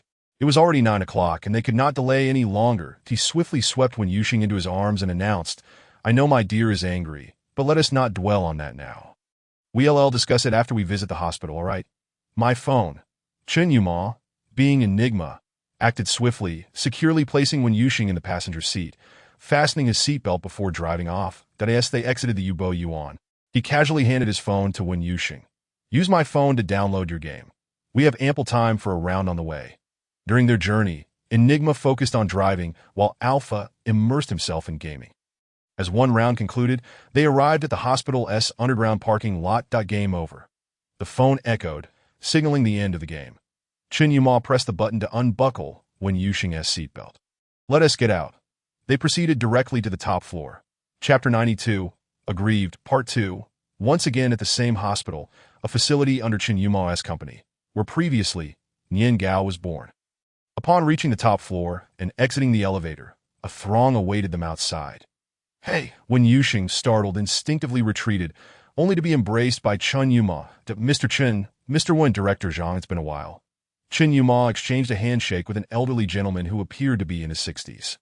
Wen Yuxing scrutinized the man before him, feeling an odd familiarity, as if he had encountered him before. After shaking hands with Chen Yuma, Director Zhang turned to Wen Yuxing. "Mr. Wen, it's been a long time. I wonder if your memory has returned." The old man smiled warmly, and Wen Yuxing suddenly recalled, "Oh, hello. I didn't remember at first." Director Zhang's smile faltered momentarily before brightening even more. "Mr. Wen, you remain as humorous as ever." Wen Yuxing felt at a loss for words, awkwardly laughing a couple of times, his gaze darting towards Chen Yuma.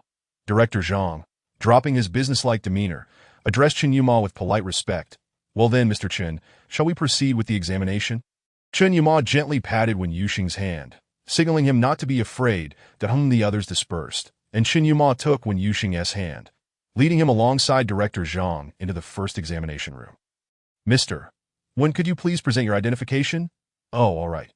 After replying, Wen Yuxing glanced at Chen Yuma, clearly realizing he had neither brought it nor knew it was required. Chen Yuma retrieved Wen Yuxing's identification from his jacket pocket and handed it to Director Zhang while helping the Alpha to a nearby sofa. Wen Yuxing's eyes sparkled. "You really brought it." Chen Yuma held his hand. "When I first came here during Nian Gao's pregnancy, I prepared extensively. Now, I feel much more at ease." Director Zhang placed Wen Yuxing's ID on a machine, and the computer screen automatically displayed all of Wen Yuxing's previous information. As he examined the data, his brow furrowed. Pointing at an evidently incorrect piece of information, he was about to speak when Chen Yuma stood up. "Director Zhang, you weren't present then.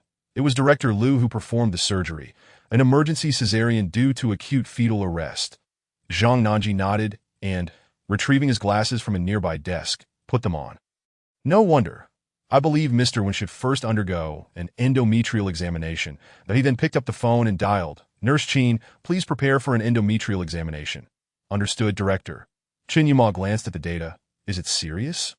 Zhang Nanji shook his head. "Not particularly severe. Director Liu handled it well. Had I been the one to operate, I would have chosen the same method. However, given the severe degeneration of the alpha's reproductive cavity. Whether it can withstand another pregnancy remains uncertain. Nonetheless, I reviewed Mr. Win's previous test results, which were all quite good. The sudden fetal arrest and even rupture of the endometrium are what raised my suspicions. After speaking, he lifted his gaze to Chen Yuma. The usually impassive Chen Yuma's expression cracked for the first time, his head bowed, refusing to engage. Chapter 93. Aggrieved, Part 3. Knock, knock, knock. A timely knock at the door shattered the tense atmosphere within. Director, come in. A beta female nurse entered. Director, the equipment is ready.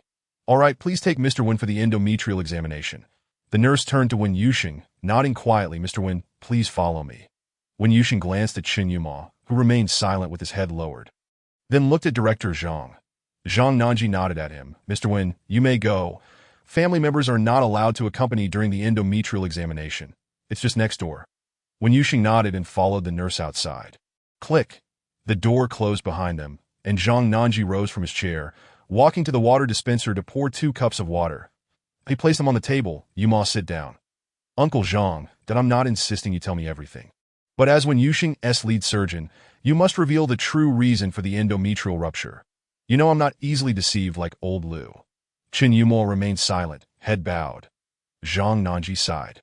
Shifting the topic, recently, Xiaoran is also preparing for a pregnancy, that he is a beta, and neither his father nor I are supportive of it. This fellow is determined to have a child to honor the Su family. Zhang Nanji took a sip of water, but for a beta, it's not easy, much like an alpha who is unwilling to comply. His words were pointedly clear, and Chen Yuma's grip on the cup turned pale. His emotions have already spiraled. He is in severe depression, especially resistant to my approach, and touched he doesn't want a child, even wishes to erase the marked AT that time. I lost a bit of control and administered an alpha-specific arousal enhancer. I didn't anticipate it would. Zhang Nanji set down his cup, gazing at the data displayed on the computer. You didn't expect it to spiral out of control. You thought you could manage it well. Didn't you? Chen Yuma dared not speak, lowering his head like a child who had erred to Yuma. How can I possibly commend you? Look at what you've done. If it weren't for the fact that Yuxing is a strong young alpha, he would have been doomed. How could you do such a thing? I always believed you were the most outstanding and reliable among the younger generation, always thinking things through. Look at the mess you've created. Do you understand your impulsiveness could have cost him his life? Is this love? This is perversion. Chen Yuma remained silent, head lowered. Enough, it's pointless to say anything. Does Yuxing know about what happened before? The tall Enigma's body stiffened, slowly shaking his head. Then don't tell him. Some things should remain buried deep within. As soon as the words left his lips, Chen Yuma lifted his head. Seemingly incredulous that Zhang Nanji would say such a thing, the old man sat before the computer, typing rapidly. Let me tell you, I'm not doing this for you. I'm doing it for that child. Yuma, some things, once forgotten, do not need to be remembered. Moreover, treat him well. That child is pure-hearted, and I can see it at a glance that he is utterly defenseless before you, easily manipulated. You must exercise restraint. Thank you. Uncle Zhang didn't know worries. Go check on him next door. After finishing his words, the old director pinched his brow and began to close his eyes to rest. Chapter 94. Aggrieved. Part 4. Meanwhile, next door. Mr. Wen, please remove your trousers. The nurse spoke gently, exuding the warmth of a caring older sister. Wen Yuxing tugged at his waistband, shaking his head. No need. I can manage it myself. You go attend to your other tasks. Qin Wanwan, having been a doctor for many years, recognized that Wen Yuxing was currently terrified and anxious. Her voice became increasingly soothing. That Mr. Wen, in the eyes of a doctor, patients are devoid of gender distinctions. There is no need to feel embarrassed in front of me, that in fact, I have conducted many of your previous examinations. Perhaps you do not remember me, but I certainly remember you, that as her words fell. Wen Yuxing's face flushed crimson, Rest assured, despite my youthful appearance, I am already 40 years old to me. You are akin to a child that I currently hold the position of department head, with decades of experience and strong professional skills. You need not worry about feeling uncomfortable, nor will I cause you any harm. You may attempt to trust in my expertise. Wen Yuxing blushed fiercely, loosening his grip, closing his eyes, gritting his teeth, and kicking his legs. All right then. 5 minutes later, the white curtain was drawn aside. Qin Wanwan entered, holding the images and data scan from the computer. "Hello, Mr. Chen." Chen Yuma nodded. Only after Qin Wanwan exited did he come in. When Yuxing had just put on his trousers and jumped off the bed, but faltered. "Ouch." Chen Yuma hurriedly stepped forward to support him. "Dear one, where do you feel uncomfortable?" When Yuxing pouted, burying his face in Enigma's embrace. "Why did you come so late? Your wife has been wronged." Chen Yuma's eyes brimmed with tenderness and guilt, yet he forced a smile, his tone feigning ease. "It's all right, in front of the doctor. There is no distinction between genders, nor any secondary sexual characteristics." When Yuxing clutched his waist. "But I still feel quite uncomfortable. Why must this examination be conducted? Is it mandatory for everyone? Or is it just because there is something wrong with my health? Thus I alone must be examined?" Faced with Wen Yuxing's questions, for the first time, Chen Yuma found himself at a loss for words. His heart ached, his fingertips trembling as he gently caressed the slightly reddened corners of the Alpha's eyes. "I'm sorry." Wen Yuxing was taken aback by Chen Yuma's vulnerable demeanor, hastily shaking his head. "It's fine, truly. I was merely joking with you. Surely everyone will be examined. What's the big deal? If everyone is getting checked, then I will too. What's there to be shy about? Besides, I am an alpha, a high-ranking alpha. High-ranking alphas are all genuine men. This is nothing. It's neither painful nor exhausting. Don't be like this. I almost thought I was truly defiled." Chen Yuma embraced him, releasing pheromones, and when Yuxing contentedly squinted his eyes, "I must say, having you by my side is truly wonderful. Especially your pheromones. They always give me a great sense of security." Knock, knock, knock. A voice came from outside. "Mr. Chen, Mr. Wen, Director Zhang requests your presence in his office." Upon opening the door, when Yuxing smiled at Nurse Qin Wanwan, immediately retreating into Chen Yuma's embrace. Eyes shut tight, his ears flushed. Chen Yuma offered her an apologetic smile, to which Qin Wanwan quickly waved her hand. "There's no need for formalities, Mr. Chen. This is my job." Entering Director Zhang's office, he was seen wearing glasses, reviewing the reports that had just been delivered, cross-referencing them with the computer data. Chapter 95, Aggrieved, Part 5. Hearing the commotion at the door, he looked up and smiled at the entering Wen Yuxing. "Mr. Wen, please come in and take a seat."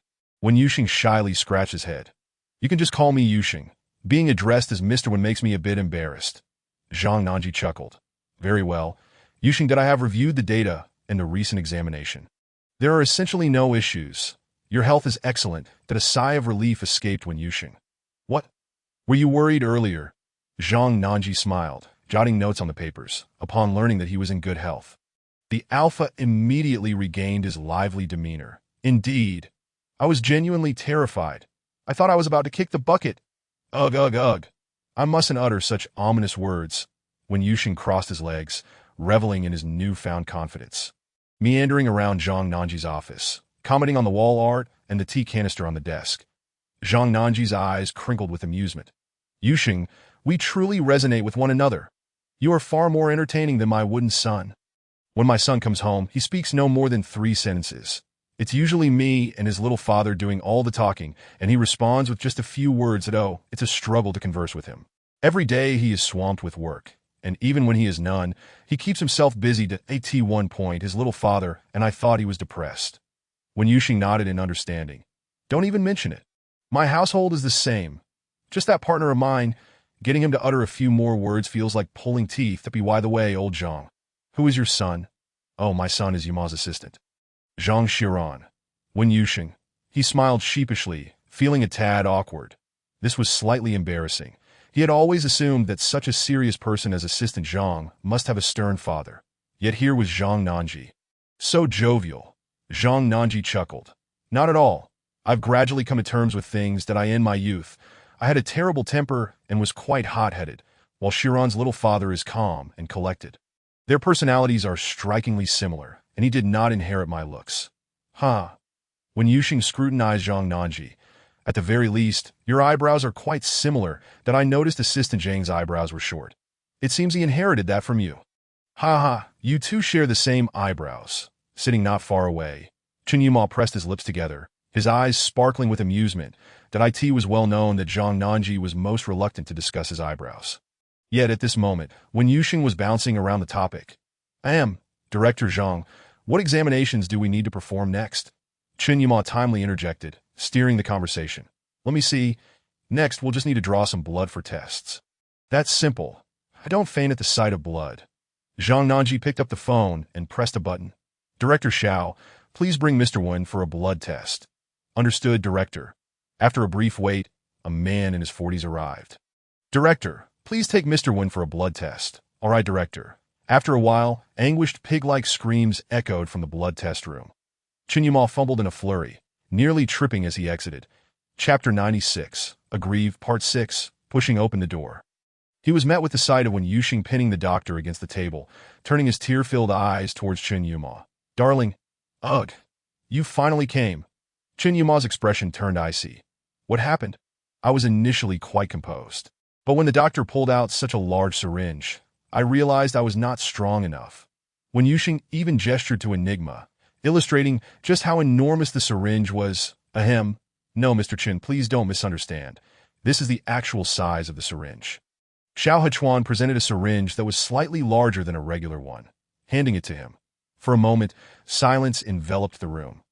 Zhang Nanji leaned against the door, sipping tea, and couldn't resist a sarcastic remark. Yuxing, as a young man, especially a robust alpha, you ought to be a bit braver. Chen Yuma observed the flickering eyes of Xiao Hechuan and the faint smirk on Zhang Nanji's face, understanding that this was retribution for Wen Yuxing's earlier quip about his eyebrows. Such small-mindedness. All right, Director Zhang, please find a more standard blood-drawing syringe. I worry that my partner might get hurt with such a large one. Wen Yuxing hurriedly chimed in. Exactly. Just a joke. Let's keep it lighthearted.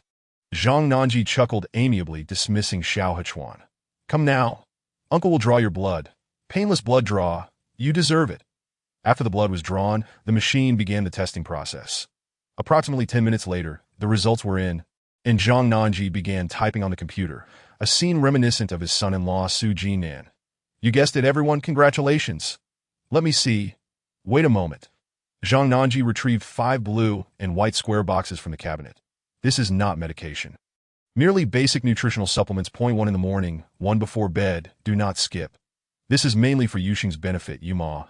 Remember that. Chen Yuma accepted the boxes, nodding earnestly. As for the rest, there's nothing else to note. Come back for a checkup in half a month. And that will suffice. Oh, Yuxing, please wait outside. There are some matters I need to discuss with Yuma privately. The arduous examination finally drew to a close, when Yuxing accepted the 5 boxes of nutritional supplements from Chen Yuma's embrace. Clutching them tightly as if he yearned to depart immediately, wishing to linger not a moment longer. Upon closing the door, Zhang Nanji, seated on a stool, reiterated, firstly, for the first 3 months, cohabitation is strictly prohibited. Absolutely forbidden.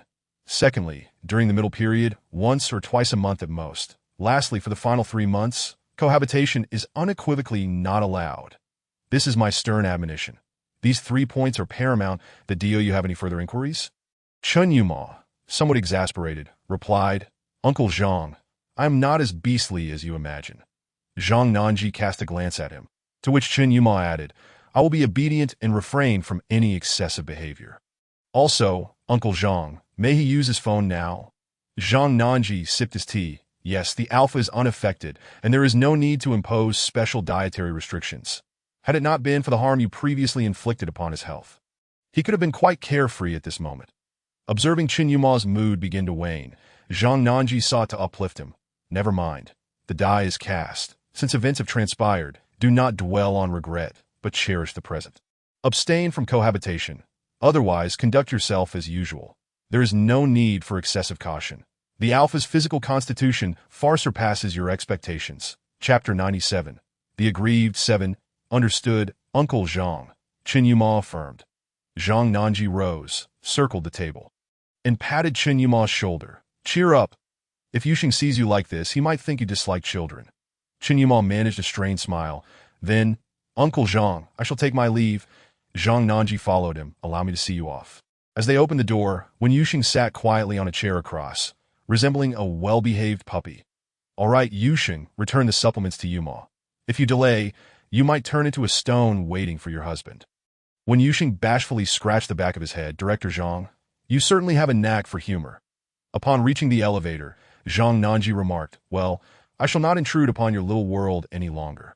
Yusheng, should you feel unwell, call me immediately. Yes, I understand, Director Zhang. Zhang Nanji raised an eyebrow, still calling me Director Zhang. How overly formal. Just call me Uncle Zhang like Yumo. When Yusheng grinned widely, Uncle Zhang, good, now go back. Feel free to eat or play as you wish. Your health is robust, being an alpha with excellent recovery capabilities. There is no need for constant vigilance. Your temperament does not suit undue restraint. If you ever feel down, speak up, whether to Yuma or anyone else, that if that fails, come to me. Do not bottle it up. Upon hearing these words, Wen Yusheng felt reassured and swiftly reverted to his usual carefree demeanor. All right, old Zhang, let's keep in touch. Hey, you rascal, Wen Yusheng turned to Chen Yuma, his expression pitiful. Hubby, say something. Zhang Nanji promptly turned away. Step back. I am leaving. Do not feed me dog food. Wen Yusheng gleefully shoved the 5 boxes of medicine into Chen Yuma's arms and chased after Zhang Nanji, playfully draping an arm over his shoulder, the two sharing jovial banter. After a while, they exited Zhang Nanji's office with a large bunch of grapes, snacking as they walked. Reaching Chen Yuma, Wen Yusheng plucked a grape. Here, call me Daddy. Chen Yuma shot him a cold glance, prompting Wen Yusheng to backtrack. If you won't call, it doesn't change the fact that I am your dad. As they entered the elevator, Chen Yuma pondered aloud. Uncle Zhang is, after all, a senior. Your casualness is inappropriate. Wen Yusheng countered, besides, we cannot keep calling him Old Zhang. Uncle Zhang and our father are of the same generation. Calling him Old Zhang is somewhat disrespectful. Wen Yusheng continued, speaking to himself for quite a while, only to turn and find Chen Yuma was wearing headphones, eyes squinted as he munched on grapes. Noticing Enigma's gaze, Wen Yusheng hastily stuffed several grapes into his mouth and removed the right earphone. What's the matter? What did you say? Chen Yuma merely twitched his lips. Nothing, continue. Wen Yusheng promptly donned the headphones again, swaying to the rhythm, his speed of eating grapes unaltered. Upon reaching the underground garage, they entered the car. Chen Yuma opened the passenger door. Wen Yusheng tossed the grape stems into the trash, then approached, declaring, I won't sit in the passenger seat. I want to sit in the back. Chapter 98. The Aggrieved 8. Chen Yuma remained silent, his dark eyes fixed upon him. Wen Yusheng frowned, adopting a fierce demeanor. What are you staring at? I want to sit in the back. Open the door for me. Chen Yuma advanced step by step, drawing closer, causing Wen Yusheng to retreat until his back pressed against the car door and he swung his fist, but Chen Yuma dodged with a tilt of his head, simultaneously grasping the nape of Wen Yusheng's neck that a true man can both bend and stretch. As Wen Yusheng felt the grip at his nape, he recoiled. Hubby brother, I was wrong. Chen Yuma, still expressionless, moved closer, the predatory intent evident. Wen Yusheng pushed against his chest. No, you can't be this reckless. This is the garage. There are people around. Don't let your instincts take over. Chen Yuma licked his lips, and in the next moment released a potent wave of icy pheromones. Overwhelmed by the sudden deluge, Wen Yusheng's legs grew weak as Chen Yuma enveloped him, opening the rear door and shoving him inside. Thinking Chen Yuma would close the door, he was startled to find that he too entered. Wen Yusheng quickly sat upright, trembling. Help! You're serious, I'm telling you. This is broad daylight. Can we not behave like beasts? Today, Chen Yuma drove an SUV, offering ample space in the rear. The pitiful alpha was pulled onto Chen Yuma's lap. Chen Yuma guided Wen Yusheng's hands around his neck. Hold on to me, no. We still need to pick up Nian Gao. Nian Gao. Remember him? Your son. Our dear son. We cannot neglect our responsibilities. Before Wen Yusheng could finish his sentence, Chen Yuma decisively kissed his incessantly chattering lips, pressing him back and enveloping him entirely in his embrace. The kiss endured for approximately 10 minutes, after which Chen Yuma gently placed the now pliant Wen Yusheng onto the back seat, retrieved a blanket from the small compartment, and covered him that he exited the car, took his place in the driver's seat, and drove towards Nian Gao School. Lying in the back seat, Wen Yusheng took a considerable time to recover, then opened Chen Yuma's phone to call Mrs. Sua directly. Yuma, the test results have come in from Old Zhang. Haha, Mom Yusheng, what's wrong? Why are you crying? Mom Chen Yuma, that beast bullied me, boohoo, what happened? The sound of hurried footsteps was heard from the other end.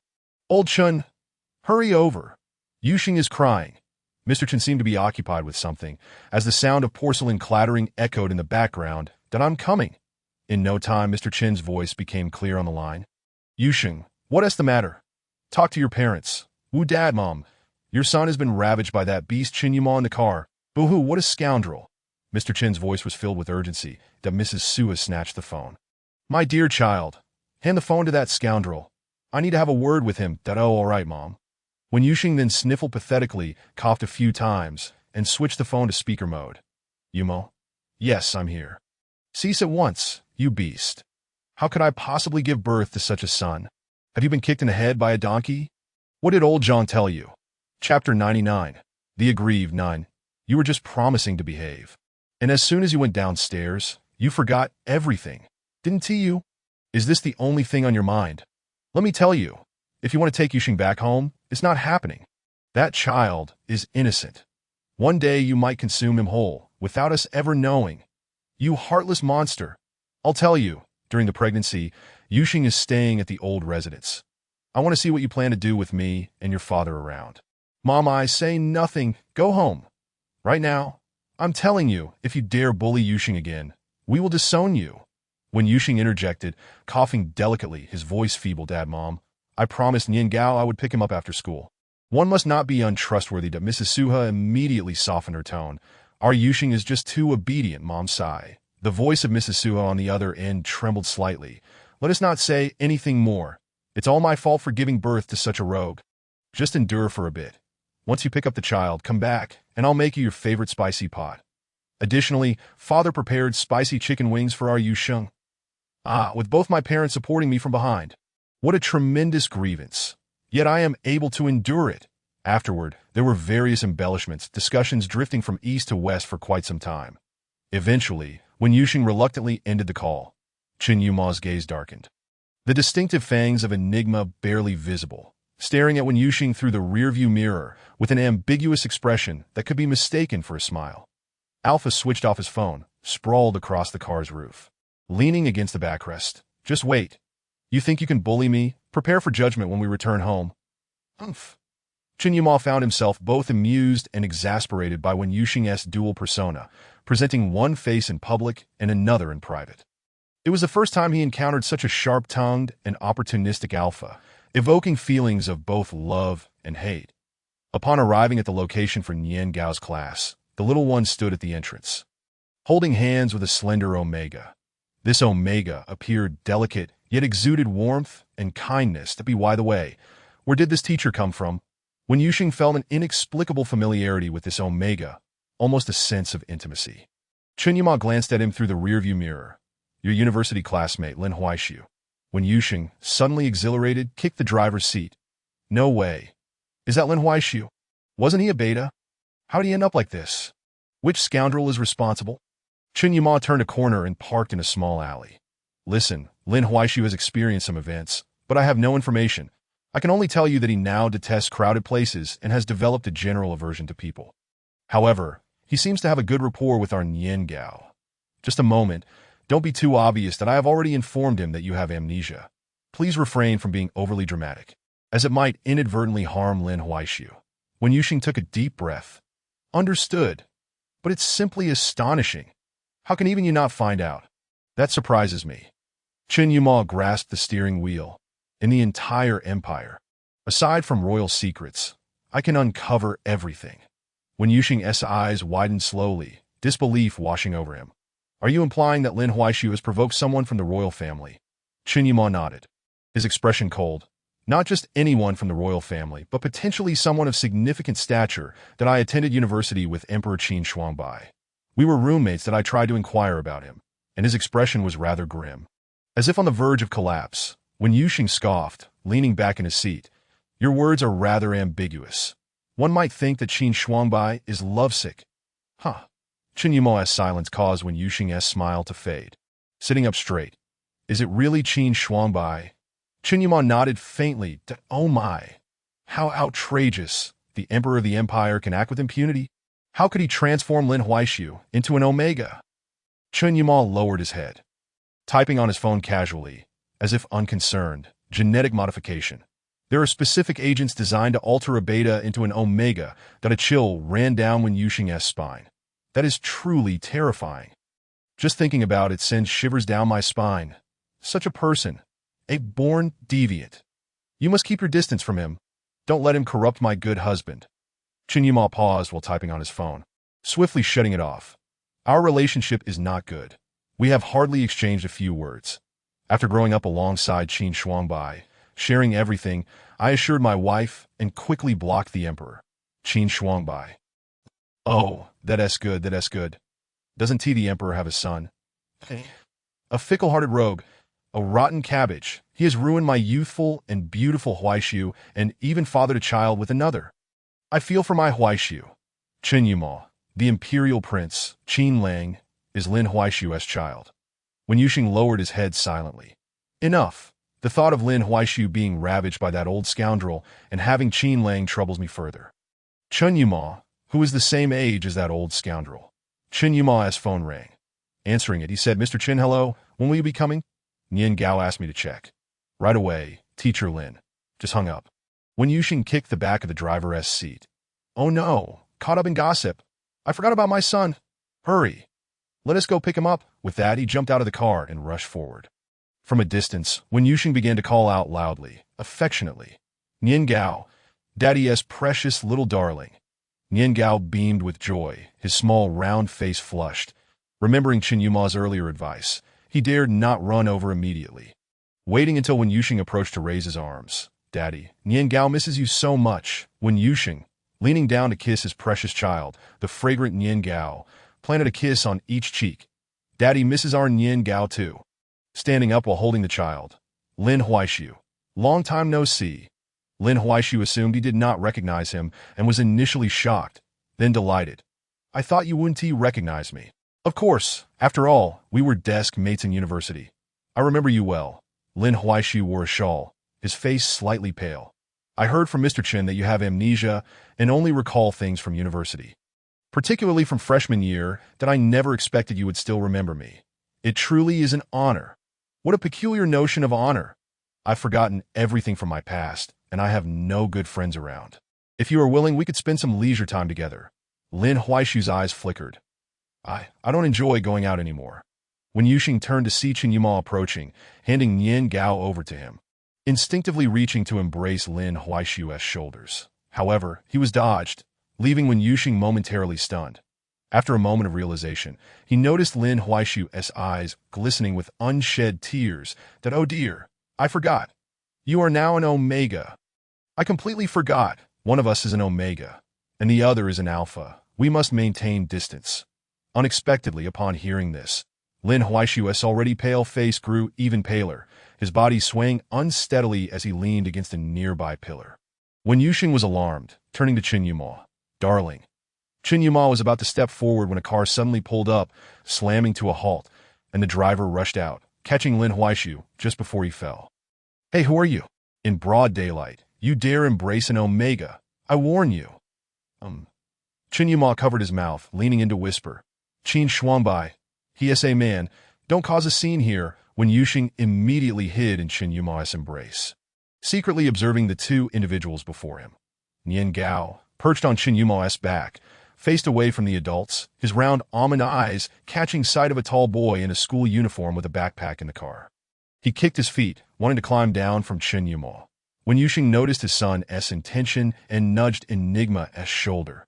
Darling, our son wants to come down. Just then, Lin Huaishu appeared to be in discomfort, his face pale and lips devoid of color. Qin Shuangbai lifted the Omega in his arms, his eyes bloodshot, panic-stricken as he looked at Chen Yuma. Brother Chen, what should we do? Chen Yuma cast a glance at Wen Yuxing, who was frozen in place, and quickly carried Huaishu inside. I'll call. The doctor will be here shortly. The Alpha rushed inside with his Omega, while Chen Yuma picked up his phone, planting a kiss on Wen Yuxing.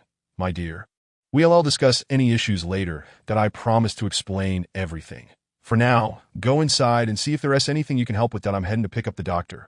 After another kiss, he turned and left in haste. Wen Yuxing's mind was in a muddle when he suddenly heard Lin Huaishu's agonizing scream from inside the house, but he turned to rush in, only to remember that his son was still nearby. Squatting down. Nian Gao, Daddy has something to do now. Our Nian Gao is already 3 years old, so be brave. Promise Daddy you'll stay here and not move. Okay, Nian Gao nodded. Daddy, hurry. Once when Yuxing stood up, the little one stretched out his tiny hand, touching his own belly. Teacher Lin is just like Daddy. When Yuxing's pupils dilated, suddenly realizing why Lin Huaishu appeared so frail. He hugged his precious son and kissed him. Nian Gao, be good, and don't run around. Nian Gao obediently replied, Daddy, hurry and save Teacher Lin. Upon entering, when Yuxing found Nian Gao standing obediently in place, his eyes glued to the boy in the car. Inside the car, Qin Lang tapped on the window, scrolling through his phone, feeling utterly bored and weary. Those so-called friends, with their feigned affections, are utterly repugnant. All drawn to the title of the imperial prince, that my heart is filled with annoyance, and everything I see is displeasing, that I turn off my phone and toss it aside, only to find myself locking eyes with the small figure standing at the door in the distance. My first impression is that he seems quite sturdy. His physique suggests he is well-fed, and his large, round eyes resemble two plump purple grapes that he's staring this way. Intrigued, Qin Lang decides to observe what this little chubby one will do next. The little fellow maintains this posture for quite some time. Exchanging glances with the older boy in the car, he lowers his head for a moment, then raises it again, finding the older boy still watching him. He fiddles with the mung bean cake in his little hands, hesitating for a long while, as if he has made a firm decision. Slowly, he descends the steps, his short legs having grown stronger over the past year. He eats well every day and has gained considerable weight, resembling a little meatball. While the steps are not particularly high for adults, they pose quite a challenge for the young child, but he stands on the first step, still clutching the mung bean cake given to him by Teacher Lin. After much hesitation, he turns around, disregarding the state of his clothes, leans over the step, and tests the next one with his legs. Balancing on his toes, he gradually shifts his weight, finally settling safely on the second step. He then proceeds to the third step, confidently descending all 5 steps without incident. Upon reaching the last step, which is significantly higher than the previous ones, he realizes that no matter how he pushes off, his feet cannot touch the ground. Growing anxious, he feels a sharp discomfort in his belly to prevent the mung bean cake from falling. He braces himself against the step with his little elbow, losing his balance and tumbling backwards into the grass. Covered in dust, he struggles to sit up, noticing a slight abrasion on his knee. Chun Weinian, with dirt covering his nose and red-rimmed eyes, tries to comfort himself. He moves his left hand with the mung bean cake to his right hand and gently blows on his scraped knee. Whispering to himself, "It's all right, Nian Gao, it's nothing serious. You are a grown-up.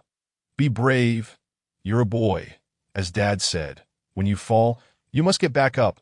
This self-encouragement indeed provides him with a great deal of courage. The little round one shakily stands up, his left knee visibly scraped, and he limps towards the car, clutching the now unrecognizable mung bean cake.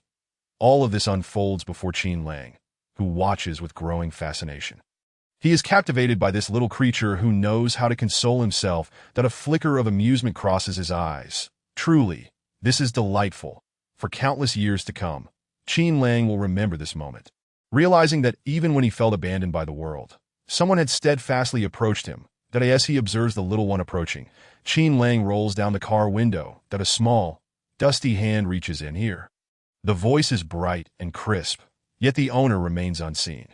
Qin Lang sits up, leans out the window, and spots the little chubby one straining to tiptoe while gripping the car door. He seizes the child's shoulder and pulls him directly through the window. Wow. Chapter 103. Entanglement 3. Chun Weinian curls into a ball, lifted by Qin Lang by his hat, and tossed into the car. Yet he shows no sign of anger, that he holds up a handful of green substance. "Eat this." Qin Lang's eyebrows lift in a smile. "Little chubby one, what is this? Can it be eaten?" Nian Gao stands up, swaying. "Who are you calling little chubby? I'm not fat. Dad said I have baby fat. I'm not giving it to you. You're a big bad guy." With that, his round body turns away from Qin Lang as he shoves the mung bean cake into his mouth. The amusement in Qin Lang's eyes fades slightly. "You little rascal." Small in size, but with quite a temper, Nian Gao finishes the mung bean cake, crumbs covering his mouth. He spins around and rolls his eyes at Qin Lang. I haven't done anything wrong to you. So why have you been saying things that make me so angry?" The esteemed prince from the side compartment retrieves a tissue, pinching Nian Gao's chubby chin to wipe his mouth.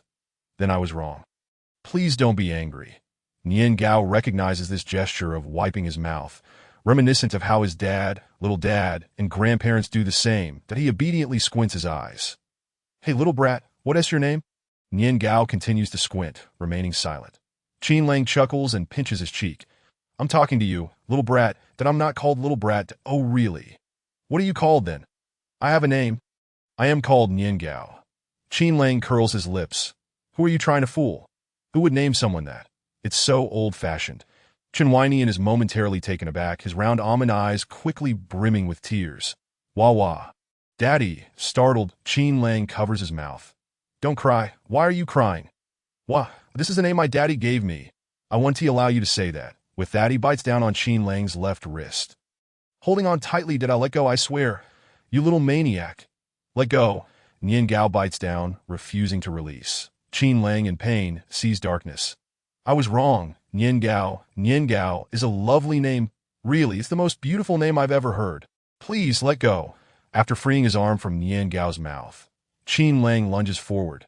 You dare bite me. I'll teach you a lesson today. Nian Gao's eyes light up as he calls out, Daddy. Qin Lang is momentarily taken aback. You silly little one. Who are you calling Daddy? Calling Daddy won't help you. I'm definitely going to deal with you. A heavy voice suddenly interrupts. Who are you going to deal with? Just as Qin Lang was about to grab Nian Gao, he freezes, slowly turning his head. Uncle Chen, long time no see. Chen Yuma's icy gaze pierces.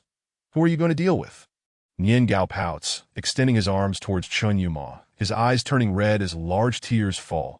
Daddy, this big bad guy said I'm very fat, and that my name is ugly.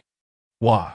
Chen Yuma strides to the other side, shattering the car window with a single punch, pulling Nian Gao out and wrapping him in his suit jacket that will settle this later.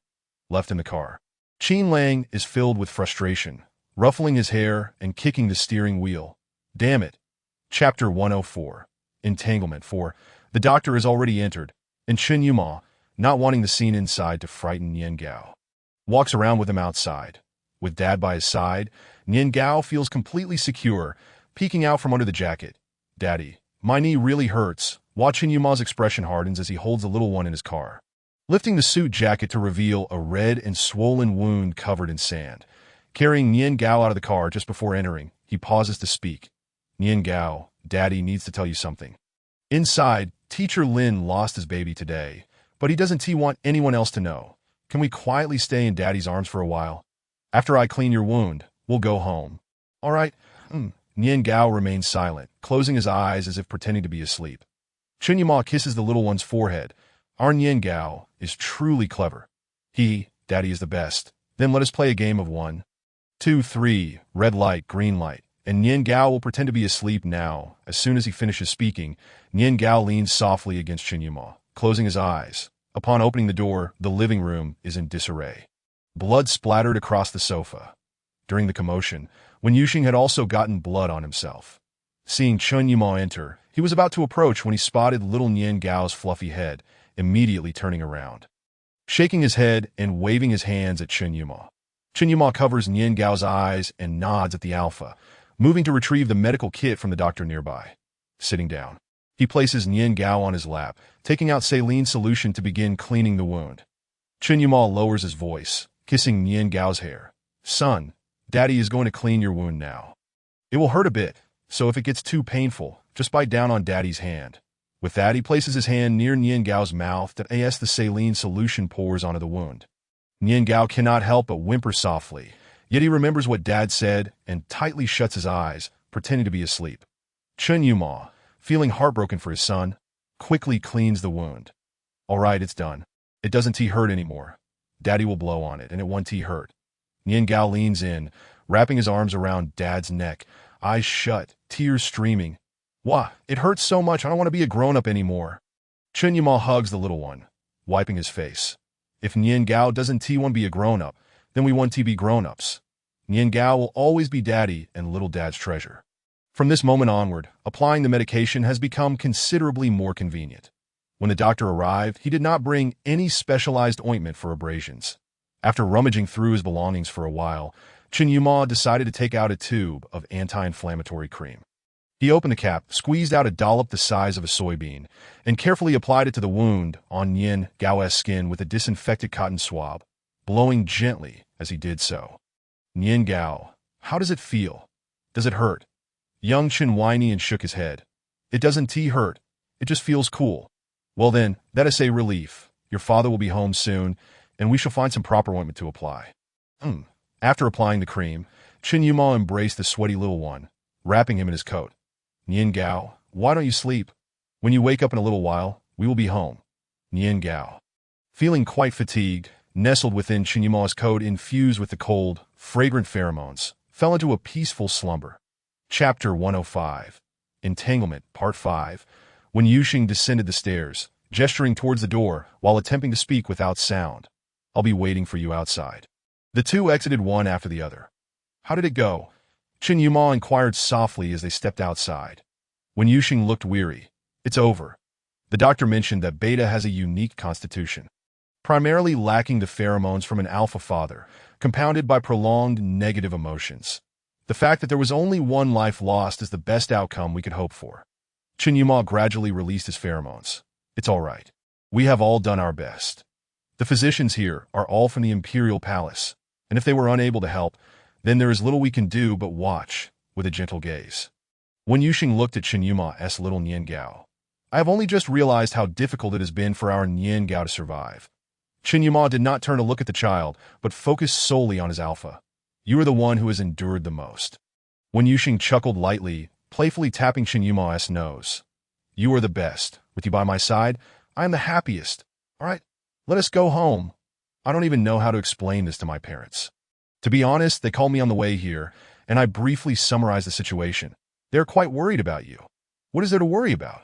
My parents are truly something else. His tone exuding disdain. When Yuxing's expression was one of smugness. Enough. Let us go. As when Yuxing turned, he noticed Qin Lang standing a short distance away. Who is this? Qin Lang scratched his head awkwardly and quickly approached. Hello, uncle, my name is Qin Lang. Qin Lang? That name sounds familiar. Chen Yuma, cradling Nian Gao, gently patted the child. The Imperial Prince, that are right, you are the Imperial Prince, Qin Lang. How unfortunate for you. Your big father neglects you, and your little father's fate is uncertain. Truly pitiful. Qin Lang replied, What? Did your father bring you here? Yes, he asked me to come meet that man. This statement did not sit well with Wen Yuxing. Wait a moment. How can you speak like that? What do you mean, that man? He is your little father.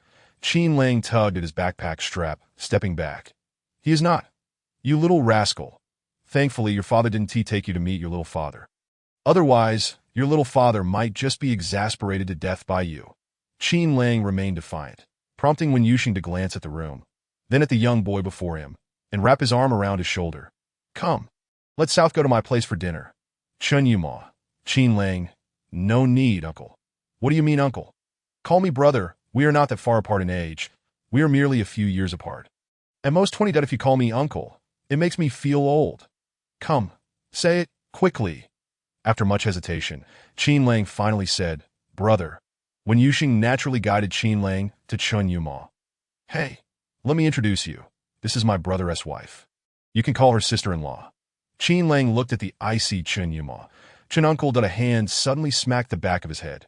What do you mean, Chen uncle? Call her sister-in-law sister-in-law. That's more like it. And there's more. The one in your sister-in-law's belly is your nephew, Chen Weinian. His nickname is Nian Gao. How about that? Isn't it adorable? I came up with the nickname. Doesn't it sound particularly cultured? Chapter 106. Entanglement, Part 6. Qin Lang's expression turned ashen. The name Nian Gao is indeed understated, yet luxurious in its connotation. It's clear that brother possesses a cultured upbringing. Wen Yuxing, feeling quite pleased, threw a flirtatious glance at Chen Yuma. Of course. Let me tell you, back in the day, I was a top student at the Imperial Military University, the best university in the Empire. How could I not be cultured?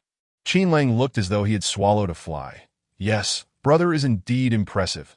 Come, let us go home. I'll treat you to some delicious food. With that, Wen Yuxing pulled Qin Lang into the car. After both of them were settled, Chen Yuma handed Nian Gao over to Wen Yuxing. Engrossed in conversation with the newly acquainted young man, Wen Yuxing took Nian Gao into his arms and kissed him. Nian Gao, not deeply asleep, stirred slightly at the kiss from his little father, rubbing his eyes and emerging from the coat, grabbing onto Wen Yuxing's collar. Little father, sweetheart, you're awake. What is the matter? Just now, I saw your big father treating your wound. Nian Gao extended his chubby little leg. Here, Nian Gao is hurt. Wen Yuxing reacted dramatically. What? Daddy, look. My heart aches for you. My beloved little one is hurt. Who did this? Nian Gao expertly wrapped his arms around his little father's neck. It was Nian Gao who wanted to step down and fell, with nowhere to vent his frustration. Wen Yuxing seized the little one's hand and pretended to nibble. What did I tell you before? Didn't I tell you not to run around carelessly? Why didn't you listen to your father? I'm angry. As punishment, I shall nibble away all of Nian Gao's little hands. Then you won't have any hands left. Young Chun whiny and erupted into giggles. Daddy is so funny. When Yuxing tried to maintain a fierce demeanor. You dare to laugh. If you do this again next time, I will spank your bottom. Let you know how treacherous the world can be. Nian Gao hurriedly kissed Wen Yuxing's cheek. Daddy, don't be angry. Nian Gao will definitely listen carefully from now on and be a very obedient child. That's more like it. Isn't it good to learn from your father and quietly be a handsome boy? Okay, Wen Yuxing and Nian Gao playfully bumped foreheads, engaging in a game of bullfighting, with one large and one small figure in a comical display. Meanwhile, Qin Lang, no matter how he pretended, was still just an 11-year-old child. His envy and longing unmistakably evident in his eyes. Wen Yuxing seemed to remember that there was someone else nearby, propping Nian Gao on his lap. Nian Gao, look. This is your father's newly acknowledged little brother. From now on, Nian Gao will call him little uncle. Let us see, by calculating the generations, Nian Gao will call Qin Lang little uncle. Our little comrade Chen Weinian has a memory span of only 7 seconds. Famously akin to that of a fish. Having completely forgotten the earlier commotion with Qin Lang, he beamed and extended his chubby little arms. Little uncle, hello. I am Nian Gao. Qin Lang expected Nian Gao to mention the earlier incident. But instead, the little bundle of joy smiled brightly and grasped Qin Lang's arm, calling him little uncle repeatedly, that a hint of embarrassment crossed Qin Lang's face. Hello, I am Qin Lang. Wen Yuxing noticed Nian Gao's fondness for Qin Lang and decided to place the little one on the car seat between himself and Qin Lang. Nian Gao indeed wobbled and stood up, taking a few steps before leaping into the young man's embrace, as if he were hugging Wen Yuxing. Chapter 107. Entanglement, Part 7. Little Uncle. You're good too. I am Nian Gao, just like the sweet, soft, and fragrant rice cake. After declaring this, regardless of Qin Lang's reaction, he climbed onto the young man's lap, his chubby little arms wrapping around his neck. From now on, we are family. Little uncle. The journey ahead was made lively, with Qin Lang caring for the child, while Wen Yuxing took out his phone, diving into a game with fervor, shaking his leg nonchalantly and occasionally cursing into the microphone. Chen Yima drove silently, focused on the road ahead. That in a rare turn of events, Nian Gao clung closely to Qin Lang, the usually shy little one displaying an unprecedented fondness for a stranger. Little uncle, hold me, I want to sleep now. Qin Lang, stiffly mimicking the way Wen Yuxing held Nian Gao earlier, gently patted his back to go ahead and sleep. Nian Gao effortlessly succumbed to slumber. Its plump little face nestled against his heart, sleeping soundly and sweetly. Qin Lang observed Chen Yumo for a moment. His uncle had remained utterly motionless since earlier, resembling a robot, but he turned to glance at the fidgety Wen Yuxing beside him, who, like a child with hyperactivity, could not keep still for even a moment, incessantly mouthing off and hurling insults at the opposing family's ancestors for 18 generations. Growing weary, he lowered his gaze to the soft, glutinous bundle in his arms, with such long eyelashes and a fuzzy face resembling a peach. Pondering what it would feel like to take a bite that in his dreams, Nian Gao drooled, smacking its lips. Noticing this, Qin Lang rummaged through his backpack, managing to extract a pack of tissues from the crumpled test papers. That he opened it and gently wiped the mouth of the sweet-smelling Nian Gao nestled in his embrace. Just as he raised his head, he found himself locking eyes with Chen Yumo's gaze in the rearview mirror. Being young and naive, Qin Lang did not comprehend the meaning behind his uncle's expression. But Enigma's stare was profoundly intimidating. The boy promptly averted his gaze, feigning ignorance. Hey, you little brat. Can you fight? Get lost. Suddenly, Wen Yuxing erupted into a tirade, as if he wished to smash his phone to bits. I am done. What a joke. Not only is your technique subpar, but your mouth is insufferable. Tossing his phone aside, Wen Yuxing scooped up his soft little Nian Gao and inhaled deeply that why Nian Gao is the best. Daddy kiss, he then showered Nian Gao's face with affectionate pecks. Awakened from its sweet slumber, Nian Gao pushed against Wen Yuxing's face with tiny hands. Daddy, no kisses. Kicking its legs, it attempted to burrow back into Qin Lang's embrace. Hey, you little rascal. So quickly you found a new favorite? Not even letting your little dad give you a kiss. How heart-wrenching. Fine, you go. If you leave, don't come back. With a heartless demeanor, Wen Yuxing placed Nian Gao on the car seat, turned away, and took out a tissue from his pocket, dabbing at non-existent tears, all while crafting a dramatic background score in his mind. True heartbreak isn't characterized by loud quarrels. Genuine disappointment doesn't manifest in torrents of tears. Nian Gao sat beside him, its little face contorted in confusion. Tiny hands reached out, gently grasping Wen Yuxing's sleeve as it leaned against his little dad. Qin Lang, who had been watching the entire spectacle, was left speechless. Previously, his father had often remarked that Uncle Chin's alpha was blind to his merits, consumed with thoughts of running away with the ball. However, after witnessing this, Qin Lang felt his father's words were not entirely trustworthy. Uncle Chin's partner was quite the actor, but he speculated that the alleged ball-running escapade was merely a playful jest between the couple. That a sudden realization dawned upon the boy, leaving him slightly horrified. Was he perhaps a part of their playful antics? Chapter 108. Entanglement Part 8. The car came to a halt, and Wen Yuxing reconciled with little Nian Gao, picking up his beloved son as they exited the vehicle. Qin Lang, with his backpack slung over his shoulders, appeared obedient. After Chen Yumo parked the car in the garage, they all entered the house together. Wen Yuxing set Nian Gao down. Nian Gao, can you change your shoes? The well-mannered Chun Wei Nian responded. I can. He picked up a pair of little duck slippers from the floor and put them on. Daddy, look quickly. Isn't Nian Gao amazing? Yes, our Nian Gao is truly remarkable. Wen Yuxing retrieved a new pair of slippers from the shoe cabinet and placed them in front of Qin Lang. Brother, put them on. Qin Lang, still unaccustomed to being addressed this way, twitched his mouth and crouched down to untie his shoelaces, switching to the new slippers. Chen Yumo swiftly changed his shoes and neatly placed theirs in the shoe cabinet. Inside the house, Chen father and Madame Su, he were busy cooking with Zhang Ma in the kitchen. Dad, Mom, we're back. The first to emerge was Chen father, who promptly scooped up the running Nian Gao. Oh dear. After a day apart, our Nian Gao has grown. Nian Gao's little face flushed. Teacher Lin said Nian Gao is very tall. Madame Su, he washed her hands and hurried out, approaching Wen Yuxing. How was today? I heard from Umo that Teacher Lin.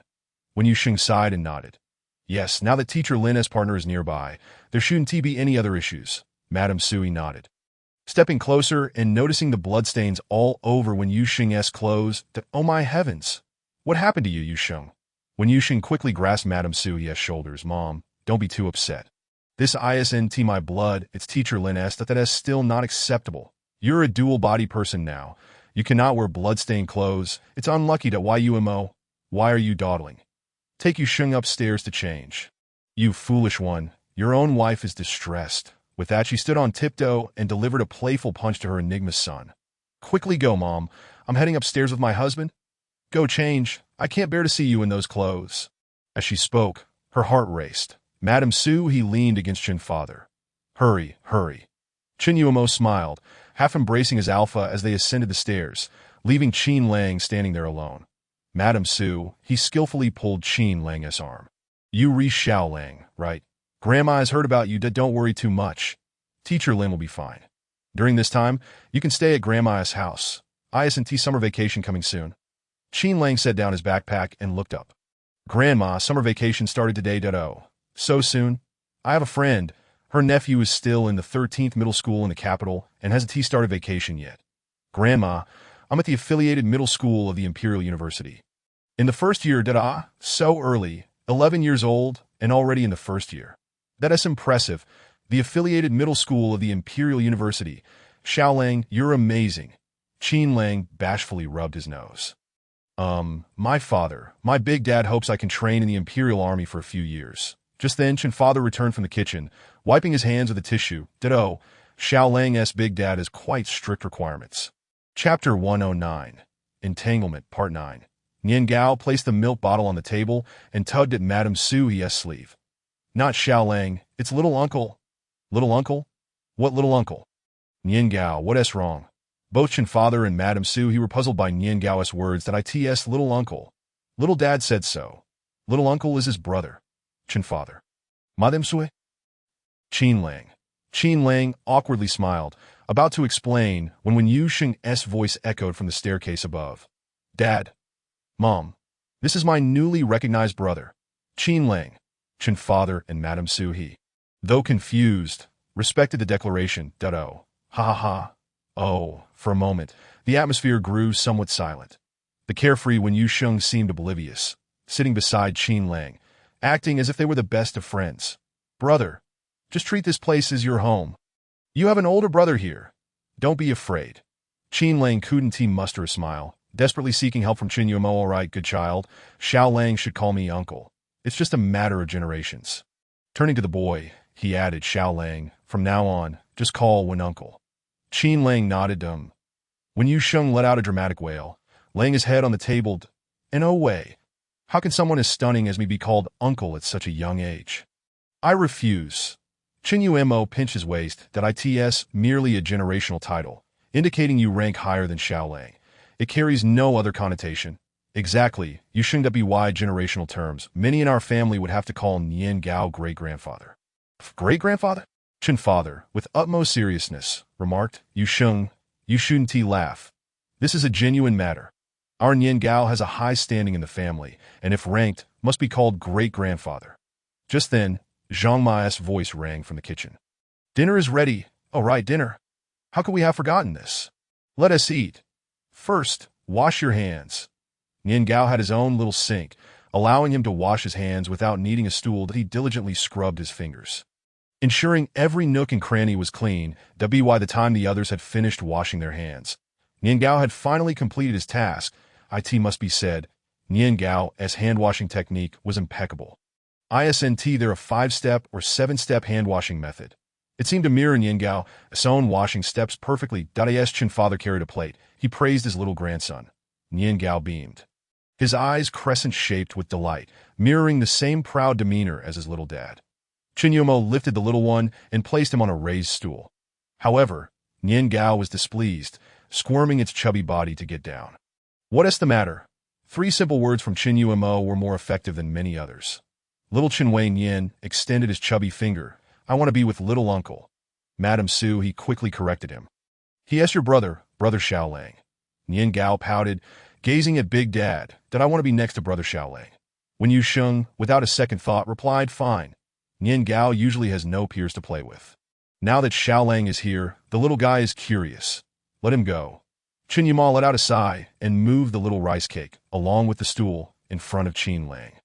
The rice cake, holding a pair of bear-shaped chopsticks, danced with joy, exclaiming, Brother, the rice cake has come to keep you company. After uttering this, it lowered its head and began to eat. Throughout the meal, not a single word was spoken. Its round and bright eyes were solely focused on the food. Qin Yumo diligently attended to Wen Yusheng, serving him dishes, peeling shrimp, and removing fish bones. Chapter 110. Entanglement 10. Qin Lang mimicked his Uncle Qin, peeling shrimp as he observed, placing them into the rice cake's bowl, that he followed suit in removing fish bones, and, not feeling assured, checked several times before daring to feed the rice cake piece by piece. The rice cake ate slowly, with Qin Lang continuously feeding him, his cheeks stuffed. Brother, I can't eat anymore. The rice cake is full. Upon regaining his senses, Qin Lang realized that not only was the rice cake's mouth full, but the small plate was also piled high with food. Laughter erupted from the table. He laughed so hard that tears streamed down her face. Little Lang, you needn't serve the rice cake. He can manage on his own. Just eat your own food. Qin's father stood up to fetch more rice from the kitchen, while Wen Yusheng, reveling in the chaos, even poked the rice cake's cheek. Among the table's occupants, perhaps only Qin Yumo could be deemed reliable. Enigma stood up, took a tissue, lifted the rice cake, and placed him on the ground, crouching down to his level, spit it out, the rice cake. Cheeks puffed, shook his head. Qin Yumo remained silent. Obediently, the little rice cake spat into his palm. Qin Yumo discarded the contents into the trash, wiped the rice cake's mouth clean, and turned to wash his hands in the bathroom. Afterward, he returned, cradling the rice cake on his lap, but he first rubbed the little one's belly, discovering its softness, then ladled out a bowl of egg soup, gently blowing on it before feeding it to the little one spoonful by spoonful. Initially, the rice cake complied, sipping the soup, but halfway through, he grew restless, turning his head away, and with lightning speed, seized a shrimp from the side and stuffed it into his mouth. Chinyuma barely had time to react. After the rice cake swallowed, he resumed feeding the egg soup. And oh, more egg soup. I want shrimp. The greasy little hands clutched at his uncle's sleeve, kicking his legs in defiance of the soup. Having already consumed 3 shrimp, he could not eat more lest his stomach ache. Today, the rice cake dared to disobey his uncle, likely feeling emboldened by his brother's presence, believing he had a shield against his uncle's wrath. Growing increasingly unruly, he was on the verge of tears. Chinyuma did not indulge him, finishing the remaining egg soup himself, while holding the aggrieved little rice cake in his embrace, continuing to eat. The others had adjusted to this dining dynamic and found nothing peculiar about it. Initially, Qin Lang, seeing Chinyuma carry the rice cake, feared his uncle was angry, making him hesitant to continue eating. When Yuxing offered him a chicken leg, saying, "What are you dawdling for? Keep eating, it's fine that I in our home. Such situations are common. Just pretend it's not happening." Indeed, the others behaved as if nothing was amiss. Only Chinyuma would occasionally check on the sulking little bundle in his arms that by the end of the meal, nearly all the meat dishes had been devoured, yet the rice cake pouted. Clearly dissatisfied, Zhang Ma began to clear the dishes, while Wen Yuxing went to wash his hands and rinse his mouth, then leaned back on the sofa to continue playing games that Chen's father and Ms. Sui sat head-to-head, each holding a ball of yarn, engaged in their knitting. Qin Lang, feeling awkward doing nothing, pulled out a long-neglected math workbook from his bag, found a pen, and began his homework. Chapter 111. Whining 1. Only Chinyuma and his son Chen Weinian remained in a standoff. Are you full? Chen Yineo's gaze lingered on the table, refusing to communicate or engage.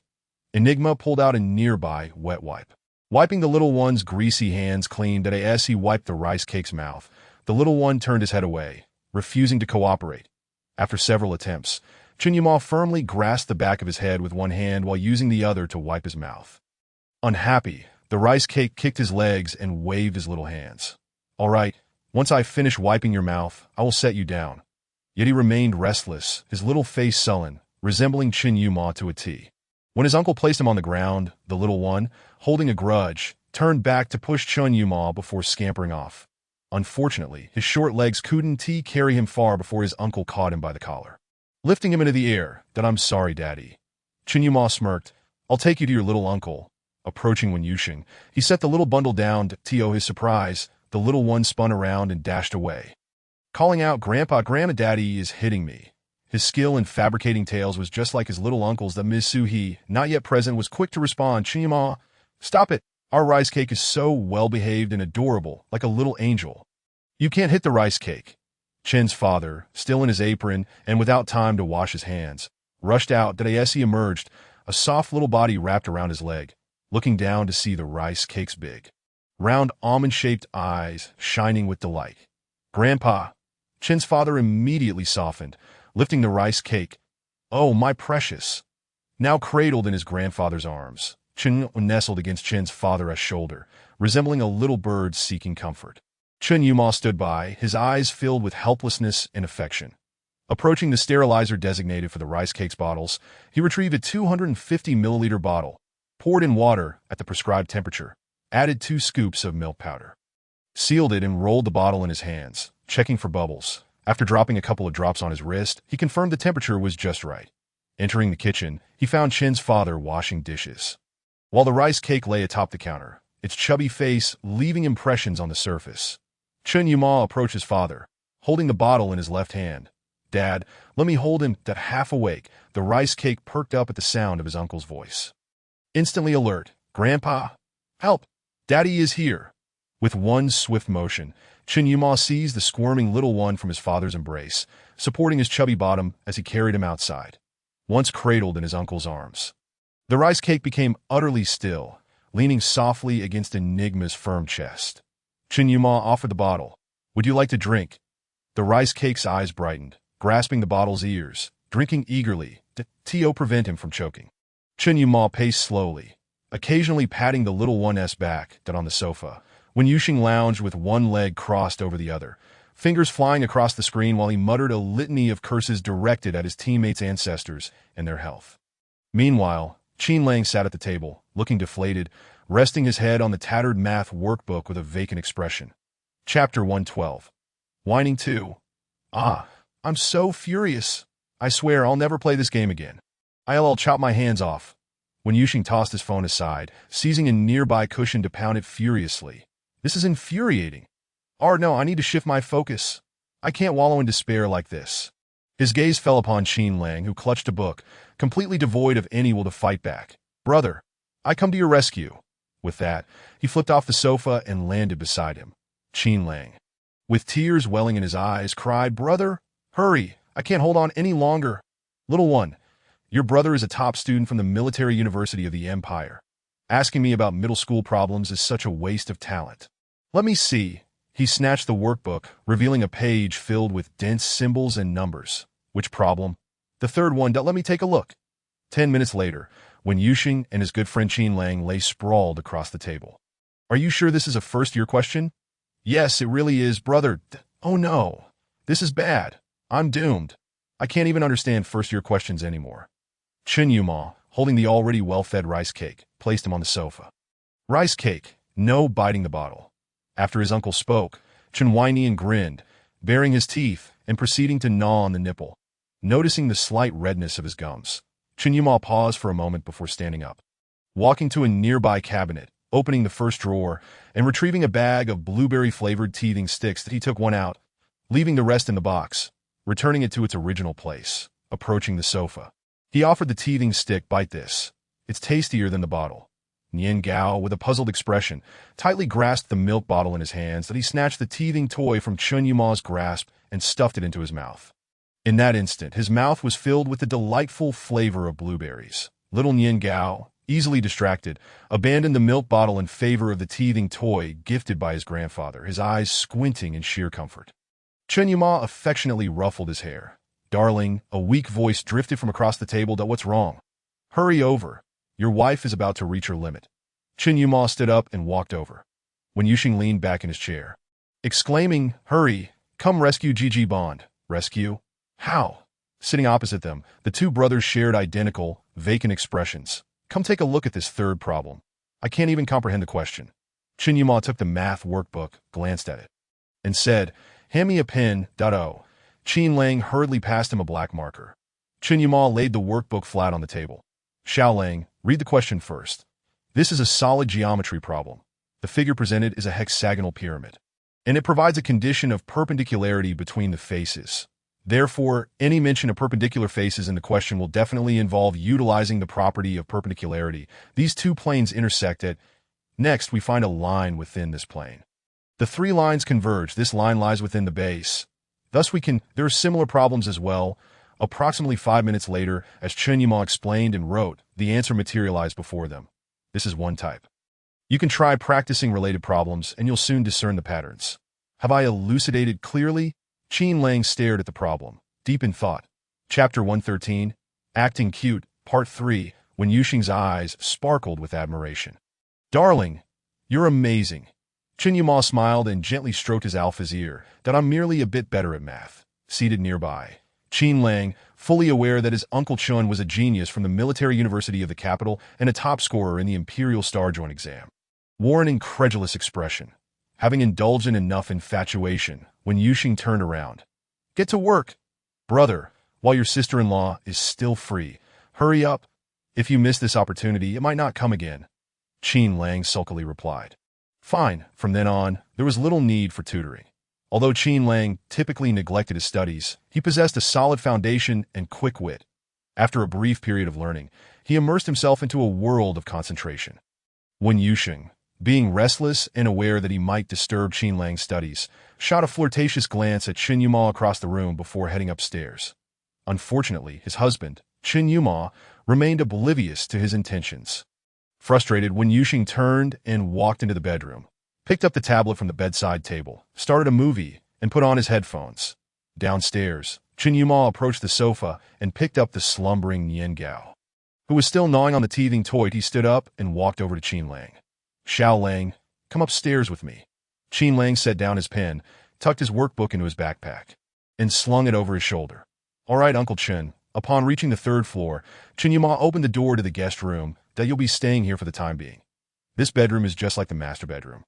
If you need anything, just let me know, or speak to your Uncle Wen, or your grandparents. It's all fine. Qin Lang glanced around. Did I understand? Uncle Chen, I'll take Nian Gao back downstairs. Remember not to study too late. Qin Lang, who rarely even glanced at books, felt a bit sheepish. I got it, Uncle Chen. Nian Gao was fast asleep, and Chen Yuma walked to the adjacent room, which was Nian Gao's dedicated space, adorned with sky-blue walls and a matching little bed with curtains. The little one clutched the teething toy tightly, drooling profusely.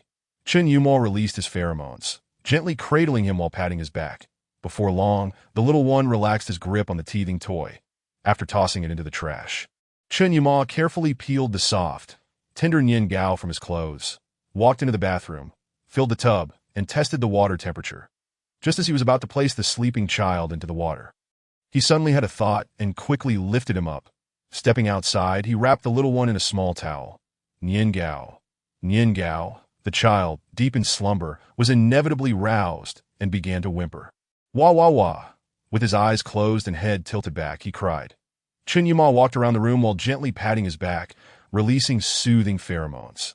Nian Gao's cries were so loud that even Wen Yuxing, wearing headphones, could hear them. That he hurried over in his slippers. That what's wrong? Wasn't he just asleep? Chen Yuma continued to softly pat the little one's back, and the child's cries gradually subsided. That I worried that if he fell asleep during the bath, he might easily be startled awake, and once frightened, it would be hard for him to calm down. That it is better to wake him gently. Wen Yuxing approached Nian Gao's bed and lay down beside him. Such fuss over nothing. It's not that easy to scare him. Chapter 114. Acting Cute, Part 4. Nian Gao was now momentarily awake. Catching a whiff of his father's scent, he reluctantly opened his eyes. Ugh, Daddy. Wen Yuxing turned off his phone, removed his headphones, tossed them onto the bed, and clapped his hands. Come, Daddy will hold you. Chen Yuma handed the child over. Nian Gao was now crying, drenched in sweat.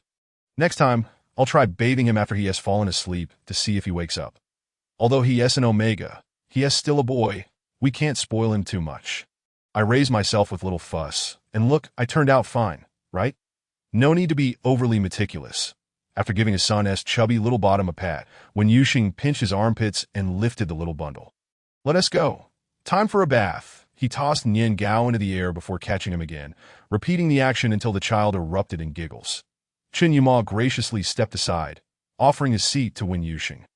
Nian Gao, today, your little dad will give you a bath. Welcome, welcome, a warm welcome.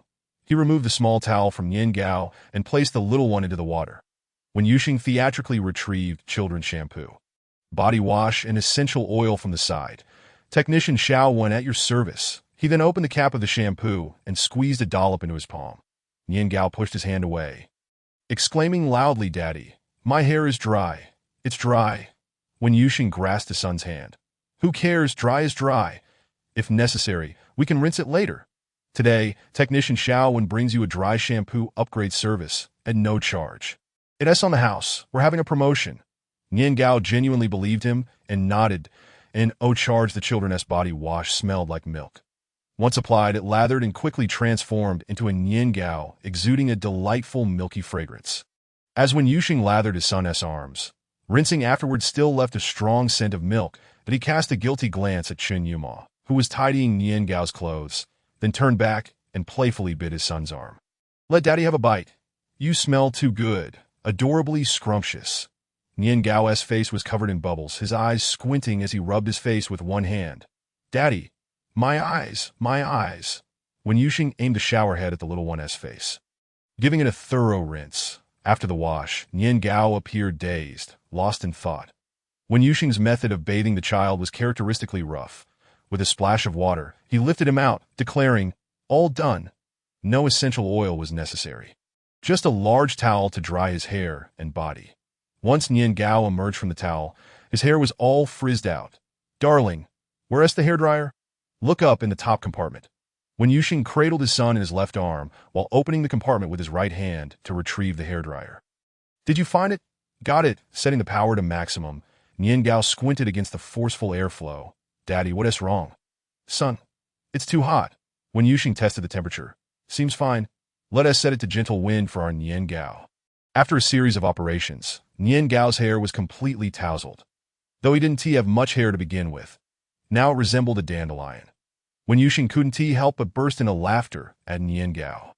Seeing his little dad laugh, Nian Gao joined in. His laughter only made when Yuxing laugh even harder, to the point of pain in his belly, unable to contain himself. Darling, ha ha ha, help me. Ha ha, someone please. Ha. Chapter 115. Acting Cute Part 5. Chen Yumao rushed in, holding Nian Gao's clothes. Let me see. With his left hand lifting Nian Gao, he wrapped his right arm around Wen Yuxing's waist. Ha ha, I can't take it anymore. Ha ha, I'm going to die from laughter. Chen Yumao pressed his lips together, full of helplessness, cradling the little one while embracing the adult. Let us step outside first. The air circulation in the bathroom is poor. Ah, look. Nian Gao has two little tufts of hair. Ha ha, Nian Gao. Are you being polite? Chen Yumao exerted a gentle force with his right hand, lifting Wen Yuxing effortlessly and placing both the large and small figures onto the bed. Stay still. Let me take off your shoes first. Wen Yuxing chuckled, breaking into a fit of coughs. What else with the sparse hair? Is it really that little? He laughed heartily. Don't worry. Once Nian Gao grows up, he'll have a magnificent hairstyle. Ha ha. Oh, it makes my stomach hurt from laughing.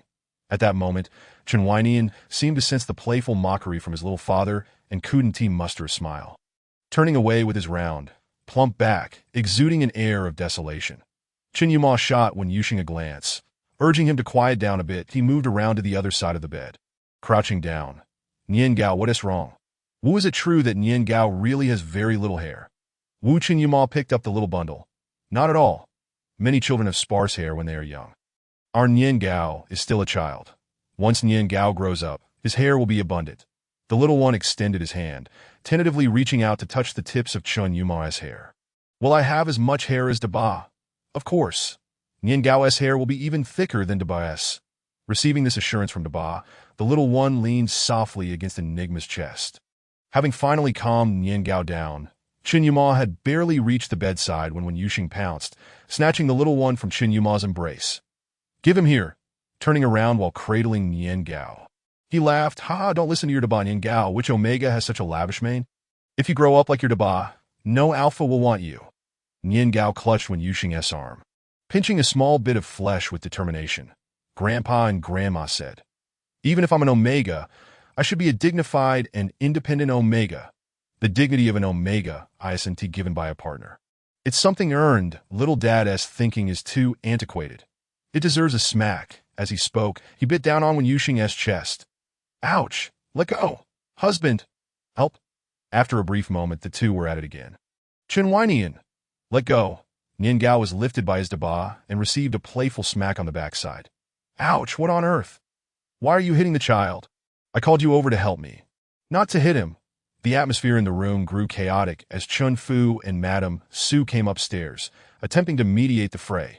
The three of them formed pairs, each insisting they were acting in the child's best interest. Stop! Let us take a moment to calm down. First, Nian Gao, let us go downstairs with Grandpa and Grandma. Xiao Lang is working on his homework, and Nian Gao can go see him. Madame Su waited for Chun Fu to take the child down before turning to say, You young couple carry on. The old man and I will go take care of the little one. Chapter 116. Whining, Part 6. Once Nian Gao left, it seemed that all laughter and joy had departed with him. The room fell into a quiet stillness, leaving Wen Yuxing inexplicably feeling downcast. Sigh. Chen Yumao, disregarding his clothes, sat on the bed and embraced him. What is the matter? Am I particularly crude? I understand nothing, not even the most basic care for a child, let alone a proper worldview. What Nian Gao said earlier made so much sense. I realize I am far too patriarchal. Chen Yumao held him close and kissed his forehead. Not at all. Everyone learns and grows through experience. You just didn't know before. Wen Yuxing's eyes glistened with unshed tears. Then do you despise me? Despise you? What for? Look at me. I have a terrible temper. I'm like a Wi-Fi personality. My emotions fluctuate wildly. My manners are lacking. I curse all the time. I'm lazy. I can't even solve basic middle school problems. And now I can't even educate a child properly. I feel like such a failure. Chun Yumo's face was filled with compassion. That my dear, if one day I become unbearable, not just imperfect but truly monstrous, would you despise me? Would you see me as a burden? Wen Yuxing shot him a skeptical glance that I'm trying to have a serious conversation, and you're babbling nonsense. Chun Yumo, seemingly concerned about startling him, softened his tone that I'm just saying, hypothetically. Wen Yuxing, momentarily sidetracked by Enigma's train of thought, brushed aside his sadness that if that were the case, I wouldn't despise you. If you don't despise my foolishness, why would I despise your monstrosity? A fool and a madman make quite the pair. Don't you think? He smiled at Chun Yumo, pondering, I really can't imagine what a monstrous you would be. It's quite terrifying. Wen Yuxing suddenly dashed up to Enigma, pressing their noses together. How about that? Did I scare you? Chun Yumo curled his lips, his eyes devoid of mirth. Yes, you scared me to You're as timid as Nian Gao. I bet our little one inherited his timid nature from you. A gentle Enigma. Thank goodness you met me. If someone else had encountered you, they would have bullied you. Come here, into your husband's embrace. Husband, hug me. Regardless of whether Chun Yumo was proactive or not. Wen Yuxing was quite forward. Just as he was about to launch into a heartfelt monologue, his body betrayed him. Damn. My chest really hurts. The tender atmosphere shattered in an instant as Wen Yuxing lifted his sleeve. Quick, husband, help me see if my chest is bruised. It really hurts. That little rascal just bit me there. Chun Yumo leaned in. Let me see. Don't move that I in that position. Wen Yuxing turned his head, catching sight of the scene in the mirror. How embarrassing, cough. Are you done yet? Have you not noticed anything after all this time? Chun Yumo remained silent, his warm breath brushing against Wen Yuxing's skin. Wen Yuxing shivered, quickly pulling down his sleeve. Enough, stop looking, it's nothing serious. Alphas recover quickly. This is a major issue. Chapter 117. Whining, Part 7. Chun Yumo's gaze darkened. That my dear, you shut up. You and I are separate matters. Chun Yumo's eyes sparkled with amusement. How long has this symptom persisted? Wen Yuxing shot him a sidelong glance. That don't you dare speak. I'm serious. As he attempted to get out of bed, Chun Yumo pulled him back. That I mean no harm. If the symptoms are severe, we should consult a doctor. That you're such a nuisance. If we ask a doctor, the whole world will know. I can't have that. Chun Yumo gradually released his pheromones, gently massaging Wen Yuxing's lower back. Was it very painful just now? Yeah, it started a couple of days ago. I didn't pay much attention. Then just now when Nian Gao bit me. It hurt quite a bit, but now it doesn't feel as bad. Then get out of here. Why are you still asking? No more questions, and don't tell anyone. If you dare say a word, I'll kill you with that. He made a dramatic gesture across his throat. All right. I won't say anything. This is our little secret, just between us, okay? Wen Yuxing sighed in relief, leaning against Chun Yumo. Just remember that. I remember. By the way, where did this injury come from? As he lowered his head, his expression turned fierce. Chun Yumo seized Wen Yuxing's arm, pointing to the very evident mark left by the little one's tiny hand. His face darkening, that it's nothing serious. Feeling the chilling pressure of Chun Yumo's pheromones, Wen Yuxing shrank back, timidly. Did Nian Gao do this? The timid alpha shook his head furtively. Chun Yumo couldn't help but laugh in frustration. You want to lie, yet you always do. And every time you lie, you get caught.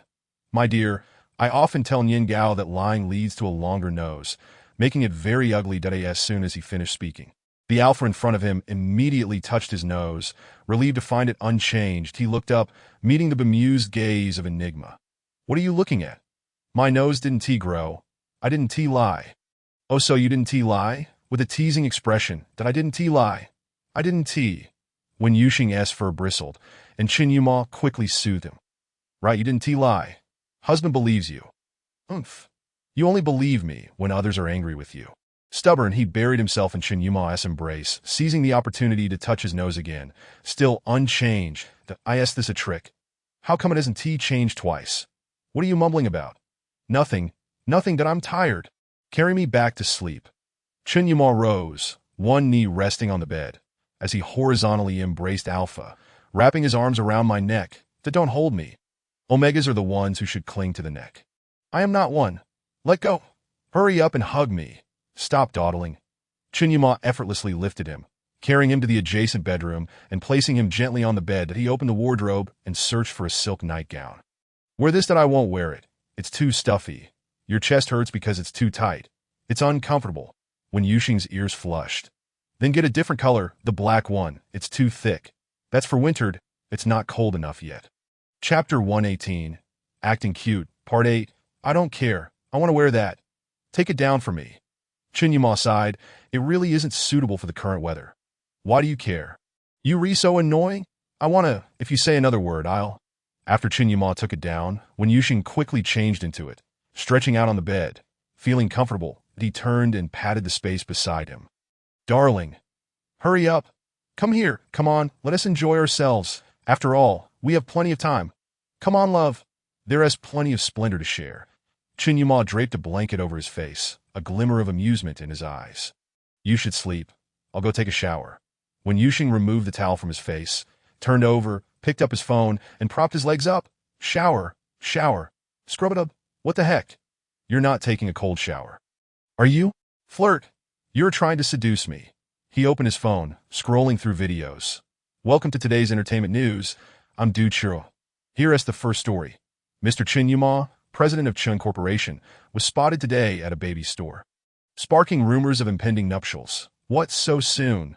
Those paparazzi are terrifying. The well-known star Jiang Yemio's suspected relationship has also been exposed, claiming her boyfriend is an outsider. Wow, this actress is impressive. I saw her so close to her assistant before. And now she is officially announcing a relationship. Sigh. Chen Yuma emerged from the bathroom, a towel wrapped around his lower body and his upper body bare, drying his hair as he walked over. Who is that? That is my favorite actress, Jiang Yemios. When Yuxing caught sight of a certain shameless man who wasn't properly dressed at night, that as Chen Yuma approached, he kicked at his abs. Flirt. Stop trying to seduce me. I'm a man like an eagle. Turning around, President Chen just made the news.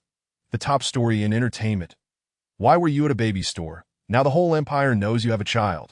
Chen Yuma came over, grasping Wen Yuxing's ankle, leaning down to bite him. So what? I'm not in the entertainment circle. No one pays attention to me. Wen Yuxing quickly sat up, throwing a pillow at him. Nonsense. The comments on that video are filled with people calling you hubby. Chen Yuma frowned, taking the phone. Let me see. Did he glance casually and then turn it off? These internet users are quite ridiculous. Wen Yuxing took the phone back, lying by the bed. TSK, I see you're delighted. Look at what they're saying. Hubby, don't you remember Chi Zhu by the riverbank of Daming? What the heck? Which shameless person is that? Wen Yuxing immediately reported the comment, stating, harassment of my family member. Eventually, feeling too lazy to report further, he switched to internet bickering mode, leaving comments one by one. What a coincidence. My husband is currently giving me a foot massage. So handsome. Especially those abs. So nice to touch. My husband is as gentle as water, as manly as can be. His fingers flew over the phone screen as he typed. The seriousness of it all a first for him. Later, losing patience, Wen Yuxing directly sent a voice message. Get lost. That is my man. You dead sissy. Get lost. Who do you think you are, missy? Is that your husband? Half an hour later, Wen Yuxing tossed his phone away. I'm furious. If this keeps up, I won't be able to resist crawling through the phone to beat them up. How dare they covet my man? Go die. Chapter 119. Acting Cute, Part 9. Chen Yuma finished drying his hair and climbed onto the bed, wrapping his arms around the now-frizzed alpha that a lot of what is said online isn't to be trusted. When Yuxing, eyes closed, turned over and ignored him, that they're all talking nonsense. You know what kind of person I am, don't you? When Yuxing took a deep breath. Yes, how could I not trust my dear husband? Wait a moment. Just now a user named Love Yuma for 10,000 years said, you have a birthmark on your butt. Let me see if it's true. As he said this, his mischievous hands reached for Chen Yuma's backside. Enigma quickly defended himself. Really, there is nothing there. Look, I'm bare all over. Have you not seen all of me? Is there any reason to doubt myself? When Yuxing inspected every nook and cranny, then picked up his phone, opening the comment section. Nonsense. Chen Yuma does not have a birthmark on his butt. Chen Yuma, dear child, have you considered that if one day your online persona gets exposed, all of this would serve as evidence, and soon the entire empire would know your husband has no birthmark? Oh, right. What do we do now? After thinking it over, when Yuxing reopened the comment section, I'm only telling you all this. Don't tell anyone else. Chen Yuma. He now had reasonable doubts. One pregnancy makes one foolish for 3 years to prevent things from spiraling out of control. Enigma quickly snatched the phone away. What are you looking at on your phone? Isn't having your husband by your side enough? When Yuxing lifted his head to glance at him. How can you compare with my phone? The phone is the primary consort. You at most are a concubine to Mr. Chen Yuma, reduced to a secondary role, without complaint, continued to pamper his alpha, massaging his legs and feet, rubbing his back, and offering water, all with utmost tenderness. Yet, when Yuxing's heart and eyes were solely focused on his phone, typing furiously as if he feared the screen might ignite. Without the interruption of the rice cake, the couple found themselves with more time together. When Yuxing, the quintessential rough-and-tumble alpha, if not for meeting Chen Yuma, would have undoubtedly ended up marrying a sweet omega to live a cozy life. From the beginning until now, he hadn't glanced at his wife even once, engrossed in scrolling through short videos and bickering with netizens, gaming, and arguing with opponents. While lying on the bed, he had his legs crossed. When reclining, he had one leg propped up. After attending to him, Chen Yuma cleaned the bathroom, and upon finishing he turned to read. Two individuals with entirely opposite personalities and interests could actually lie together on a single bed.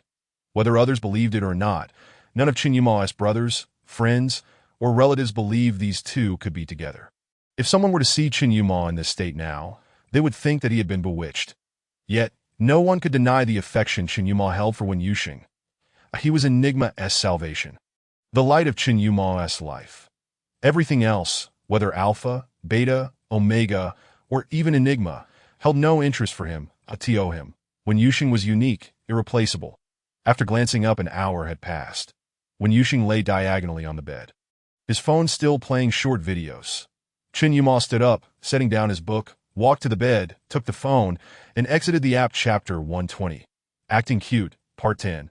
He placed the phone aside, wrapped his arms around the alpha's waist, lifted him gently, and laid him comfortably back on the bed, covering him with a blanket. That it was now 10 o'clock at night. Chen Yuma switched off the bedroom light, softly closed the door, and walked out. Downstairs, Qin Lang was slumped over the table, huddled with a rice cake, seemingly engaged in some activity. That Mr. Chun and Mr. were still seated head-to-head, working on something.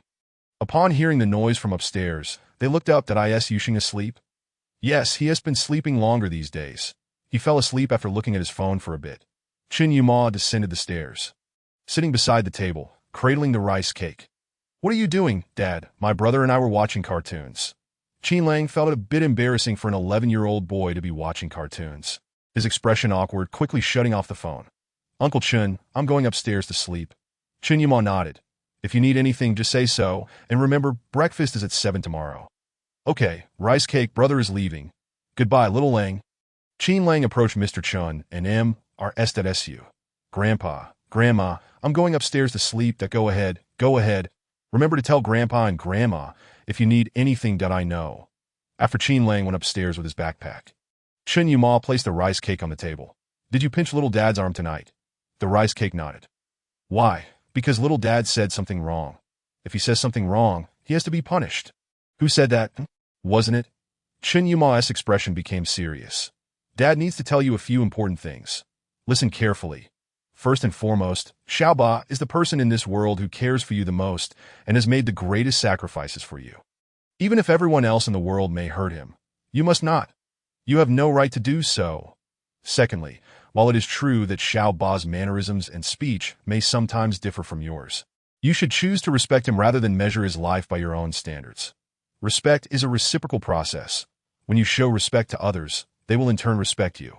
Thirdly, even if Xiaoba is mistaken, you may express your concerns, but how can you resort to pinching him or even biting him? Has your father not taught you that a gentleman speaks with words, not with violence? How have you behaved? Lastly, and most importantly, your Xiaoba is the most significant person in my life, and I will not permit anyone to harm him, not even you. This evening, you shall sleep with your grandparents. Otherwise, you will sleep alone. Having said that, I gently placed the little friend Chen Weinian on the ground. Nian Gao, with red-rimmed eyes, looked up and said, Father, I was wrong. Did you not apologize to me? You have done nothing to offend me. You have harmed your Xiaoba. and it is he to whom you owe an apology, which is of no use to me that Mr. Chun and MSSUE stood by, speechless, waiting for Nian Gao to turn to them before they opened their arms. Nian Gao, come here. Your Xiao Ba's already fallen asleep. Tomorrow we shall apologize together, shall we? Nian Gao, aware of his wrongdoing, refrained from being affectionate, sitting beside his grandparents and obediently waving at Chen Yuma. Father, good night. Good night to you as well. Chen Yuma nodded. Father, mother, I am going upstairs. Yes, go ahead. Nian Gao is with us today, so do not worry. Chapter 121, Apology, Part 1. Chen Yuma went upstairs, opened the door, and had just sat down on the bed when Yuxing mumbled and turned over, but he slowly released his pheromones and kissed the sleeping figure. The alpha's breathing gradually steadied. Chen Yuma pulled back the covers and lay down, enveloping Yuxing in his arms. What time is it? Without opening his eyes, he was uncertain whether he was awake or dreaming that it is 10:30 in the evening. Really, Yuxing, the tough guy, could dear, kiss me. Chen Yuma obliged with a kiss. Is there anything uncomfortable? No clinging to Enigma like a little puppy when Yuxing nestled against Chen Yuma.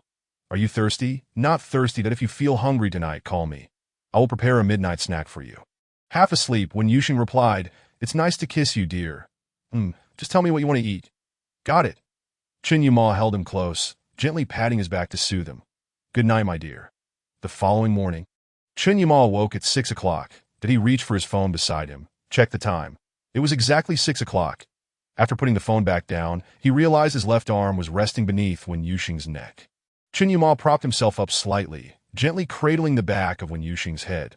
Lifting him enough to free his arm and place it on the pillow, the alpha turned over, clutching the blanket to him. Chen Yuma sat up, running his hand over Yuxing's glands, which were slightly swollen and still bore the marks from yesterday's bite. He tiptoed, grabbed his shoes, and opened the door quietly, closing it with care. Once outside, he set his shoes on the ground and slipped them on. He walked into the next room, opened the wardrobe, and selected a suit, placing it on the bed. After washing his face, brushing his teeth, and changing into the suit, it was now 6:30 in the morning. Chen Yuma entered the bedroom and drew back the curtains, when Yuxing kicked at the blanket a few times, pulling it over himself with his toes. What time is it? It's still early, my dear. There is a business meeting to attend, and my flight is at 7. I will return in the afternoon. Make sure to eat well at home and stay safe. When Yuxing stretched his arms, Dear, kiss me.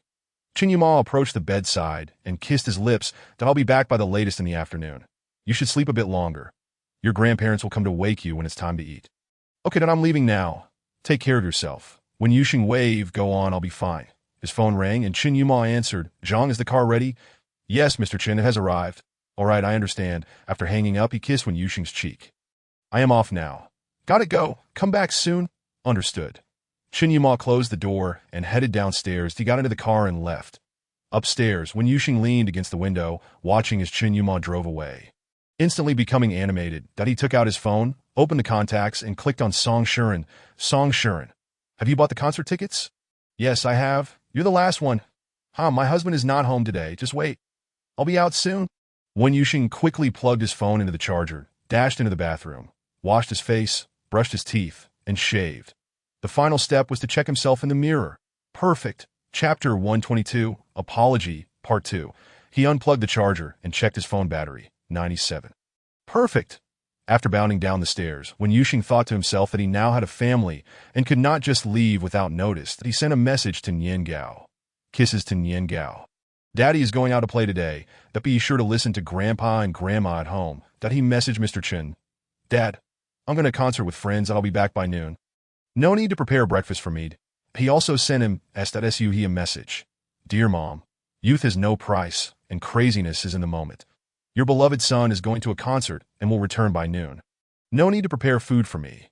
Tucking his phone into his pocket, he donned his sunglasses. Cool boy when Yuxing. Ready to hit the streets. Half an hour later, standing among a crowd with Song Shuren. When Yuxing nearly got crushed, is this the best spot you mentioned? Isn't it? Look, it's neither too far nor too close. Go Jiang Yimei. Cheer for Jiang Jiang. Yuxing, are you feeling unwell? You look pale. Jiang Jiang. The noise in his ears buzzed. And when Yuxing felt a wave of nausea, I feel a bit stuffy. I'm stepping out for a moment. You continue. All right, navigating against the crowd, when Yuxing felt a sense of relief as he stepped outside. I am getting older. I can't deny it any longer. He rubbed his stomach. I bet it's you. Opposing your Xiao Ba. I'll tell your big Ba when he returns. It was clear he would not be going back in for the concert. So when Yuxing messaged Song Shuren and headed home, before entering he checked his phone. It was still early, just 11 o'clock, that on the way Mr. Chun, Miss Su He, and little Nian Gao had all replied. Kisses to Nian Gao. Xiao Ba is having fun. Nian Gao will behave well, Mr. Chun. Yes, Yuxing, have a good time. Miss Su He, good son, enjoy yourself. With Mom here, there is no need to worry. Then there was one latest message. Yuxing, hurry back. Yuma has returned. The timestamp read 1 minute ago. When Yuxing stood at the door, adopting a feeble expression, just as he was about to ring the doorbell, he hesitated. He rubbed a bit of white paint from the nearby wall onto his lips and took a deep breath. Ding dong. Inside, everyone sat respectfully, and upon hearing the doorbell, Aunt Zhang hurriedly stood up. Mr. Wen is back. I'll go open the door. Glancing at Chen Yuma, who nodded, she hurried to the door to click that as the door opened, when Yuxing instantly fell into character. Leaning against the doorframe, Aunt Zhang opened the door but saw no one, preparing to step out to check when she looked down and spotted Wen Yuxing. Help, Mr. Wen! Mr. Wen, master, madam. Young master, come quickly. At Aunt Zhang's exclamation, Chun Yuma rushed out, followed closely by Mr. Chun and Ms. He. Upon reaching the door, they saw Wen Yuxing, his lips pale, Chun Yuma's pupils dilated, and in that moment, his heart ceased to beat. That my dear. He dashed over and scooped Wen Yuxing up in his arms. That don't be afraid. I'll take you to the hospital. My dear. Don't sleep. Don't sleep. Chapter 123 Apology Part 3. This is a disaster. It's all gone wrong. This was Wen Yuxing's first thought. Behind him, Mr. Chun and Ms. followed. Oh my God. What happened? What a calamity. How could this happen again? Mr. Chun lamented. Ms. He was on the verge of tears, clinging to her Chen Yuma, almost frantic. When Yuxing could no longer pretend, he patted the man's arm. Cough, cough, dear brother. Good sir, perhaps you could set me down for a moment. Chen Yuma suddenly froze in place, staring at Wen Yuxing as if he had encountered a ghost. The atmosphere grew somewhat tense, and when Yuxing struggled to jump down, that Ms. He let out another sharp scream. Oh no. Why did you jump down? Are you all right? When Yuxing flashed a smile at the elderly couple, turned around and tugged at Chen Yuma's hand, saying, Look, my mouth is covered in the white plaster from the wall. As he spoke, he wiped his lips with the back of his hand. That I just saw a message from my parents and was afraid you'd scold me. So I thought I'd pretend to be weak to elicit some sympathy. When Yuxing lowered his head and slowly approached, attempting to grasp Chen Yuma's hand, but was evaded by enigma, that he felt somewhat at a loss and turned to look at Chen's father and Ms. Sui.ms. He winked at Wen Yuxing, but was relentless. You child. How could you do this? This has happened before when we had rice cakes, and it nearly scared Yuma to death. Why are you repeating this trick again? Exactly, Yuxing. It's not just your father who says this. You have gone too far this time. Did you not see how Yuma was completely stunned by your antics just now? This is truly inexcusable. Not to mention Yuma. Even your father and I cannot forgive you. You are disregarding your own health. We are fine, but think about it. Yuma cares for you so much. You truly frightened him just now. The elderly couple harmonized in their admonishment, intending to give Chun Yuma some relief. Coincidentally, the usually affable enigma was particularly unyielding today.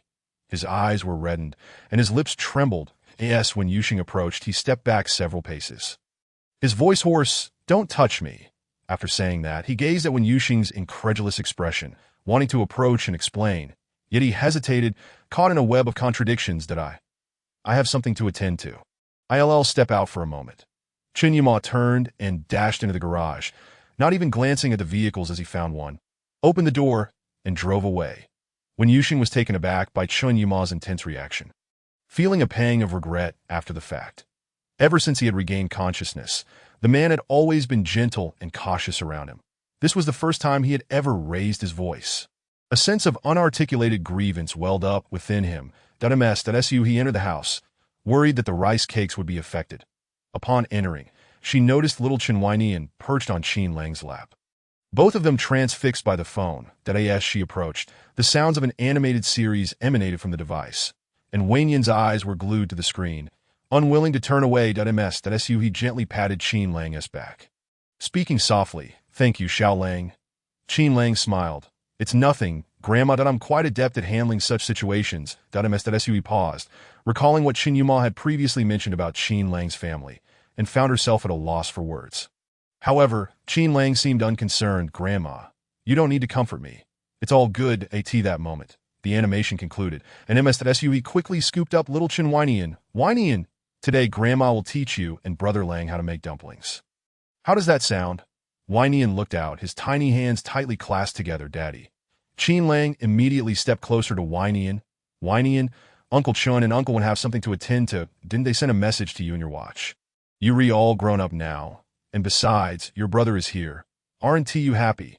Qin Lang's presence captivated nearly all of Weinian's attention, and the little one nodded with a smile. With brother, making dumplings. Yes, making dumplings with brother. Outside the house, Chen's father noticed when Yuxing's disarray and distress that he approached, patting his shoulder. Yuxing, don't be too anxious. Let us go to the pavilion where I can share a story about an incident that occurred while your mother was pregnant with Weinian. Perhaps after hearing it, you might feel a bit better. When Yuxing was now also flustered, his previous antics had relied on Chen Yuma's indulgence. Now that Chen Yuma no longer cared for him, it felt as though the entire world had turned foreign. Hesitantly following Chen's father, he sat on a stone bench in the pavilion, which was cushioned with thick, soft mats. When Yuxing settled onto the soft cushion, he felt his muscles relax considerably. Narrowing his eyes, the Chen's father observed his expression. These soft cushions were bought by Yuma a few days ago from a mother and baby store, that he mentioned being concerned that you might feel stifled indoors, and that sitting on the stone bench for too long could lead to catching a chill, that he could have sent someone else to fetch them. But he was worried about their quality, or whether you'd like them. So he went while you were napping. Sitting on the soft cushion, when Yuxing's vision blurred, and a feeling of heaviness settled in his heart, that he suddenly realized that his earlier behavior had indeed crossed a line. When your mother was pregnant with Weinian, it was around 7 months along, that I recall. It was precisely 7 months, but we never knew the exact reason. That time, Yuma was with you in your little home, and you wouldn't let your mother and me come and see you. It was also midday when Yuma called us, and in a rush, your mother and I went straight to the hospital. We didn't get to see you, but we encountered Yuma, who was covered in blood, his white shirt barely recognizable, looking even more terrifying than today. To Chen's father, still pained by his son's distress, continued, his voice slightly choked. Yuma has always been quite independent. Your mother and I never needed to oversee him. He has always been like a little adult, never crying, even when he suffered serious injuries in the Imperial Army. There was only one instance when we witnessed him cry. He was kneeling at the emergency room door, weeping like a child, utterly devoid of composure. For several days, Yuma couldn't bear to close his eyes. And neither could your mother or I, fearing he might take a drastic step. Tio speak sincerely. When Yuma insisted on marrying you, no one in the family supported it. Not your mother, nor I. We argued countless times, and every meeting ended in discord. Eventually, after you two married, we turned a blind eye, as it was your life together. As long as you were happy, we were content. Before the car accident, your relationship was strained. I am not trying to sow discord here. It genuinely was that I don't understand how you met or how you interacted, but your disdain for Yuma was glaringly obvious, or perhaps it would be more accurate to say loathing. Now that you have Weinian, you understand a parent's feelings, wishing the best for their child. And even if it isn't the very best, they shouldn't have to endure hardship. I tend to be more rational. But your mother is emotional and impulsive, just like you, and she feels deeply for her son, growing increasingly displeased with you. The familial dynamics were rather awkward. After Weinian's arrival, we had hoped it would ease the tension. But unexpectedly, Chen's father glanced at Wen Yuxing, hesitating to continue. Listening to him, Wen Yuxing was already in tears, feeling anguish for the previous Chen Yuma. Dad, please go on, I'm fine. You don't like Weinian, and on several occasions. You even attempted to harm him when no one was paying attention. After Chen's father finished speaking, Wen Yuxing was left in shock. No, how is that possible? Chen's father sighed, looking rather grim. It is true. Weinian's frail health is largely due to being born prematurely, but even more so because you repeatedly tried to harm him. Just to name a few incidents I know of, when he was 3 months old. You said you were going to give him a bath and nearly drowned him in the sink, resulting in a month-long stay in the ICU. 7 months, you covered his nose with a pillow, which was quite severe, and he nearly didn't make it back, spending 3 months in the ICU. When he was 1 year and 2 months, You pushed him down from upstairs, causing a concussion. And he lay in the ICU for half a year. Then there was your wayward lifestyle, frequenting places of indulgence, and various rumors about your escapades, often seen with different Omegas, entering hotels. When Yuxing was so shocked he could hardly cry. "Dad, are you sure that was me?" Chen's father sighed, his expression darkening. "It was indeed you. You wouldn't know, but when Weinian was 1 year and 8 months old and was discharged from the hospital, your mother was nearly driven to madness, holding on to Weinian as if her life depended on it. You know how much MS.SUE values her reputation. That day, she was compelled to take her precious grandson back to the old residence for his well-being. Your father felt quite helpless. Yet inexplicably, Weinian adored you. Despite you being the greatest threat to him, he still rushed towards you first. Ever since you began living a life of debauchery, our family finally found some peace. You returned home roughly once a week, and Yuma would take Weinian back to visit you. Life continued in this manner until the day we received news of your car accident that YUMO mentioned that you have lost your memory. Both your mother and I were skeptical, so we secretly visited your hospital room several times that we even sought out Dean Zhang to inquire multiple times, observing the videos that UMO sent. It was evident that you and Yin Gao were getting along splendidly, and your smile appeared more frequent than before, although you seem to have become a bit more prone to swearing. Your overall disposition remains amiable. Chapter 126, Apology, Part 6. When Yuxing's lips twitched, but I thought my temperament was rather poor, yet it seems I was even wilder in the past. Father Chen chuckled. We too are puzzled that it was Dean Liu who looked after you, and he mentioned that you were suffering from severe postpartum depression. Alas, it can only be said that fate plays tricks on us. You must have had a difficult time back then. As he spoke, he wiped away tears. When Yuxing promptly poured a glass of water for Father Chen, "That is all in the past, Dad. Please don't indulge in such melancholic sentiments. It's quite chilling." Father Chen took a sip of water to clear his throat. "So, what I wish to convey is this. Regarding your affairs as a couple, your mother and I shall not interfere. But please do take care of yourselves, all right? That is my only request. Living is certainly preferable. Wouldn't you agree?" When Yuxing immediately straightened his posture, akin to a proud rooster, "That of course, Dad, if one is dead, then nothing remains. I still wish to witness Nian Gao grow up. Let's ensure my dear husband enjoys a long life." Father Chen smiled sincerely. "You know, I personally believe that amnesia might be a blessing in disguise. Deep down, I hope you never regain your memories. What am I saying? Yuxing, please don't take offense. Are you feeling happier now?" "Much happier. I was truly wild before, a bit frightening, to be honest. All right, I've said all I needed to. As for the rest, I shall refrain from commenting. Do as you please. Just be happy. After spending this past year together, both your mother and I have grown fond of you. We regard you as our own son. Regardless of your choices or decisions, your mother and I will support you. This will always be your home, as long as you wish to return. Your mother and I will always have meals ready for you." "Dad." Yuan Yuxing was so moved that words eluded him, tears welling up uncontrollably. "Hey, I'm a grown man. Crying like this is rather embarrassing. What is there to be embarrassed about? I am an alpha as well. There is no shame in it. What do we have to lose, just the two of us? You grew up in an orphanage. From now on, your mother and I are your family. And let us not forget Nian Gao. We are all one family, and family doesn't stand on ceremony. Don't be shy around me." The elder Chen was quite eloquent, and when Yuxing was overwhelmed with emotion, tears flowing freely. The father and son continued their conversation in the pavilion. Completely forgetting about Chun Umo before long, it was noon, and MSSU dumplings were ready to be served. Time to eat.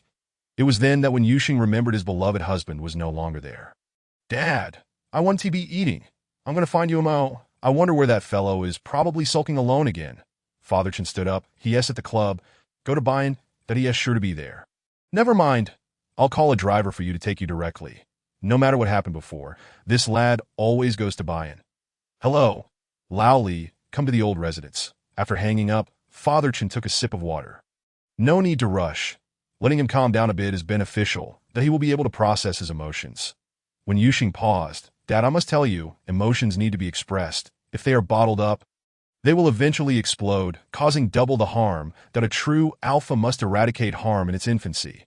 As they spoke, a car arrived outside. Chapter 127, Apology, Part 7, Old Master.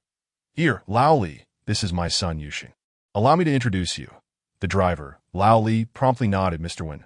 When Yuxing flashed a bright smile, his teeth gleaming, "Hello, Uncle Li. Let us not stand on ceremony. We are all family here. Lao Li, please take Yuxing to buy-in. By the way, just use my card. It has full privileges." "Understood, old master." "Well then, I shall take my leave and go on. You can't seem to stay put for even a moment." Father Chen chuckled, urging him to leave. "Remember to have lunch. You are not alone anymore, so take care of yourself. Did I know, Dad? Please return home. By the way, tell Nian Gao that his little dad misses him."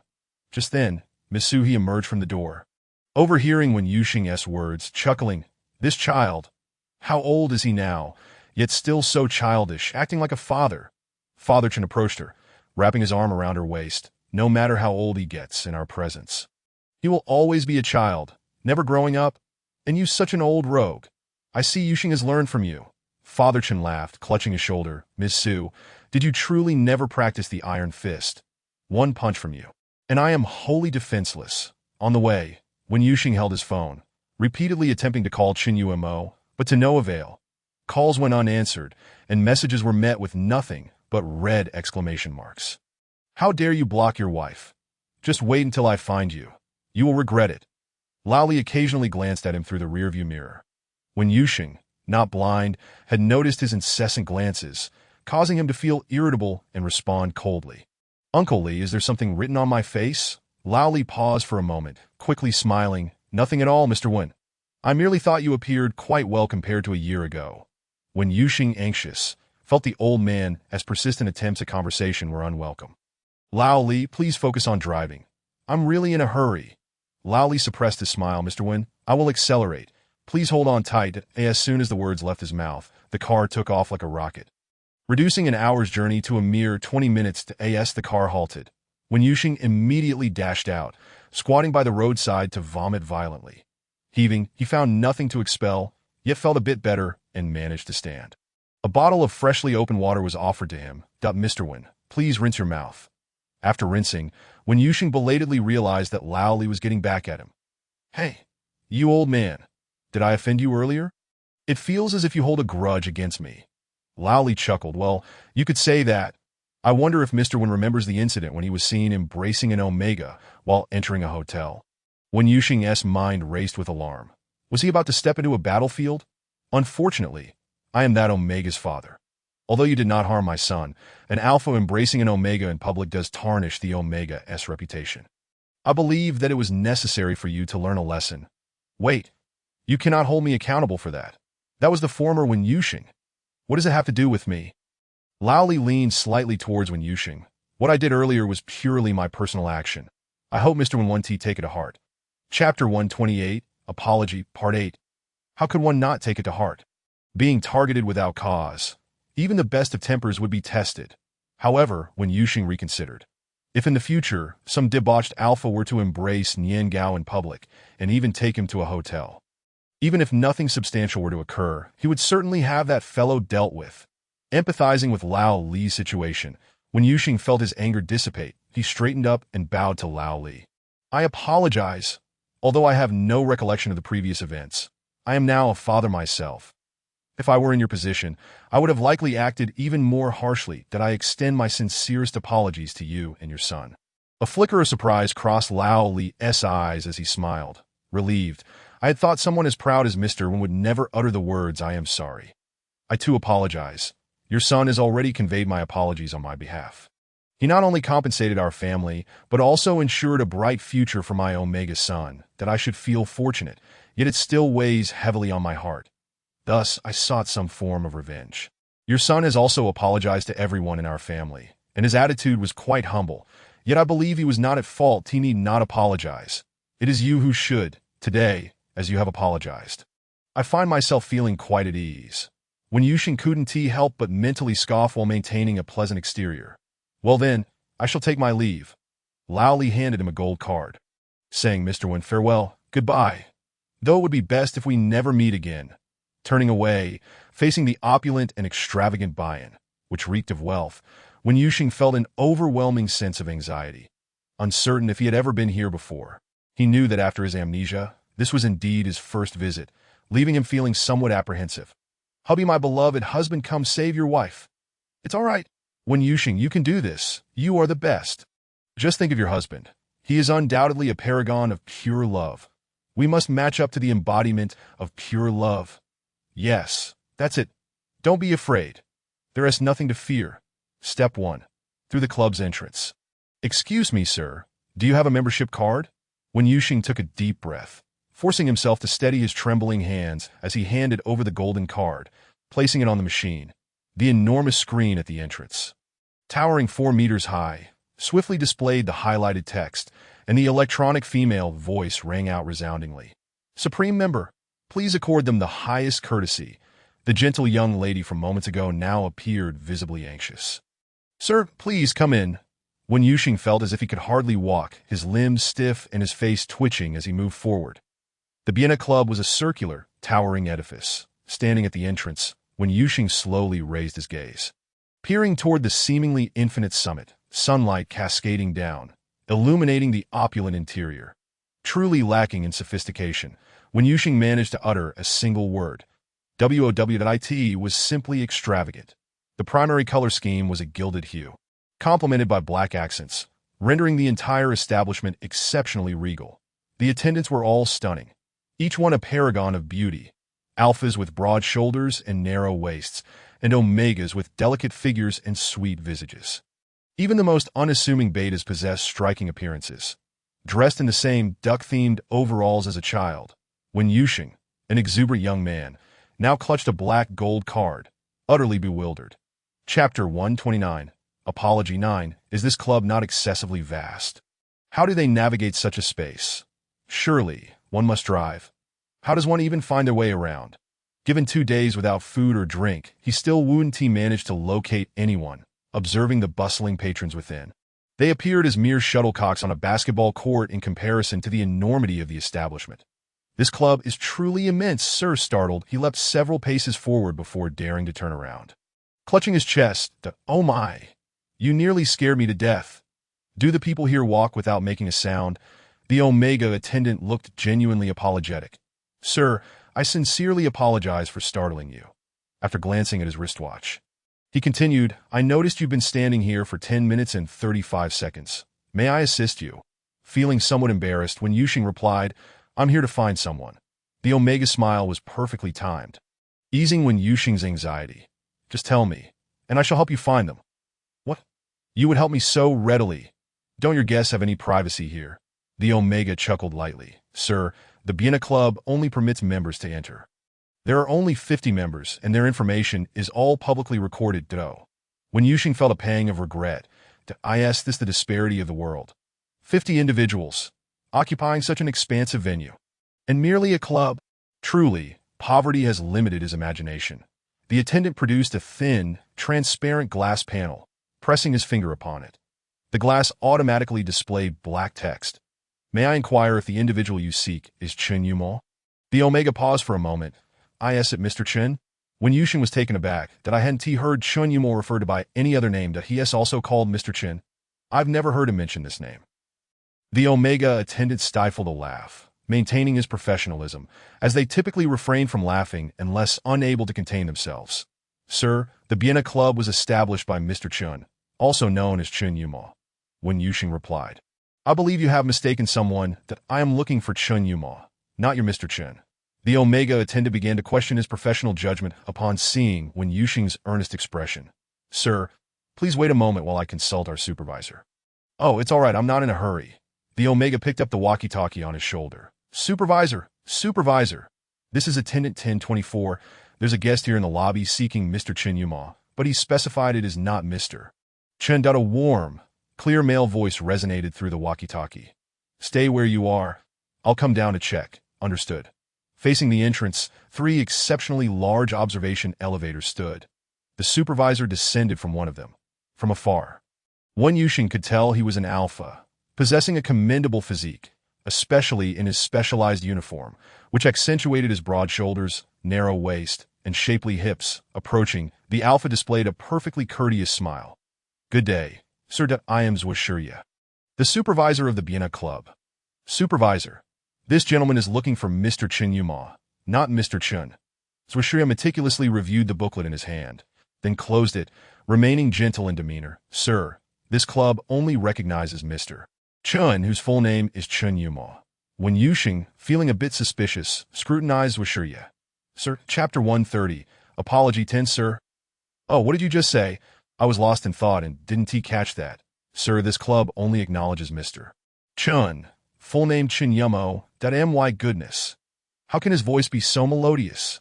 How can he possess such an impressive physique? With Chun Yuma surrounded by alluring companions daily, what if one day he finds wildflowers more fragrant than his home blooms? What then? Surely, I'll end up wandering the streets with a child.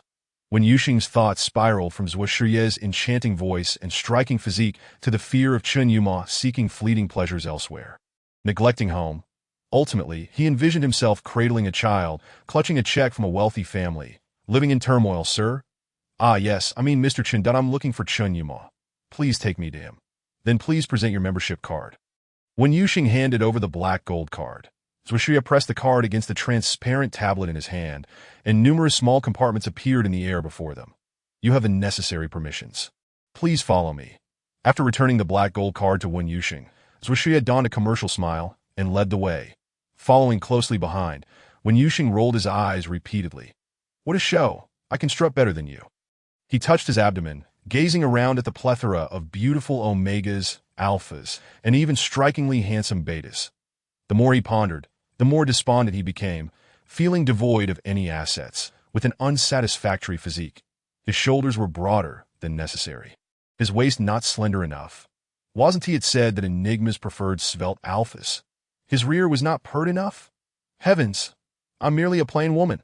I'll just remain at home raising children. Oh, I can't even manage a child. All along the way, people greeted Zhuoshya, who behaved impeccably, his voice melodious, moving with grace.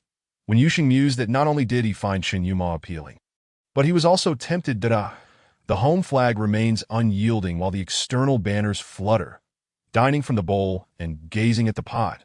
What a scoundrel! How disgusting! Sir, we have arrived. His anger reached its zenith. Reason began to dissipate. Zhuoshya unlocked the electronic door, and just as he turned around, Wen Yuxing shoved him aside. Stand aside. Chun Yuma. You think I'm being lenient, don't you? I'm at home caring for the child while you're indulging in debauchery. ILL, make you drink. Drink to your heart's content. Today, I want to spare your hide. I'll take your name. Wen Yuxing burst into the private booth, where 5 individuals holding wine glasses turned their gazes toward the entrance. His fierce outburst momentarily stunned everyone, as 5 pairs of eyes fixed upon the door. Chun Yuma, seated at the center and facing the entrance, initially appeared astonished, but soon his eternally unchanging eyes sparkled with intensity. What are you staring at? I'm referring to you. You've brought 4 companions along. Have you no shame? If you're not embarrassed, I find you shameful. Come here. I'll tell you once, if you don't heed my warning. I'll give your companions a thorough beating. You've spoiled him, I assure you. This matter is far from over. Companion 1, Pei Shaoxian. Companion 2, Fu Yanci. Companion 3, Xie Juanza. Companion 4, Jiang Nanyu. Outside, Zhuoshya. Chapter 131. Caught in the act. 1. Such audacity was truly unprecedented in their circle that moment. Chun Yuma stood as if entranced, fixated on the figure at the door, seemingly oblivious to his surroundings, stepping forward without regard for the table before him. Startled, the 4 companions quickly pulled him back. Hey, Brother Chun, this way. You can walk here. Fu Yanci, unable to bear it any longer, tugged at Chun Yuma's sleeve, redirecting him. However, before they could act further, footsteps approached, and without warning, a forceful shove sent Wen Yuxing careening forward. Shameless, don't pull and tug. While I'm alive, you're all mere trifles. With that, Wen Yuxing pulled Chun Yuma behind him, pointing at the 4 individuals before him, inhaling the scent of alpha pheromones. All alphas. I ask you, why can't you do something worthwhile? You have arms and legs. You all alphas, one after the other, failing to learn. How could one engage in such actions? Are your family members aware? Alpha must embody responsibility and dignity. He is a man who ought to forge his own path in life. For such a business cannot endure. As he spoke, he tugged at Chun Yuma, taking a few steps back. Heed my advice, brother. In your line of work, one must not develop feelings for the clients. Turning to leave, he glanced back at Chen Yuma, filled with a mix of frustration and disappointment, striding over to the booth and taking a seat. Allow me to convey this. I am not merely indulging in alarmist rhetoric. You, pointing at the 4 individuals in front of him, must cherish your own bodies that in your youth you may take it for granted, but when age arrives, you might find yourself at the mercy of caregivers. Crying out in pain, I have always prided myself on being open-minded, gentle, and well-mannered. After all, I am a man too. I understand men better than most. I do not blame you, if blame is to be assigned. It should be directed at him. You are compelled by the demands of life, with no choice but to survive, yet I still urge you, who would willingly engage in such a business, do take better care of yourselves. Upon finishing his words, he pointed towards Chen Yuma, still seething with indignation, and hurled a cushion from the booth at his head. Dare you look at me? Just wait until I return to settle this. Rising gracefully, he adjusted his hair, and when Yuxing turned to leave, I shall take my leave now. Do take care of yourselves. After saying this, he approached Chen Yuma. Are you not coming over? Chen Yuma had been acting like a fool until now, but now wore a grin that was rather unsettling. His eyes were alight with laughter, yet tears began to flow. Oh my, could you not embarrass yourself here? As Chen Yuma truly seemed ready to follow, the 4 individuals behind them panicked. Brother Chen, are you not going to explain to sister-in-law? How shall we visit your home for rice cakes in the future? The first to turn was Wen Yuxing. Oh heavens, you have gone too far. You are still thinking about my son. He is merely 3 years old. I shall end you, you heartless fiends, with that. He made to rush forward, causing Jiang Nanyu and the others to hastily retreat. The agitated alpha was promptly embraced by Chen Yuma. No, calm down, my dear. Misunderstanding? What misunderstanding? Once I am done with this rabble, you shall be the first I tackle. I am not divorced. I am merely a widower. After declaring this, he kicked Enigma aside and grabbed a bottle from the table, pursuing the others. Help! Brother Chen, say something. Ah, exactly. Sister-in-law has gone mad. Quickly, say something, Yuma. If you do not speak, your good brother shall suffer the consequences. Oh my, how fierce. Truly exhilarating. Do not crowd me. Help! As when Yuxing chased while striking, they circled the booth several times, each bearing the marks of their encounters, bruised and battered. Thud. The 4 of them squatted together in the corner, clutching their heads. Chapter 132. Caught in the act, Part 2. Sister-in-law, you have truly misunderstood. We are not ducks. Pei Shaoxian stood up, unable to contain his indignation that a bottle suddenly appeared in front of him, and he pouted, cradling his head as he squatted down once more. Chen Yuma took a moment to compose himself and hurried over. My dear, you have truly misunderstood. They are all my friends. When Yuxing shot Enigma an incredulous glance, friends who were locked in a room drinking together, he gestured towards Pei Shaoxian, who had undone 3 buttons of his shirt. Friends can appear disheveled. He then pointed at Xie Juan's extravagant earrings. Friend can dress in such flamboyant attire. Xie Juanza exclaimed. I believe you not. You old rogue. You are quite the scoundrel. He poked Chen Yuma on the chest. Your little schemes, I see right through them. The 4 individuals squatting on the ground looked at Chen Yuma with expressions of deep sorrow. Enigma's lips twitched. They are indeed friends. Jiang Nanyu, the heir of the Jiang family. He even hosted our wedding. Xie Juanza, the head of the Xie family. You do not recall, but after the rice cake was born, he helped care for it for several days. Fu Yanxi, your good friend with whom you conversed endlessly before your amnesia. Pei Shaoxian. Chen Yuma fell silent, turning to glance at Pei Shaoxian. You used to chase after him relentlessly. Pei Shaoxian, who had been hiding in the corner, was now puffed up with indignation. Damn, Brother Chen, must you reveal everything? I was hoping to reconcile with sister-in-law, but now it's all preconceived notions. There will be no opportunity. Is it not because of your ruckus? You speak as if you are so upright. The bottle began to circulate once more in front of the 4, that let us see who dares to speak. Silence reigned. When Yuxing returned to his seat, I shall tentatively trust your one-sided account. But do not let me catch you in a misstep. Otherwise, you shall face my wrath. He turned to glance at Zhuo Shiya, who stood at the door, broad-shouldered and narrow-waisted. Change into something more appropriate. That garish outfit is unseemly. All right, wife, I shall change immediately. In just 10 minutes. Zhuo Shiya reappeared at the door clad in loose black athletic wear, resembling a large sack.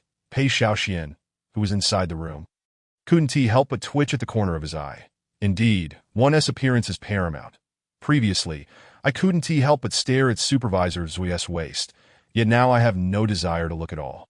His voice was rather loud, drawing Wen Yuxing's attention. Pei Xiaoxian immediately lowered his head. Like a quail, he glanced at Chen Yuma, then at the four individuals in the corner.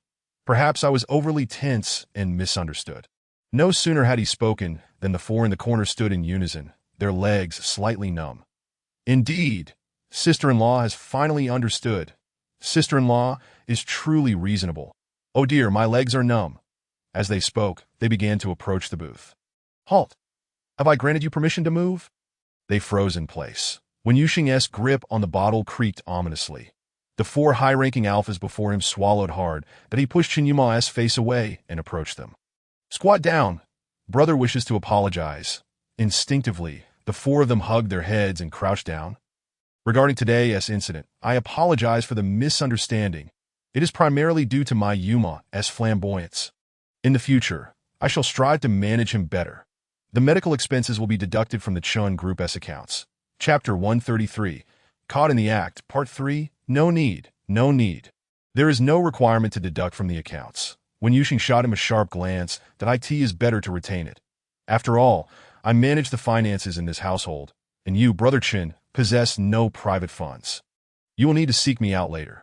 The four individuals crouching on the ground now understood one crucial fact. They were a part of the couple's play. Pei Xiaoxian, just kill me and liven things up for everyone. Enough, the hour is late, and I must return home to care for the child. I shall not linger here for frivolities. Should anything arise, you are welcome to seek me out at the Chun family estate. Certainly, sister-in-law. Take care. Wen Yuxing grasped Chen Yuma's tie, pulling him close. Let us go. Exiting, they encountered Zhuxia. Supervisor Zhu, farewell. Zhuxia slightly bent at the waist, his smile perfectly appropriate. Farewell, madam. As the sound of their footsteps faded, the four individuals in the room collapsed onto the booth. Jiang Nanyu, sister-in-law, is truly formidable. Fu Yanxi. No wonder Brother Chen is so infatuated with sister-in-law. She is truly a paragon of excellence. I could never measure up. Pei Xiaoxian, nonsense. If she were to pursue me, I would refuse, Xie Juanzi. How is this different from what I saw last year? I recall holding the rice cake and having seen sister-in-law several times. She was so thin she seemed unwell, silent, and would sit by the window all day. How unlike now, where she fires verbal volleys without restraint, taking aim at anyone she finds displeasing. Jiang Nanyu. Right. When I hosted their wedding, it seemed as though he were not the same person. He was far from Juanzi's description, rather reticent. Yet, I was also quietly observing. Throughout the wedding, he did not utter a single word, remaining quite silent. Wen Yuxing pulled Chen Yuma to the elevator and released his grip. Do not speak to me. I do not wish to talk right now. Chen Yuma's eyes sparkled with mirth. Reminiscent of the rice cake, the Dio not be so frivolous. Turning around, Wen Yuxing pressed the elevator button, only to be nudged by Chen Yuma, who then embraced him tightly. Release me. How dare you touch me? I find you repugnant. Wen Yuxing retaliated with punches and kicks, but Enigma remained unfazed, holding him tighter. Cough, cough, cough. Are you trying to strangle me? I am quite happy, naturally. Kill me so you can inherit all the wealth. Let go. Chen Yuma released his grip, stepping back several paces. Wen Yuxing hurriedly leaned against the elevator buttons. Have you lost your mind? Chen Yuma, I nearly suffocated. Just as the elevator doors opened, Wen Yuxing turned. Let us go. Huh? Why are you hugging me? Before he could finish his sentence, Enigma swept him up as if he were a child. Wen Yuxing stared at the receding elevator. You are insane. I have yet to eat. Even if you disregard my well-being, you ought to consider your daughter's welfare. Chen Yumuo paused momentarily, redirecting his steps with haste, as numerous attendants hurried past him. Mr. Chen, Madam, echoed their calls, amplifying the awkwardness of the situation. The scene was akin to a grand social faux pas, with Wen Yuxing becoming the center of attention.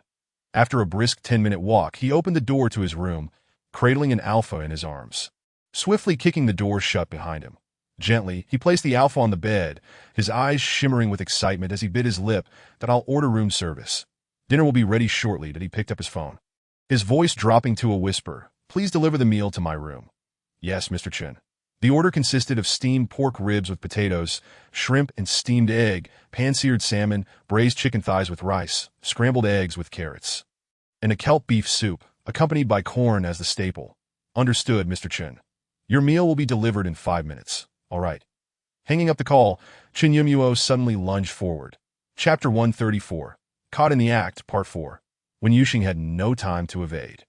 Clutching his stomach as he kicked Enigma squarely in the face. Beast. Today, Chen Yumuo was unusually spirited. After being kicked, he persisted, lunging once more.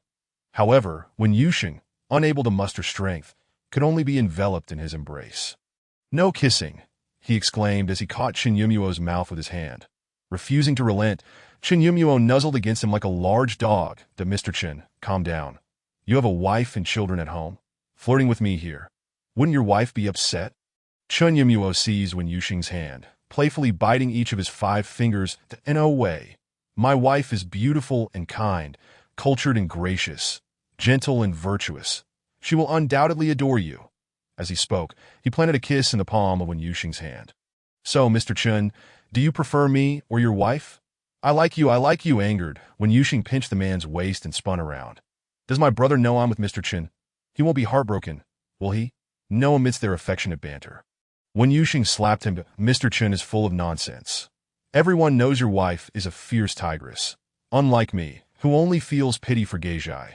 Embracing the quirky Wen Yuxing, Chen Yumuo felt both amused and tenderhearted. His tone softened. How did you come here?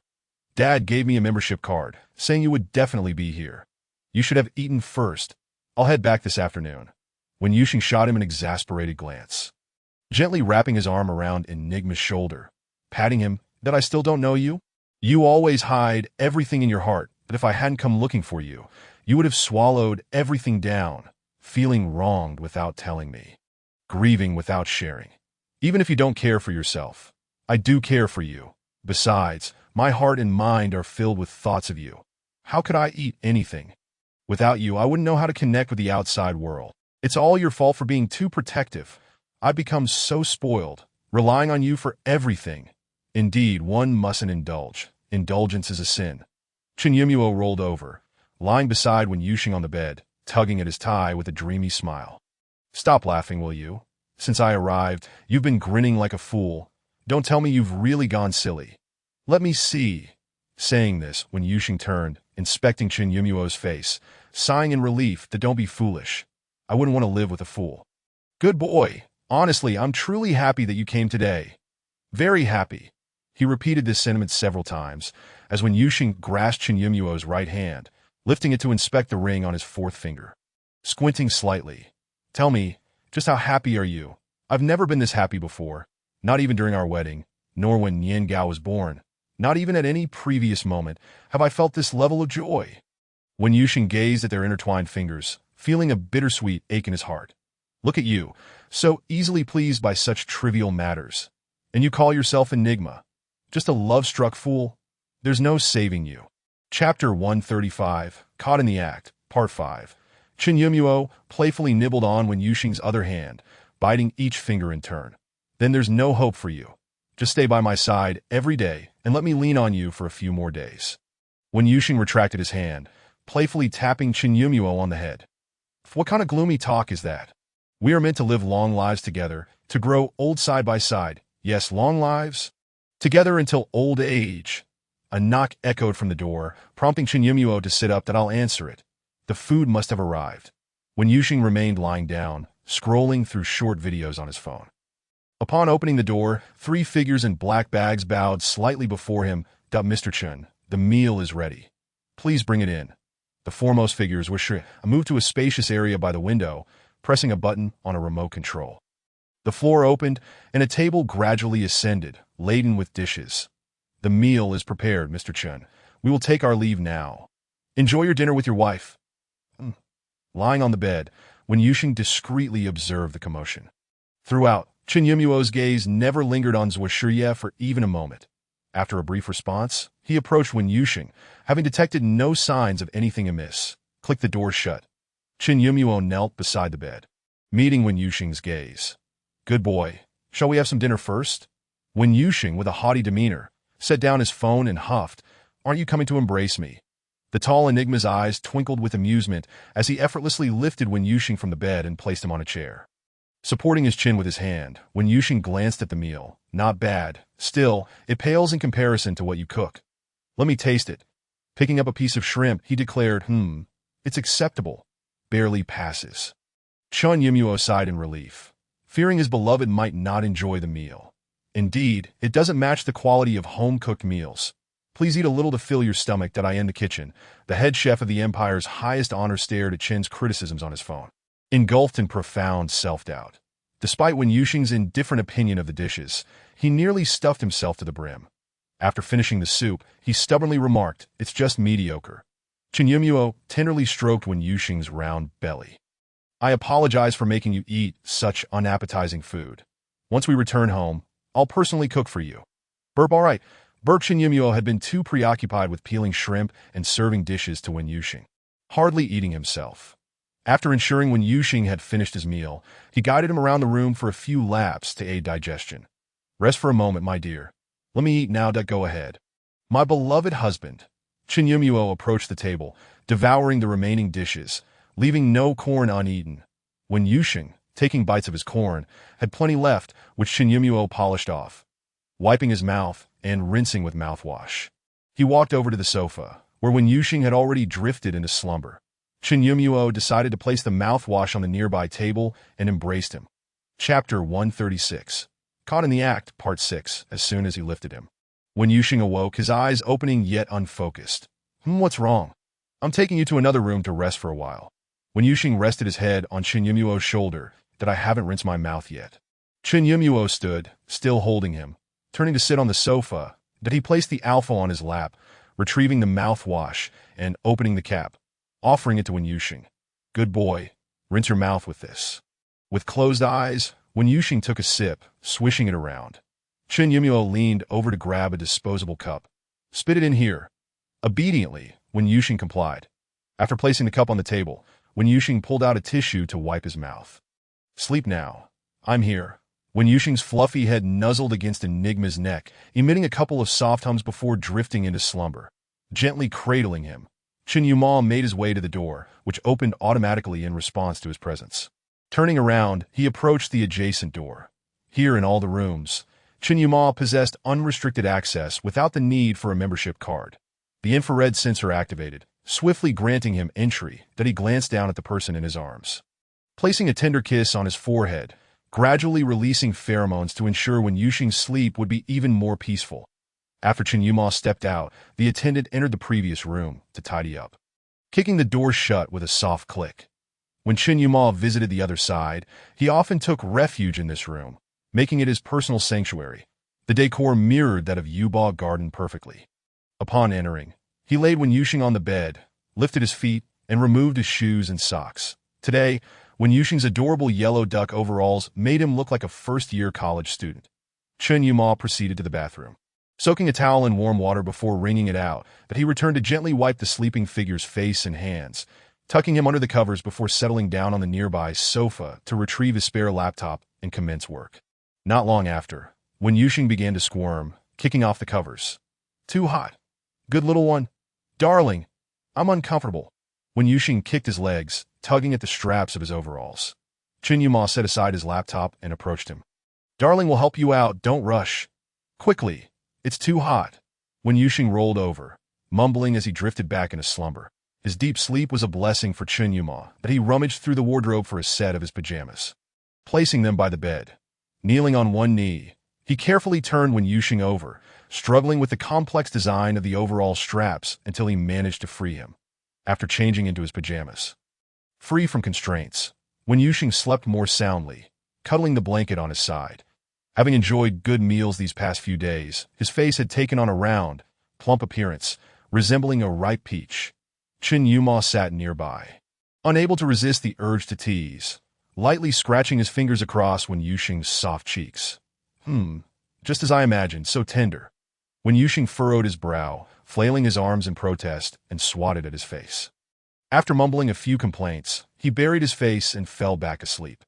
Chen Yuma was contemplating kissing those adorable, plump lips when his phone vibrated in his pocket. He quickly dismissed the call and glanced at the person on the bed before quietly stepping outside to return the call. Father, Yuma, have you arrived? I just finished dinner and he is sleeping soundly. Oh, that is good that we finished dinner ages ago. Your mother insisted I call you. Although Yuxing is an alpha, he is now a dual-bodied individual and must eat regularly. An attendant passing by acknowledged Chen Yuma with a nod. Indeed, he ate quite a bit earlier. I suspect he didn't have much for breakfast. He fell asleep right after eating. That is good to hear. On the other end, voices of Nian Gao and Madame Su could be faintly heard. You don't blame me for sending Yuxing over, do you? Chen Yuma leaned against the wall. Not at all. I owe my gratitude to you. That is reassuring that I feared my meddling might complicate things for you both, Yuma. Yes, Yuxing has changed significantly. He is nothing like before. Cherish him well, that I wasn't aware of what transpired between you. But I sense that Yuxing is a good child at heart. Though he has lost the memories of those years with you, he remains cheerful and sunny, that if he had been like this back then, your mother and I would have certainly approved. Enough of that, I digress. Today I spoke with Uncle Zhang. He mentioned that unless there is an exceptionally intense stimulus, there is only a 10% chance of memory recovery. Yuxing is unlikely to regain his memories. Please don't share this with him. The implication is, don't bring up the past. As Uncle Zhang said, some things are better left forgotten. Cherish the present. Understood, Father. The voice on the other end became considerably quieter. All right, Grandpa is handing the phone to Nian Gao. The call became jarring for a moment, but soon quieted down as Nian Gao's cheerful voice emerged. Daddy. Yes, Nian Gao. Have you been listening to Grandpa and Grandma? I've been very obedient. Grandpa and Grandma praised me for my dumpling-making skills. I made a huge dumpling for Uncle and Little Uncle. And Grandma will cook them when they return. Chen Yuma's eyes sparkled with delight. That is wonderful. Our Nian Gao is growing up and can even make dumplings now. Uncle is very much looking forward to it. Hey, and Little Langage is here with me. I'm so happy. Grandma told me that Uncle and Little Uncle will take care of my little sister. That I will be a good listener. I'm already a big brother. Exactly. Our Nian Gao is indeed a big brother. So be a good boy. Uncle and Little Uncle will return once they finish their tasks. Yes. Uncle and Little Uncle said so. All right, Uncle will make sure to tell them that our Nian Gao is very understanding. Huh. Madame Su took over the phone, cradling Nian Gao in her arms. Yuma, mother, don't rush back just yet. You two should have some time alone. I see Yuxing needs to unwind a bit. As long as you ensure safety. Go out and enjoy yourselves. Don't worry about things at home. Your father and I are well, and Nian Gao has Little Lang to keep him company. He has already forgotten about you too. Haha, from the phone. Nian Gao's discontented complaints were audible. Grandma, you're a big bad egg. Chen Yuma chuckled as he strolled down the corridor towards the window. Understood. I'll heed the wishes of the good little one, that he seems to be spending much of his time sleeping these days, that I'll follow his lead. Very well then, I want to keep you. You go on with your matters. All right, goodbye, mother. Goodbye, son. Chen Yuma put away his phone and turned, spotting two figures at a nearby corner. One was unmistakably dressed in the attire of a club attendant. Just as he was about to follow them, his phone rang again. Brother Chen. Yin Ci? What is the matter? Ugh. Are you out of your mind? Brother Chen, I wanted to ask if Nian Gao has any favorite toys that I plan to bring someone I visit your house. No need. There are plenty at home.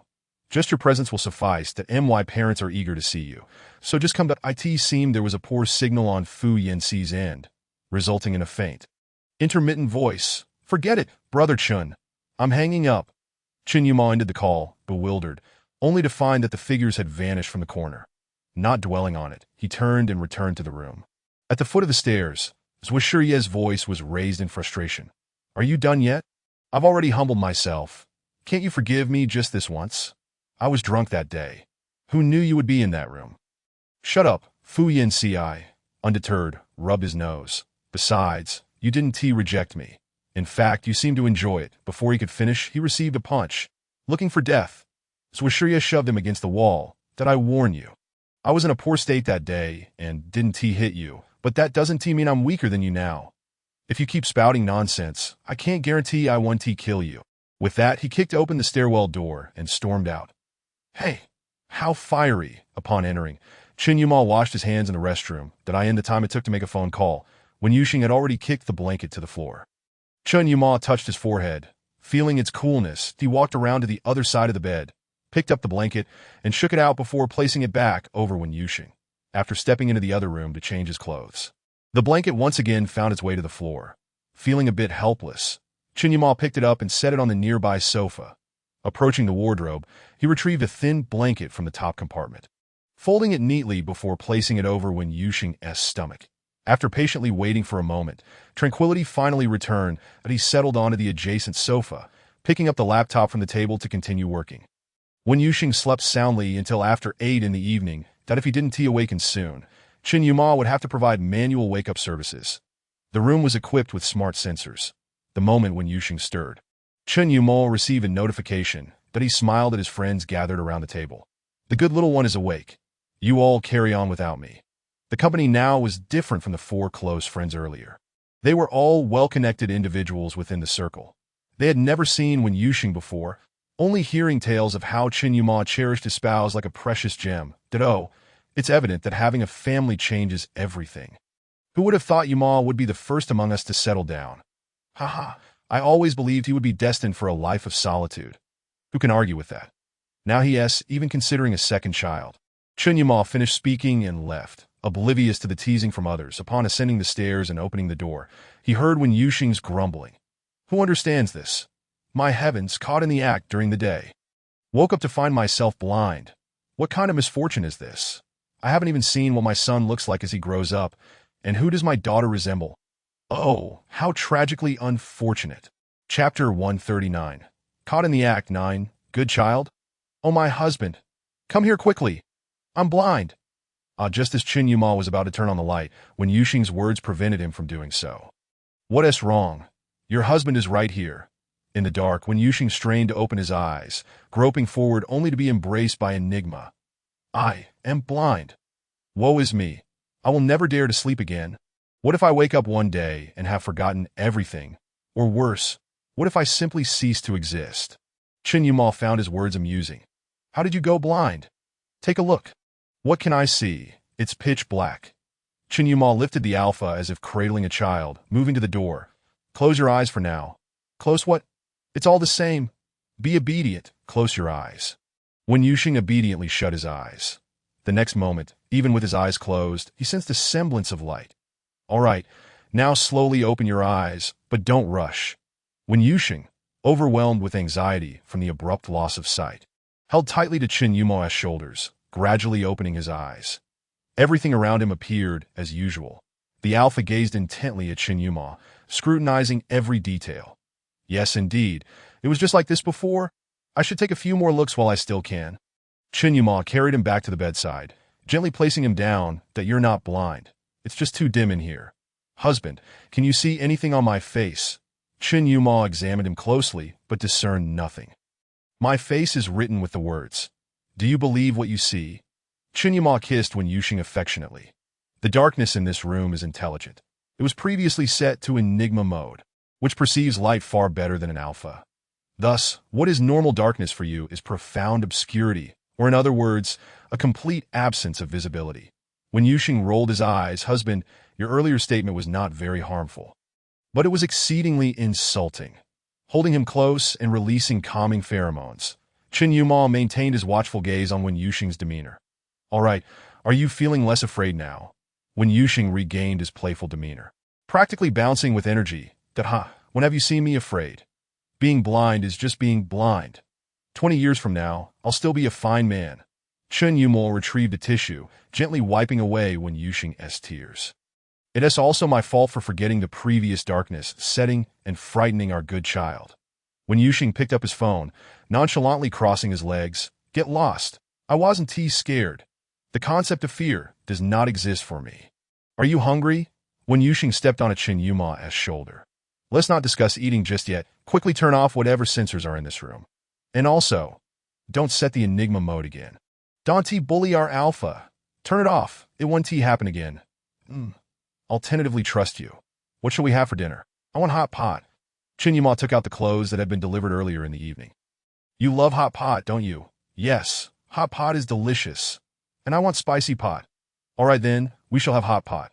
Chapter 140. Caught in the act 10. Chen Yuma began to untie the waistband of Wen Yuxing's sleepwear, only to be dodged. What are you doing? You rascal. We haven't even eaten yet, and you're starting to undress me. That is a bit unreasonable. When Yuxing's eyes slightly narrowed, I still want to eat hot pot. I'll help you change. There is no hot pot here, but I'll take you out to eat. When Yuxing feigned hesitance. Isn't that a bit inappropriate? Am I causing you trouble? Chen Yuma playfully pinched his ear. We're going to your favorite hot pot restaurant. The previously vigilant Alpha now beamed with excitement. When do we leave? I can't wait. Come here. I'll help you get dressed, and once we're done, we'll head out. Fine, but you can't take advantage of me while I'm changing. I want tea, just come over. Chen Yuma glanced at the shirt and pants, noting they didn't quite match. Wait a moment, let us pick something else. He walked to the wardrobe, rummaging through several outfits until he finally found one that looked splendid, a loose-fitting shirt and straight-cut jeans. Retrieving a pair of white sneakers from the shoe cabinet, Wen Yuxing sat on the edge of the bed, swinging his legs. That you're quite nice. Dressing me and taking me out to eat. Chen Yuma tousled his hair. There are many friends of mine outside. They're not very familiar, but we can converse. Would you like to meet them? Wen Yuxing's face immediately filled with panic. Must I meet them? I can't. I'm too scared. Chen Yuma remained unfazed. That I'm fine either way. If you want to meet, we will. And if not, that is perfectly acceptable. That I worry that if I don't mention it, you might think I don't want to introduce you to my friends. The decision is in your hands, dear child. I respect all your choices. Wen Yuxing hurriedly shook his head and waved his hands. I can't. I'm a blend of an introvert and an extrovert. Sometimes I'm outgoing, sometimes I'm shy, and right now I'm feeling very introverted, so I don't want to meet anyone. Chen Yuma patiently dressed the compliant Alpha, squatting down to place his feet on his knees, putting on his socks and shoes. Then we one tea meet. Wen Yuxing chuckled. But one tea that make me seem uncouth? Not at all. I'll protect you. That if you want to meet them, we will. If you don't, we one tea, and no one will say a word against you. Rest assured, dear child.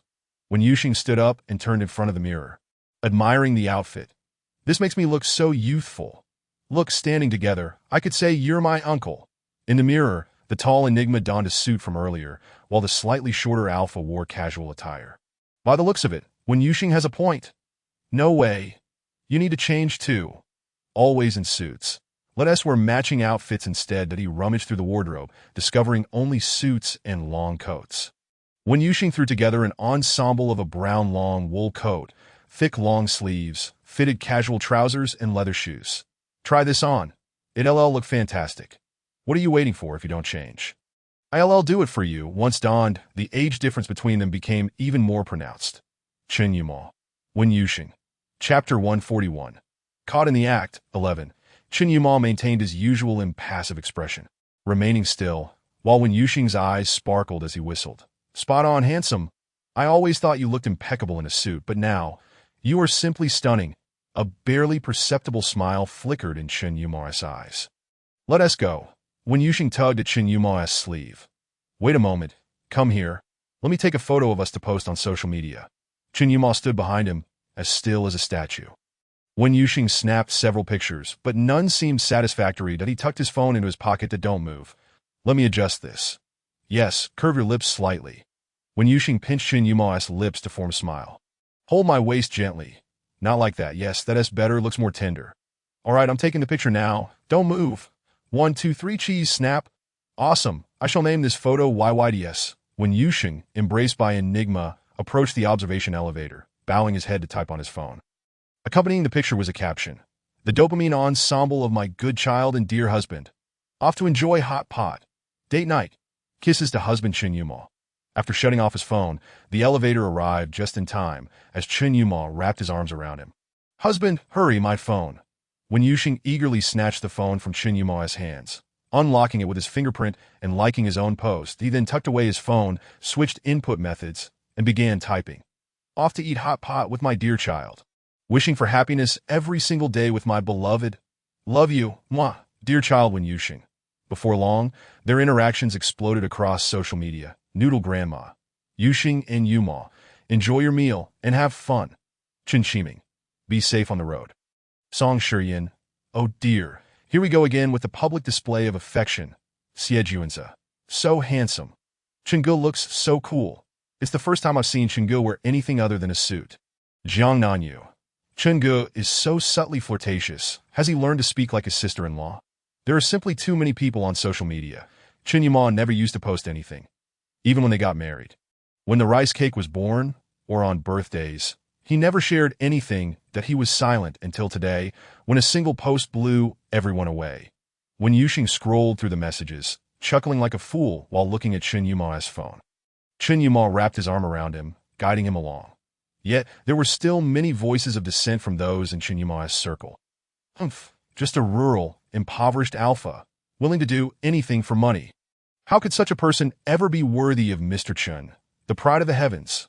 Ultimately, they are not as good as an Omega. This alpha is merely a fleeting amusement. When Yuxing glanced brightly at the man focused on driving, then began typing furiously on his phone. Get lost. Who do you think you are? My dear, that is my treasure. Darling, when the weather is nice, take your brain out to bask in the sun. It has gotten rusty. Is the Empire S phone really that smart? Even pigs can type now. Darling, I suggest you visit a hospital. Even if it's hemorrhoids, oral remedies are not advisable. Chapter 142, Caught in the Act, Part 12, After turning a corner. Chen Yuma parked the CAR.my dear, we arrived. Let us get out. The car was warm, but it was still a bit chilly outside. When Yuxing, clad only in a simple shirt, felt the cold, Chen Yuma took a wool coat from the back seat and wrapped it around him. All right, you've been glued to your phone. What is so interesting? Let me see. When Yuxing hugged both their phones tightly. No way, wait until I finish replying. Just a moment. Fine, let us head inside first. It is going to be windy tonight. Upon entering the hall, the warmth enveloped them, and when Yuxing twisted his body. Honey, it's a bit warm. I don't need the coat anymore. Chen Yuma touched his neck, confirming he was indeed sweating. All right, did he drape the coat over his arm? The lobby manager approached. Mr. Chen, welcome. Chen Yuma still held when Yuxing close, giving a casual nod. Is the private room ready? The lobby manager beamed brightly, the wrinkles on his face deepening. It's ready. I'll escort you and your wife. When Yuxing began typing again, and Chen Yuma took a glance, feeling like a thief. Once inside, he embraced Wen Yuxing. Hand over your phone. When Yuxing reacted strongly, in a way, he clutched the phone like it was his child, unwilling to let go. How about this? Let us finish our meal first, and then you can look at your phone. All right, with a face full of skepticism. Fine, when Yuxing nodded, settling into the large chair. Honey, did you change your name before?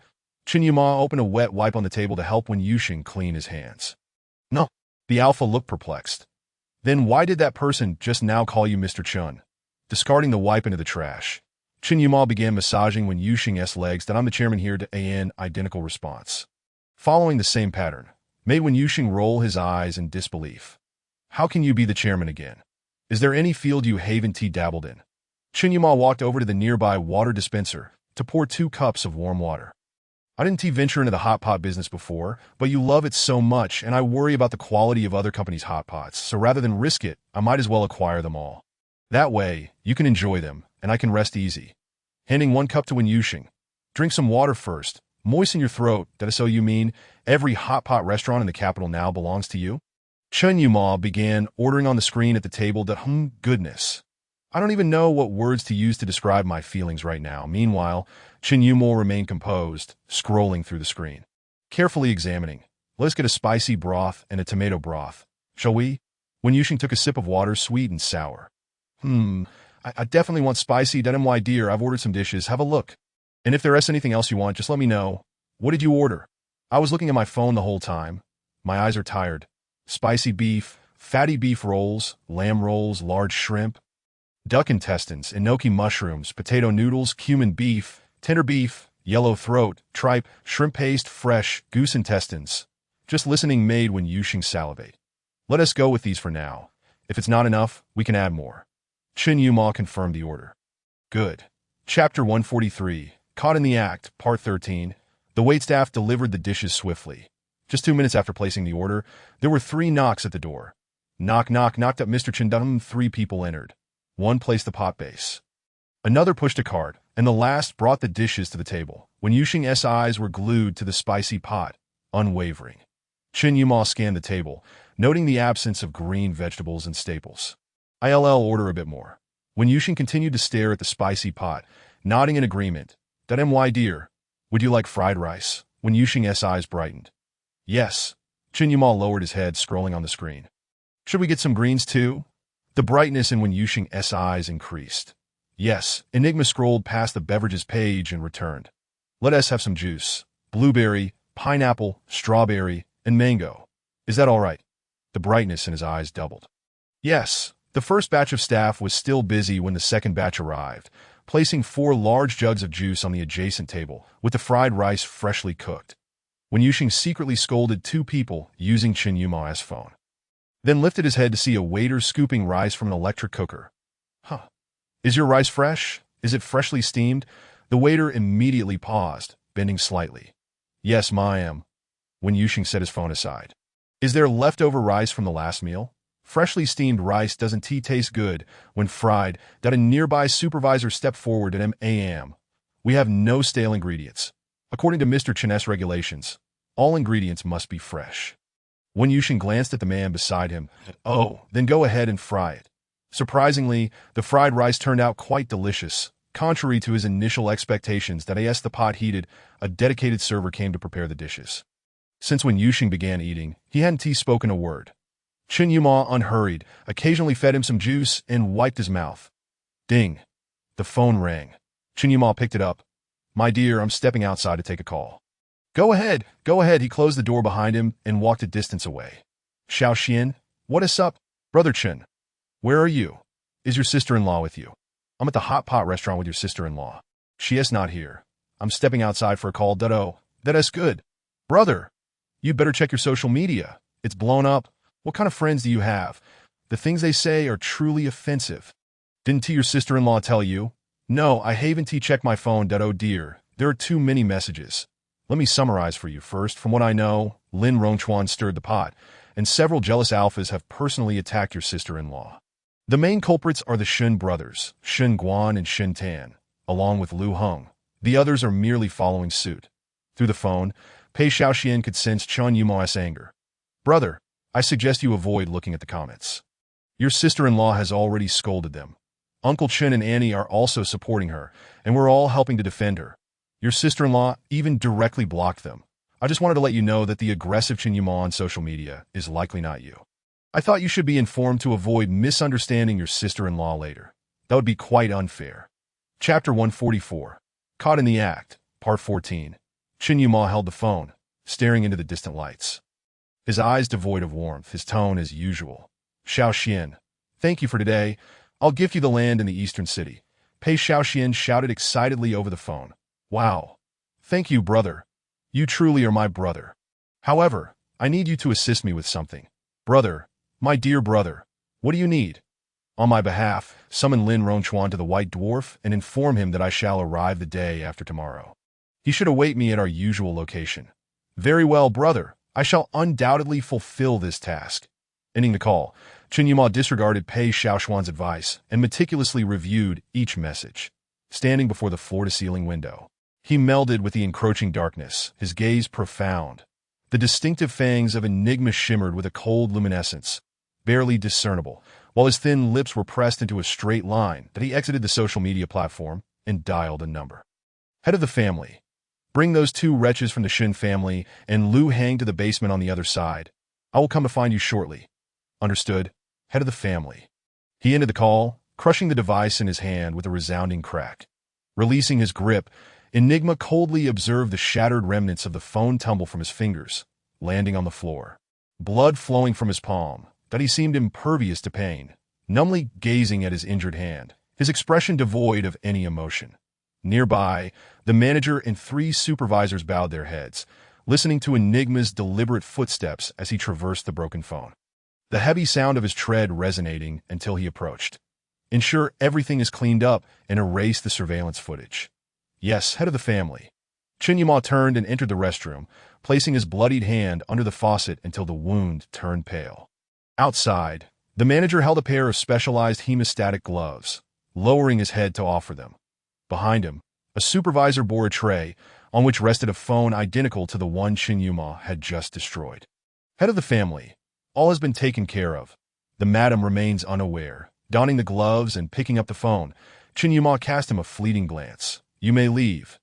Yes, that he pushed open the door to the private room. As if suddenly imbued with warmth, the man, who moments ago was as frigid as a denizen of the underworld, transformed entirely, exuding the aura of a gentle homemaker. Hurry up. Darling, you've been on the phone for so long. This call is utterly explosive. It's scalding me alive. Hurry. I can't bear to eat the shrimp paste. I'm saving it for you. It's burning me alive. Chen Yumol retrieved a tissue, wiping his mouth. Eat slowly. No one is competing with you. You don't understand. Hot pot has to be eaten this way. So exhilarating. Grabbing the blueberry juice nearby, he embraced the jug and drank deeply. The pineapple and mango juices had already met their untimely demise. Chen Yumol found it difficult to exhibit any semblance of joy.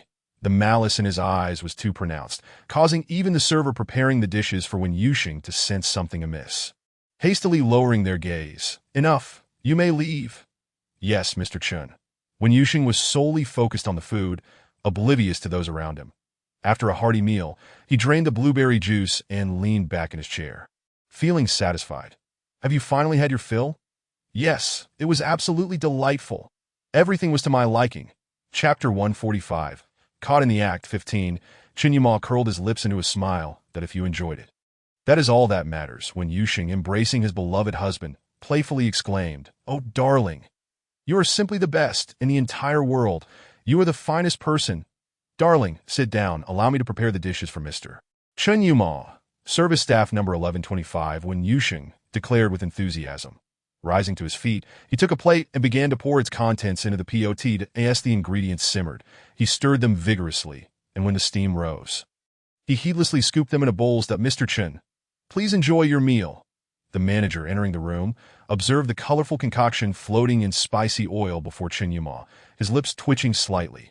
Chen Yumol complied obediently, consuming the entire pot of soup that Wen Yuxing had prepared. Wen Yuxing rested his elbows on the table, cradling his face, his eyes sparkling as he gazed at Chen Yumol. Was it delicious? The man swallowed the last morsel. Indeed, it was delectable. My dear's culinary skills have improved considerably. The manager and the three supervisors who entered afterward observed the well-prepared broth and exquisite ingredients, then glanced at the indistinguishable contents of the pot, all lowering their heads simultaneously.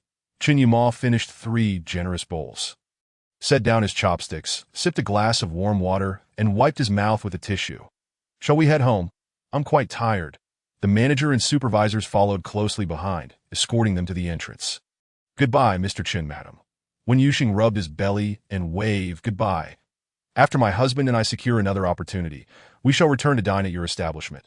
The manager quickly smiled and bowed. "It is our honor to please the madam." Inside, the heat was stifling, and stepping outside felt like a sharp chill. Wen Yuxing shivered and promptly embraced Chen Yumol. "That it's a bit cold." Chen Yumol unfurled his woolen overcoat and draped it over him. The two strolled leisurely to the parking area. Suddenly, Wen Yuxing loosened the coat. "Darling, let me show you a magic trick. Watch closely." He tightened his shirt against his belly. Little belly, little belly." "Nothing has changed," Chen Yumol remarked, scrutinizing his abdomen. Wen Yuxing raised his head and flashed a smile at Chen Yumol. "Here I am," he exclaimed as his round belly popped out.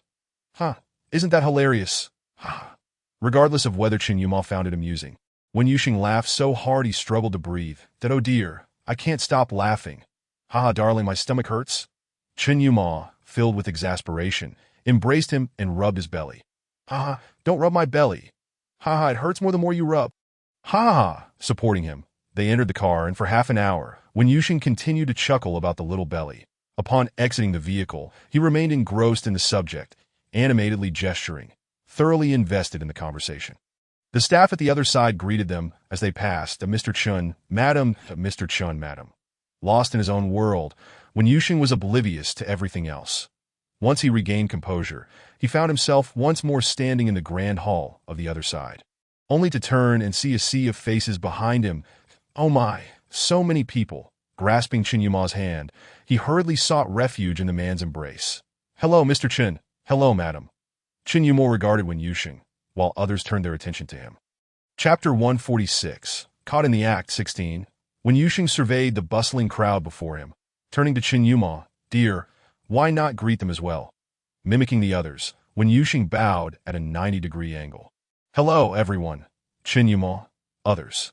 Well, it seems I put you in a difficult position. Chen Yuma, embracing Wen Yuxing, addressed the others. You may disperse. Yes, head of the family. Wen Yuxing peeked out from Chen Yuma's embrace. Why don't you go by Mr. Chen anymore? Now it's head of the family? Chen Yuma hoisted him up effortlessly that I am the head of the Chen family.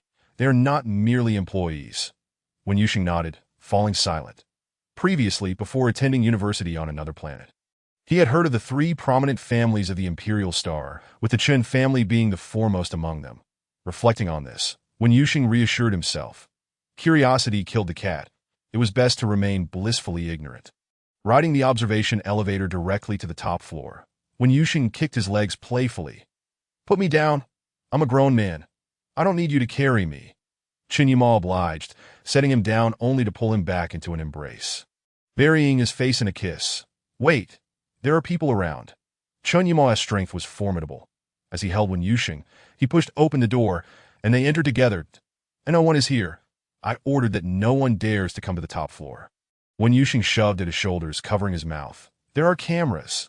Chen Yuma grasped Wen Yuxing's alpha hand, a hint of amusement lacing his voice. They are off. That still doesn't work. What I say goes. My dear. Concerned for his well-being, Chen Yuma refrained from any reckless actions. Yet Wen Yuxing, not as resilient as before, succumbed to slumber before long. Cradling him, Chen Yuma unfolded the duvet and entered the bathroom. Adjusting the water temperature, he carefully submerged Wen Yuxing, cleaning him thoroughly. From the wardrobe, he selected a set of sleepwear. Wen Yuxing slept soundly, unresponsive to any disturbance. After dressing him, Chen Yuma carried him to another room. Laying him gently on the bed, releasing a cold, fragrant pheromone, Chen Yuma ensured that Wen Yuxing was in deep slumber before softly kissing his eyelids. Exiting, he closed the door and locked it. His destination was the basement. Chen Yuma bypassed the usual elevator, heading in the opposite direction toward a private lift designated solely for him. The elevator opened, and he stepped inside, descending directly to the basement. The acrid scent of blood. The fetid odor of decay, mingled with the sharp tang of disinfectant. Chen Yuma lowered his head and crossed the threshold, stepping inside. Within, three individuals hung suspended, their bodies battered and bruised. Upon noticing Chen Yuma's arrival, they ceased their struggles while someone behind them moved to retrieve a large chair. Chen Yuma took a seat upon it. Master of the house, indeed. Chen Yuma, you actually had the audacity to bring us here.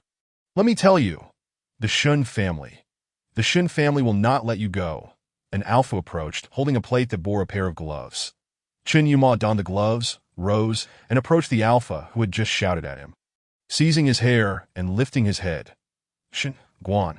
How much strength did Chen Yuma exert in his grip? He yanked Shen Guan's hair with such force that it tore from his scalp, exposing the flesh beneath.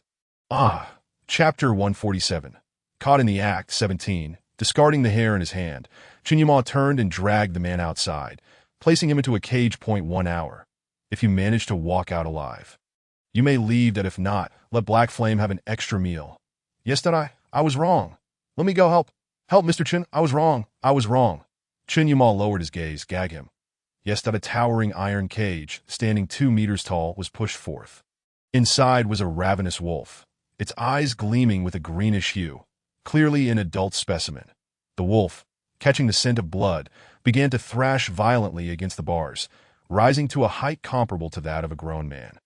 The remaining 2 individuals had become utterly dazed, crying and screaming. Chen Yuma cast a glance at them, and immediately, someone moved to silence their cries. His phone vibrated, and Chen Yuma swiftly removed the gloves. It was the disturbance from the room of Wen Yuxing that he raised his head. Handle it. Jiang Zi quickly bowed his head. Yes, master. Enigma strode out, the door closing behind him, effectively muffling the anguish sounds, taking the elevator. Chen Yuma ascended to the top floor, unbuttoning his shirt as he walked. The scent on him was too pronounced and could easily be detected by Wen Yuxing. Upon reaching the door, he accepted a bathrobe and donned it, then took the disinfectant and thoroughly sprayed it over himself. Opening the door, he stepped inside. Wen Yuxing was sitting on the bed. Where have you been? Why did you lock the door? Chen Yuma approached and enveloped him in an embrace. There were matters at the company. I waited until you fell asleep before I left that I didn't lock the door. It was likely an issue with the automatic sensor. Wen Yuxing nestled against his shoulder. his voice soft and drowsy from just waking. That I told you this afternoon, don't mess with the sensors. You even told me you turned them off. This is the last time. I assure you it won't happen again. I just wanted some water. I was parched after that hot pot dinner. Stay put, and I will fetch you some water. Thank you, my dear husband. After Chen Yuma stepped away, Wen Yuxing lay on his side, gazing at his phone. Here, drink some water. The water was just right, mildly tangy and sweet. Wen Yuxing, extremely thirsty, drained the entire glass. Chen Yuma set the cup aside on the cabinet. Are you feeling unwell? Wen Yuxing took his hand and placed it on his lower back. A bit sore. Could you massage it for me? My fault. I shouldn't have put you through such trouble today. That don't blame yourself. Husband, that is there something bothering you? Why do you say that? Wen Yuxing leaned against the man's legs. It seems to me that you were a bit out of sorts today, not happy. Not at all. Chen Yuma kept his head bowed while continuing to apply just the right amount of pressure as he massaged Wen Yuxing's back. Is that so? Then it must be my misperception. After our lifelong bond, my sensitivity to your emotions shouldn't be mistaken, should it? Can it truly be wrong? Chen Yuma's expression remained unchanged. You are simply too fatigued. Your perceptions are off. My mood has been quite stable. Wen Yuxing puffed out his cheeks in dissatisfaction. Then it seems I truly misjudged. If I'm mistaken, just tell me. If you're feeling down, share it with me. Expressing sorrow can lighten the burden. The darkness in Chen Yuma's eyes deepened. Yes, I will share that we are a couple. Couples must share burdens together. Rest assured, I will always stand by your side. Chapter 148. Caught in the act, 18. Yes. My husband knows. Chen Yuma held Wen Yuxing gently and tucked him into the blankets. Then I'll take a quick shower and be right back to be good. All right, I'll wait for my dear husband. When Chen Yuma said quick, he meant it.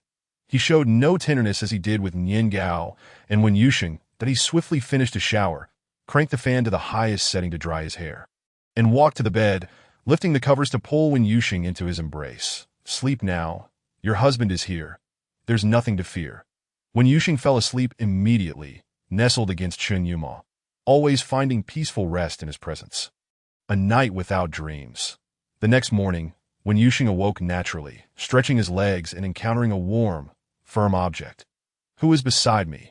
Turning his head, he saw Chen Yuma still asleep. Chen Xiaoma, you're sleeping in again today. Wen Yuxing ruffled Chen Yuma's hair. Today, I finally woke up earlier than you.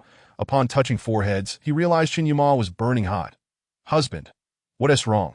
Chen Yuma swiftly embraced the chattering Wen Yuxing, rolling over to pin him beneath him. Be good. I think I'm in a sensitive phase. How can you be in a sensitive phase again? Your sensitivity is far too frequent. Husband, Wen Yuxing tentatively called out.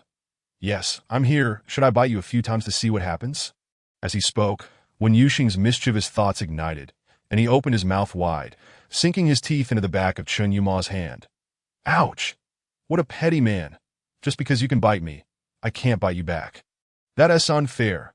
A flicker of amusement passed through Chen Yuma's dark eyes. That I must have caused you distress, my dear. Enough. I'm not distressed at all. Don't overthink it. That a silence fell between them. What will you do now? I can't accompany you through this sensitive phase. Chen Yuma's body stiffened. No need. It was never necessary for you to do anything, dear. Just being by my side is enough. As long as you are here, I want to be so irritable. Wen Yuxing breathed a sigh of relief. That is good. Otherwise, I would have been pondering how to resolve this matter. After a moment, he looked at Chen Yuma with a pitiful expression. You must not like me anymore. Am I not as good as those little things you keep outside? Faced with Wen Yuxing's relentless teasing, Chen Yuma gently patted his back, his tone soft. That is not true. I have no one outside. From beginning to end, it has always been just you. My dear, I care for you, which is why I hesitate to touch you. All I want is for you to be happy. Wen Yuxing's tears fell freely. Sensitive phase. You don't even touch me. Is it because you're rejecting me or something else? Do you think I've never gone through a sensitive phase before? You read deceiving me. But you think I've grown out of shape and don't want me anymore.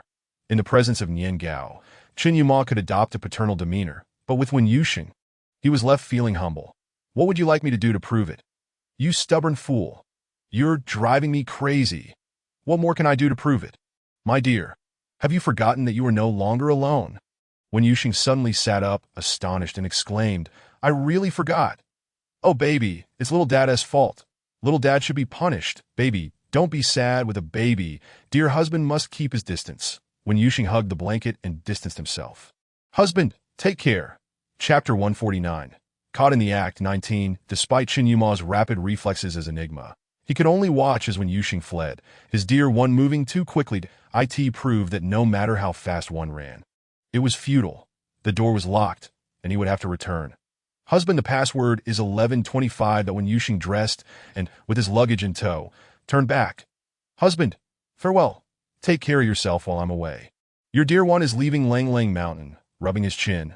Chen Yuma smiled. It must include my fingerprint. Wen Yuxing returned, giving Chen Yuma the middle finger. That you're such a... Come here. Chen Yuma patted the space beside him. No way. You should come to me. Chen Yuma walked over, requesting a hug. Get lost. Chen Yuma approached and pinched Wen Yuxing's face. Why do you always love to use foul language? You must not say such things anymore. Seriously, you control everything. I'm allowed to say what I want. I don't kill or set fires. Why can't I just say a few bad words? You're being a bit too controlling. Mr. Chen Yuma. Chen Yuma slightly furrowed his brow. Your little mouth is quite articulate. Of course. I was once a legend. In the days of yore, I would stroll with my hands tucked in my pockets, never having encountered a worthy adversary. Oh, how times have changed. Chen Yuma playfully pinched Wen Yuxing's face and remarked, My dear, have you noticed that recently your face has grown soft and even quite round? Is it only now that you've realized? I've been like this for several days now. Do you not feel that you have been insufficiently attentive to your beloved wife? Do you not think that, as a husband, you could be more considerate? Indeed, I am speaking of you. Mr. Chen Yuma, you ought to reflect upon yourself. Why has your cherished wife become rounder? Why are you unaware of this transformation? Your dear wife longs to venture out, yet you restrain her. Lastly, do not doubt that your beloved wife is manipulating you. You must understand that all of this is for your own good. Chen Yuma gazed at Wen Yuxing with gentle eyes, as if watching a performance, quietly playing along. After a brief bout of restlessness following his awakening, Wen Yuxing finally returned to his usual self, relaxing against Chen Yuma as he had on countless occasions before. He would often playfully stray from Chen Yuma, leaving his sanctuary, yet he always returned, for Chen Yuma would eternally await his return. With a relaxed brow, Chen Yuma inquired, Are you tired? I am indeed weary. I shall rest for a moment. With his head resting upon Chen Yuma's lap, he busied himself with his phone. After completing a game, Wen Yuxing leaned in and planted a kiss on Chen Yuma. Darling, I am hungry. Chen Yuma, engrossed in his work on the computer, gently caressed the nape of his neck. What would you like to eat? I desire fried eggs, meat buns, wontons, noodle soup, and dumplings. After pondering for a moment, Chen Yuma replied, I previously consulted Uncle Zhang. You are an alpha with a robust constitution, so you may eat whatever you wish without reservations. Then add a tofu pudding to my order. Chen Yuma picked up his phone and made a call. Before long, there was a knock on the door, and it swung open to reveal Zhuo, who was pushing a cart laden with breakfast. In the previous moment, the robust Wen Yuxing had transformed into a delicate figure, seemingly unable to fend for himself. Good morning, Supervisor Zhuo. You're always up so early, unlike me, who due to certain unavoidable circumstances, can only sleep late and rise even later. It's all my husband's fault for keeping me from waking up early. Zhuo furrowed his brow, momentarily perplexed by the meaning behind Wen Yuxing's words. Chen Yuma turned to observe Wen Yuxing, who was speaking in a somewhat high-pitched voice, with a look of confusion. Mr. Chen, madam, breakfast is ready. I shall take my leave now. Chen Yuma paid him no mind, continuing to focus on his computer. Once everyone had departed, the door emitted a soft click, causing Wen Yuxing to jump up in alarm. How frightening! I have goosebumps all over. As he spoke, he rubbed his arms, his face contorted in distaste. Let me make myself clear. Chen Yuma, I cannot tolerate the slightest infidelity, should you dare to keep a lover outside. I swear I shall deal with both you and your paramour. Upon uttering these words, he pinched Chen Yuma's thigh in frustration. You control yourself. Stop being so flirtatious. It's not enough to entice me. You dare to tempt others as well. Chen Yuma, caught off guard by Wen Yuxing's playful antics, responded, My dear, have you perhaps misunderstood something? Wen Yuxing suddenly erupted in anger. Misunderstood? You've been keeping a lover right under my nose. And you say I've misunderstood. Tell me, is Supervisor Zhuo good-looking? Chun Yuma pondered, trying to recall who this supervisor's was, and realized he did not recognize the name. Wait, you're still thinking about it. How shameless of you. Chun Yuma frowned, my dear. I do not know anyone named Supervisor Zwa. Zwashirya, is that clear enough? Zwashirya, I do not know him. When Yuxing scrutinized his partner's expression, sensing sincerity rather than deceit. Then, how about that server who just left? What do you think of his looks? Chun Yuma was utterly bewildered. Which server? I didn't notice. When Yuxing's expression softened slightly.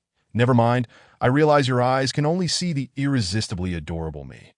For now, I shall spare you, he then beckoned. Aren't you coming to serve me breakfast? Seated at the dining table, when Yuxing's eyes sparkled with excitement. When it came to matters of love, the first step was to satisfy one's cravings. He hurriedly ate, juggling food in his hands while keeping his gaze fixed on the feast before him. Without a second glance at Chun Yuma, he executed a swift and merciless raid on the array of dishes laid out before him. Ah, I'm full, when Yuxing declared, tossing down his chopsticks, no longer resembling a glutton. His earthly desires had been momentarily assuaged. Chun Yuma, as per usual, began to finish off the leftovers, devouring the remaining noodles and whatever else was left on the table. Once he had filled his own stomach, he stood and approached the sofa where Yuxing reclined, the alpha lounging back, admiring his own stunning visage in the reflection of his phone. Though I may be an alpha, I am also a beauty that captivates all, a sight to behold. Chun Yuma continued to work quietly, while Yuxing, feeling bored, glanced at his phone. He opened a game but lost interest, then scrolled through short videos but found them unappealing. Suddenly, a thought struck him. He stealthily reached for Chun Yuma's phone, recalling that he had yet to scold 2 individuals from the previous day. As soon as he touched the phone, he realized something felt off. Darling, did you change your phone case? It feels different from yesterday. Chun Yuma turned, rolling down his sleeves. No, it was the same as yesterday. Really? I distinctly remember it feeling different when I held it yesterday. I can't quite place it, but today feels different. Chun Yuma lowered his eyelashes and rubbed his belly. Is that so? I haven't changed it. There's no reason to switch phone cases. The alpha, bewildered, replied, Then I must have misremembered. What are you planning to do with the phone? I want to scold. Mom must be missing me. I need to chat with her. Chun Yuma spoke in a nonchalant tone. Yes, your mother mentioned that she was considering taking you out for some fun, since you've been home for several days. When Yuxing rested his chin in contemplation, I think we should return home. After all, our precious son is there. That a day apart feels like 3 seasons. I deeply miss my little darling. Chun Yuma cast a dark gaze at his computer screen. I am currently in a sensitive period, so I may need you to keep me company for a few more days. That's fine. I can have a video chat with Nyang Ao. As soon as he finished speaking, the video call connected. Mom. Oh, Yuxing. You're awake? I sent a message to Yuma this morning. He said you were still asleep, that I've just woken up for a bit. Have you eaten yet? I just had a meal. Dear, we had so much delicious food this morning. There were fried eggs, meat buns, wontons, noodle soup, and dumplings, though it's not quite as fragrant as what you make at home. Oh dear. It seems he put you through a bit of hardship. When you return, I'll prepare a meal for you just like before. Thank you, Mom. You're the best. And you, Yuxing, are the best. The screen zoomed in on a chubby Nyang Ao. Daddy. Nyang Ao has missed you, Daddy. I've missed you too. So very much. Daddy, kiss. Little one, kiss. Nyang Ao, have you missed your grandpa? I have. Come quickly and see. Grandpa is here. When Yuxing held his phone up to Chun Yuma, Nyang Ao, look. See how handsome your grandpa is? With this angle, even a death-defying shot could look this good. Truly a flawless view from every angle. On the other end, Chen's father and SUV watched with amused expressions as they observed Chun Yuma's constantly shifting profile. By the way, where is my dear little brother? Qin Lang, come greet your brother. Qin Lang was pulled by Nyang Ao to the front of the phone. Uncle, don't call me uncle. That's impolite. Call me brother. Brother da. Now that's more like it. When I return, we'll study math together. IVE decided that studying must never be neglected. We should adopt a lifelong learning attitude and habit. Once I'm home, I'll start from the first year of middle school and can even help Nyang Ao with his homework. Dad, my beloved dad, why aren't you talking to me? When Yuxing's loud voice resonated through the phone. Chen's father chuckled, his eyes crinkling with joy. I'm right here listening all along. Hey, Dad. Yuma and I want to be returning for a few days. Please take care of yourselves and don't forget to look after Nyang Ao. Thank you for your hard work, Mom and Dad. You silly child, there's no need to mention hardship. We are all family. Chen's father moved the phone towards the kitchen. Dada, I'm just being polite with Dad. When Yuxing rested his head upon the cushion of the sofa, with both feet placed upon Chen Yuma's legs. I cannot return these days. My husband is in a vulnerable period, and I must stay by his side. All right, just take care of yourself. Sometimes, Yuma's words should not be taken entirely to heart, for during his vulnerable moments, he can be quite impulsive. You must consider the child. Understood, Dad. Rest assured, we both know our limits.